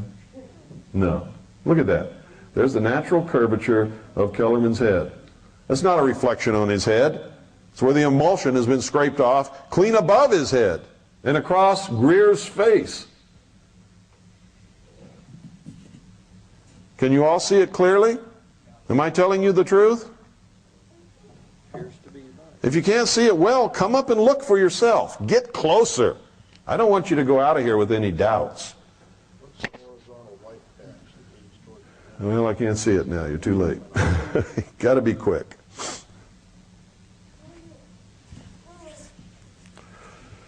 This is where it appears a bullet struck the window, the windshield. And we know that one bullet did strike the windshield. That's on record. They have admitted that. You can see glass fly there. And these are reflections off shards of glass that are flying down beside the car from that bullet strike. Now, a lot of you have seen the photograph of the car in front of Parkland Hospital with the roses in the back seat. How many of you have seen that? Everybody thought that was Kennedy's car, and they say, well, there's no hole in the window. It wasn't Kennedy's car. That was not the car that Kennedy was shot in. Didn't even have any blood in the back seat. There was blood all over the car that Kennedy was shot in. How many of you have been in a war? Nobody in here? I'm the only one? One other man? You've seen a head wound, right? A head wound is the bloodiest thing you'll ever see in your life. Great amounts of blood flow to the head through the carotid arteries. You're shot in the head, blood goes everywhere. It spurts in a solid stream. I've seen head wounds. Head wounds produce lots of blood. That's why people get so scared when a little child hurts themselves on their head, because there's a lot of bleeding. They're not really hurt, but there's so much blood coming out, it scares the hell out of the parents. Look at this. Emulsion scraped off. Look at that.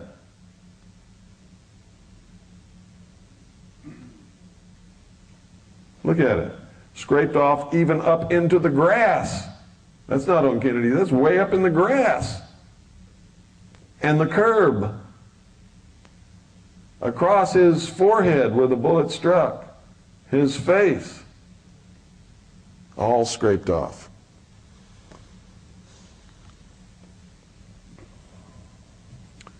Next time you see Bob Groden and he's talking to you and you're in the audience, say, tell us the truth, you lying sack of crap. Who's that? Who is that? Oswald, that's right. Where is he?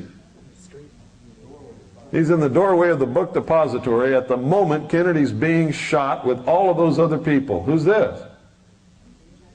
Lee Harvey Oswald. It's the same guy wearing the same shirt. They said he went home and changed his shirt. He didn't even change his shirt. He's got the same shirt on that he was wearing when he was standing in the doorway of the book depository building. These people have lied to us all over the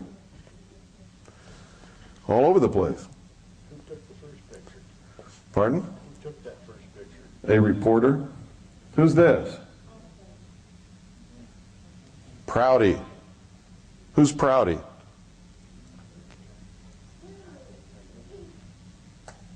Not for one moment. The cabinet was another country to get their perceptions. Turn it up. Truth in the air for possible line control. The telephones didn't work to get the wrong stories and spreading of anything. Listen carefully. Nothing was left to chance. He could not be allowed to escape alive. Well, I never thought things were the same after that. Vietnam started for real. There was an air of, I don't know, make-believe in the Pentagon and CIA. Those of us who'd been in secret ops since the beginning knew the Warren Commission was fiction. But there was something deeper, uglier. I know Alan Dulles very well. I've briefed him many a time in his house. But for the life of me, I still can't figure out why he was appointed to investigate Kennedy's death, the man who had fired him. Dulles, by the way, was General Wyatt's benefactor. When I got out in '64, resigned my commission. I never realized Kennedy was so dangerous to the establishment. Is that why? Well, that's the real question, isn't it? Why? The how and the who is just scenery for the public. Oswald, Ruby, Cuba, the mafia. Keeps them guessing like some kind of parlor game, prevents them from asking the most important question, why? Why was Kennedy killed? Who benefited? Who has the power to cover it up? Who? Who? Who? He asks the question and he gives you the answer. And it went right over the heads of the whole nation. Did Oliver Stone know who killed Kennedy? You bet your boots he did. He just told you right there. He showed you. Could he come out and say it in any other way and live? No. But he told you, didn't he? He did the best he could. He can't help it if we're all so damn stupid, can he? He knows what I know. He showed you. He told you. He asked the question, how plain can it be? And then he backed off the camera and showed you. Go ahead, let it go. Or I'll tell you what, let's just go into, take that video out and put in 2001. And we'll start from the beginning. I'm going to show you how they communicate all the time, and it goes right over our heads. We don't understand it. We don't know it. We miss it. How many of you saw the movie 2001? How many of you understood what you saw? You understood it? What? Give me the message. Pardon? Yeah? Okay, good. Rebirth in the baby. You got it. But the rebirth was what? As a new race in the new age. And the message was, if you can't make this quantum leap, you can't be a part of it. That was the symbol of the baby floating in space. The birth of the new root race going into the new age. And if you can't make this quantum leap and understanding that we're showing you in this movie, you can't be a part of it.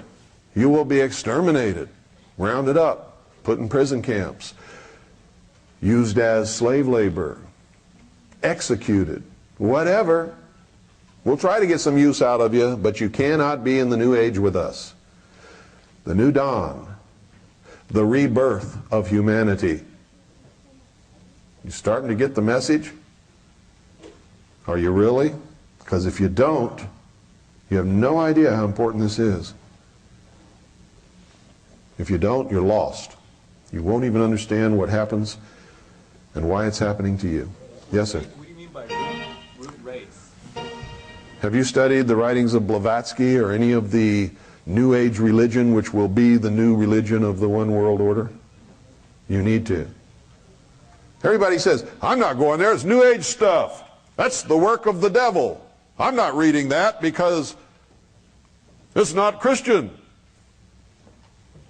If you don't read it, how are you going to understand it? How are you going to know how to fight the enemy if you don't know who the enemy is or what they believe? You've got to. Okay, back it up.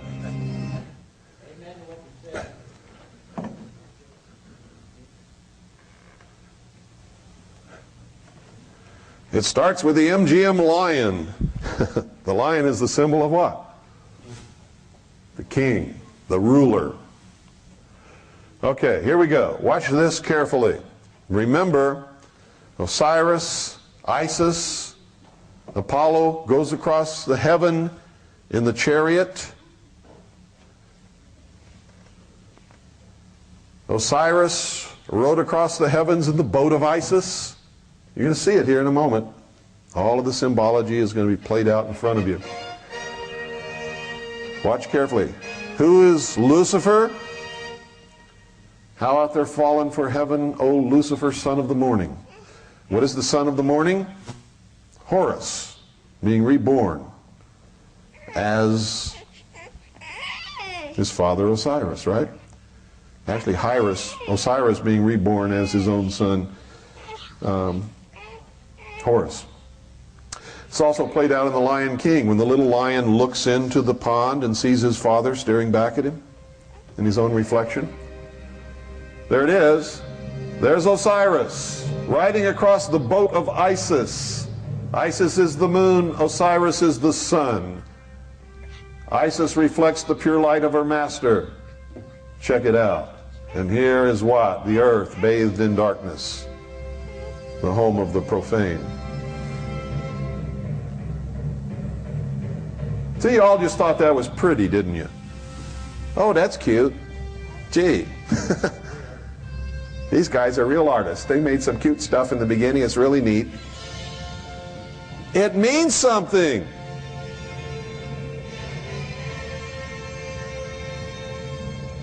They're showing you the mystical intercourse between the sun, the phallus of Osiris, and the moon, Isis, which produces the full body of initiates. The adepts, the Illuminati. The Illuminati have a god of light.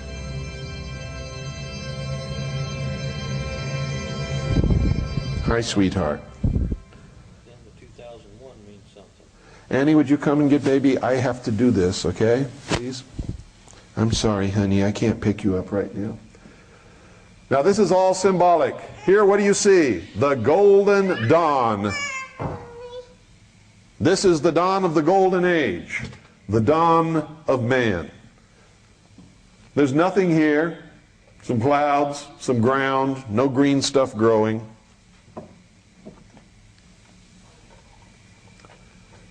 You can hear some insects begin to make their presence known.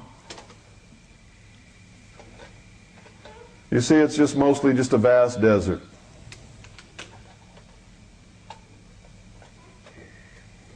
The sun rises higher, and what happens? You see things beginning to materialize. Trees, shrubs, some grass is growing.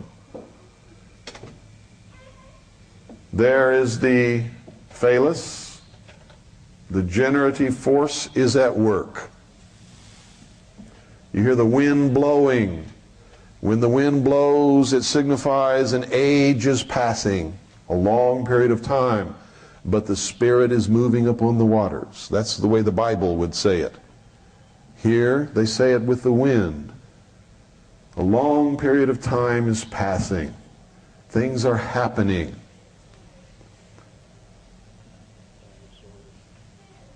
Animals come and go, and they leave their traces behind them.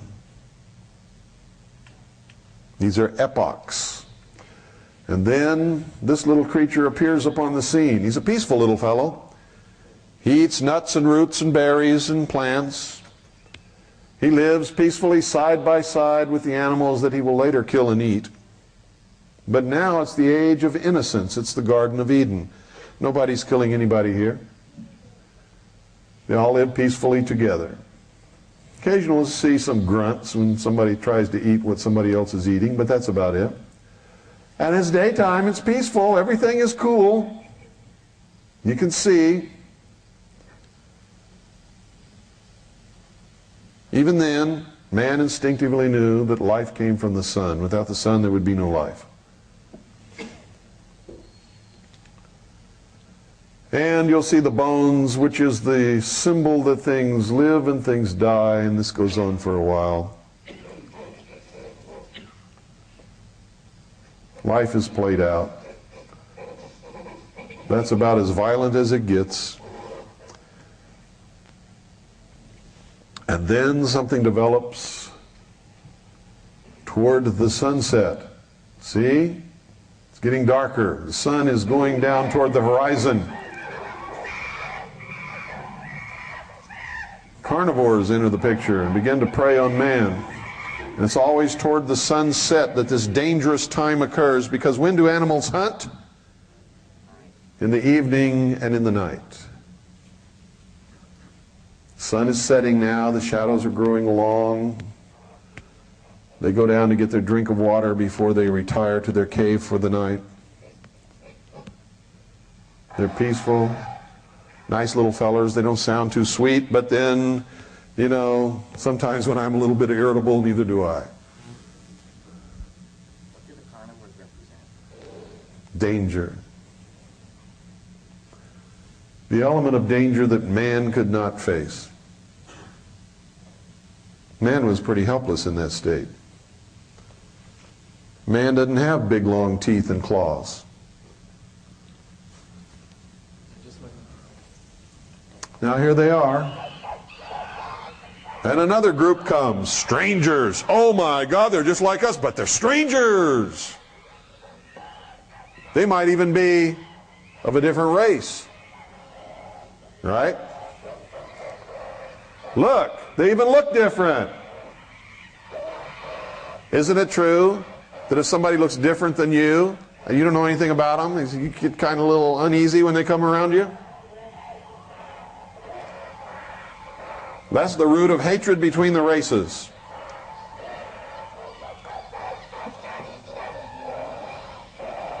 See, they're all bluster and bluff. Nobody's hurting anybody. They say, we're here first, we're drinking. Yeah, but you had your drink, get out, we want to drink. Well, why can't we drink together? Because you don't look like me, you sucker. And back and forth and back and forth. And so they go away and let the other guys drink. That's about as violent as it ever got. In the age of innocence, living with nature. But it was dangerous. That's supposed to be the golden age? Yeah, the age of innocence is the golden age. When man lived in concert with nature. When things got out of balance, nature took care of it.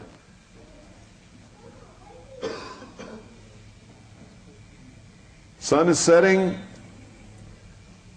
The leopard has its kill. Man retreats into a place of safety, which represents the womb. Goes in the cave. The womb. There's the womb. While he's in the womb, evolution is taking place. It's also nighttime. What happens at nighttime? Huh? Monsters come out. Gets dark, doesn't it? What happens when it gets dark? You get scared if you can't see what's going on around you. And if you were these guys, you'd have reason to be, wouldn't you? Anybody who says they never got scared in the dark is full of crap. It's the normal state of things. Most of us big guys aren't supposed to admit it, though, are we?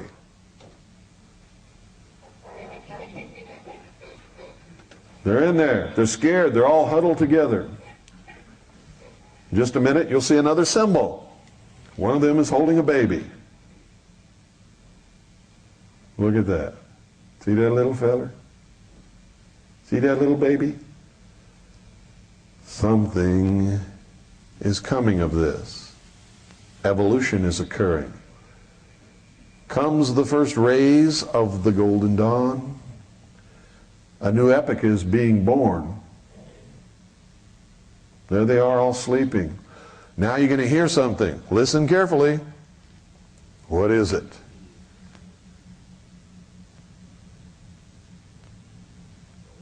He hears it. You go, uh-oh, something's going on, man. I don't know what's happening. It's light outside. Not supposed to be dangerous anymore. This is weird. Hear that? What is it? Bees. Another symbol of the mystery schools. What does it represent?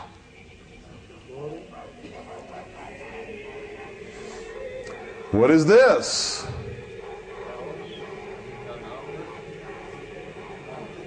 It's a monolith. It is the black stone of foundation. The stone of foundation that was here from the beginning. The Bible talks about it. The mysteries talk about it.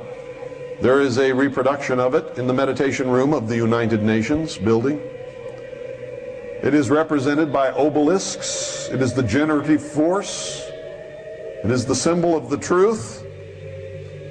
It is the symbol of the gift here of intellect to man in his primitive state by Satan.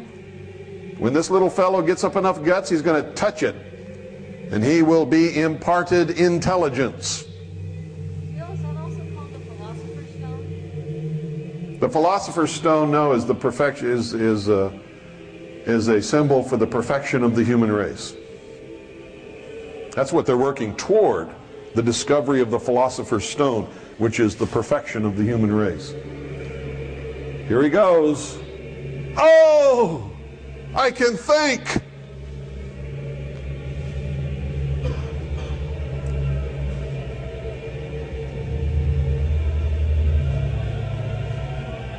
See, I've heard so many explanations for this from people who didn't understand the movie. Oh, it was extraterrestrials. Well, what were they doing? Well, I don't know, but it was extraterrestrial, I can tell you that. Yeah, really? Tell me some more. This is the stone of foundation. The smooth black stone that you will also find in the upper entertainment area of the Luxor Hotel in Las Vegas. How many of you have been there? How many of you have seen up in the entertainment level that shiny, smooth black wall that reflects everything? That's it.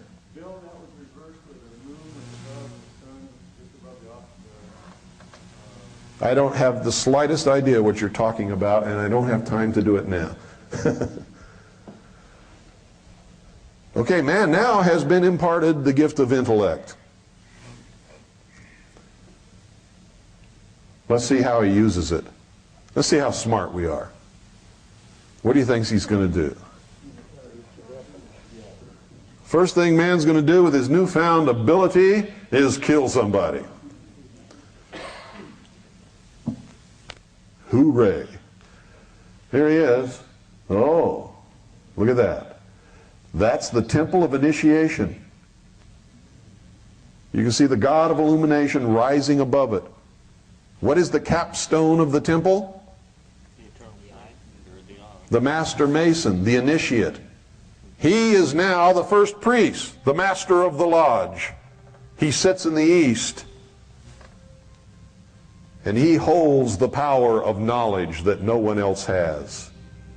He has the first original thought. He is the first priest, the first king, and the first power upon earth, outside of the natural realm of the forces of nature.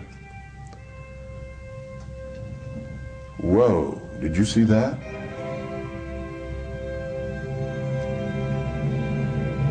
You know what he's thinking?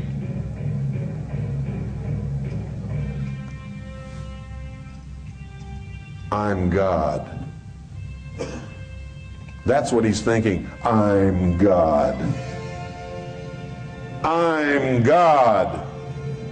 I have the power. I am the leader. Don't mess with me because I know something that you don't know. I can think.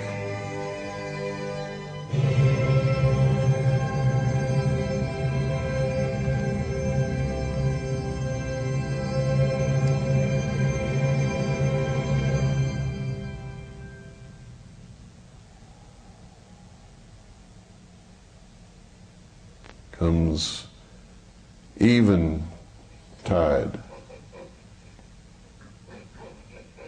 What's he eating now? Doesn't look like veggies to me. He's eating meat. He's learned how to kill his neighbors that he used to live peacefully with.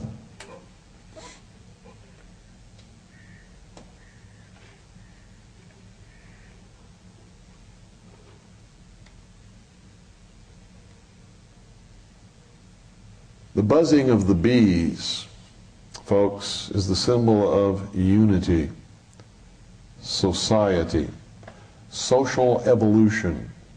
You'll see it everywhere the mystery school exists. You'll see it all over the state of Utah. The Mormon Church was founded upon the mysteries. The Mormon Church, in the secret initiatory rites of the temple, practices the mysteries. Joseph Smith was a Freemason, so was Brigham Young.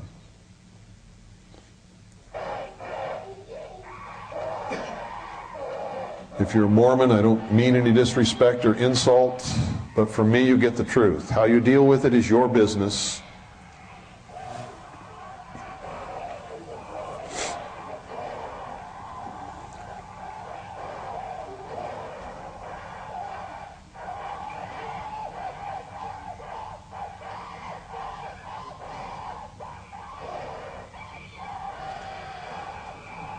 What's the representation here, folks? One group has evolved and the other one has not.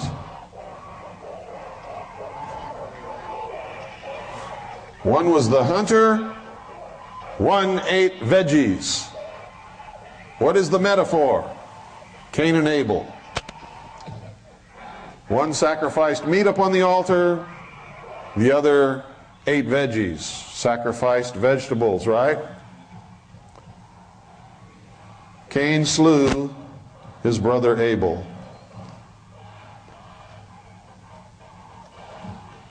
Isn't it amazing when you find out that movies mean something more than what you thought they meant? How many of you sat transfixed and watched this and thought, oh, well, this is neat? You know, didn't have the slightest clue. Well, the first time I saw it, I didn't, because I wasn't as smart as I am now. Then I'm willing to admit it. Took me years before I understood enough about the mysteries and their symbology to understand what it was I was watching in this movie. Now watch this. The mind of man evolved. The priesthood hoarded and protected the knowledge until eventually they could produce a space station which floated in space. Can you produce a space station that can float in space? Well, with the help of the secret technology of the guardians of the secret of the ages and the buzzing of the bees, you can. if you're an initiate, if you're given the power, if you have the knowledge of the symbology, if you have the support of the fraternity, the brotherhood of man, you too can do great things. Haven't you ever wondered why some people who aren't even smart at all go so far in life, and you who toil and work and slave and are 6 times smarter than them can't get to first base? You're not a member of the club.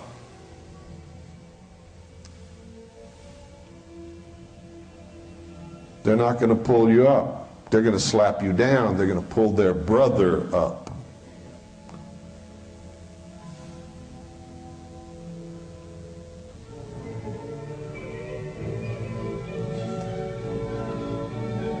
Once you understand the extent of my knowledge, you'll then understand why they hate me so bad, that they tell you such bad things about me, that you really come to these things thinking you're going to see some kind of monster until you find out who I really am. Why haven't they gone through with their symbology and created the real things? The space station and stuff. Why have they stopped the space How do you know they haven't? They don't tell you everything. You're going to find out today that most of the photographs that NASA has ever shown you are fake.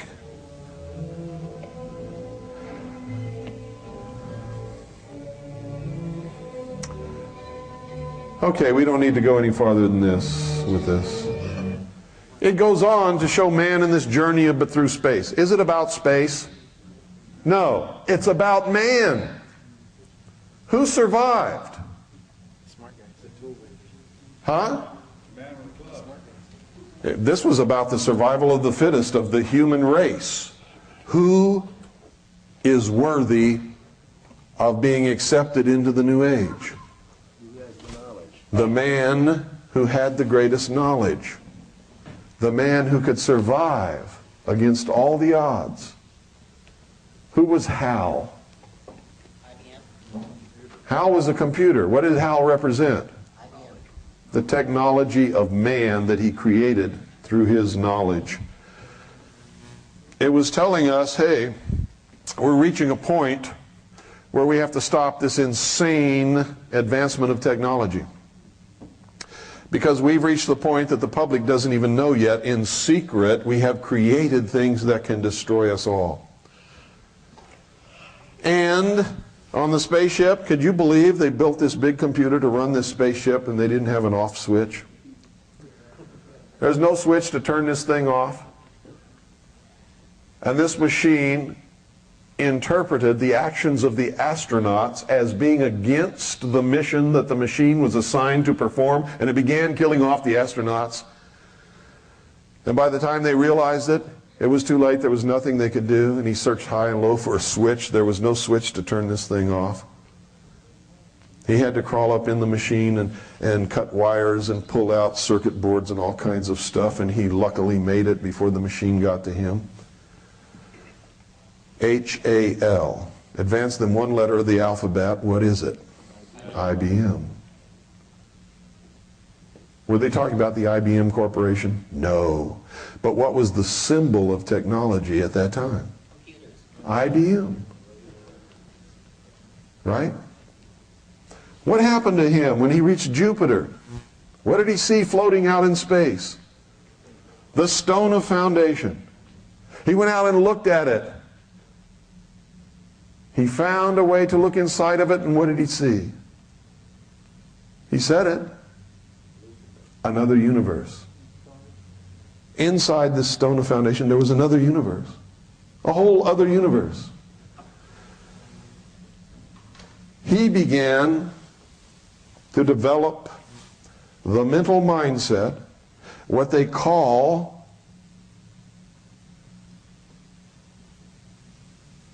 what do they call it? Huh?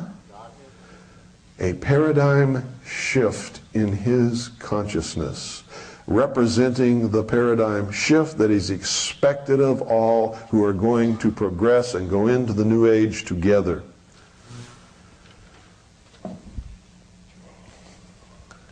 All of this stuff about him laying there and then looking up and seeing himself in the doorway and then looking in the mirror and growing older and all of this kind of stuff, that was his confrontation between himself to make this paradigm shift where he was reborn. See, he represented humanity. He wasn't a person at all. He represented humanity. He was reborn as the first of the new root race, floating as an infant in space. Now, we jump to 2010. Remember that movie? He comes back in spirit and talks to the next dude, doesn't he? Who says, "Is that you, Frank?" "It's me." "What happened to you?" "Something wonderful." Bullshit.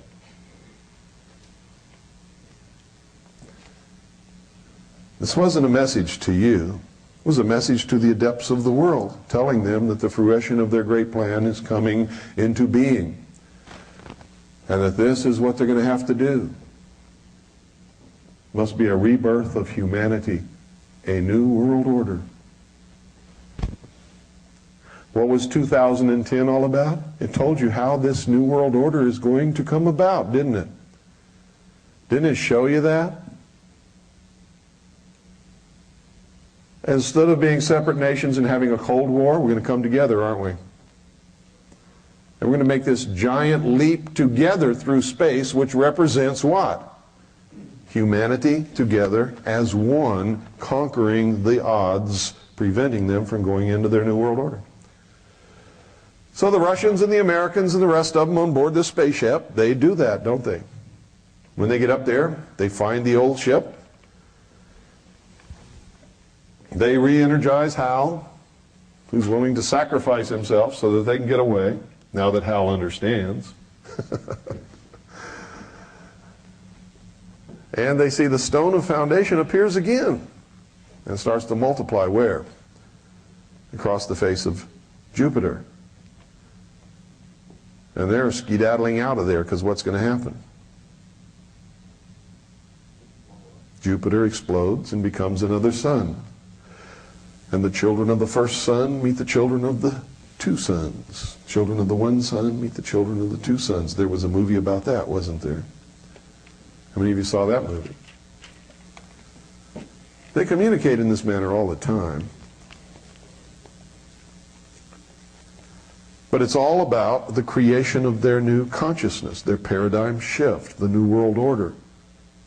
The destruction of the old, the disintegration into chaos, out of which will come the new order. Ordo ab chao. That is the motto of the 32nd degree of Freemasonry. They have it written on everything. Their buildings, their lodges, their books, their badges, their pins, everything. You think it means nothing? Ordo ab chao. To get the new world that they need, they must destroy the old. The phoenix must be reborn out of the ashes. What do you think Clinton was talking about when he said, "We will watch the sun set, and we are preparing our children for the new dawn"? Do you get it yet? Does everybody get it? Do you understand it? Is anybody here who doesn't? Okay, you all get the William Cooper School of Symbology diploma. I'm glad you got it, because it is so important that you get it and that you understand it and that you know what's happening. Because if you don't, you're helpless. You're just another person in the long line of refugees or the dead body beside the road. And you don't want to be that. Right? Yes, sir. The computer without the off switch, is that symbolic of the unchecked intellect? Yes. In other words, the foundation of everything is intellect built upon intellect. That's right. Denial of any God, spirit. They want to really, literally, return to what they call the golden age. But they don't want to do it with the risks involved. They want to go to a simpler life where technology and the intellect and learning and knowledge is controlled by them. And the rest of us just sort of live like children in their care. Socialism, that's what it is. That's what socialism is. You give up all your rights, you give up everything, You agree to accept my rules for you, and I'll take care of you. In other words, we want the whole human race to stop being adults.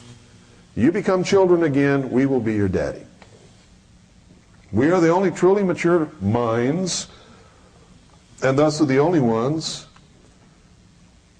who are rightfully endowed to rule.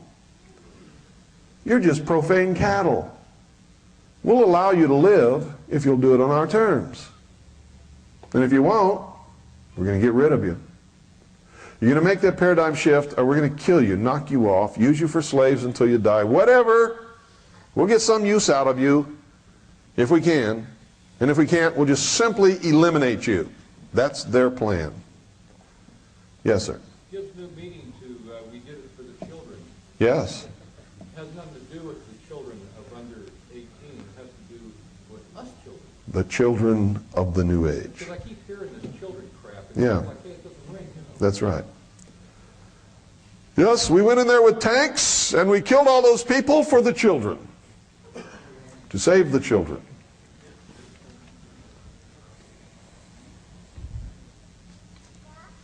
Absolutely correct. Demonstration to us children. It was a demonstration. That's right. Well, it's a good thing they say in the hostage rescue unit instead of the termination team. Yeah. Okay, now things are going to get a little more interesting. We're going to see some of the technology and talk about some of that. I brought some stuff up here we're not even going to get to. I brought a copy of Black's Law Dictionary. If you don't have a copy of that, you need to get one. They've got them back there on that table. Go buy one today. Because legal terms in a court of law don't mean what you think they mean in your everyday life. The way you use terms in your everyday life have no standing whatsoever in a court of law. If you don't have that dictionary and you're reading law and trying to interpret law or trying to represent yourself in court or trying to understand law or why a court did this or did that, you can't do it without Black's Law Dictionary. You also need something else, a copy of the 1828 version of Webster's Dictionary. Because while all the rest of the dictionaries in the world change, the dictionaries for law and legislation and courts are still the same as they were in 1828. Webster's. Give them the phone number how to get that. I didn't bring it with me. Do you have it? What is it? 1-800. 1-800. 352. 352. 3223. 3223. 1-800-352-3223. Call that number and they'll tell you how to get it. You must have a copy of Webster's 1828 dictionary. You'll also notice that everybody tells you there's no such thing as the Illuminati. Look up Illuminati in that dictionary. Get a copy of the Encyclopedia Britannica before 1900 and look up Illuminati and see how many pages they devote to it. See, one of the things they do is when they gain power, they eliminate the evidence of their existence. That's why the older books are the best. They tell you the most truth. The newest books you can buy today will only tell you psychobabble, propaganda, new age, paradigm shift bullshit.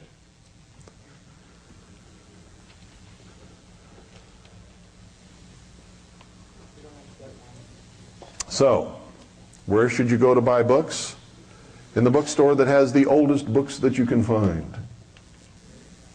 And you better get there because they're being bought up and disappearing at a rapid rate. You would be amazed what you can find in these old books that they're now telling you is not true. Absolutely amazed. It's incredible, as a matter of fact. Sort of like Clinton in the same paragraph.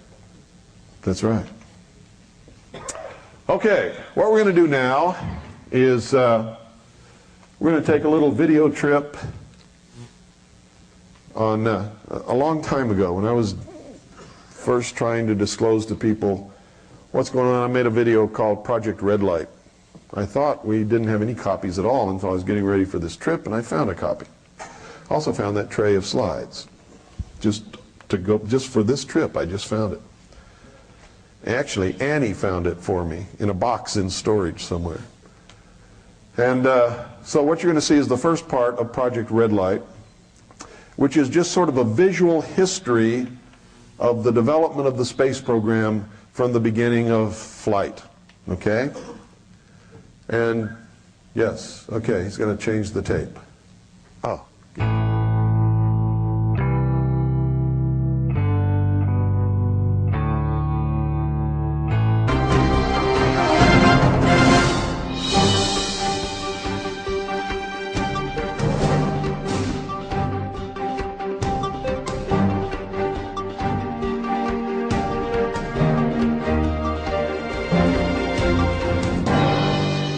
This group that is the most seen by the average person.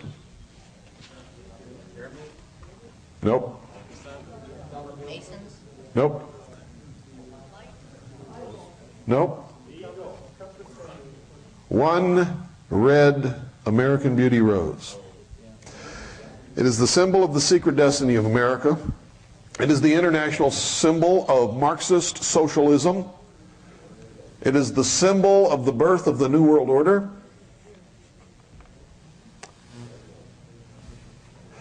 You need to get the song called The Rose and listen to it again. Because even when things are going against it, the seed is lying beneath the snow in the cold of winter. When their movement has to be suppressed. And in the spring, when the sun warms the earth and melts the snow, the seed comes to life,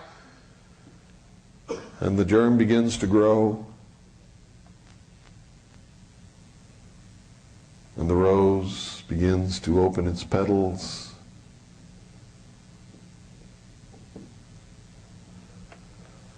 Pretty song, huh? You never knew it had a message, did you? It gives courage and hope to all the socialists of the world.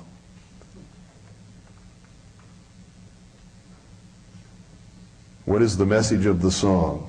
Who knows the lyrics? What's the message of the song? If you're afraid to die,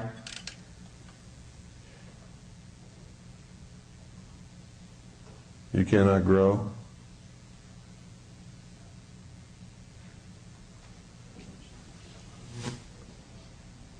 Who knows the song?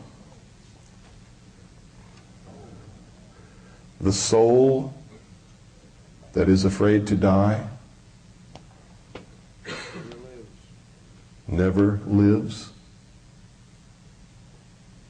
It's giving courage to these people. You may have to die for the fulfillment of the great plan. Don't be afraid. For even though it is in the cold of the winter snow, the seed is just waiting for the summer's warmth of spring. Jihad program. Give your life willingly for the completion of the great plan. Do whatever's necessary. You see, it's going on right under our noses and we don't even know a thing about it.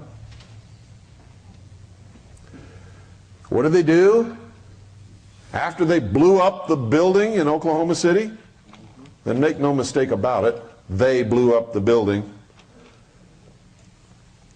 to demonize American patriots, disarm American citizens, create draconian legislation to enable them to do what they need to do as one more step toward their New World Order.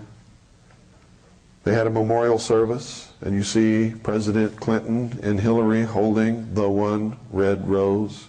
And they handed one red rose to everyone who went in there. And they gave one red rose to all the rescuers and the police officers and everybody who took part in the rescue effort.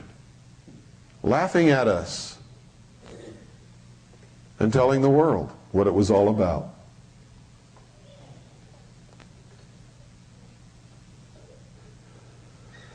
Timothy McVeigh may be guilty.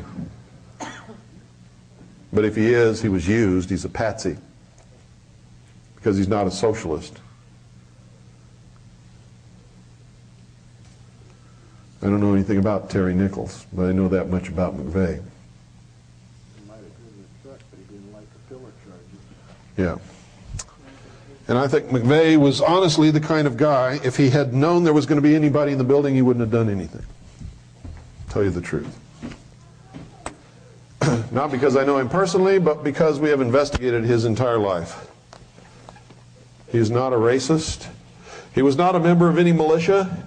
He was an American patriot who wanted to be a member of United States Army Special Forces. He went there, he tried out, he passed all the physical trials and tests and everything.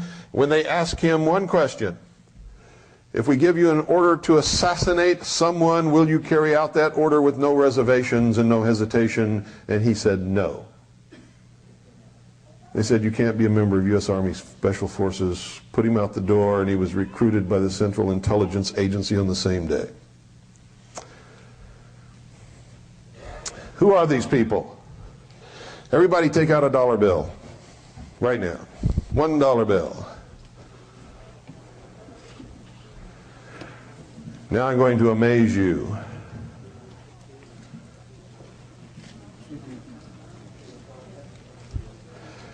You see, they always make themselves known. They always speak to each other in symbols. There is no mystery about any of this if you understand how to read their language. At the highest levels of this initiatory group,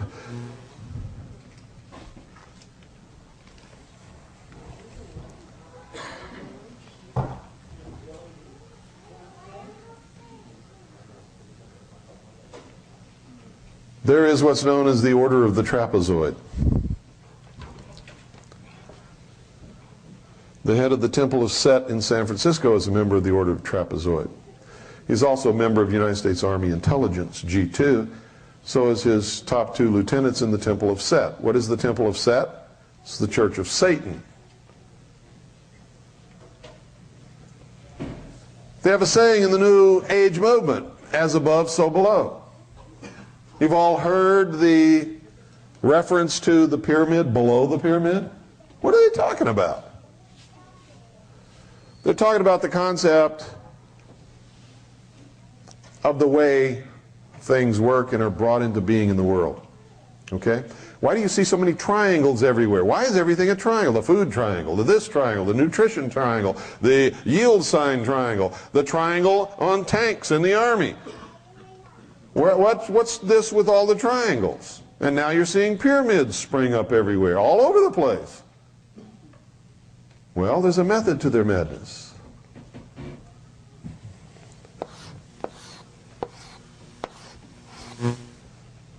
This is the Trinity. What does the Trinity represent? How things are created and brought into the world. It is reflected in religion as the Father, Son, and the Holy Ghost. In the mysteries, it is thought, desire,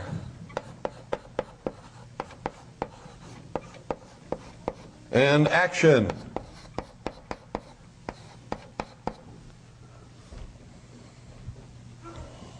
Thought, desire, and action. Look at the reverse of the Great Seal of the United States of America. What do you see? You see a pyramid. What's a pyramid doing on a dollar bill for the United States of America? This is in Egypt. Why would we have a pyramid on our dollar bill? No other reason than to send a message. Look behind the pyramid. What do you see? Come on, speak up. Light. No. What do you see behind the pyramid? Look there. What's growing there? Anything? Desert. Nothing is there. We left the old world because it was barren, wasteland. There was nothing for us there. We came to the new world, and what do you see in front of the pyramid? Things beginning to sprout and grow. We have planted the seed of the great plan, the New World Order in the New World. And it is taking root, and it is growing. There are 13 courses on the pyramid. You can count them. The 13 courses are, 13 is the symbol of the phoenix, death and rebirth, resurrection.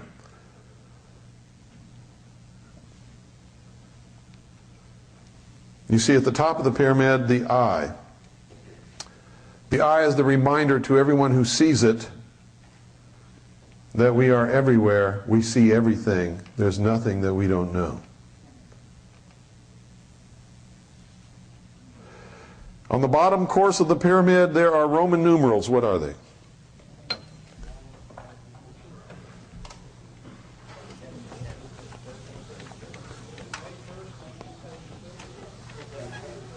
No.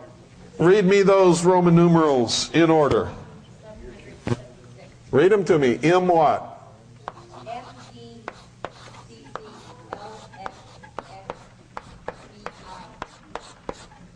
Okay. I knew it, but I want you to participate. If you don't participate, you cannot learn. Thank you.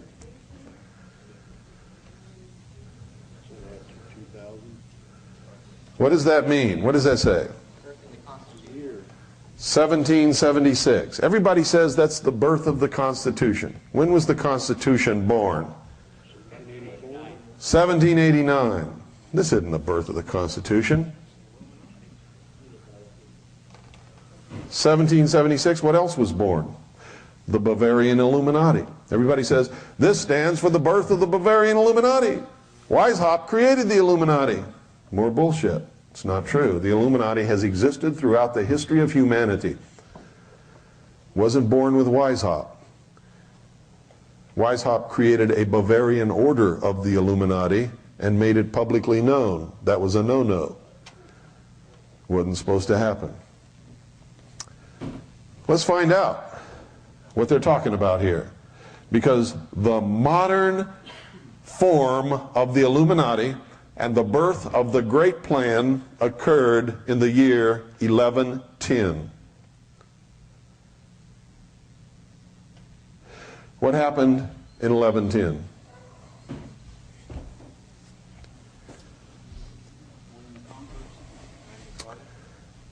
The Knights Templars conquered Jerusalem and crowned the king, excuse me, not the Knights Templars, but the Crusaders conquered the city of Jerusalem and crowned the king of Jerusalem. What was his name? That's your homework. Find out who was the first king of Jerusalem crowned on the Temple Mount in 1110.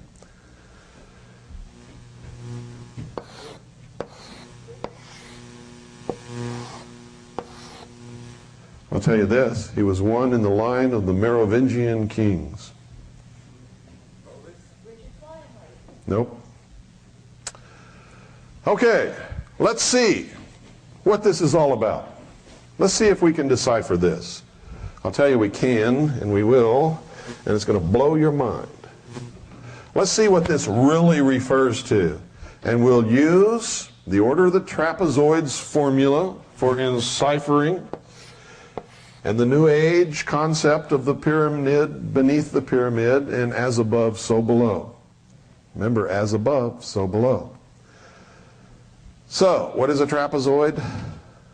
A trapezoid is a pyramid on top of a pyramid, and remember it has various faces to it.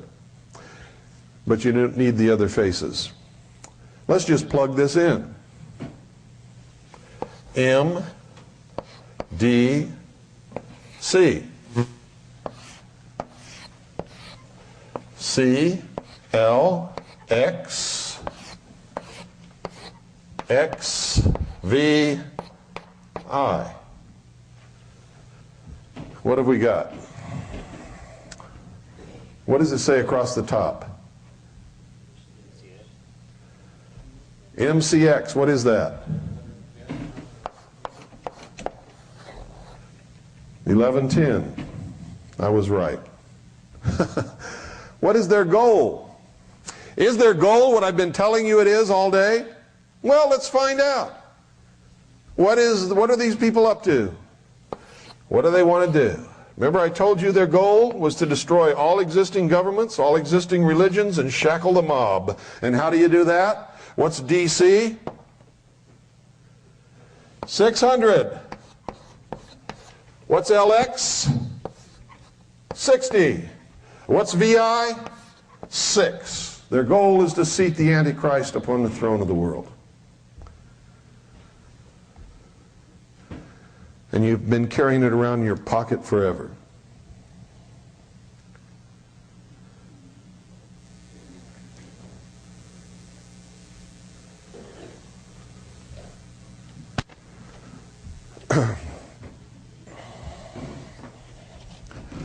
Who is the Pope? He is the Emperor of Rome. Rome never died, never faded away. It became the Vatican. What is the Vatican? It is the priesthood of all of the old pagan religions of Rome, built upon the deception that they are Christian. Can man change the orders of God? Can man change the orders of God? Can man elevate himself above God? No.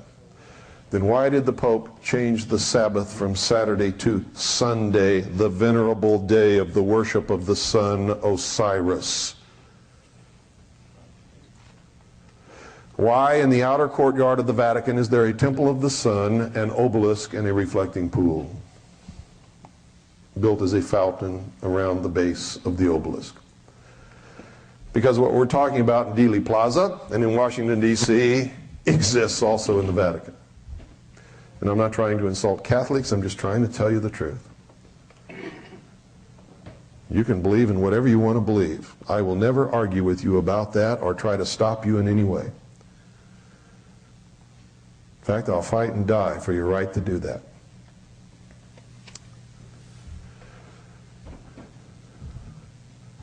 The king of Jerusalem founded an order of knights shortly after he was crowned, called the Knights Templar.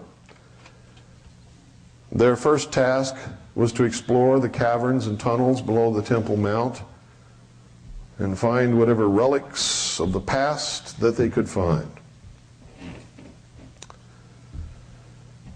They became the richest order in the world. They became the first international bankers. They were, to my knowledge, the first communist. Actually, that's not true because the Gnostics were the first communists. But the Knights Templar became the second large group of a communistic order that existed in the world. Their symbol is two knights riding on one horse. When they joined the order, they had to give up all their worldly possessions, goods, money, clothes, property, everything, to the order. And they were only given according to their need in the position that they were assigned to perform by the order. What is that? Communism. They didn't own anything. They didn't have anything. They were never given anything unless they absolutely needed it to do whatever job they were assigned. And they were given only what food and clothing they needed for that particular day or that time or wherever they were or how much labor that they were performing. They were communists. Were they created by the Vatican or by the church? No. That's the biggest misconception you could ever have in your whole life. No, they weren't. The church never even noticed them, didn't care about them until they became powerful and rich and wealthy and started to own lands and lend money to kings and queens. Then the Pope called the head of the order to Rome and didn't ask them anything. Instead, what he did was legitimize them as a holy order of the church, whether they wanted to be or not, and gave them the red cross to wear upon their tunic. The Pope, as a mission, said that they were to protect the pilgrims going to Jerusalem. Did they ever do that? Did they ever protect the pilgrims going to Jerusalem? No. They never did. It's more BS thrown out for the sheeple. What did they do? They protected the church's interests. They protected their interests. They conquered. They had secret alliances with Saladin that the world doesn't know about. They brought the mysteries from the Middle East to Europe and practiced them. They created the great plan after their master, Jacques de Molay, was burned at the stake in the efforts of the Pope and the King of France to destroy the Knights Templar when they felt they got too powerful. Where did the pirates come from? Did you know that the Knights Templars had one of the largest fleets in the world? Did you know that one of their symbols is the skull and bones? Did you know that on every grave of the Knights Templars in Europe is the skull and bones? Did you know that when the Templars were destroyed by the Pope and the King of France, the entire fleet escaped and became the pirates? Didn't you ever wonder why the pirates were called the Brotherhood? Didn't you ever wonder why they could all sail into the same port and never fight against each other? Didn't you ever wonder where the Templars' fleet went? Didn't you ever wonder where the skull and crossbones came from? Didn't you ever wonder why the Russell Trust at Yale University is called the Skull and Bones? George Bush is a member. He's a Knights Templar.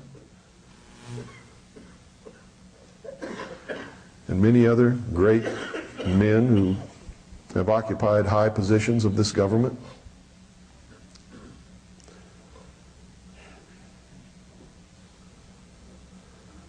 Their goal is revenge for the persecution of men of intellect and science throughout the Middle and Dark Ages by the church, by the kings and queens, by the governments, and by the ignorant mob.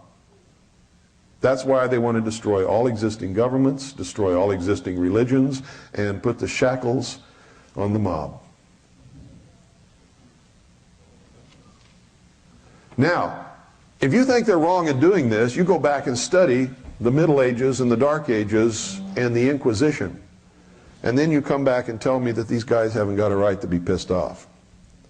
They do. Does anybody in here know how many people were murdered in the name of the church?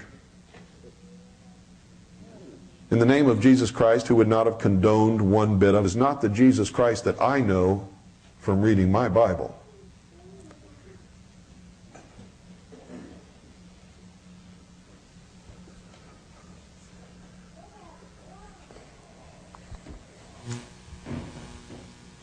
Does anybody know how many people have been murdered by kings and queens because they refused to be enslaved by them?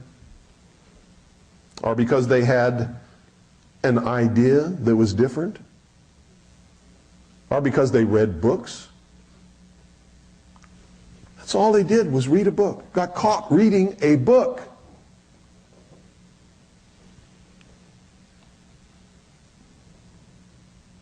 Anybody know? Look in history and find out. It's another reason why you should never, ever let church and state become reality. Church and government have to be separate. I don't care what church you belong to. You try to make your church part of government, and I'm going to step in the middle. Because I know what happens when that happens.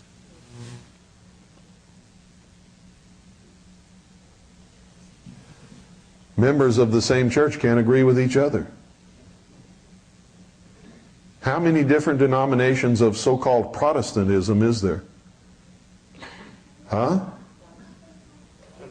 Did you know that even in the beginnings of this country, people had to flee from colony to colony because different colonies had different dogmas and different preachings and teachings, and if you disagreed with it or said something that was out of line with your local minister, you could be burned at the stake here in America. How many of you knew that? It's the truth. That's why I get so angry when somebody comes up and tells me this is a Christian government. Which Christian? Where did you come from? Who taught you this nonsense? Our founding fathers did everything they could to prevent that kind of thing from happening.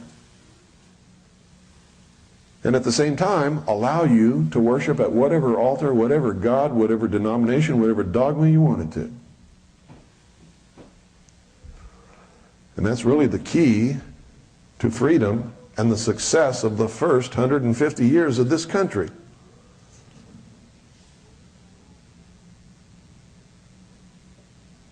Unless you think I'm attacking Christians, I am a Christian. But I'm a Christian that Jesus Christ would want to know.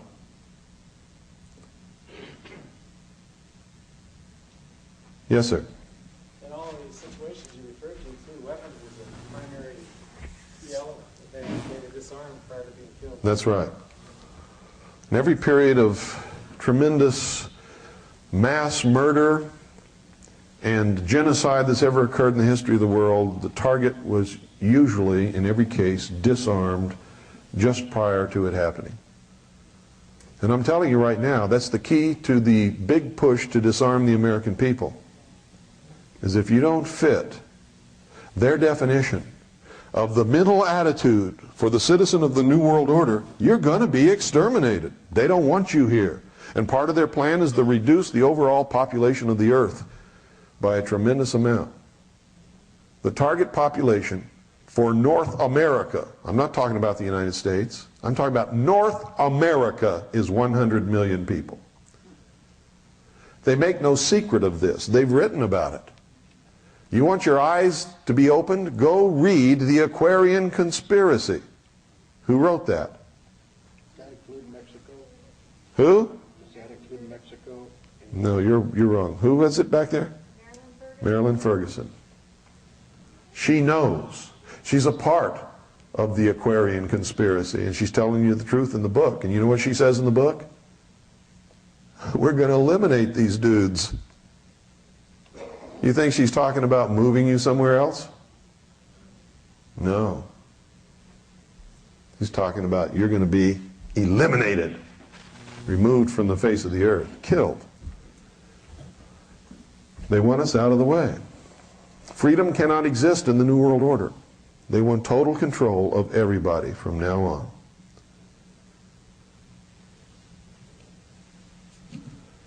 Okay? Everybody understand all of this stuff? That's why it's so important that you research the secret orders. The secret orders have existed since the beginning of mankind, when the first man learned something that nobody else knew and said, all right, I'll start the fire tonight if you'll all be good, and if I can have that woman and I get the comfortable place in the cave, and you all go hunt meat for me because I'm hungry, and I'm just going to sit here and wait for you to come back. First priest, first king. Since that time, knowledge has been used to control other people. The common man was not allowed to read books, or have knowledge, or learn, or go to school. It was a beast of burden. The worker.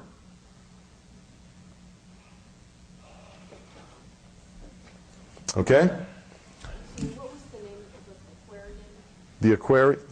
The Aquarian Conspiracy. Author? Marilyn Ferguson. A lot of other things out there you need to read. So you pass these things by because they don't interest you. I'm not a New Ager. I'm not even going in that section. I'm a Christian, so I'm not going to read any other religious books. Secret societies? Illuminati? No such thing. How do I know? Rush Limbaugh told me. Excellence in broadcasting.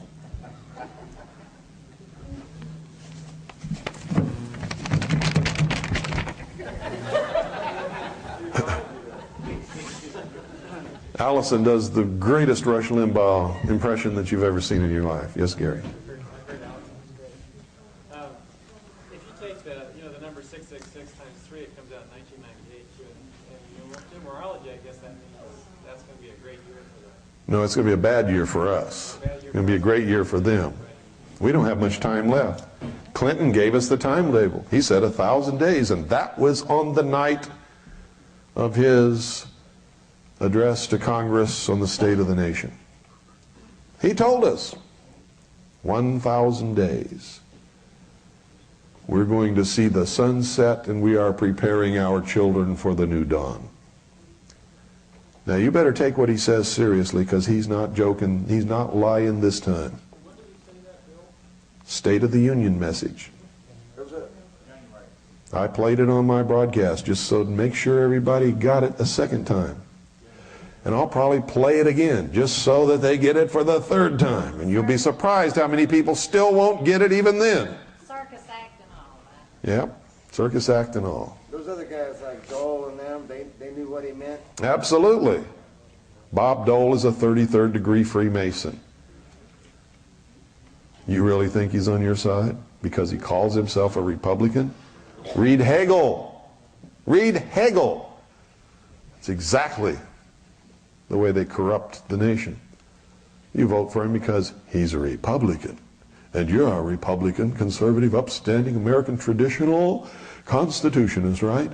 So you're going to vote for the Republican, who happens to be a lying piece of crap, who's not a Republican at all. He's an illuminist, pushing us into the New World Order.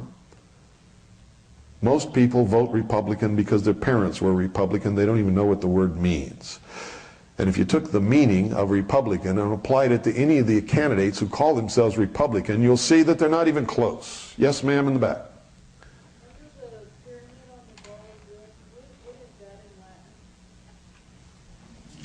1776. Novus Ordo Seclorum.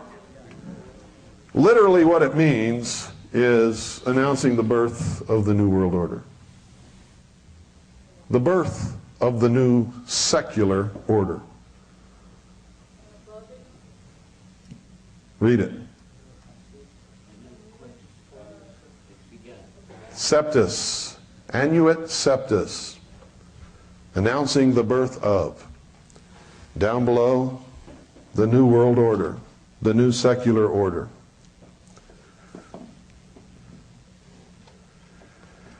It's been on our dollar bill all this time. If you'll notice, one of the words have been intentionally misspelled so that there would be exactly 13 letters. Intentionally, because there had to be 13. Everything there is 13. 13, 13, 13. Everything is 13. Pardon? No, it's seclorum that was misspelled. Seclorum was misspelled intentionally so that there would be 13 letters in Novus Ordo Seclorum. Pardon? Do you have a list of recommended Yeah. readings? Pardon? Do you have a list of like recommended readings or you know where to go? No, but I did a tape in the Mystery Babylon series that has the whole hour as a bibliography. I did it on tape. Yes, sir. Bill offers a tape too by Don Motis, I think it was. He was a member of the Illuminati. And he goes into great detail on just what you just discussed too. How does one determine who these Masons are? Like you said, Bob Dole. Is there a list they publish? No, they're secret orders. Unless the member lets it be known who he is, the only other way to tell is by the symbology of their language or what they do. But see, Who's Who, when they ask somebody to be in Who's Who, they ask them to provide a list of all of their organizations and associations and degrees and all that kind of stuff. Bob Dole gave it to them. It's right in there. You want to know who they are? Go to Who's Who and start looking in there first. If you can't find out, call their office and say, I would like to have a list of the membership organizations to which Congressman so-and-so belongs to. And if it's not listed on there, call him up or go and talk to him. And when you walk in and talk to him, give him the handshake of the Master Mason and say, are you a traveling man? And if he gives you the handshake back and says, yes, I'm traveling from west to east, you got your answer.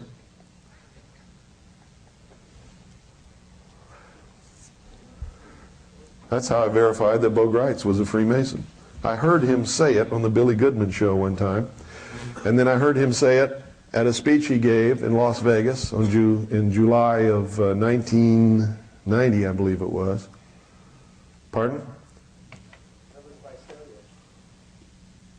Sorry, I couldn't hear you.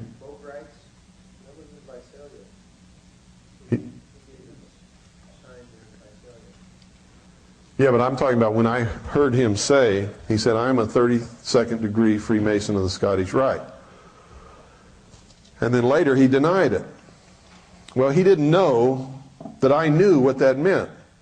And so that night, He came into the ballroom there, and I was standing there, and I thought, I'm going to give this guy the test. And you know why I was there? Because I loved him. I was one of his greatest followers. Everywhere I went, I said, listen to Bo Grites. I walked up to him. I gave him the handshake of the Master Mason. He immediately grabbed me, took me into the 5 points of fellowship, and whispered Mahabone in my ear. You know what I did? I said, Mahabone my ass. Pushed him away. I walked out, and that's the last time I've ever said anything good about Bo Grites.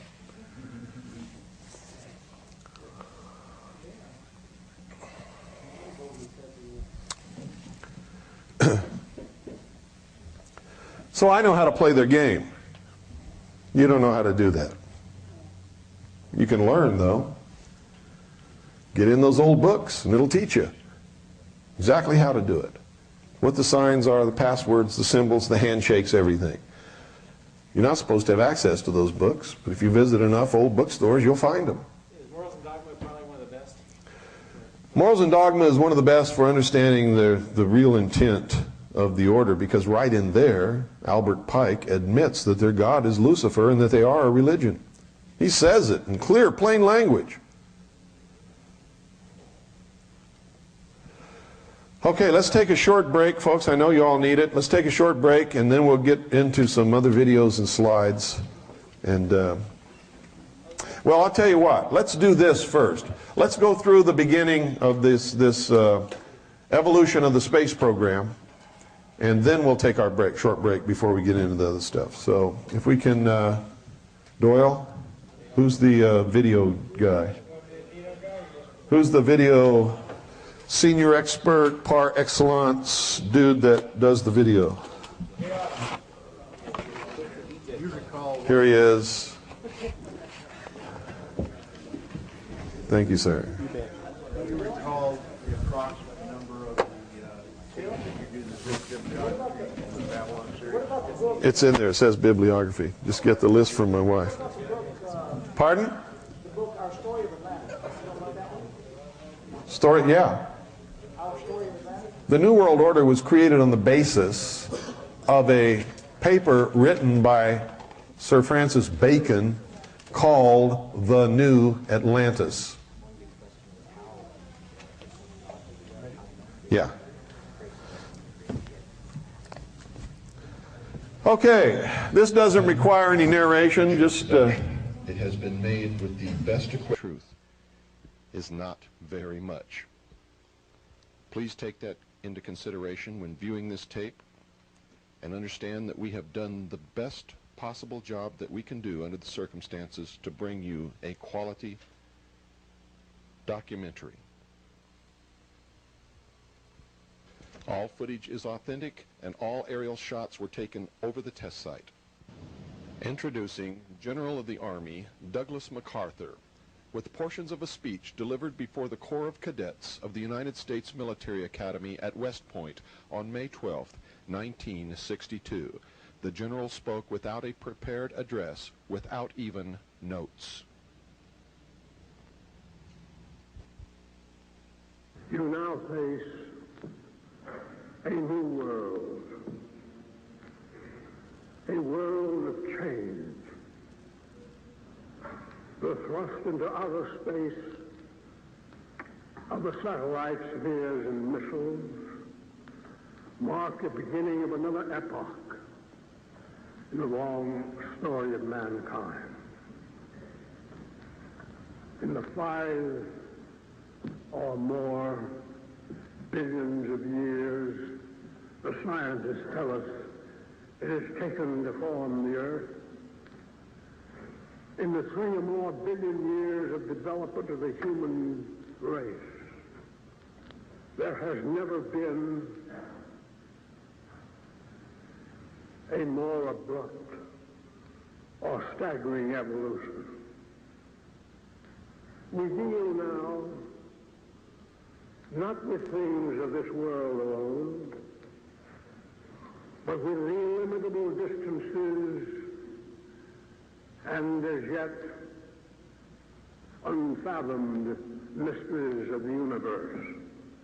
We are reaching out frontier. We speak in strange terms of harnessing the cosmic energy, of making winds and tides work for us, of creating unheard synthetic materials to supplement or even replace our old standard basics, to purify seawater for our drink, of mining ocean floors for new fields of wealth and food, of disease preventatives to expand life into the hundred of years, of controlling the weather for a more equitable distribution of heat and cold, of rain and shine, of spaceships to the moon, of the primary target in war no longer limited to the armed forces of an enemy, but instead to include his civil population, of ultimate conflict between a united human race and the sinister forces of some other planetary galaxy.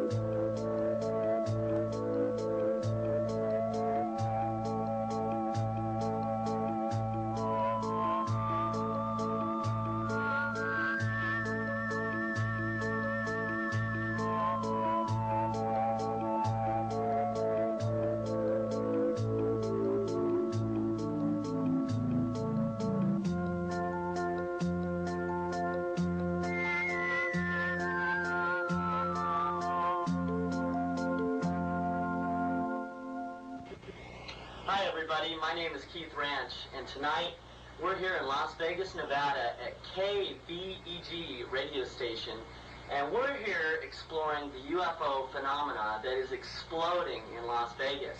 We're here with Mr. Billy Goodman. How you doing, Billy? Fantastic, Keith. Welcome to Las Vegas. We are really excited, really excited tonight.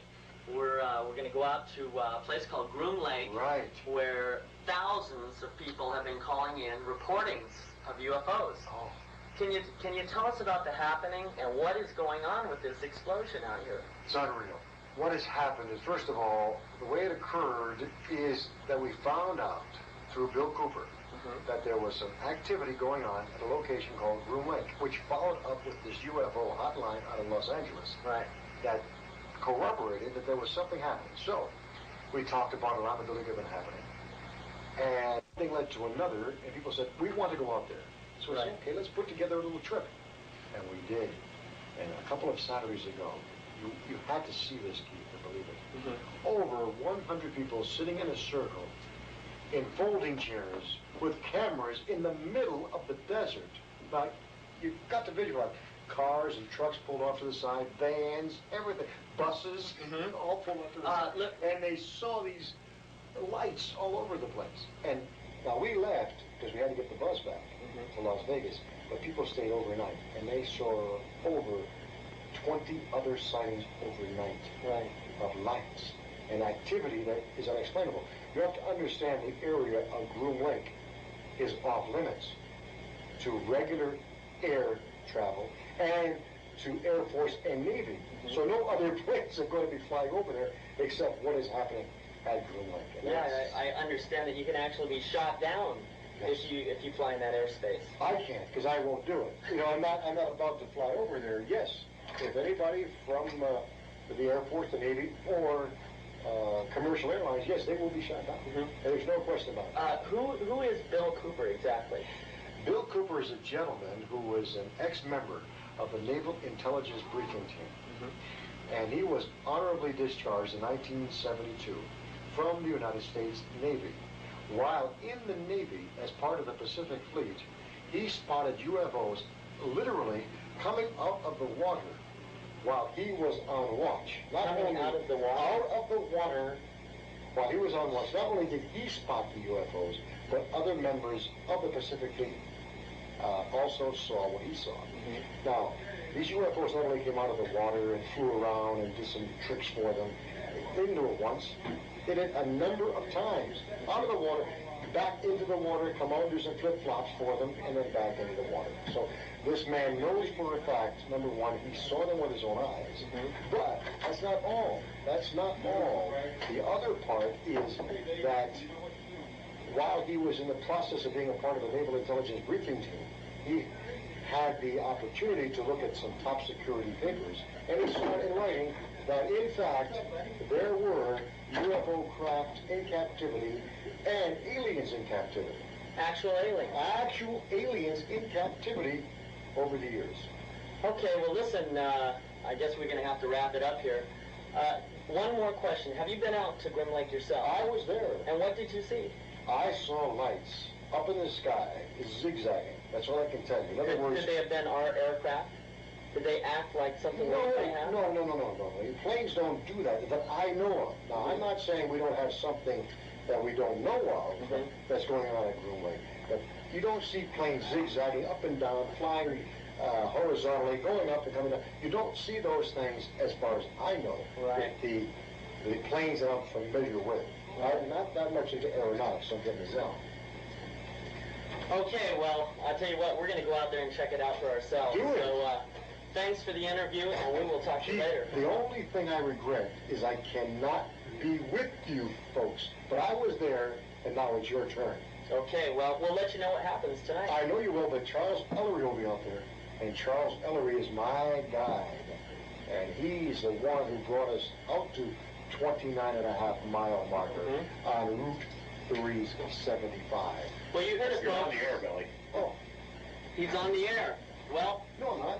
But I guess we'll catch up with it. As far as UFO activity and unsolved mysteries, decided to go into it and to look into what happened at Roswell, New Mexico. I want to read you a little letter that's dated September 21. As a matter of fact, it just got to the radio station today. It took a while to get here. I don't know why. Perhaps she did not mail it. But listen to this. In the late 40s, early 50s, my father was a civilian employee at Wright Air Development Center, now called Wright-Patterson Air Force Base in Dayton, Ohio. He was air eyewitness to several pictures of the craft, as well as documents that were circulated among the key personnel in the government. What is being told now is something I have grown up with. My entire family has known of this since I can remember. But we, like the others, were sworn to silence. We were all too aware of the problems my dad would face if we said too much. Can you believe this, Dave? It goes on and on. Even though we knew that things from other planets did exist, she's not saying think, she knew things from other planets did exist, we tried to deny it to ourselves because even a few years ago, to mention such things in public would have bought us one-way tickets to the funny farm. That's only the beginning. There's more with this letter. I mean, there's so much more. This is nothing compared to the mail that I just received today of people telling us that finally the fact is that they have seen or they know of UFOs. Favor, zoom in on this little puppy. Look at it. Can you hear that noise in the background, folks? And camera 4, zoom in on this. This is, I don't exactly, I guess it's a Tesla coil. Is that correct? Anybody nod your head? This is the Tesla coil. Now, you've heard me talk on the air about Nikola Tesla. Well, somebody, Ted Rice, brought this down tonight. Look at this. Isn't that something? That is fantastic. All I'm doing is touching it with the tip of my finger, and you hear that. I'm touching this. It looks like a crystal ball type thing, only it's not a crystal ball. And there's a lot of electronic stuff, and all it is plugged into the wall in restaurants. I think I'm seeing the very same thing where you see them sort of flowing out, and you probably have seen these at the Elephant Bar and Shenanigans, but this is something else. Hey, camera 4, zoom in on this puppy. Look at that. Oh, wow, I feel like I'm electrified. Are the rumors that presidents have been briefed on aliens and UFOs true? Has a president ever said anything about extraterrestrials or unidentified flying objects? Let's see. But I've often wondered, what if all of us in the world discovered that we were threatened by a power from outer space, from another planet? Wouldn't we all of a sudden find that we didn't have any differences between us? When I left Vietnam, I was sent to the USS Charles Berry 1035 for a short period with NIS Naval Investigative Service to conduct an investigation on board that investigation. How many of you ever listened to Billy Goodman when he was on KVEG in Las Vegas? He was absolutely insane. He was a lot of fun. Everybody loved him, and everybody listened to him for 11 states all over the place, and I was a guest on there a lot.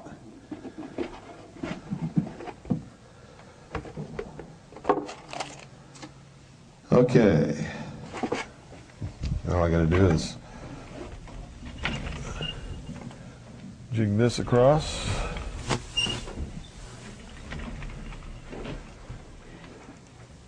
There. Okay, everybody get where you can see the slide now.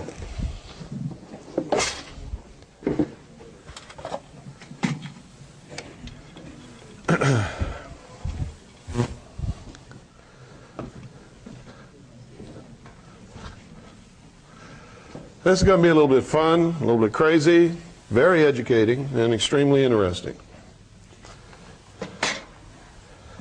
I think.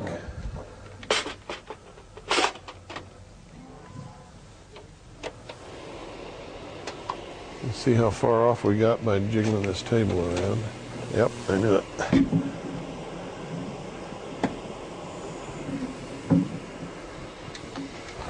Okay.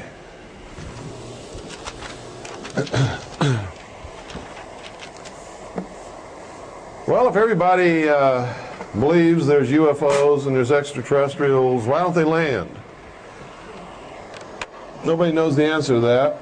Nobody knows if they even exist. UFOs, however, we know are real.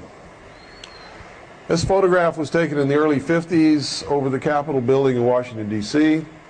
There were headlines in the newspapers talking about the great UFO flap and the pictures that were taken of UFOs over the nation's capital. This is a part of history. It's real. It's not a joke. This is another one of the same bunch. Now, some people claim that these photographs are fake. They were published in the newspapers. Hundreds of thousands of people who lived and worked in Washington, D.C. saw them. This is an ad that appeared in a magazine, Look magazine, as a matter of fact.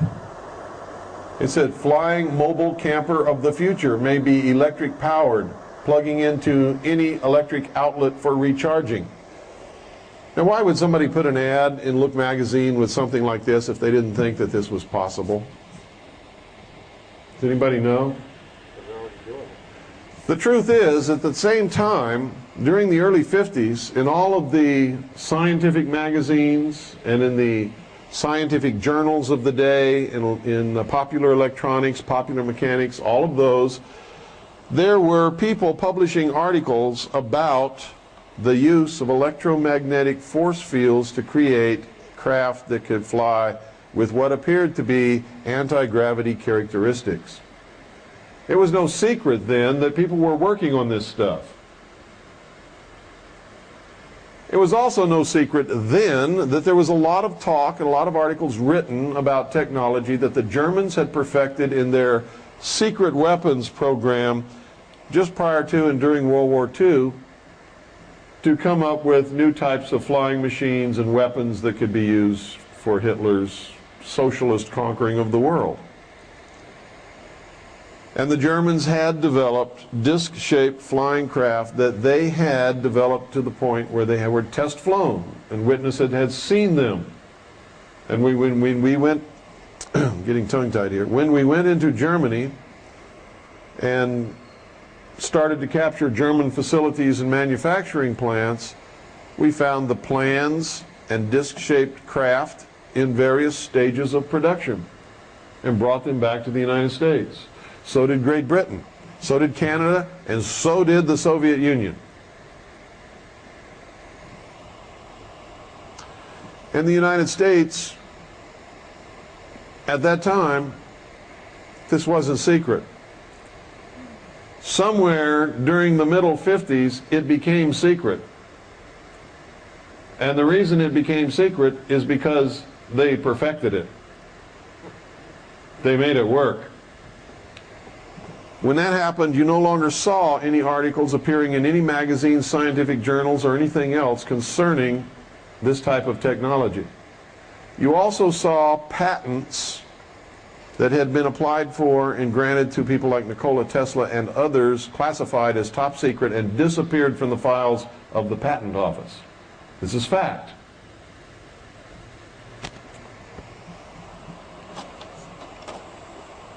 Look magazine, a blueprint for flying saucers.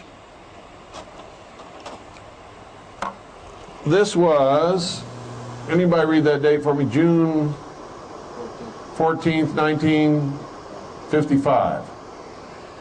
This is the table of contents page for the cover of the magazine that you just saw. There it is. Is this the real flying saucer?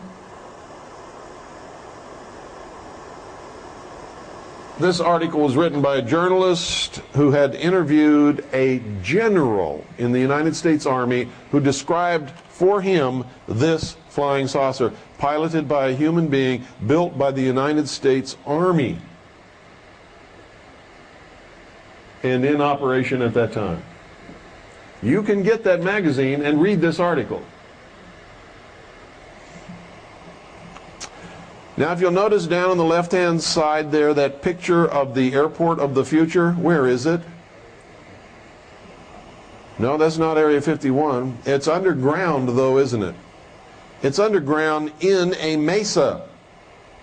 Now, if you take that picture and cut it out of that magazine article and go to Dulce, New Mexico, and stand at the east side of the Archuleta Mesa, on the south side of the San Juan River, and hold that picture up, that is the Archuleta Mesa in Dulce, New Mexico. Part of it's on the Hickory Apache Indian Reservation. The other part is on the Southern Ute Reservation in southern Colorado. Start talking to these Indians about UFOs and they shut up, look at you like you're crazy, and get away from you real quick. Stick around at night. Sometimes you don't see anything. Sometimes you see the most fantastic contraptions flying out of that mesa that you ever saw in your life. Belongs to the United States government.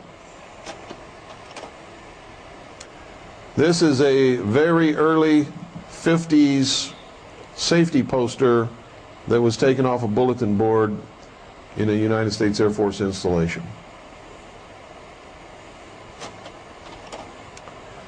This is a United States official Air Force photo of the Avro disc in 1955. Avro was a deception presented to the public and the press to get their eyes off of the real secret projects. That's the real Avro car when it was finished. If you want to see this, it's displayed outside the Air and Space Museum at Wright-Patterson Air Force Base in Ohio. You can go there, you can see it, it's right there. It was a disc-shaped craft, it was piloted by a human being, but the only thing that it could do was hover precariously on a tarmac and look like the pilot was drunk. And we believe that that was an intentional portrayal in order to ridicule the concept that we had ever built anything like this that was effective and flew. But we know better than that. This was found in a junkyard, United States Army junkyard. Nobody knows what it was or who built it. It was just sitting in the junkyard and we photographed it.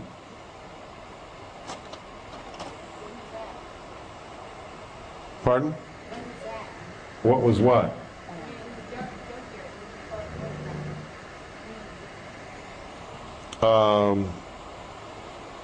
I don't even remember the year. It was quite a while ago, though, I can tell you that. It was nothing recent. This is a photograph that someone made of something that was being tested in a wind tunnel. And it was being tested by NASA.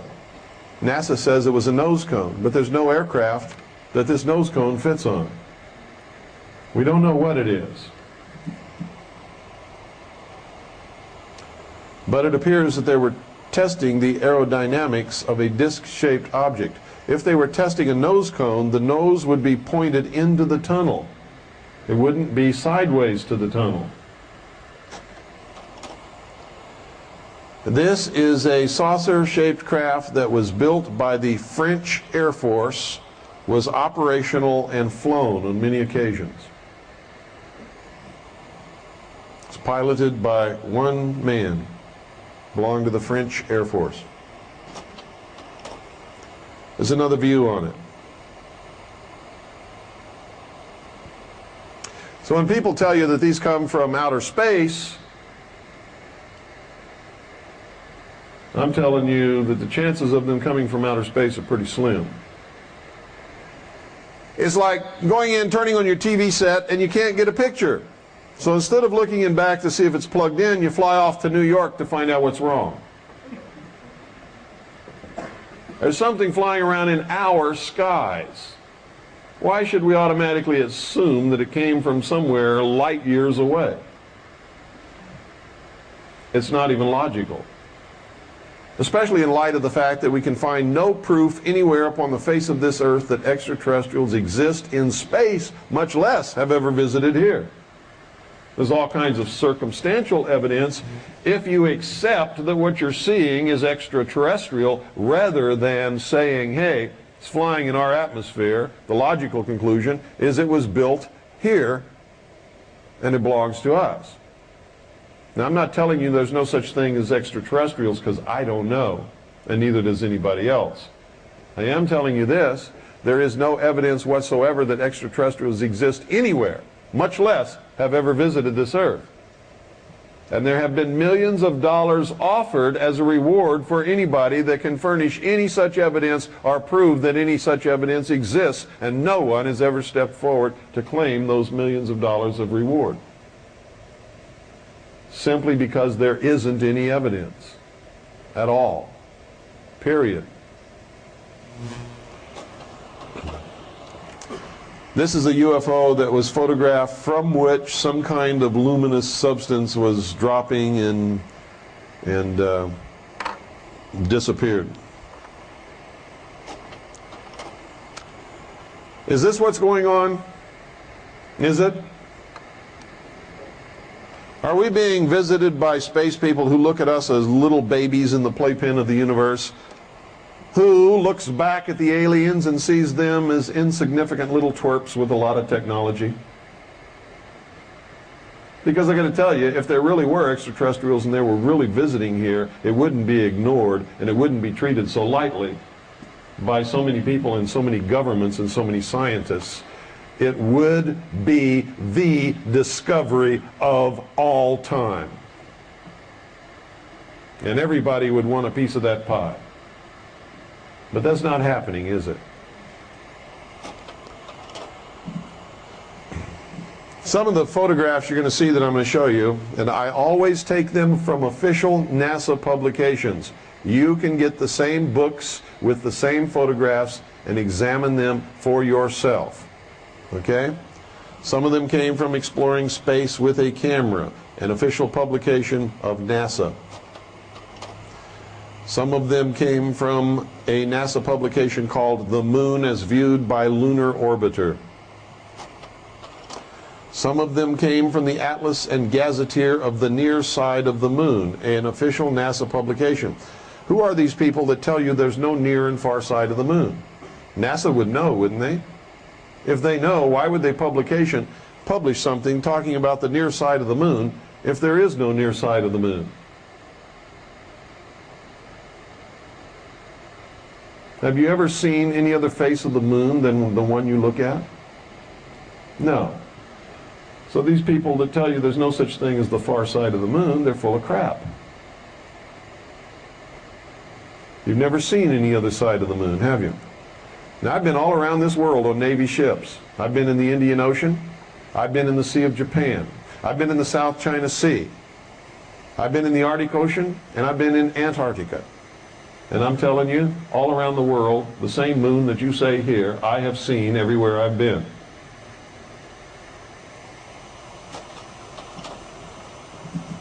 Some of them were taken from lunar photographs from Apollos 8, 10, and 11. Now, if you don't think there's any symbology of all of this NASA stuff, what was the first craft that we ever had that actually landed on the moon? Manned or unmanned? No, that was manned. And it wasn't Apollo 13. How about Apollo 7? First unmanned craft landed on the moon was Apollo 7. What was the first craft that landed on the moon that had men in it? Apollo 11. 7-11. Coincidence? No. What is the system of gematria in the Old Testament of the Bible? 7. What is the system of gematria in the New Testament of the Bible? 11. What was the Apollo craft where they had the disaster that ended the space program? Apollo 13, the symbolic death and the resurrection of a new order in the space program. You're beginning to understand? They're running the show, folks.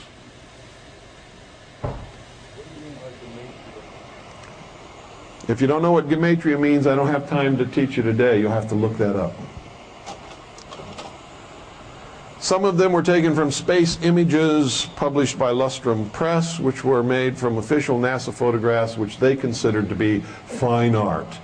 Here's a bunch of bumbling dudes in spacesuits up there, not using any brains whatsoever to take these pictures, and these jerks call it fine art. This is the moon from a long way away,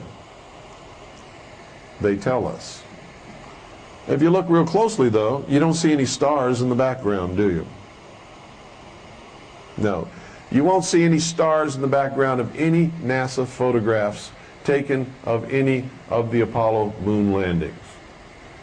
Now, let me tell you something, folks. This old bit that you can't take photographs of stars on the moon or from the moon is a crock of crap. Stars are out there.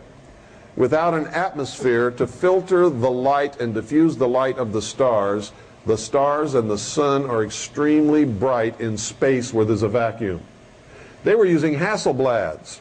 Most of the time they had those Hasselblads set on infinity, which means anything in the frame would have been in focus. The light was so bright, they had them stopped down to the lowest f-stop that they could possibly have because light in space is overpowered. Okay?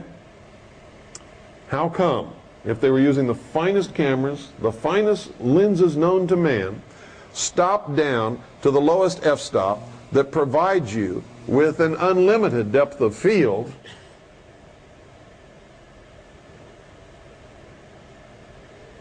with the focus set on infinity, there are no stars in any of the pictures taken by these guys. This is a picture of a crater on the moon. Now look very carefully at that bottom crater. Right in the center of the crater, you will see something white that is extremely tall, that casts a long shadow. See it? This was taken, ladies and gentlemen, by Lunar Orbiter 4.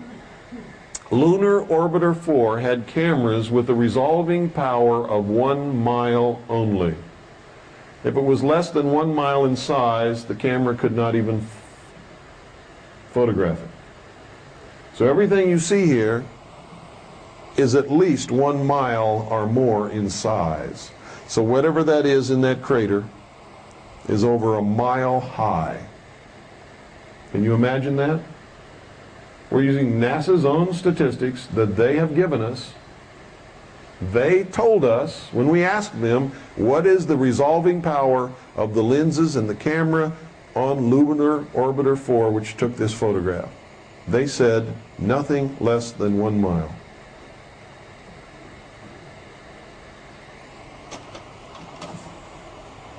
Look at this. You see those tracks on the moon? This also was taken with Lunar Orbiter 4. Lunar Orbiter 4 cannot resolve anything with its lens less than 1 mile in size. That's what NASA tells us. Whatever made those tracks is over 1 mile in size just to be able to see it, which means this is a lot more than 1 mile. And the arrow is pointing to whatever made the tracks. Are they telling us the truth? They can't be, because this is crap. You understand what I'm saying? They want us to think that there's somebody rolling around up there on the moon. If you ask NASA what this is, they say it's moon rocks shaken loose by lunar quakes. Look at those tracks, ladies and gentlemen. It comes out of a crater, goes across the ridge of a hill at the top, down into another smaller crater, and rolls uphill. Moon rocks, several miles in size, shaken loose by a moon quake that roll uphill? I don't think so.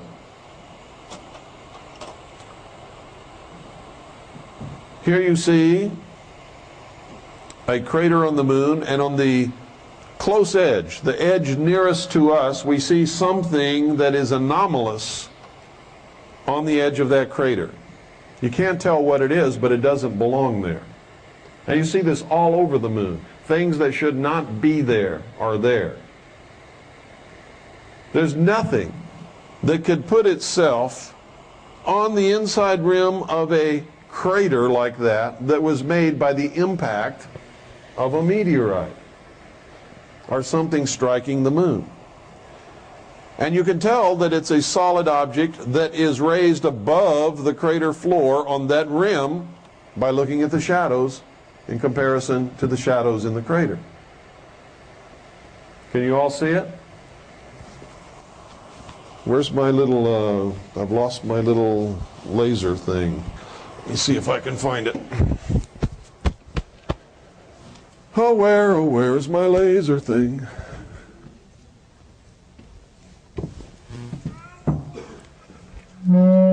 Hi, baby. Did you hear her say, hi, Bill? There it is. I found my laser thing.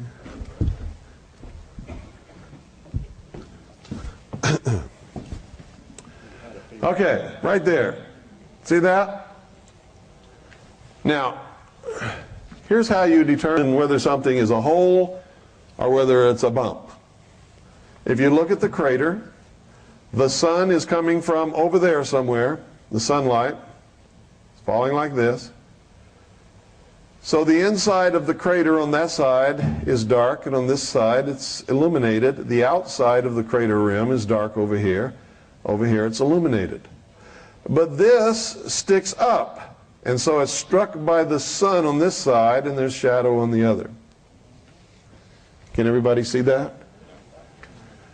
Okay, now I have a degree in photography, so it's easy for me to determine these things and see things that maybe you have trouble with, so you have to talk to me if you're having problems. This is, see right here? See the tracks?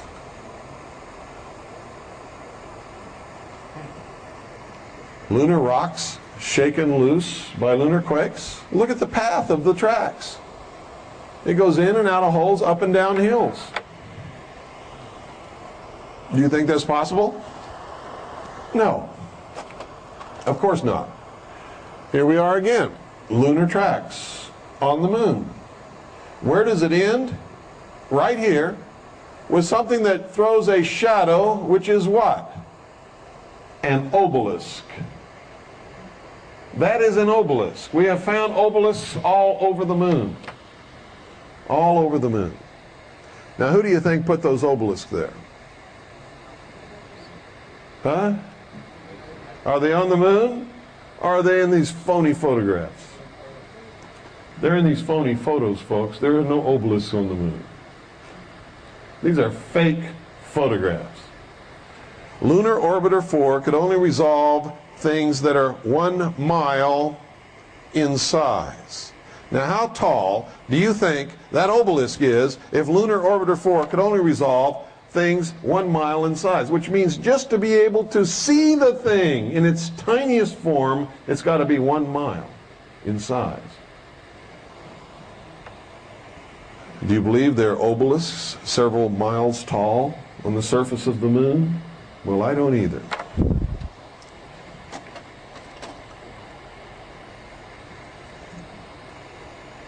What do we have here? You know what? I need somebody to jump up there and right back there, see that opening in the back of the stage? My piece of paper fell down there. I need that piece of paper. It's a yellow piece of paper. 27.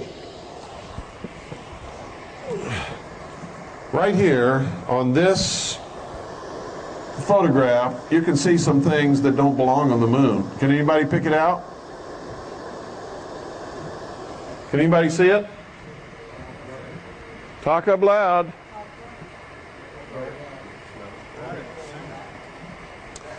Look right in the center of the photograph. Thank you. Anybody see what I'm talking about? Isn't there a cross right there?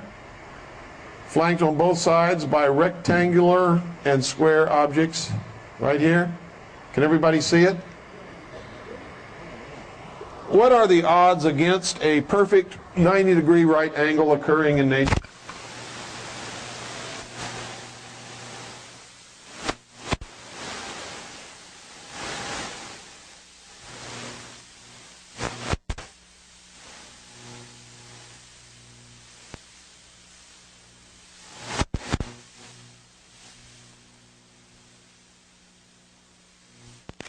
Angles occurring in nature anywhere. How many right angles are in that cross?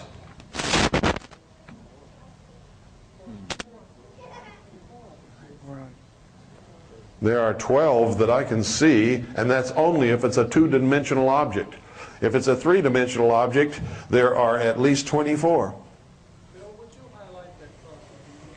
Come, if you can't see, there are going to be small things in these pictures. Get up here where you belong. And don't complain to me if you can't see, if you insist on staying back there. Get up here. There's plenty of chairs. Nobody's going to bite you. Okay? Come on up here and you'll be able to see them clearly. If you want to sit on the floor right in front of the stage, be my guest. I want you to see this. So come up, find a chair, get comfortable. Can you see it right there? Can you see it now? Now I see it, yes. Right there. If it's a two-dimensional flat object like a piece of paper, there are 12 at least right angles on the cross alone, not counting the rectangular buildings that are on either side of it. It's absolutely impossible, does not happen in nature ever. If it's a three-dimensional object, then there are at least 24 right angles on the cross alone, not counting the right angles on these buildings and these buildings over here. Now, which is the cross you're talking about? I'm still lost. Right there. See that cross? It goes this way and cross. It goes up and down and cross. It's just like a... Oh, like this? Yeah, a cross, yeah. Oh, all right. I see it now. It's right in the center. Okay, Right on the edge of the there we go. cross. Anybody else having problems? I want to help you see this. If you don't see it, come on over here. What is that, a bunch of buildings? Come on over here. Get right in front and look right there. See where I'm pointing? Eddie, no. It's on an X tilde. The center part was tilted over. That's about as steady as it gets. Everybody see it? Okay. Now I want you to understand, and if you doubt me, go to as many experts as you want and ask them what the odds are against finding one right angle in nature. And then build it up to the 12 that you can clearly see there if it's a two-dimensional object. And they're going to look at you like you're nuts. And I'm going to tell you right now, we have blown that up even bigger than this, and it is a three-dimensional object, and there are a minimum of 24 right angles on that cross. So NASA wants us to believe that something's on the moon that cannot occur in nature, which means it's got to be built by intelligent beings. And what's the resolving power of lunar orbiter for? 1 mile. Can you conceive of how big those buildings are? Bigger than anything ever built on this earth by man. If they're really there.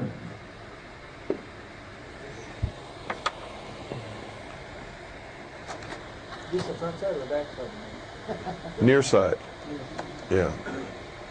Now take a look at this. You'll see some more things that are just absolutely incredible. Anybody see anything unusual in this picture?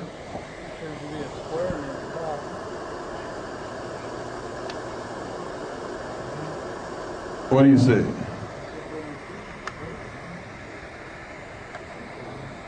What do you see, gang? Look in the craters and you will begin to see White things. letters.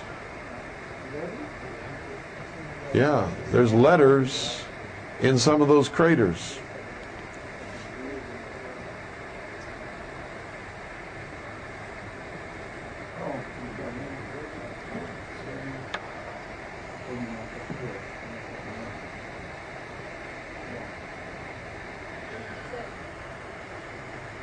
It doesn't say anything, they're just letters. Here you can see again tracks on the moon, photographed by Lunar Orbiter 4. Now look at this. This one comes out of the bottom of a crater, rolls up to the top of the hill, and then down the hill, and then across and stops right there. This one comes over here, down inside the rim of a crater, up a hill, and then down a hill, and then up another hill, and stops right there, and throws the shadow of an obelisk. Pardon? I forget what altitude Lunar Orbiter 4 was, but they say that it only had a resolving power of 1 mile. It was one of the earliest unmanned orbiters that we sent up to orbit the moon. In fact, it was the 4th, the only one that really ever sent back good pictures of the early attempts. Now take a look at this, folks. What is that hovering on the edge of that crater? Anybody know? What is this? It's a crater, but it's not the natural crater of a meteor impact. A lunar doodlebug. Pardon? A lunar doodlebug. Nope, not a lunar doodlebug. It's an artificial crater, folks. Look at the craters made by meteors. And then look at that. That's an artificial crater. Who made it? It wasn't a meteor impact. Meteors impacting do not make craters like that. You're saying the photo's not altered. No, what I'm telling you is that I know these photographs have been altered. You don't know that. Okay. I know it because I've studied them. I've compared them to other photographs of the same areas of the moon, taken at other times by other orbiters and things like that. I know that these photographs have been tampered with. What I'm trying to show you is that somebody is trying to make us believe that something's happening on the moon that's not. In other photos, and this absolute area right here, those things are not there. Look at this. What is this? What is that, folks? What are these? What's this? Doesn't that look like an airplane junkyard? Looks like a bunch of planes all piled up on top of each other. Is it? And what's this right here? See this huge X? Looks like another airplane. Look at this huge X right here. There's one cross, another cross. Okay, now this is a cross, and just like the other one, it's going to have 12 right angles. All crosses have 12 right angles. 2 at the end of each arm, and 1 at each intersecting angle in the center.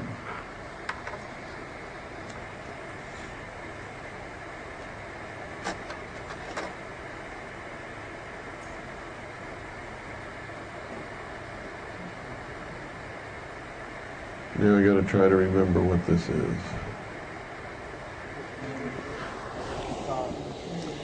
It's 32. Is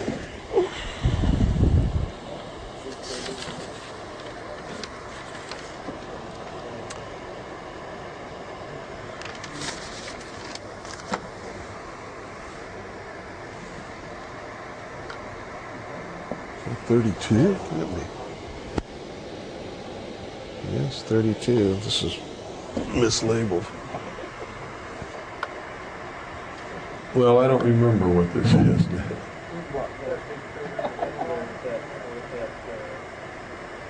No, I don't remember what this is. There's something in here, but I don't remember what it is. What's the stuff at the top? What It's got stuff? like a U shape and it inverted. I have no idea. But it's not anomalous. Is it where the black dot is and all the lines come out of the black hole right there?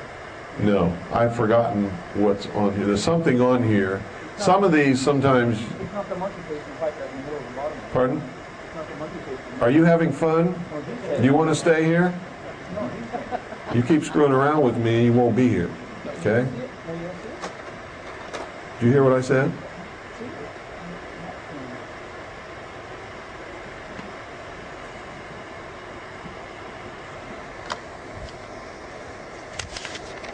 Okay, this was supposed to be the last one.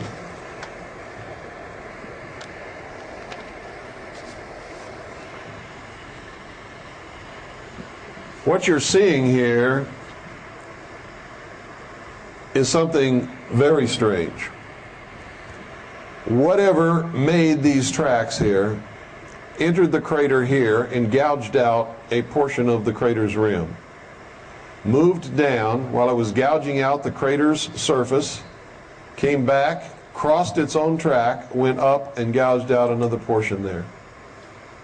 Can you all see it?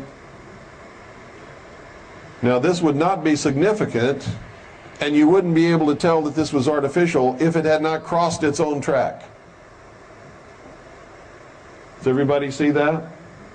You can tell where it entered, came down, came back, crossed its own track, clearly overrode its original path, and then went over the rim of the crater, and everywhere it entered or exited, it took out a portion of the rim. Now this, we don't know has been tampered with, because we've seen these things in other photographs in the same spot all the time. It's like there was a great excavating machine moving around. These are things that road graders do and things like that. This is the crater Kepler. Kepler was a famous astronomer, and this crater was named after him.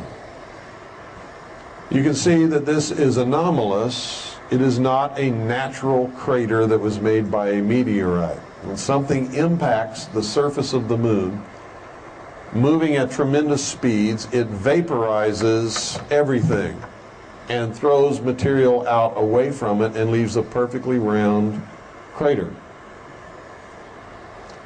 What you're seeing here is something that has been artificially created here. How was that done on the moon, when the only thing that can change the moon's surface is the impact of a meteor? They tell us there's no atmosphere, don't they? Well, there can't be wind erosion if there's no atmosphere. If there's no water, there can be no water erosion. Is that correct? We've never seen a volcano on the moon.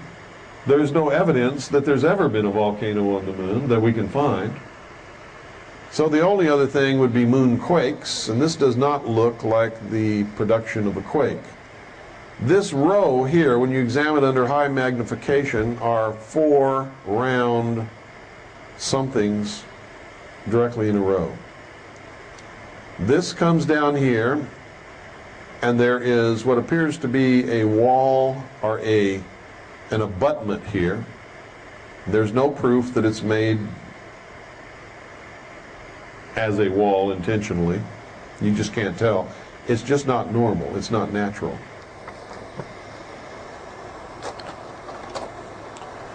Here you see again the tracks made by objects on the moon that come up out of craters.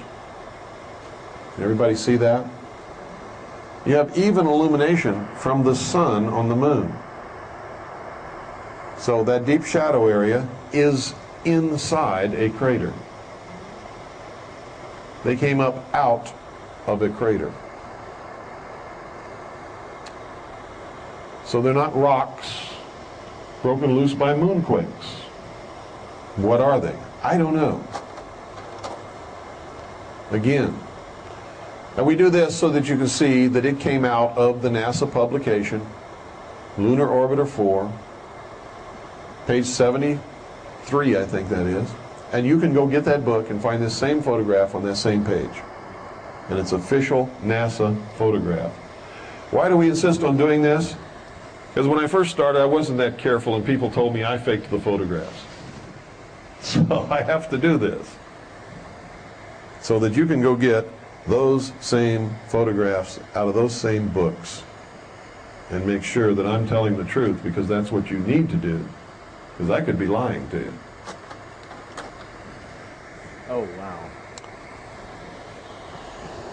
Now this is very interesting, because right at the base of that cliff is an object that has 1, 2, 3, 4, 5, 6, 7, 8 right angles, and that's if it's a two-dimensional object. Can that occur in nature? No. If it can't occur in nature, can it occur on the moon? No. So it's artificial. It's either on the moon, put there by somebody who can make right angles, or it's a fake photograph. Here you can see a pyramid, right here.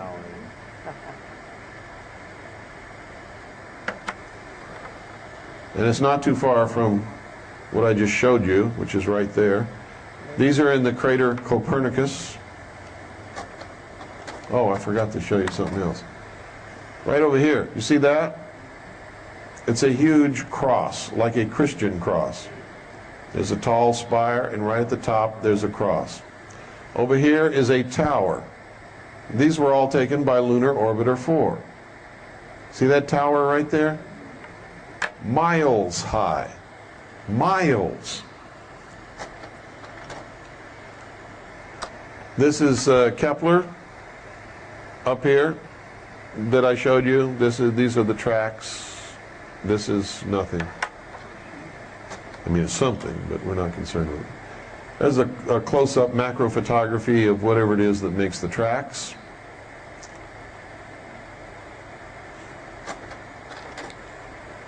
This is an antenna rising straight up out of the lunar surface. Where does that come from? Right here on Earth.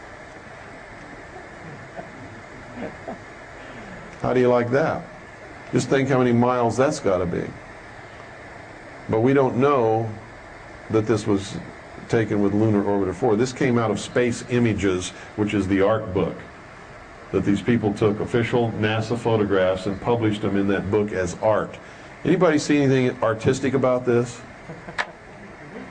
It's like a radio tower. NASA just will tell you that it's anomalies on the lunar surface, and it's boulders shaken loose by moonquakes, and or you're crazy, or are you, or something. They will not admit that there's anything there. I heard or read one time that when one of the missions they made up there, that they set off some detonations on the surface of the moon. They did. They measured it, and they claimed that it was hollow, from what I read.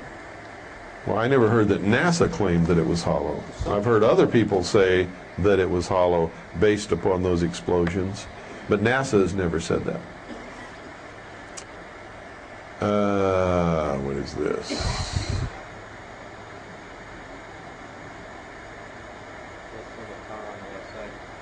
Oh yeah, this is another one with the antenna. This was made from right there.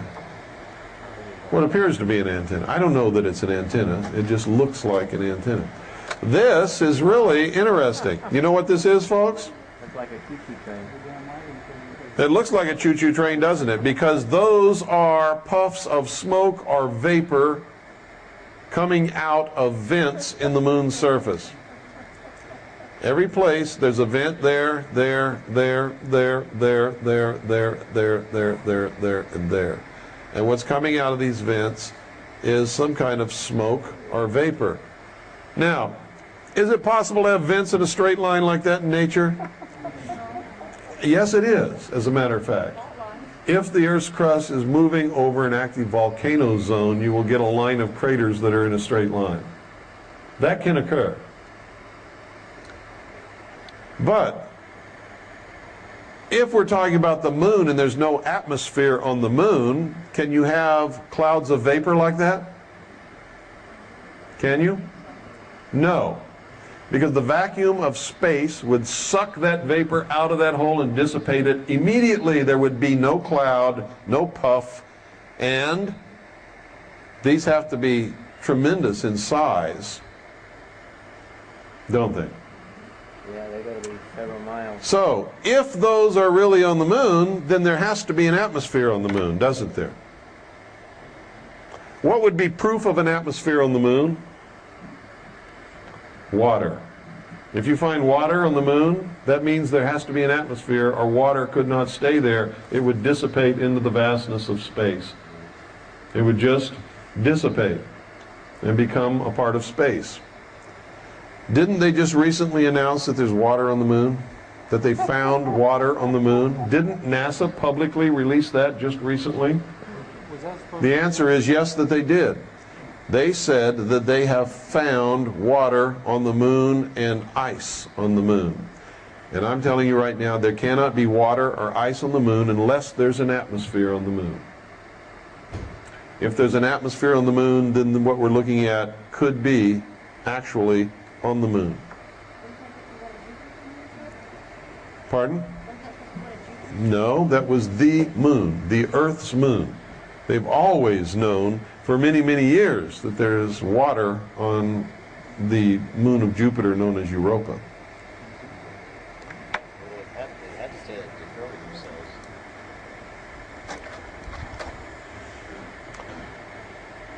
Here's another proof that flying saucers are not in the realm of fantasy, nor do they have to belong to extraterrestrials. When they announced this, they had been using it in secret for many, many years. It's not a new development. So they've been using battlefield flying saucers as remote-controlled vehicles for reconnaissance. I have seen these flying all over the Tikaboo Valley in Nevada, just 6 or 7 feet above the ground. Sometimes they follow me around. Are they silent? And they take pictures of me. And these guys know where I'm at all over the time. Are they silent? Yeah. Absolutely. I saw one of them in the YouTube. Absolutely silent. I drove right up on it. I turned my lights off. The smallest I've seen is 6 feet in diameter. I've never seen any smaller than that. I've seen ones larger. Pardon? Why would I shoot one? Pardon? They don't want you in that valley finding out what they have. They want to know where you're at. They don't want you going in and photographing things inside the installation. But I've done it. See, I've been going there for many years before anybody even knew the existence of this place, because I found out about it in 1971 when I was on the briefing team for Admiral Clary. So long before anybody ever heard of Area 51 or even thought that it even might exist somewhere in the world, I was making trips out there taking pictures. Most of those pictures nobody's ever seen, simply because if I show those pictures, they'll know that I've been in places that are restricted, and you're not supposed to be in those places.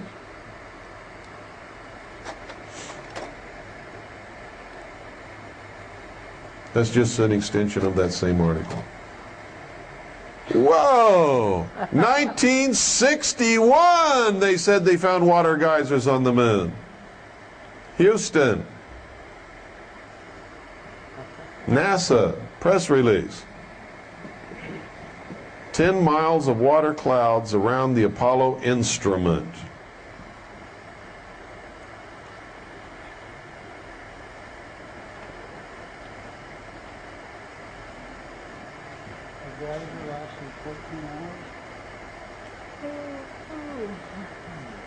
It's from the Santa Ana Register.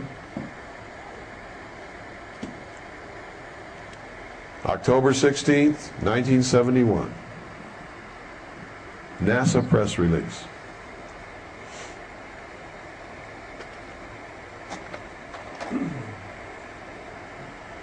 Now, why would they be faking all this stuff and trying to make us think that extraterrestrials are coming here? Anybody read the report from Iron Mountain? You should. Those of you who have read it probably know the answer. The report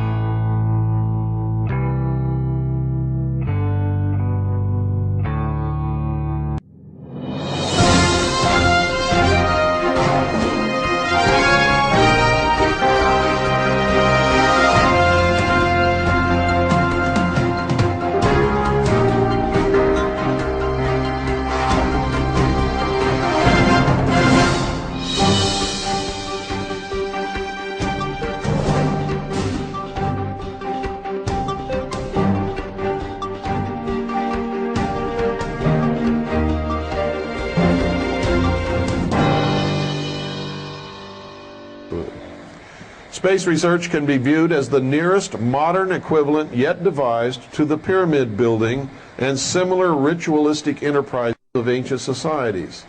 It is true that the scientific value of the space program, even of what has already been accomplished, is substantial on its own terms, but current programs are absurdly and obviously disproportionate to the relationship of the knowledge sought to the expenditure committed, all but a small fraction of the space budget measured by the standards of comparable scientific objectives must be charged de facto to the military economy. Future space research projected as a war surrogate, in other words, replacement for war, would further reduce the scientific rationale of its budget to a minuscule percentage indeed.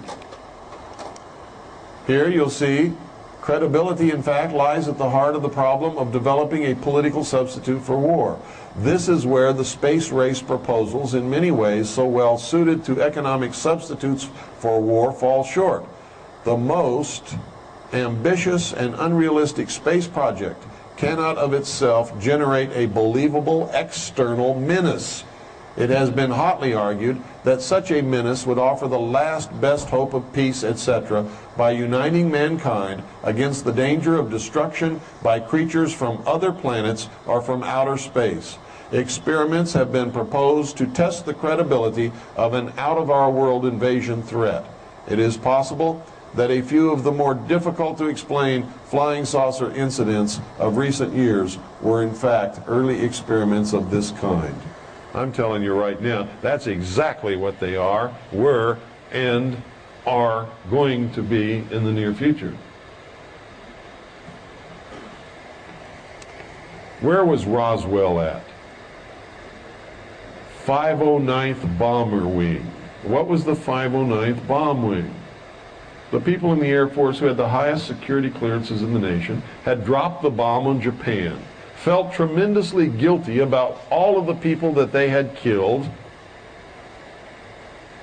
and so were ripe for somebody to come along and say, let's fake a flying saucer crash.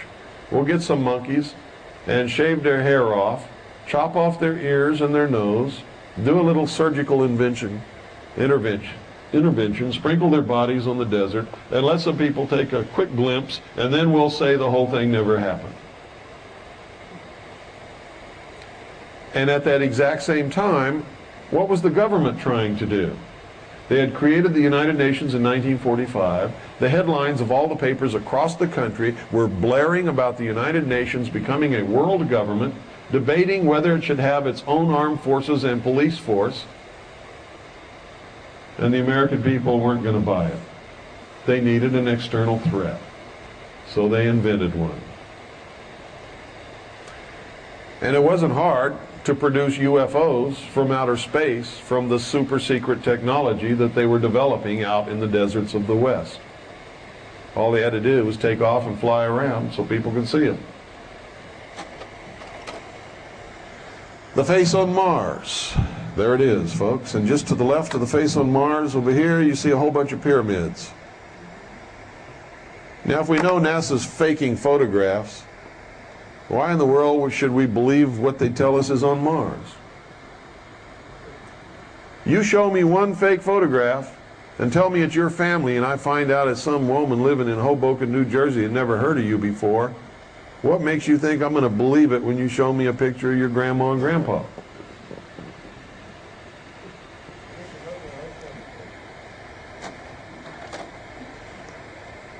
There it is, the face on Mars. Now, look up here. You ever see a square crater? Must have been made by a square meteorite. Look at this arrow. It's all black dots. The black dots, NASA tells us, is where the transmission of the picture fell out in being transmitted from Mars back to the Earth. They're dots that weren't filled in by the transmission.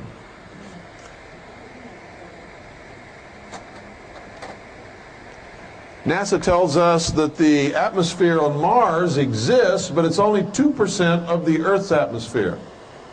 Then why does NASA have on its books plans for a Mars plane? If the atmosphere around Mars is only 2% of the atmosphere around Earth, no plane, I don't care how they built it, could fly in such an atmosphere. Yet this is an official NASA photograph of the Mars plane that they have planned to send to Mars to fly around in its atmosphere and take pictures and all of that kind of stuff. Again, there's a face on Mars. To the left are the pyramids. This is all that stuff that what's-his-name is talking about. What is his name? I've forgotten. Richard Hoagland, that's right. Now,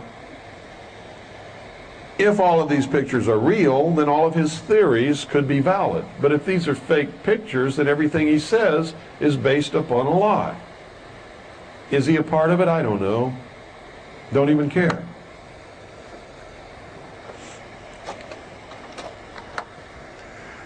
Mars photographs, which appear to have the remains of agricultural terracing.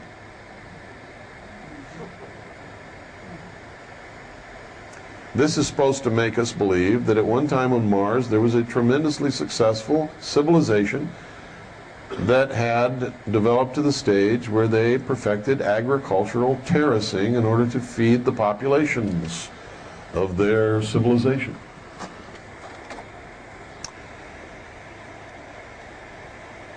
For years, when I made up these slides, NASA had been denying that there was anything called an aurora. So had the Air Force and everyone else. We now know that it exists. They've admitted it. So this is a moot point here. Now, let me give you some food for thought here. If you think I'm full of baloney, and if you think these people haven't been around for a long time, this 1917, upon a visit by the Imperial Japanese delegation headed by Viscount Ishii, John Dewey, the author of our extremely destructive educational system, destructive to the minds of our young people, said this in a speech at the dinner for Viscount Ishii and the Imperial Japanese mission. Quote, "Someone remarked that the best way to unite all the nations on this globe would be an attack from some other planet. In the face of such an alien enemy, people would respond with a sense of their unity of interest and purpose." 1917. John Dewey was a member of the Illuminati. There it is, blown up so you can read it for yourself. Years later, during the Reagan administration, Reagan said on at least 8 different occasions the exact same thing that John Dewey said in 1917. And you heard one of them on that tape. This is one here. Remarks of the President to Falston High School students and faculty. Falston High School, Falston, Maryland, December 4th, 1985. This is what he said. "I couldn't but one point in our discussion privately with General Secretary Gorbachev, when you stop to think that we're all God's children, wherever we may live in the world, I couldn't help but to say to him, just think how easy his task and mine might be in these meetings that we held, if suddenly there was a threat to this world from some other species from another planet outside in the universe. We'd forget all the little local differences that we have between our countries, and we would find out once and for all that we really are all human beings here on this earth together." Is this what's going on? Does anybody know who that is? That's the creature from the Black Lagoon. Remember that movie? That's him. He doesn't look so fierce. I think he looks kind of neat myself. Friendly, cuddly, cute little feller. He's just looking for love.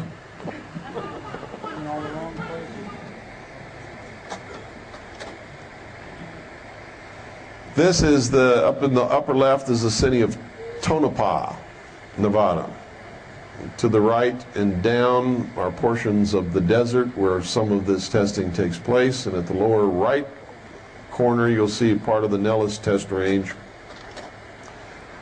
Here you see a huge expanse of the Nevada desert where they test these things, and just see that writing that slants up like this toward the top right? It says Saucer Mesa. We were going over the Coast and Geodetic Survey maps of the area, and we found Saucer Mesa. And that's, you know, I'm just pointing that out, and we don't know what it means. It could be innocent. There might be a mesa there that looks like a saucer, but in light of what they're testing out there, it's logical that it's named for something else.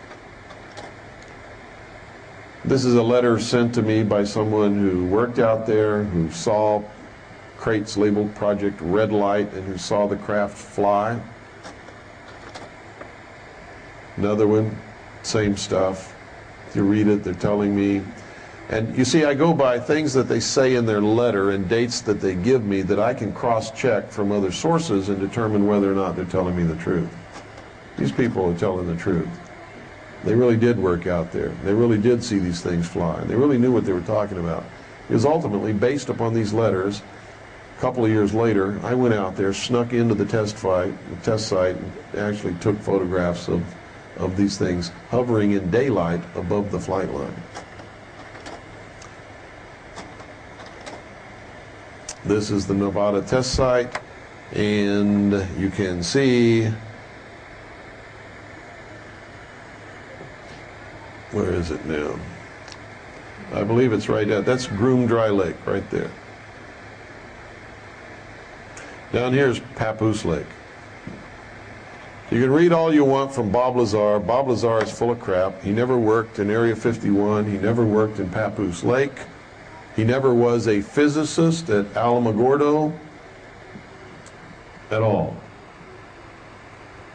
Bob Lazar was in the phone book at Alamogordo. Under the physics department, his name is listed, but he was not a physicist. He has a contract with Alamogordo. Or not Alamogordo, but the, trying to think of the name of the laboratory. Los Alamos. He has a contract with Los Alamos National Laboratory with the physics department to develop the film from the dosimeter badges to tell whether anybody has been exposed to radiation. That's why his name was in that phone book. Bob Lazar is a liar, one of the biggest liars that's ever walked upon the face of this earth. He has never ever worked in Area 51 or Papoose Lake. He never saw flying saucers, never worked on back engineering or anything else.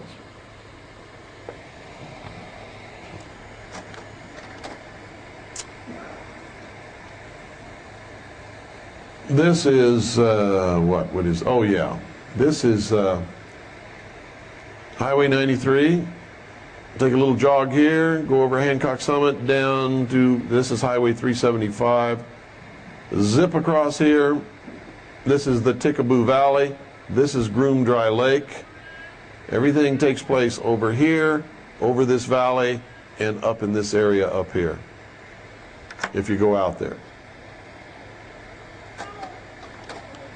That's Groom Dry Lake. There are underground tunnels which go to other government and military installations. We have marked 2 of those tunnels on this map. You're not going to see the tunnels, they're underground. This is a satellite photograph of Area 51. We went to the United States government, asked them if there was anything there, and if there was, what was it? They said there's nothing there, period. It's just a dry lake bed and desert. The United States Air Force said the same thing. There's nothing out there, dry lake bed and desert. There is no such thing as Area 51, period. So we went to the Russians and got satellite photographs. Now what does that tell you? Who are they hiding it from? If they tell me it doesn't exist, and they know damn well the Russians have photographs of it, who are they hiding it from? From me, not the Russians. They know about it. That's who we got these photographs from.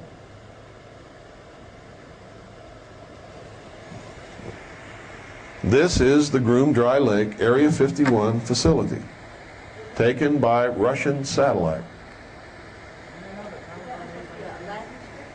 It is a landing strip. It's one of the longest landing strips in the world. It's over 35,000 feet long.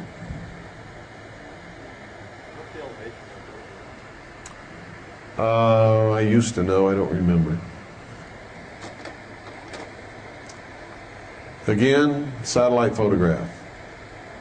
Now at the time that this photograph was taken, afterwards, after these photographs had been taken, they have extended the runway even farther than what it is there. I can't hear you. Groom Dry Lake, they started construction to our knowledge in 1954. Right about the time that they begin to perfect this anti-gravity and electromagnetic drive stuff and begin to classify it and make sure that nobody ever wrote about it again. They also developed the U-2 here, and the SR-71, and a lot of other secret aircraft were developed and test flown from Groom Dry Lake. They have one of every kind of MiG that the Russians have ever developed at Area 51.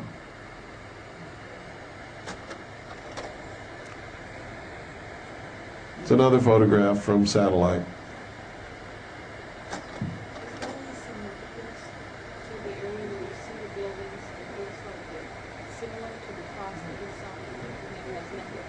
No. Not that I'm aware of, anyway. This is another Soviet satellite photograph of the Groom Dry Lake facility.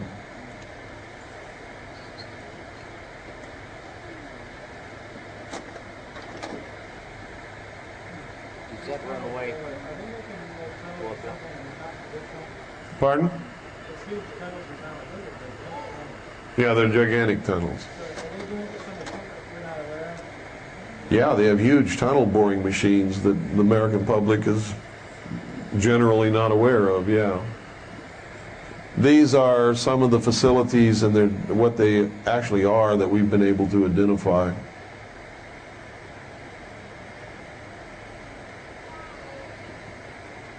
that runway inclined, not level? No, it's level. Text are remarks by the President of the 42nd General Assembly of the United Nations, New York, New York, September 21st, 1987.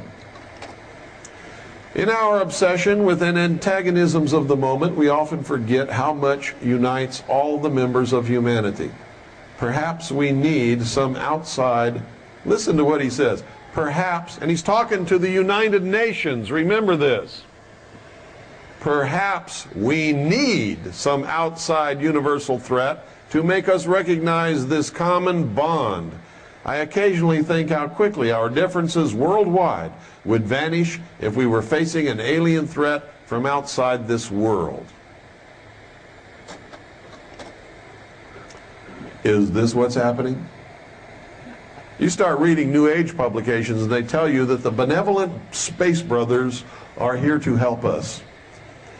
And, you know, if everything falls apart, they're going to pick up the best people in the world, the good New Age people, and take them aboard their flying saucers and whisk them away to their planet. Are you kidding me? Somebody from another planet came here and took one look at what we're doing on this Earth. You think they'd take us back to their planet? Huh? Not a chance. Is this what it is? Or is this what's happening?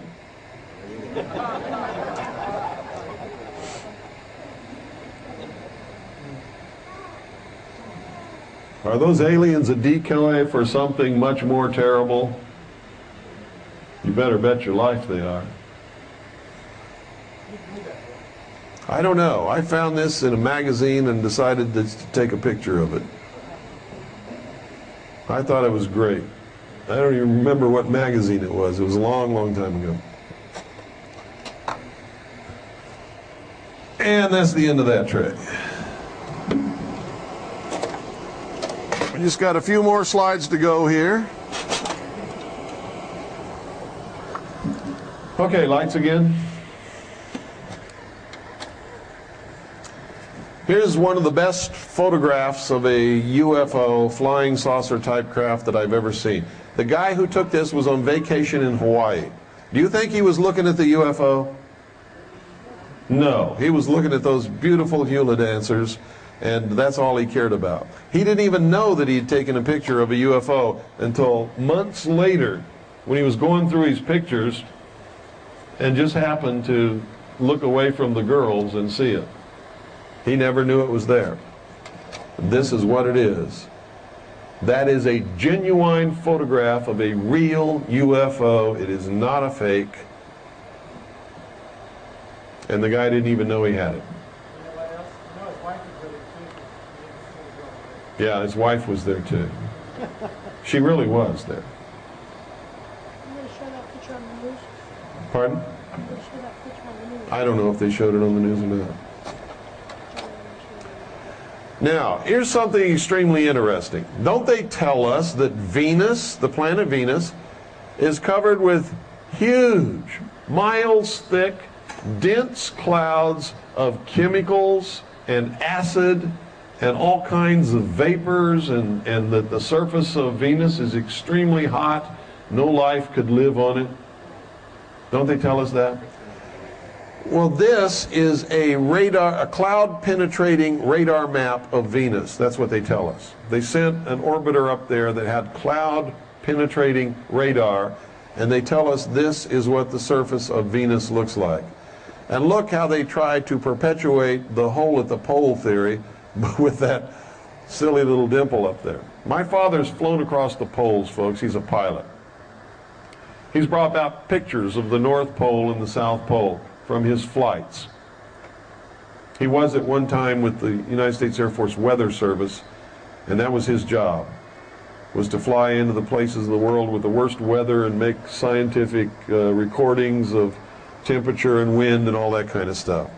There are no holes at the poles, I can assure you.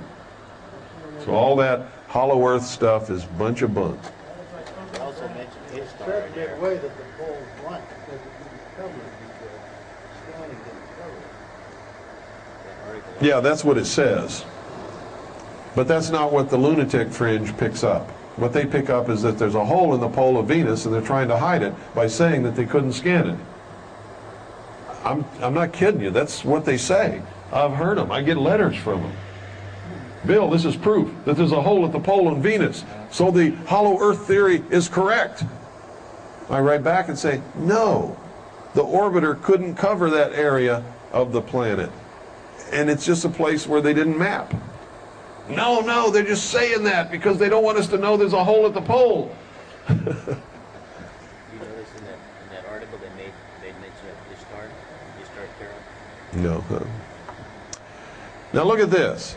If they're correct about Venus being covered with thick, dense clouds of chemicals and gases and vapors, so that they couldn't photograph the surface from space, they had to radar map it. How did the Russian Venera space probe land on the surface of Venus and take this picture of its own leg sitting on the surface of Venus? Can anybody explain that to me? I can't explain it either. Neither can NASA, and neither can the Russians.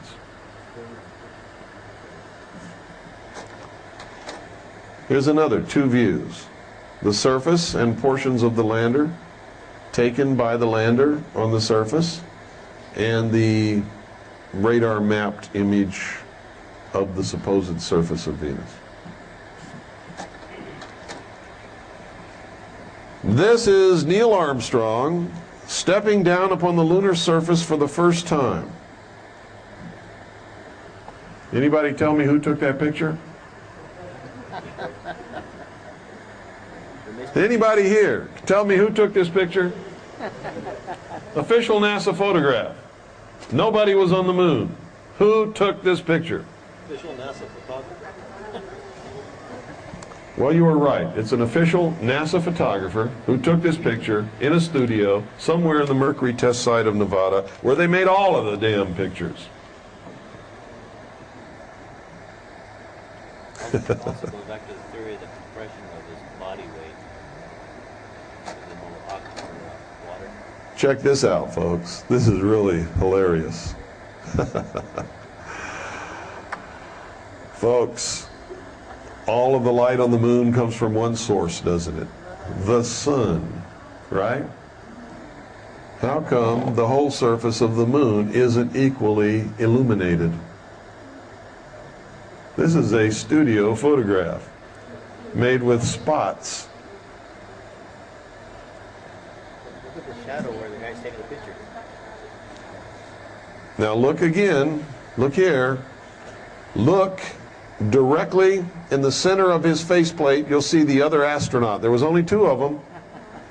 The other astronaut supposedly took the picture. If you blow that up, you'll see he has no camera. No camera whatsoever. Why is this shadow? You can also see the shadow in the faceplate going toward the astronaut who supposedly took the picture, who's directly in front of him, and you can see his shadow on the moon going somewhere else, which means the picture in the faceplate is artificially inserted.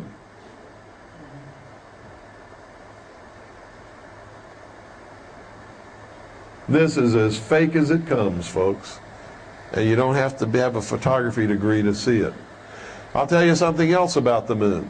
In space, the sun and the stars are so bright, ladies and gentlemen.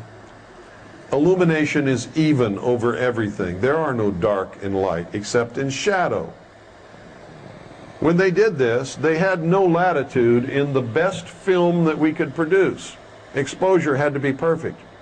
So if those cameras exposed to see detail where the light is hitting, you would see absolutely nothing in the shadow because the film had no latitude. If you exposed to get some detail in the shadow, all of the places where the light hit would be totally washed out. You wouldn't see anything. It would be overexposed. This is a studio shot made by a professional photographer who set up the lights so that he could get an even exposure and detail in the light and the shadow. Yes? You got to talk real loud.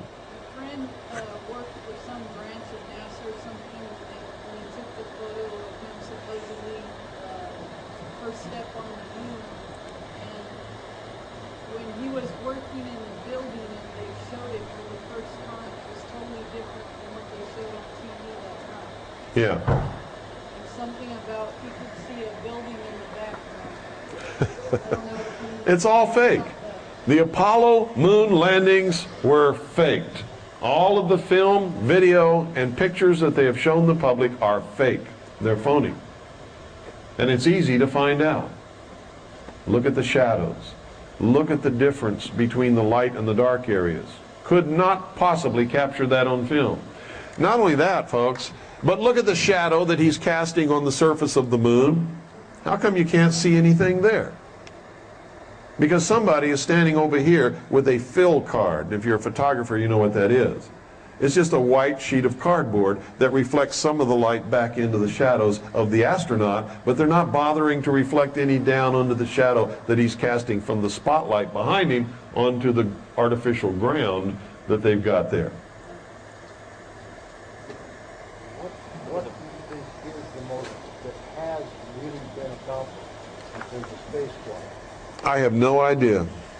But they didn't accomplish it the way they said they did, if they've accomplished anything, or with the vehicles or the spacesuits that they say they've accomplished them with. Have you seen orbit our planet? Yeah, we can orbit our planet. But with the vehicles that they say have gone to the moon, they couldn't even get through the Van Allen belt.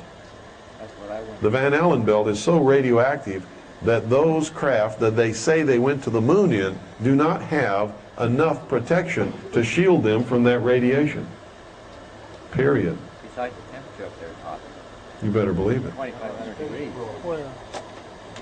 Van Allen. You can send unmanned vehicles anywhere you want, yeah. 500 miles. The problem is getting a man out there. The problem is just getting a man through the Van Allen belt that surrounds the Earth without making crispy critters out of them from the radiation. Right. Aviation Week and Space Technology. This was November 21st, 88? This is the text page of an ad that appeared in there. An Amoco ad about oil. There's nothing in this ad that would suggest that the facing page, a part of this ad, would be this cute little fellow. We called Amoco and we asked them, where'd this come from? It's a neat ad. We really like it. We want to compliment you. Where did you get the model? Oh, it's a 12-inch high statue that we had an artist make. But it's not. This is not a photograph of a 12-inch high statue, even though they say it is. And I'm going to show you why. If anybody that wants to can get up there as close as you can see hair. You ever seen the hair on a baby's butt? Real fine, silky hair, almost microscopic. Go up there and look. It's on his neck. It's on the neck of this thing, the same hair.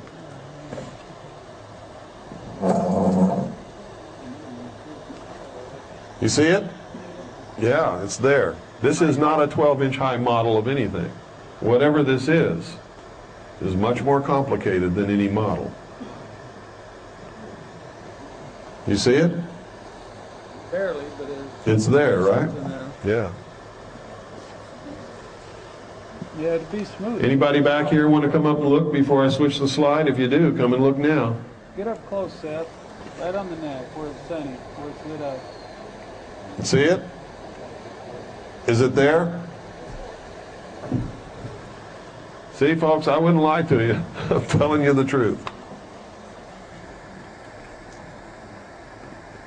Let me ask you again. Was it there? It was there. You heard it right from the horse's mouth. Look at this. Look at the detail on the head. Look at the moisture in the eye. Look at the folds of the eye. No, I'm not going backwards. I'm only going one way. You want to see it real quick? Jump up there. Get up there. Hurry. Hurry up. Go. Anybody else? Real quick. You see the hair on the neck?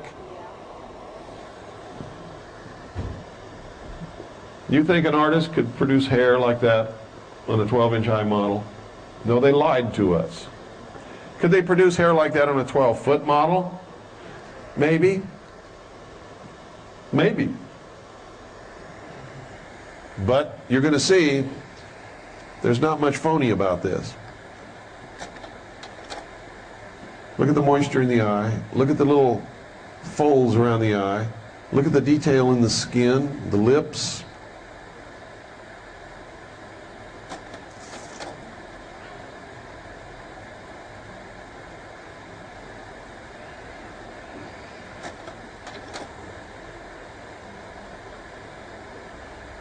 Look at the creases on the neck.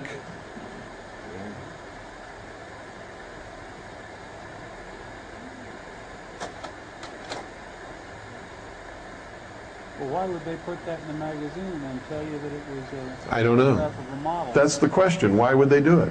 It has nothing to do with Amoco or oil. Why is it even in the ad? It has nothing to do with the text on the page that I showed you. If you read it, it had absolutely nothing to do with it. They just put it in there. Look at the moisture and the mucus inside the nose.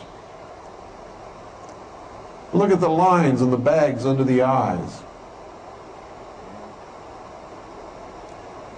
Now, if I had to make a bet, folks, I would bet that this is something they created in the laboratory and it's alive.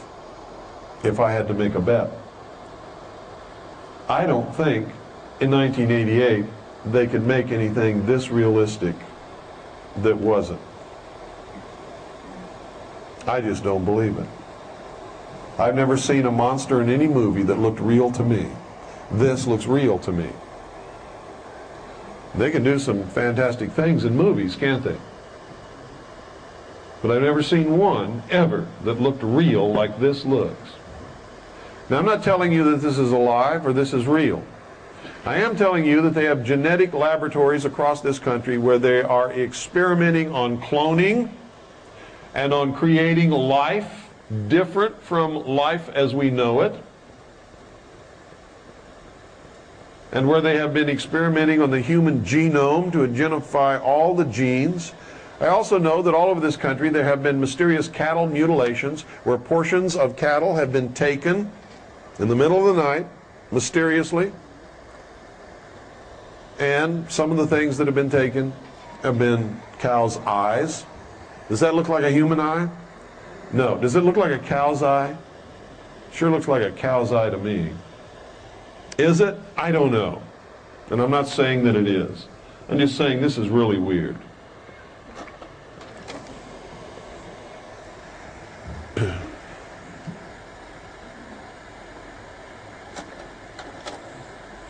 Who's this character?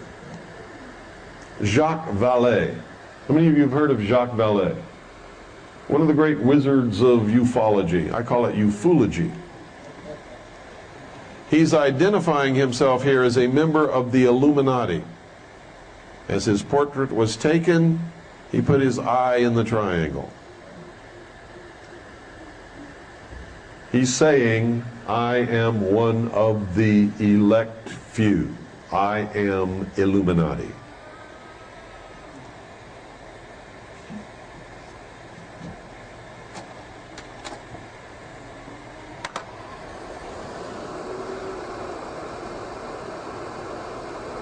Oh, this is Dr.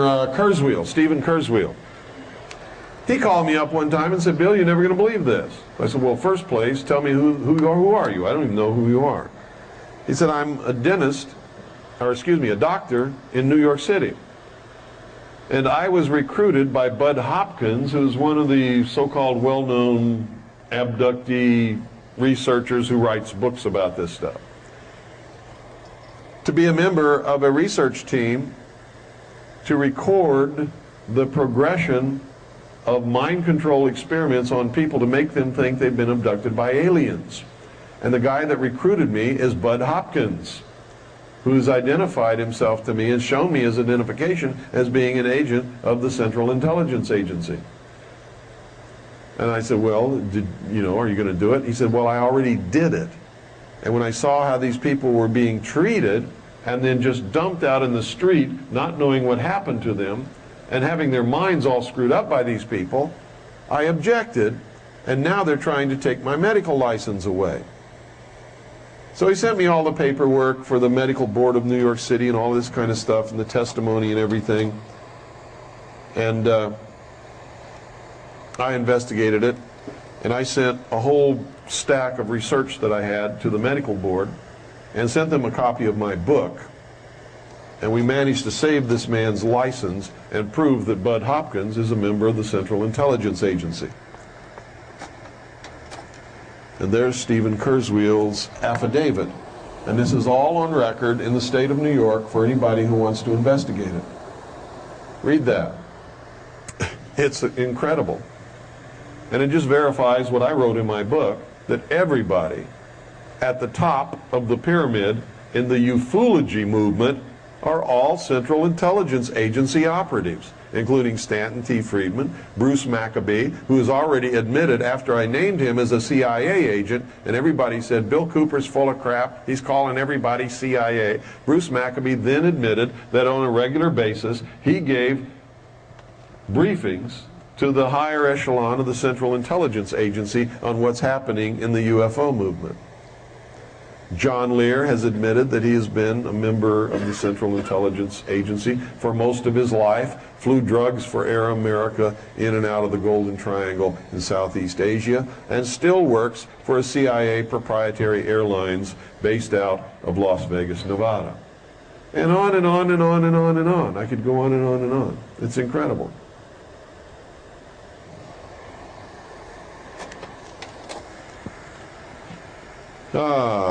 This is, what's this? Oh, this is verification of something I wrote in my book. This guy sent me a letter. And he verified that when he was in the Air Force, he also saw the message from the Joint Chiefs of Staff, which ordered all members of the armed forces not to take any further orders from the White House. That was during the Nixon coup. Only it wasn't Nixon taking over. The Joint Chiefs of Staff took over, cut off all communications to the White House, ordered all military units not to accept any orders from the White House, and then they just went in and told Nixon to resign. Nixon had no choice. He couldn't even call up anybody to help him, because who controls the communications for the White House? The military. I was the first one who told the world that that had happened. There's another guy who came out and told his story. It's in my book. That was Randall Terpstra. And then I got the letter from Mr. David Jones here, and it's signed by 2 witnesses down on the bottom, that he saw the same thing. And since then, there's been others who've come forth. But Nixon didn't resign. That was a military coup.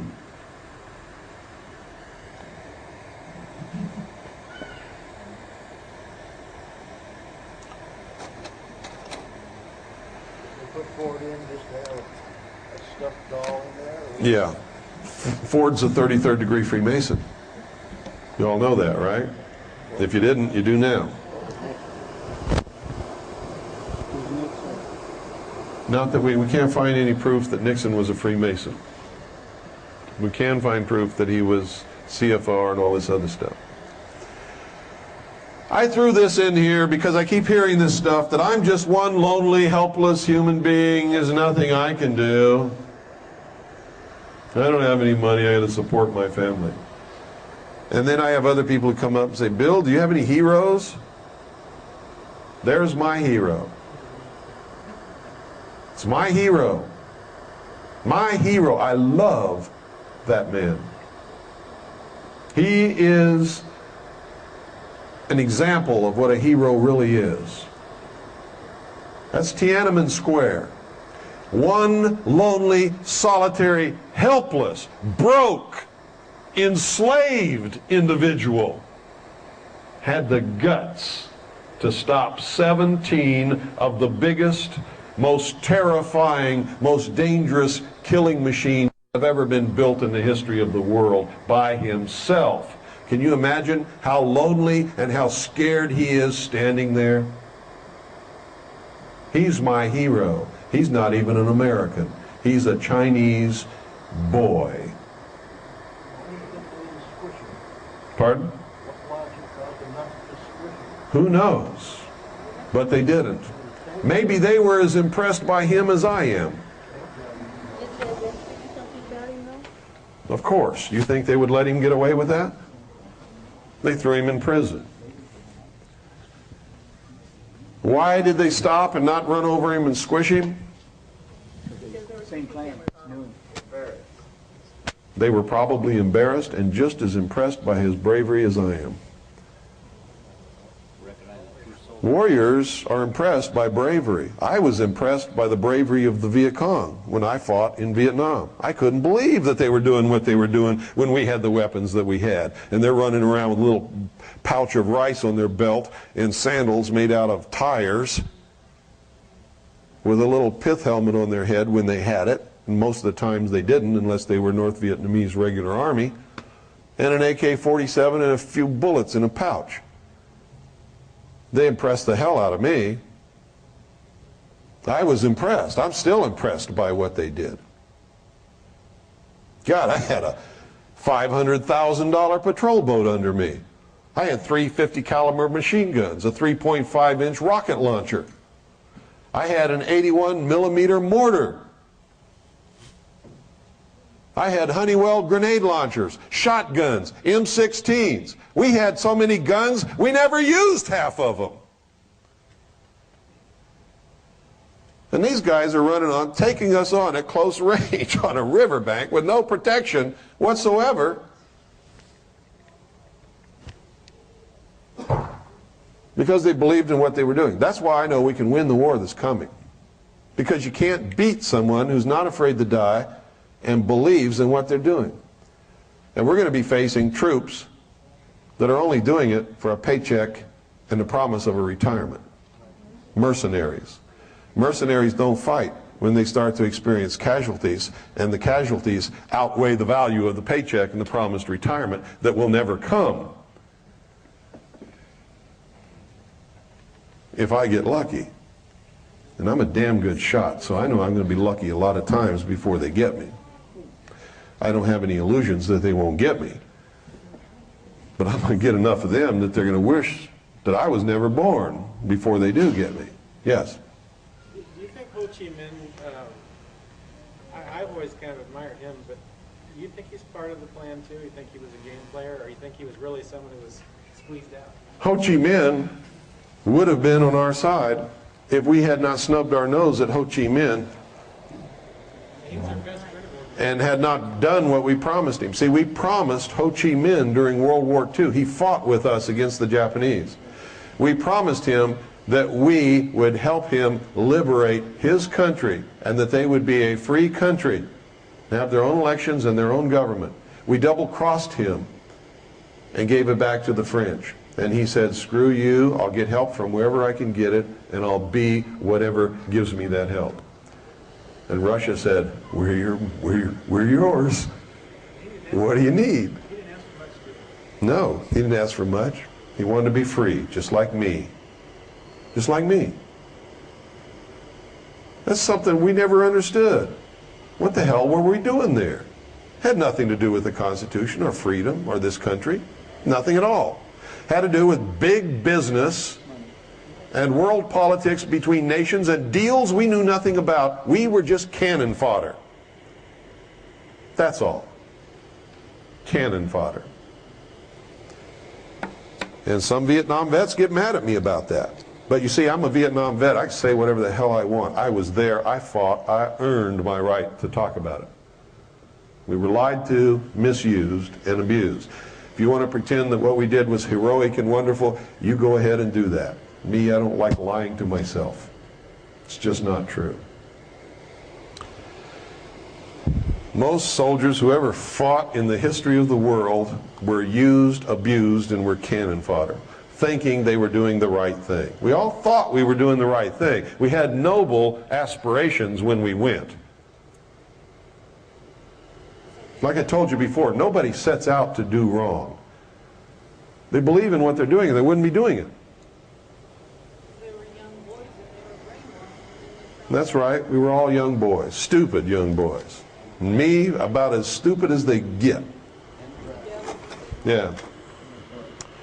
This is what? I need lights off. This is introduction to the initiating group. Let me see, what is it? Oh. This is from the RAND Corporation. It's about a colloquium that they got together to do, the greatest scientists in the country, in cahoots with the United States government.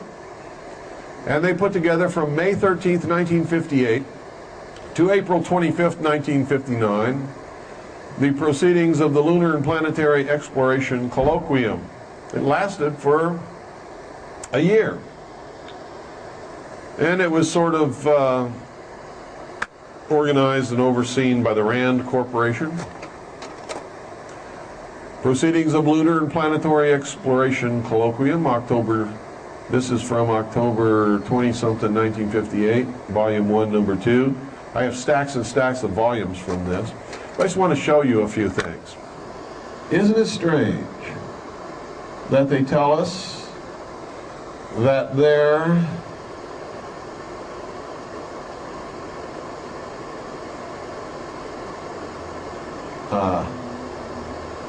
it's hard to focus this. Oh, this is what I'm looking for. It says power for a lunar colony.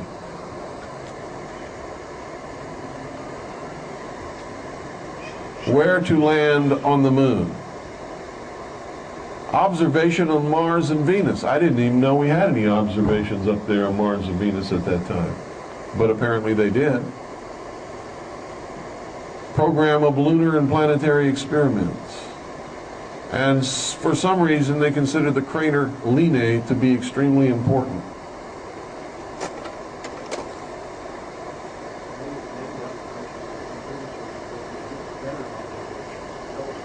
It could be.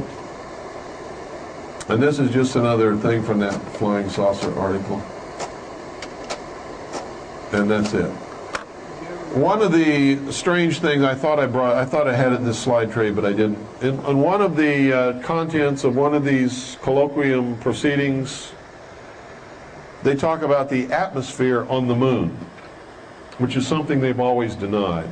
But that group of scientists didn't deny it. It was listed right in the proceedings that they were studying the atmosphere of the moon. So that's that. What time is it?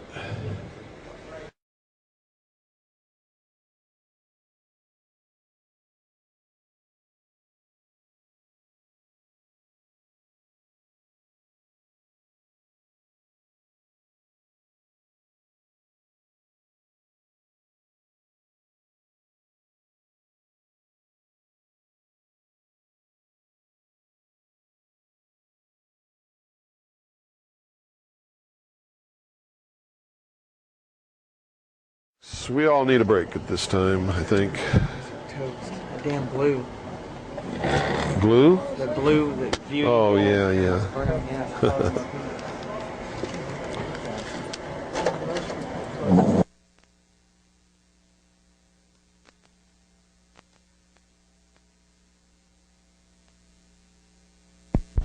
Thank you. Okay, now I'm going to give you a choice. There is no limit to how long we can keep this room. I have 2 videotapes, one of which we're going to end with. Both are 2 hours long. Let me tell you what they are. But before we start, I'm going to let you ask questions if you want for a little while. And then if you want to see the videotape, whichever one we decide by popular vote to see, the ones who want to see it can stay and watch it. Anybody who needs to leave can go ahead and leave. Okay?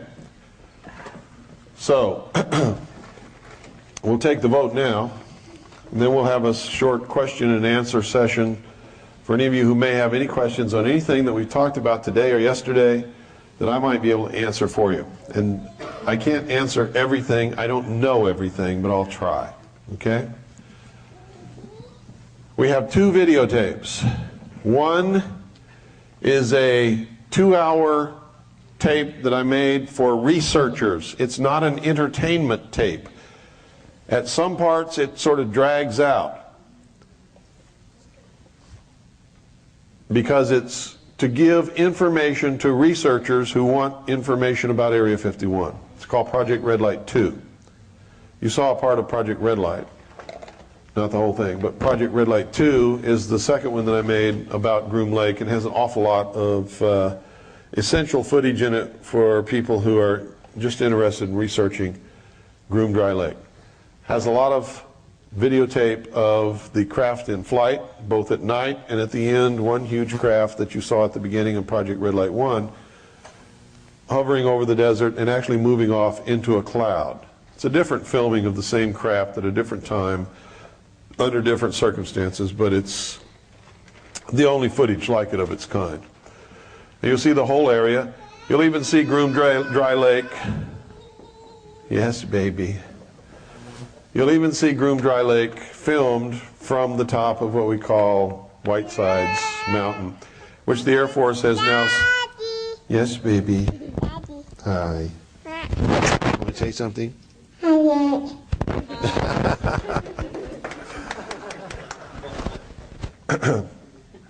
And you can't take those pictures anymore because the Air Force has seized that mountain. You can't get up there and you can't take the picture. The other one is what we call the last will and testament of the Branch Davidians. And everybody on that videotape is now dead except for one black woman who lives in England now. Most people don't know that the Branch Davidians made a videotape while they were under siege inside Mount Carmel, while they were surrounded by tanks and armored personnel vehicles and the might of the establishment that was rained against them. You can see their wounds and listen to them in their own voice, tell why they're there and what they're doing and why they're not going to come out. The American public was never supposed to see this videotape. It was made by the Branch Davidians for the FBI. to prove that nobody was being held in there against their will, like the FBI was telling the world. Remember they said Koresh is holding them all hostage and won't let them come out? Well, that's a lie. And it's about 2 hours long. And all of the Branch Davidians who are alive at that point, including the children, get in front of the camera and tell their story. So you got your choice. We could do either one of those two, and you can vote on it right now. Okay? How many of you want to see Project Red Light 2? 1, 2, 3, 4, 5. How many of you want to see the Branch Davidians? Okay, that's the one we'll see, and that's a good choice. That's the one I was hoping that you would make because it's much more important. Okay? Before we start that videotape, if anybody has any questions, this is the time to get it out, because when this tape ends, after 2 hours after it starts, I'm exhausted from doing this for 2 days. And if you don't think this is exhausting, try standing up and talking for 6 hours to people 2 days in a row. So after this tape is over, I don't want to stick around and have questions from people. What I want to do is take my family to dinner and go to bed, because I have a long drive tomorrow, okay? So I don't mean it as an insult or a slant against anybody, and I'm not brushing you off. What I'm telling you is true. I'm really tired, okay? And I have problems with my legs anyway. So if you have questions, let's get them out now. I'll try to answer them to the best of my ability, and then we'll go to the tape. Yes, in the back. What kind of solution can you offer to this mess? The first solution to our biggest problem. What is our biggest problem? Lack of knowledge. The vast numbers of American people are ignorant. They don't know what's happening. The number one solution and the biggest goal we have in front of us right now is to educate them, get them information, but not like people normally do it. How are people normally getting information to the American people? They're getting stuff on the fax and over the phone, and they're hearing it on the radio, and they're just repeating it and passing it on. Is it true? 95% of it we have already proven we know is false. That's got to stop. We have to educate them with the truth. Things that we can document and back up. And if we can't, we have to tell them we can't. Be honest. If it's opinion, say, this is my opinion. Okay, like I do. You've all heard me do these things. If I can prove it, I tell you. If I can't, I tell you. If it's my opinion, I tell you. I don't leave you sitting there guessing. And you shouldn't do that to other people either. And if you get something, if you don't know it's true, don't pass it on. Period. Don't do it. If I can verify things, so can you. I'm no different than you. I'm one lonely, broke, solitary human being with a family that I have to support. I'm no different than anybody. My brain is no bigger. Okay? Whatever I can do, you can do. Somebody tells you can't do it, laugh at them and point to me. And say, if he can do it, I can do it, because I'm as smart as he is. And it's the truth. You just don't know it half the time. People don't tell you that in high school. They tell you, well, you got to learn your ABCs and at least learn a little bit of reading so you can get a job working for somebody else. They don't tell you, learn all this stuff so you can go out and start a corporation and be all that you can be without joining the Marine Corps or the Army or the Navy. They don't tell you that, but that's what they should be telling you if they were worth their salt as educators. Yes, ma'am. The Chinese Navy being down there in Long Beach Naval Shipyard? They're not going to be in Long Beach Naval Shipyard. No? No. The lease was torn up, withdrawn, thrown away. And is there any other areas besides that they're doing that? Yeah, both ends of the Panama Canal. They have agreements to put in a big, huge, multi-billion shopping center in Southern California and a whole lot of other things.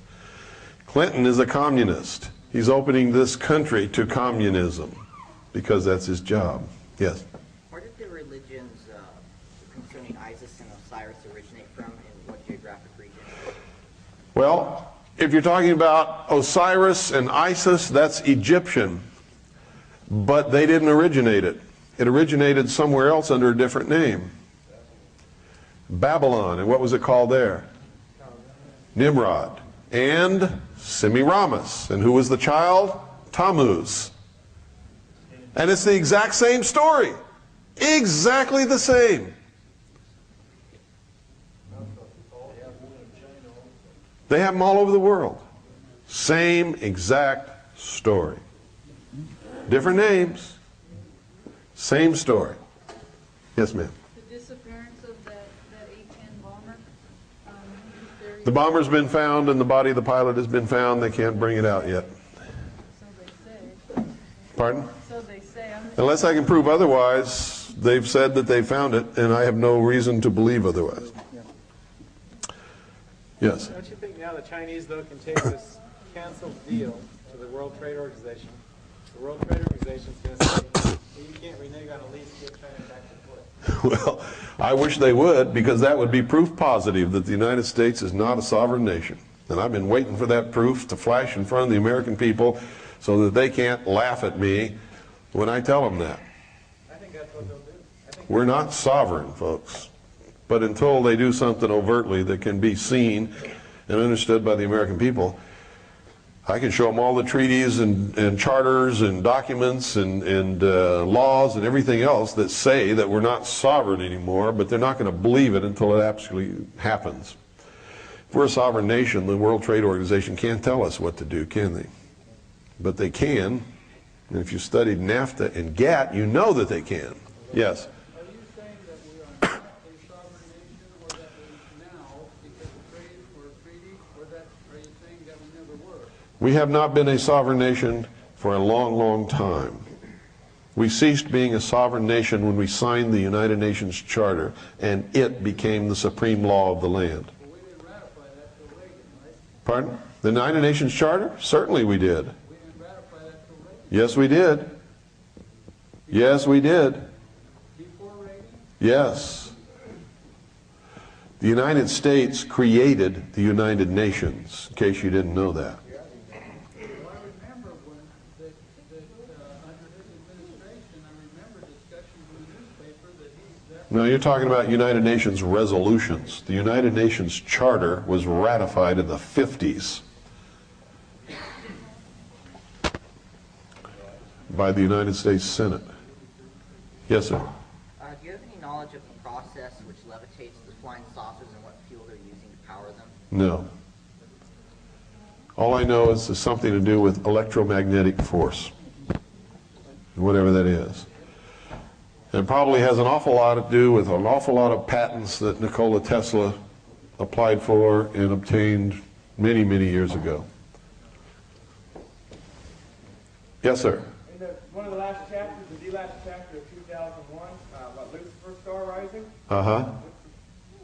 Talk about that. Why is that put in there? What are they alluding to? Besides the very obvious. Well, Lucifer's star rising, well, let me, gee, I hate to get into that because it's a whole other lecture altogether. In fact, I'd rather not, because it'll take up an awful lot of time, and we don't have all of that time. Yes? One of my big concerns, while I understand what you say about militias, I am concerned with affiliating myself with people that either don't have all their brains together or could possibly be infiltrated by government agencies. So how do you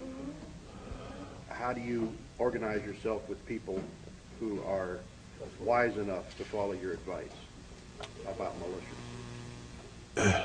Well, that's a tough one, because people being people, you can't always be sure of anything with people. We've all learned that in our life. People will tell us something for 6 years and then prove exactly the opposite the next day. You know? And how many of us have been married to people or have been in a personal relationship with someone we thought we knew, and then all of a sudden we find out it's not the person we thought they were at all? How many times has that happened to all of us? How many times have we been betrayed by a best friend? There is no certainty of that. What you have to do is bring the militia into being and then educate, educate, educate, educate. Uniform Code of Military Justice, Constitution, the laws of the state and the nation. Spell it out. Make them understand. And anyone who doesn't understand or demonstrates they want to go contrary to the law and the intent of the Founding Fathers in the formation and the organization and operation of the militia, you have to say, you're out of here, bud. And if the rest of the membership goes against you, then you have to get out of there. Because you can't be a part of something that's not right, that's not lawful, that's not constitutional, with a bunch of people who might do something stupid like these assholes down in Texas who have now taken a hostage and shot somebody. I forgot to tell you, they shot the guy in the shoulder. Stupid! These guys have sealed their fate. They're going down. And ain't nothing in the world can stop it from happening. Because they're wrong, and no one can support them when they're wrong. Yes, ma'am. Do you feel that the flooding in the Midwest that's going on right now, and they're evacuating people, are they in there to take weapons and put people in camps, or what? No, it's really flooding. It's really flooding in the Midwest. They're really losing their homes. They really need help. No, it's not a scam. It's real. If you don't believe me, call there, and if you can get somebody to answer a phone that's 3 feet underwater, you'll find out. It's real. Tied in with that is I hear things about the HARP system where they can control the weather and knock your cars out and communication. Yeah, but see, here's the thing I'm trying to get across to you. You hear these things. When you hear them, why don't you turn to the guy or the girl who tells it to you and say, can you prove what you just told me? It's radio stuff. It doesn't matter. You can call that radio station and talk to that person. Say, can you prove what you just said on the radio? Well, then why are you saying it? I've heard it in a couple of forms. One was from a guy that worked on the system. The HARP system. Did you give it any credibility? Give what credibility? The HARP experiment is there. It's an experiment.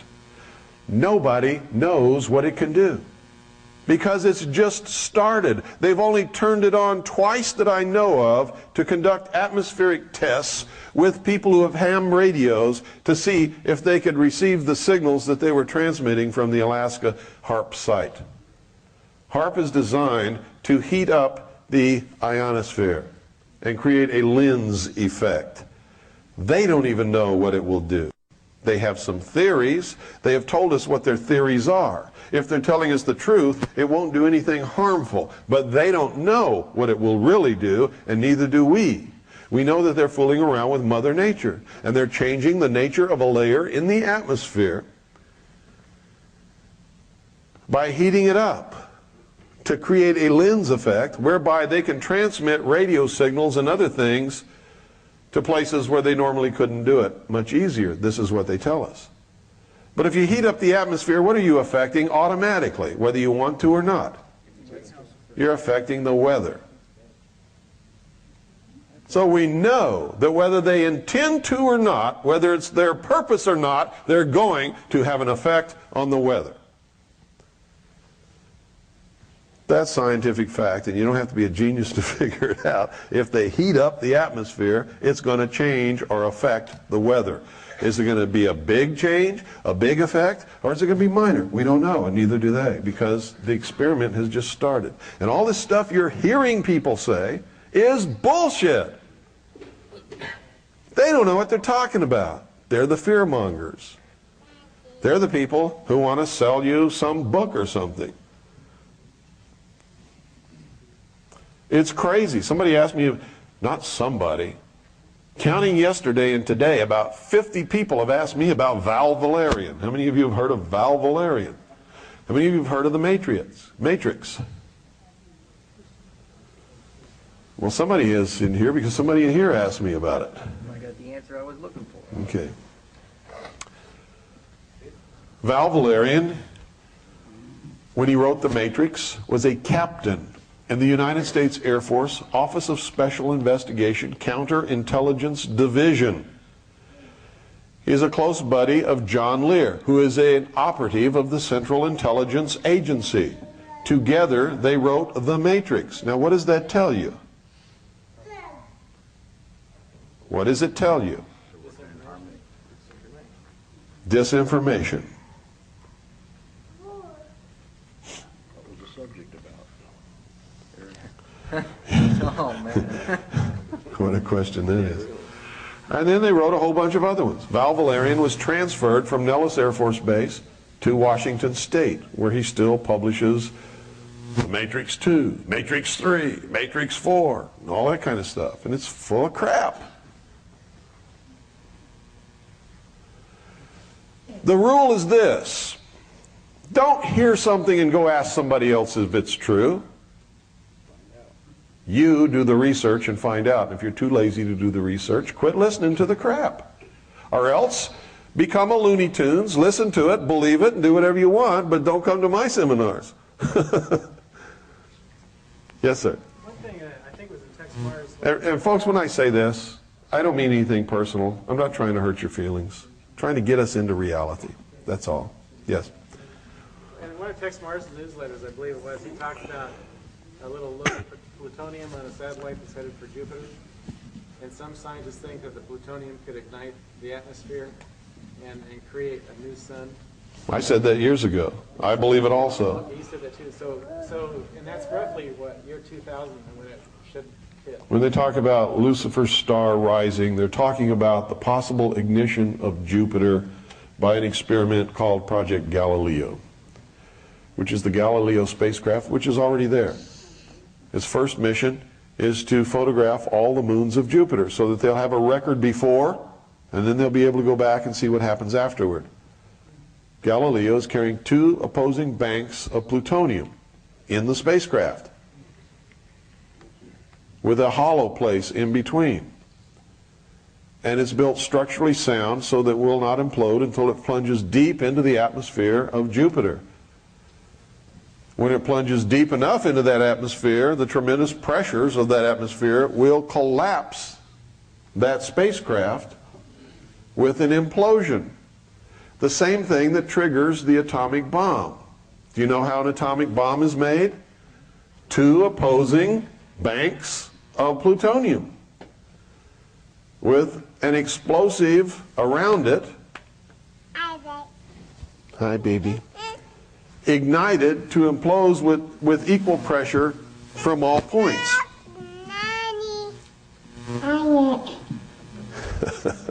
Thank you, my dear.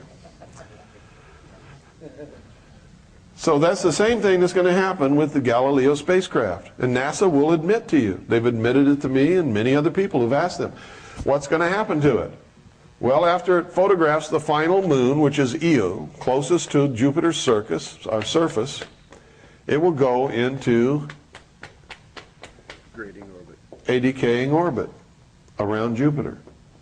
And around December of 1999 was the date they gave me, it will plunge into Jupiter. When it reaches the depth where the pressure is great enough, it will implode, driving these 2 banks of plutonium together, and it will create an atomic explosion. They should have your computer turned off that day, right? Yeah, absolutely. But here's the danger. See, an atomic explosion on Jupiter is not enough to ignite Jupiter into a sun. But if that spacecraft is deep enough within the atmosphere to cause that implosion, and the atomic explosion takes place at a depth in the atmosphere where the pressure is strong enough to hold that explosion, it will turn from a fission reaction into a fusion reaction, and Jupiter will become a sun. I have talked to scientists who say, yes, it can happen. I have talked to scientists who say it's ridiculous, it could never happen. I have talked to scientists who scratch their head and say, I don't really know. I have talked to Arthur C. Clarke, who wrote the book about this really happening. And he said that when he wrote the book, NASA was extremely interested. Allison, stop. Come here, right now. Thank you, baby. I love you so much. Go with little Pooh. Go with Pooh. You got her? boy. Hey, you. Go with Pooh. Okay. Bye-bye. See you later. Arthur C. Clarke said when he wrote the book, he was grilled by NASA. Now, how do we know NASA's in all of this stuff? Look at the dates of the NASA programs, the landings on the moon, manned and unmanned. Compare them to the symbolism of the mysteries, and then take a look at old Kleindienst. You know who Kleindienst is? He was the man who was the head of NASA during the Apollo space program. Who is Kleindienst today? He's the Supreme Inspector General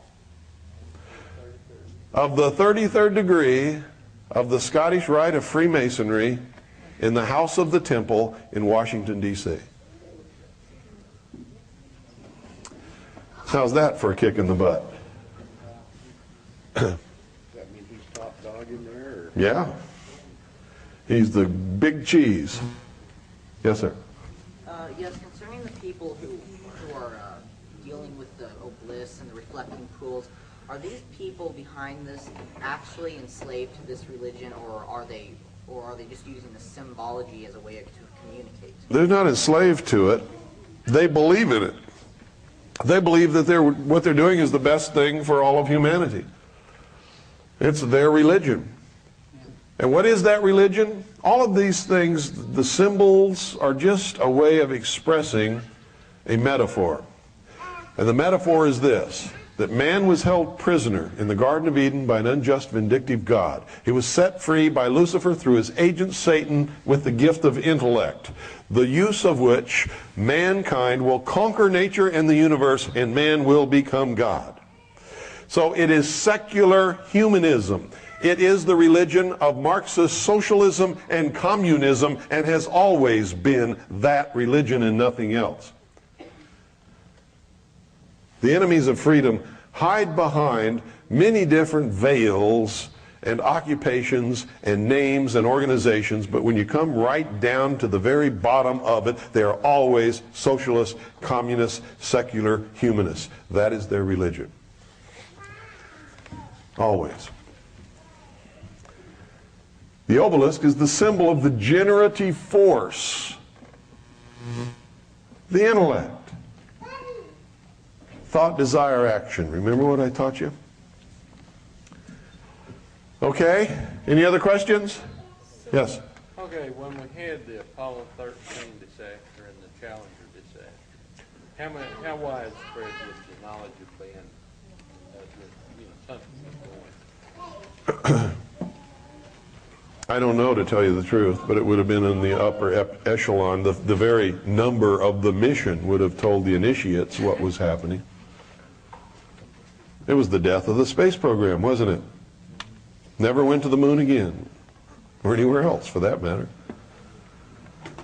And a new NASA was born out of that event. And they went to the shuttle program. The death, the rebirth, the resurrection as something different. A question on the obelisks.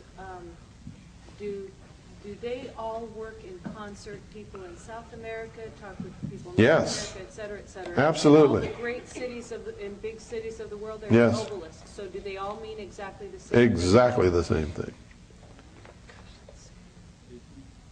We had the opportunity to see them in a lot of countries, but never knew what it meant. Let me tell you how widespread this is.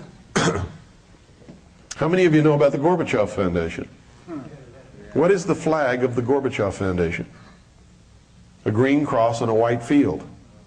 What was the flag that Columbus planted on the sand on the first time he set foot in the Americas? A green cross on a white field. How about that?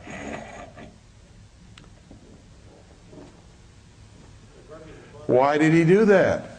Wasn't he sailing in the name of the Queen of Spain? Didn't she finance his exposition? Wasn't he supposed to claim those lands for Spain? Wasn't the first flag planted supposed to be the flag of the royal house of Spain? But it wasn't. It was the flag of the society which he truly represented, using the Queen of Spain's money. How many of you have been to Las Vegas? How many of you have seen the MGM Grand from the air? What is it? A huge green cross. At the entrance, there is a huge lion's head. And what is the lion head staring at? The Luxor. Staring directly at the Luxor Hotel. What are they building out there? I mean, what is it? It's supposed to be. What's it turn out to be? Command center?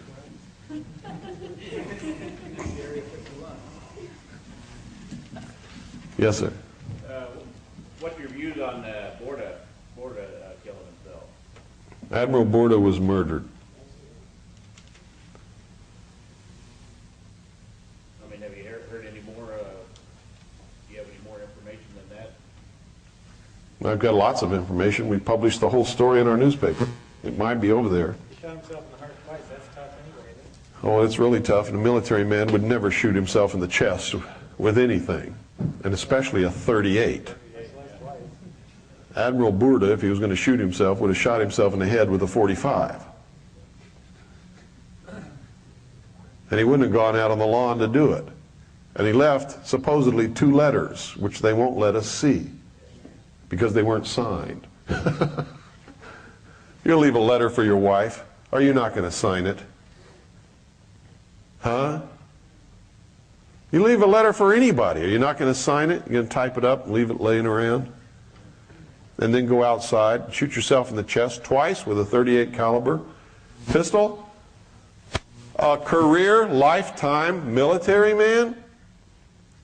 Not on your life. Admiral Borda was murdered. I don't know why he was murdered, but he was murdered. First, he was set up to be discredited, and then he was murdered.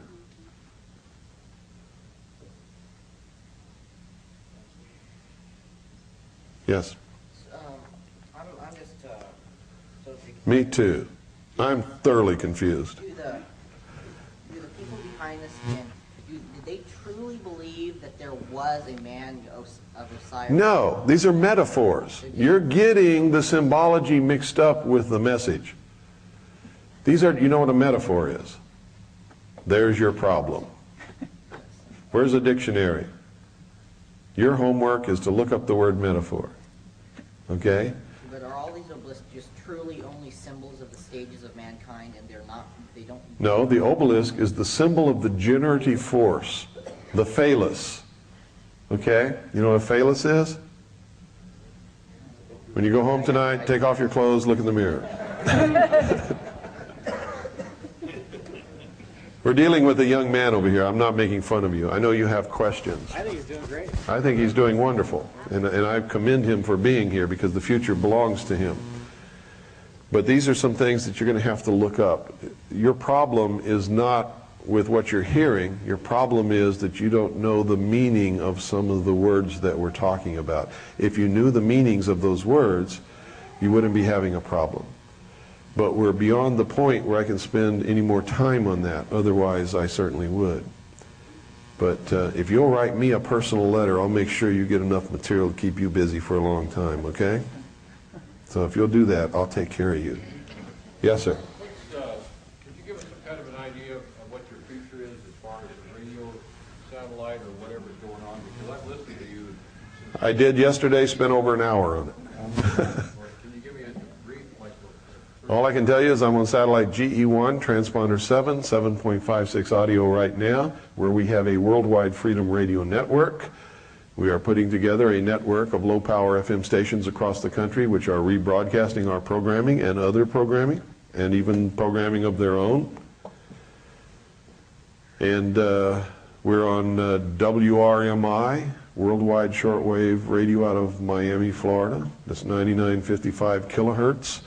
run Monday through Friday, 5 until 7 p.m. Daylight Standard Time. We'll go to only one of those hours. I don't know which one yet on May the 7th. From what time to what time? 5 to 7 Daylight Eastern. Yes. Terry Reid, any idea on what's happening with him? I don't even know who Terry Reid is. So he wrote that book, Compromise? I haven't even read it. Never heard of him. I can't believe it. Well, maybe I'll... There are people I've never heard of, just like there are people you've never heard of. I'm just like you guys. I don't know everybody. I know some people. But I'll tell you this. If I don't know the person, they're not way high up in real patriot community, I can tell you that. Because I know all of the high up people in the real patriot community. Many of whom none of you will ever know.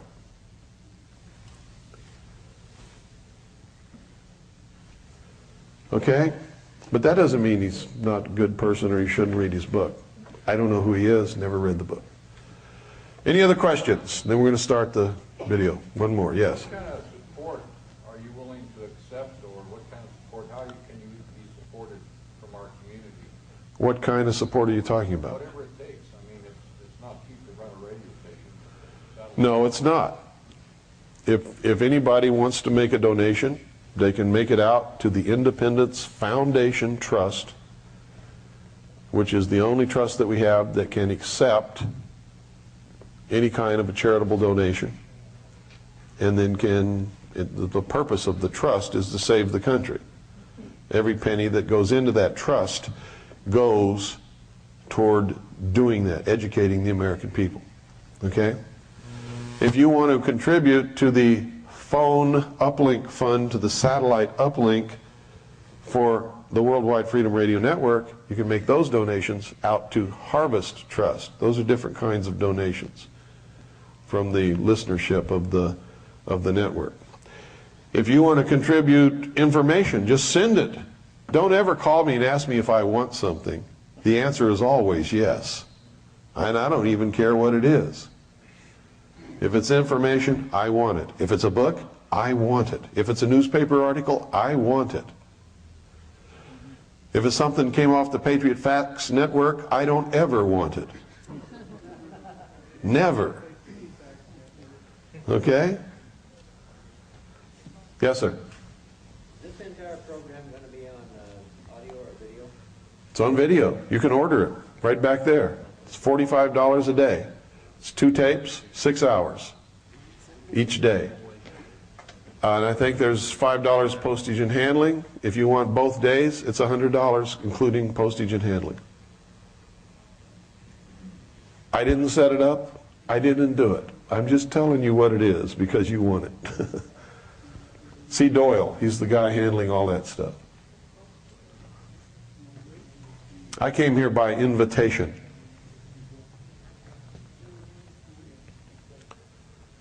What do you have going on in the future for things like you did the Area 51 and this? Any plans up the road? Yeah, we're having a conference in the state of Arizona from June 30th through July 4th, and including that night. And that's intense. That's 5 solid days from the time you get up in the morning until midnight. You belong to me. That's CAGI and the intelligence service, yeah. What do you require of people that become CAGI members? I know the process to get in, but once you're in, are you... We put you to work. We require you to work. It's not like other things where you join and you pay your dues and you get some benefits and you don't have to do anything. If you join our organization, you must work. If you don't, we'll kick you out. Simple as that.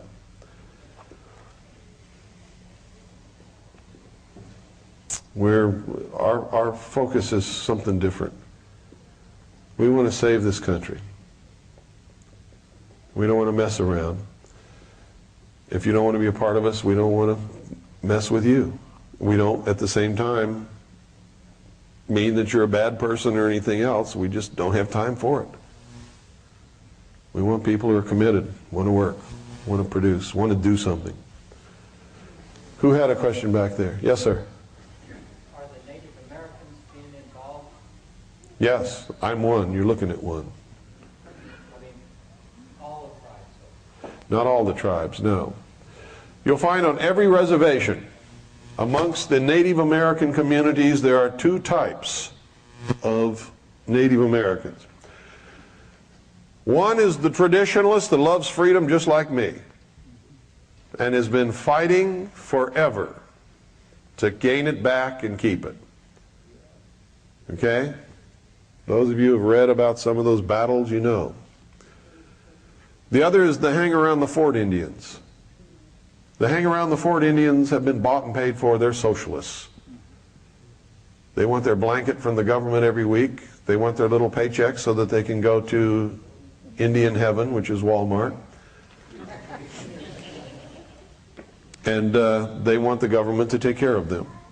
And they'll do anything to please the government, including ratting on the traditionalists and even killing the traditionalists or anything else they have to do. And yes, the traditionalists are with us, whoever we may be.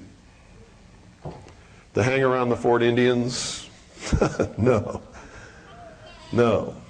They're socialists.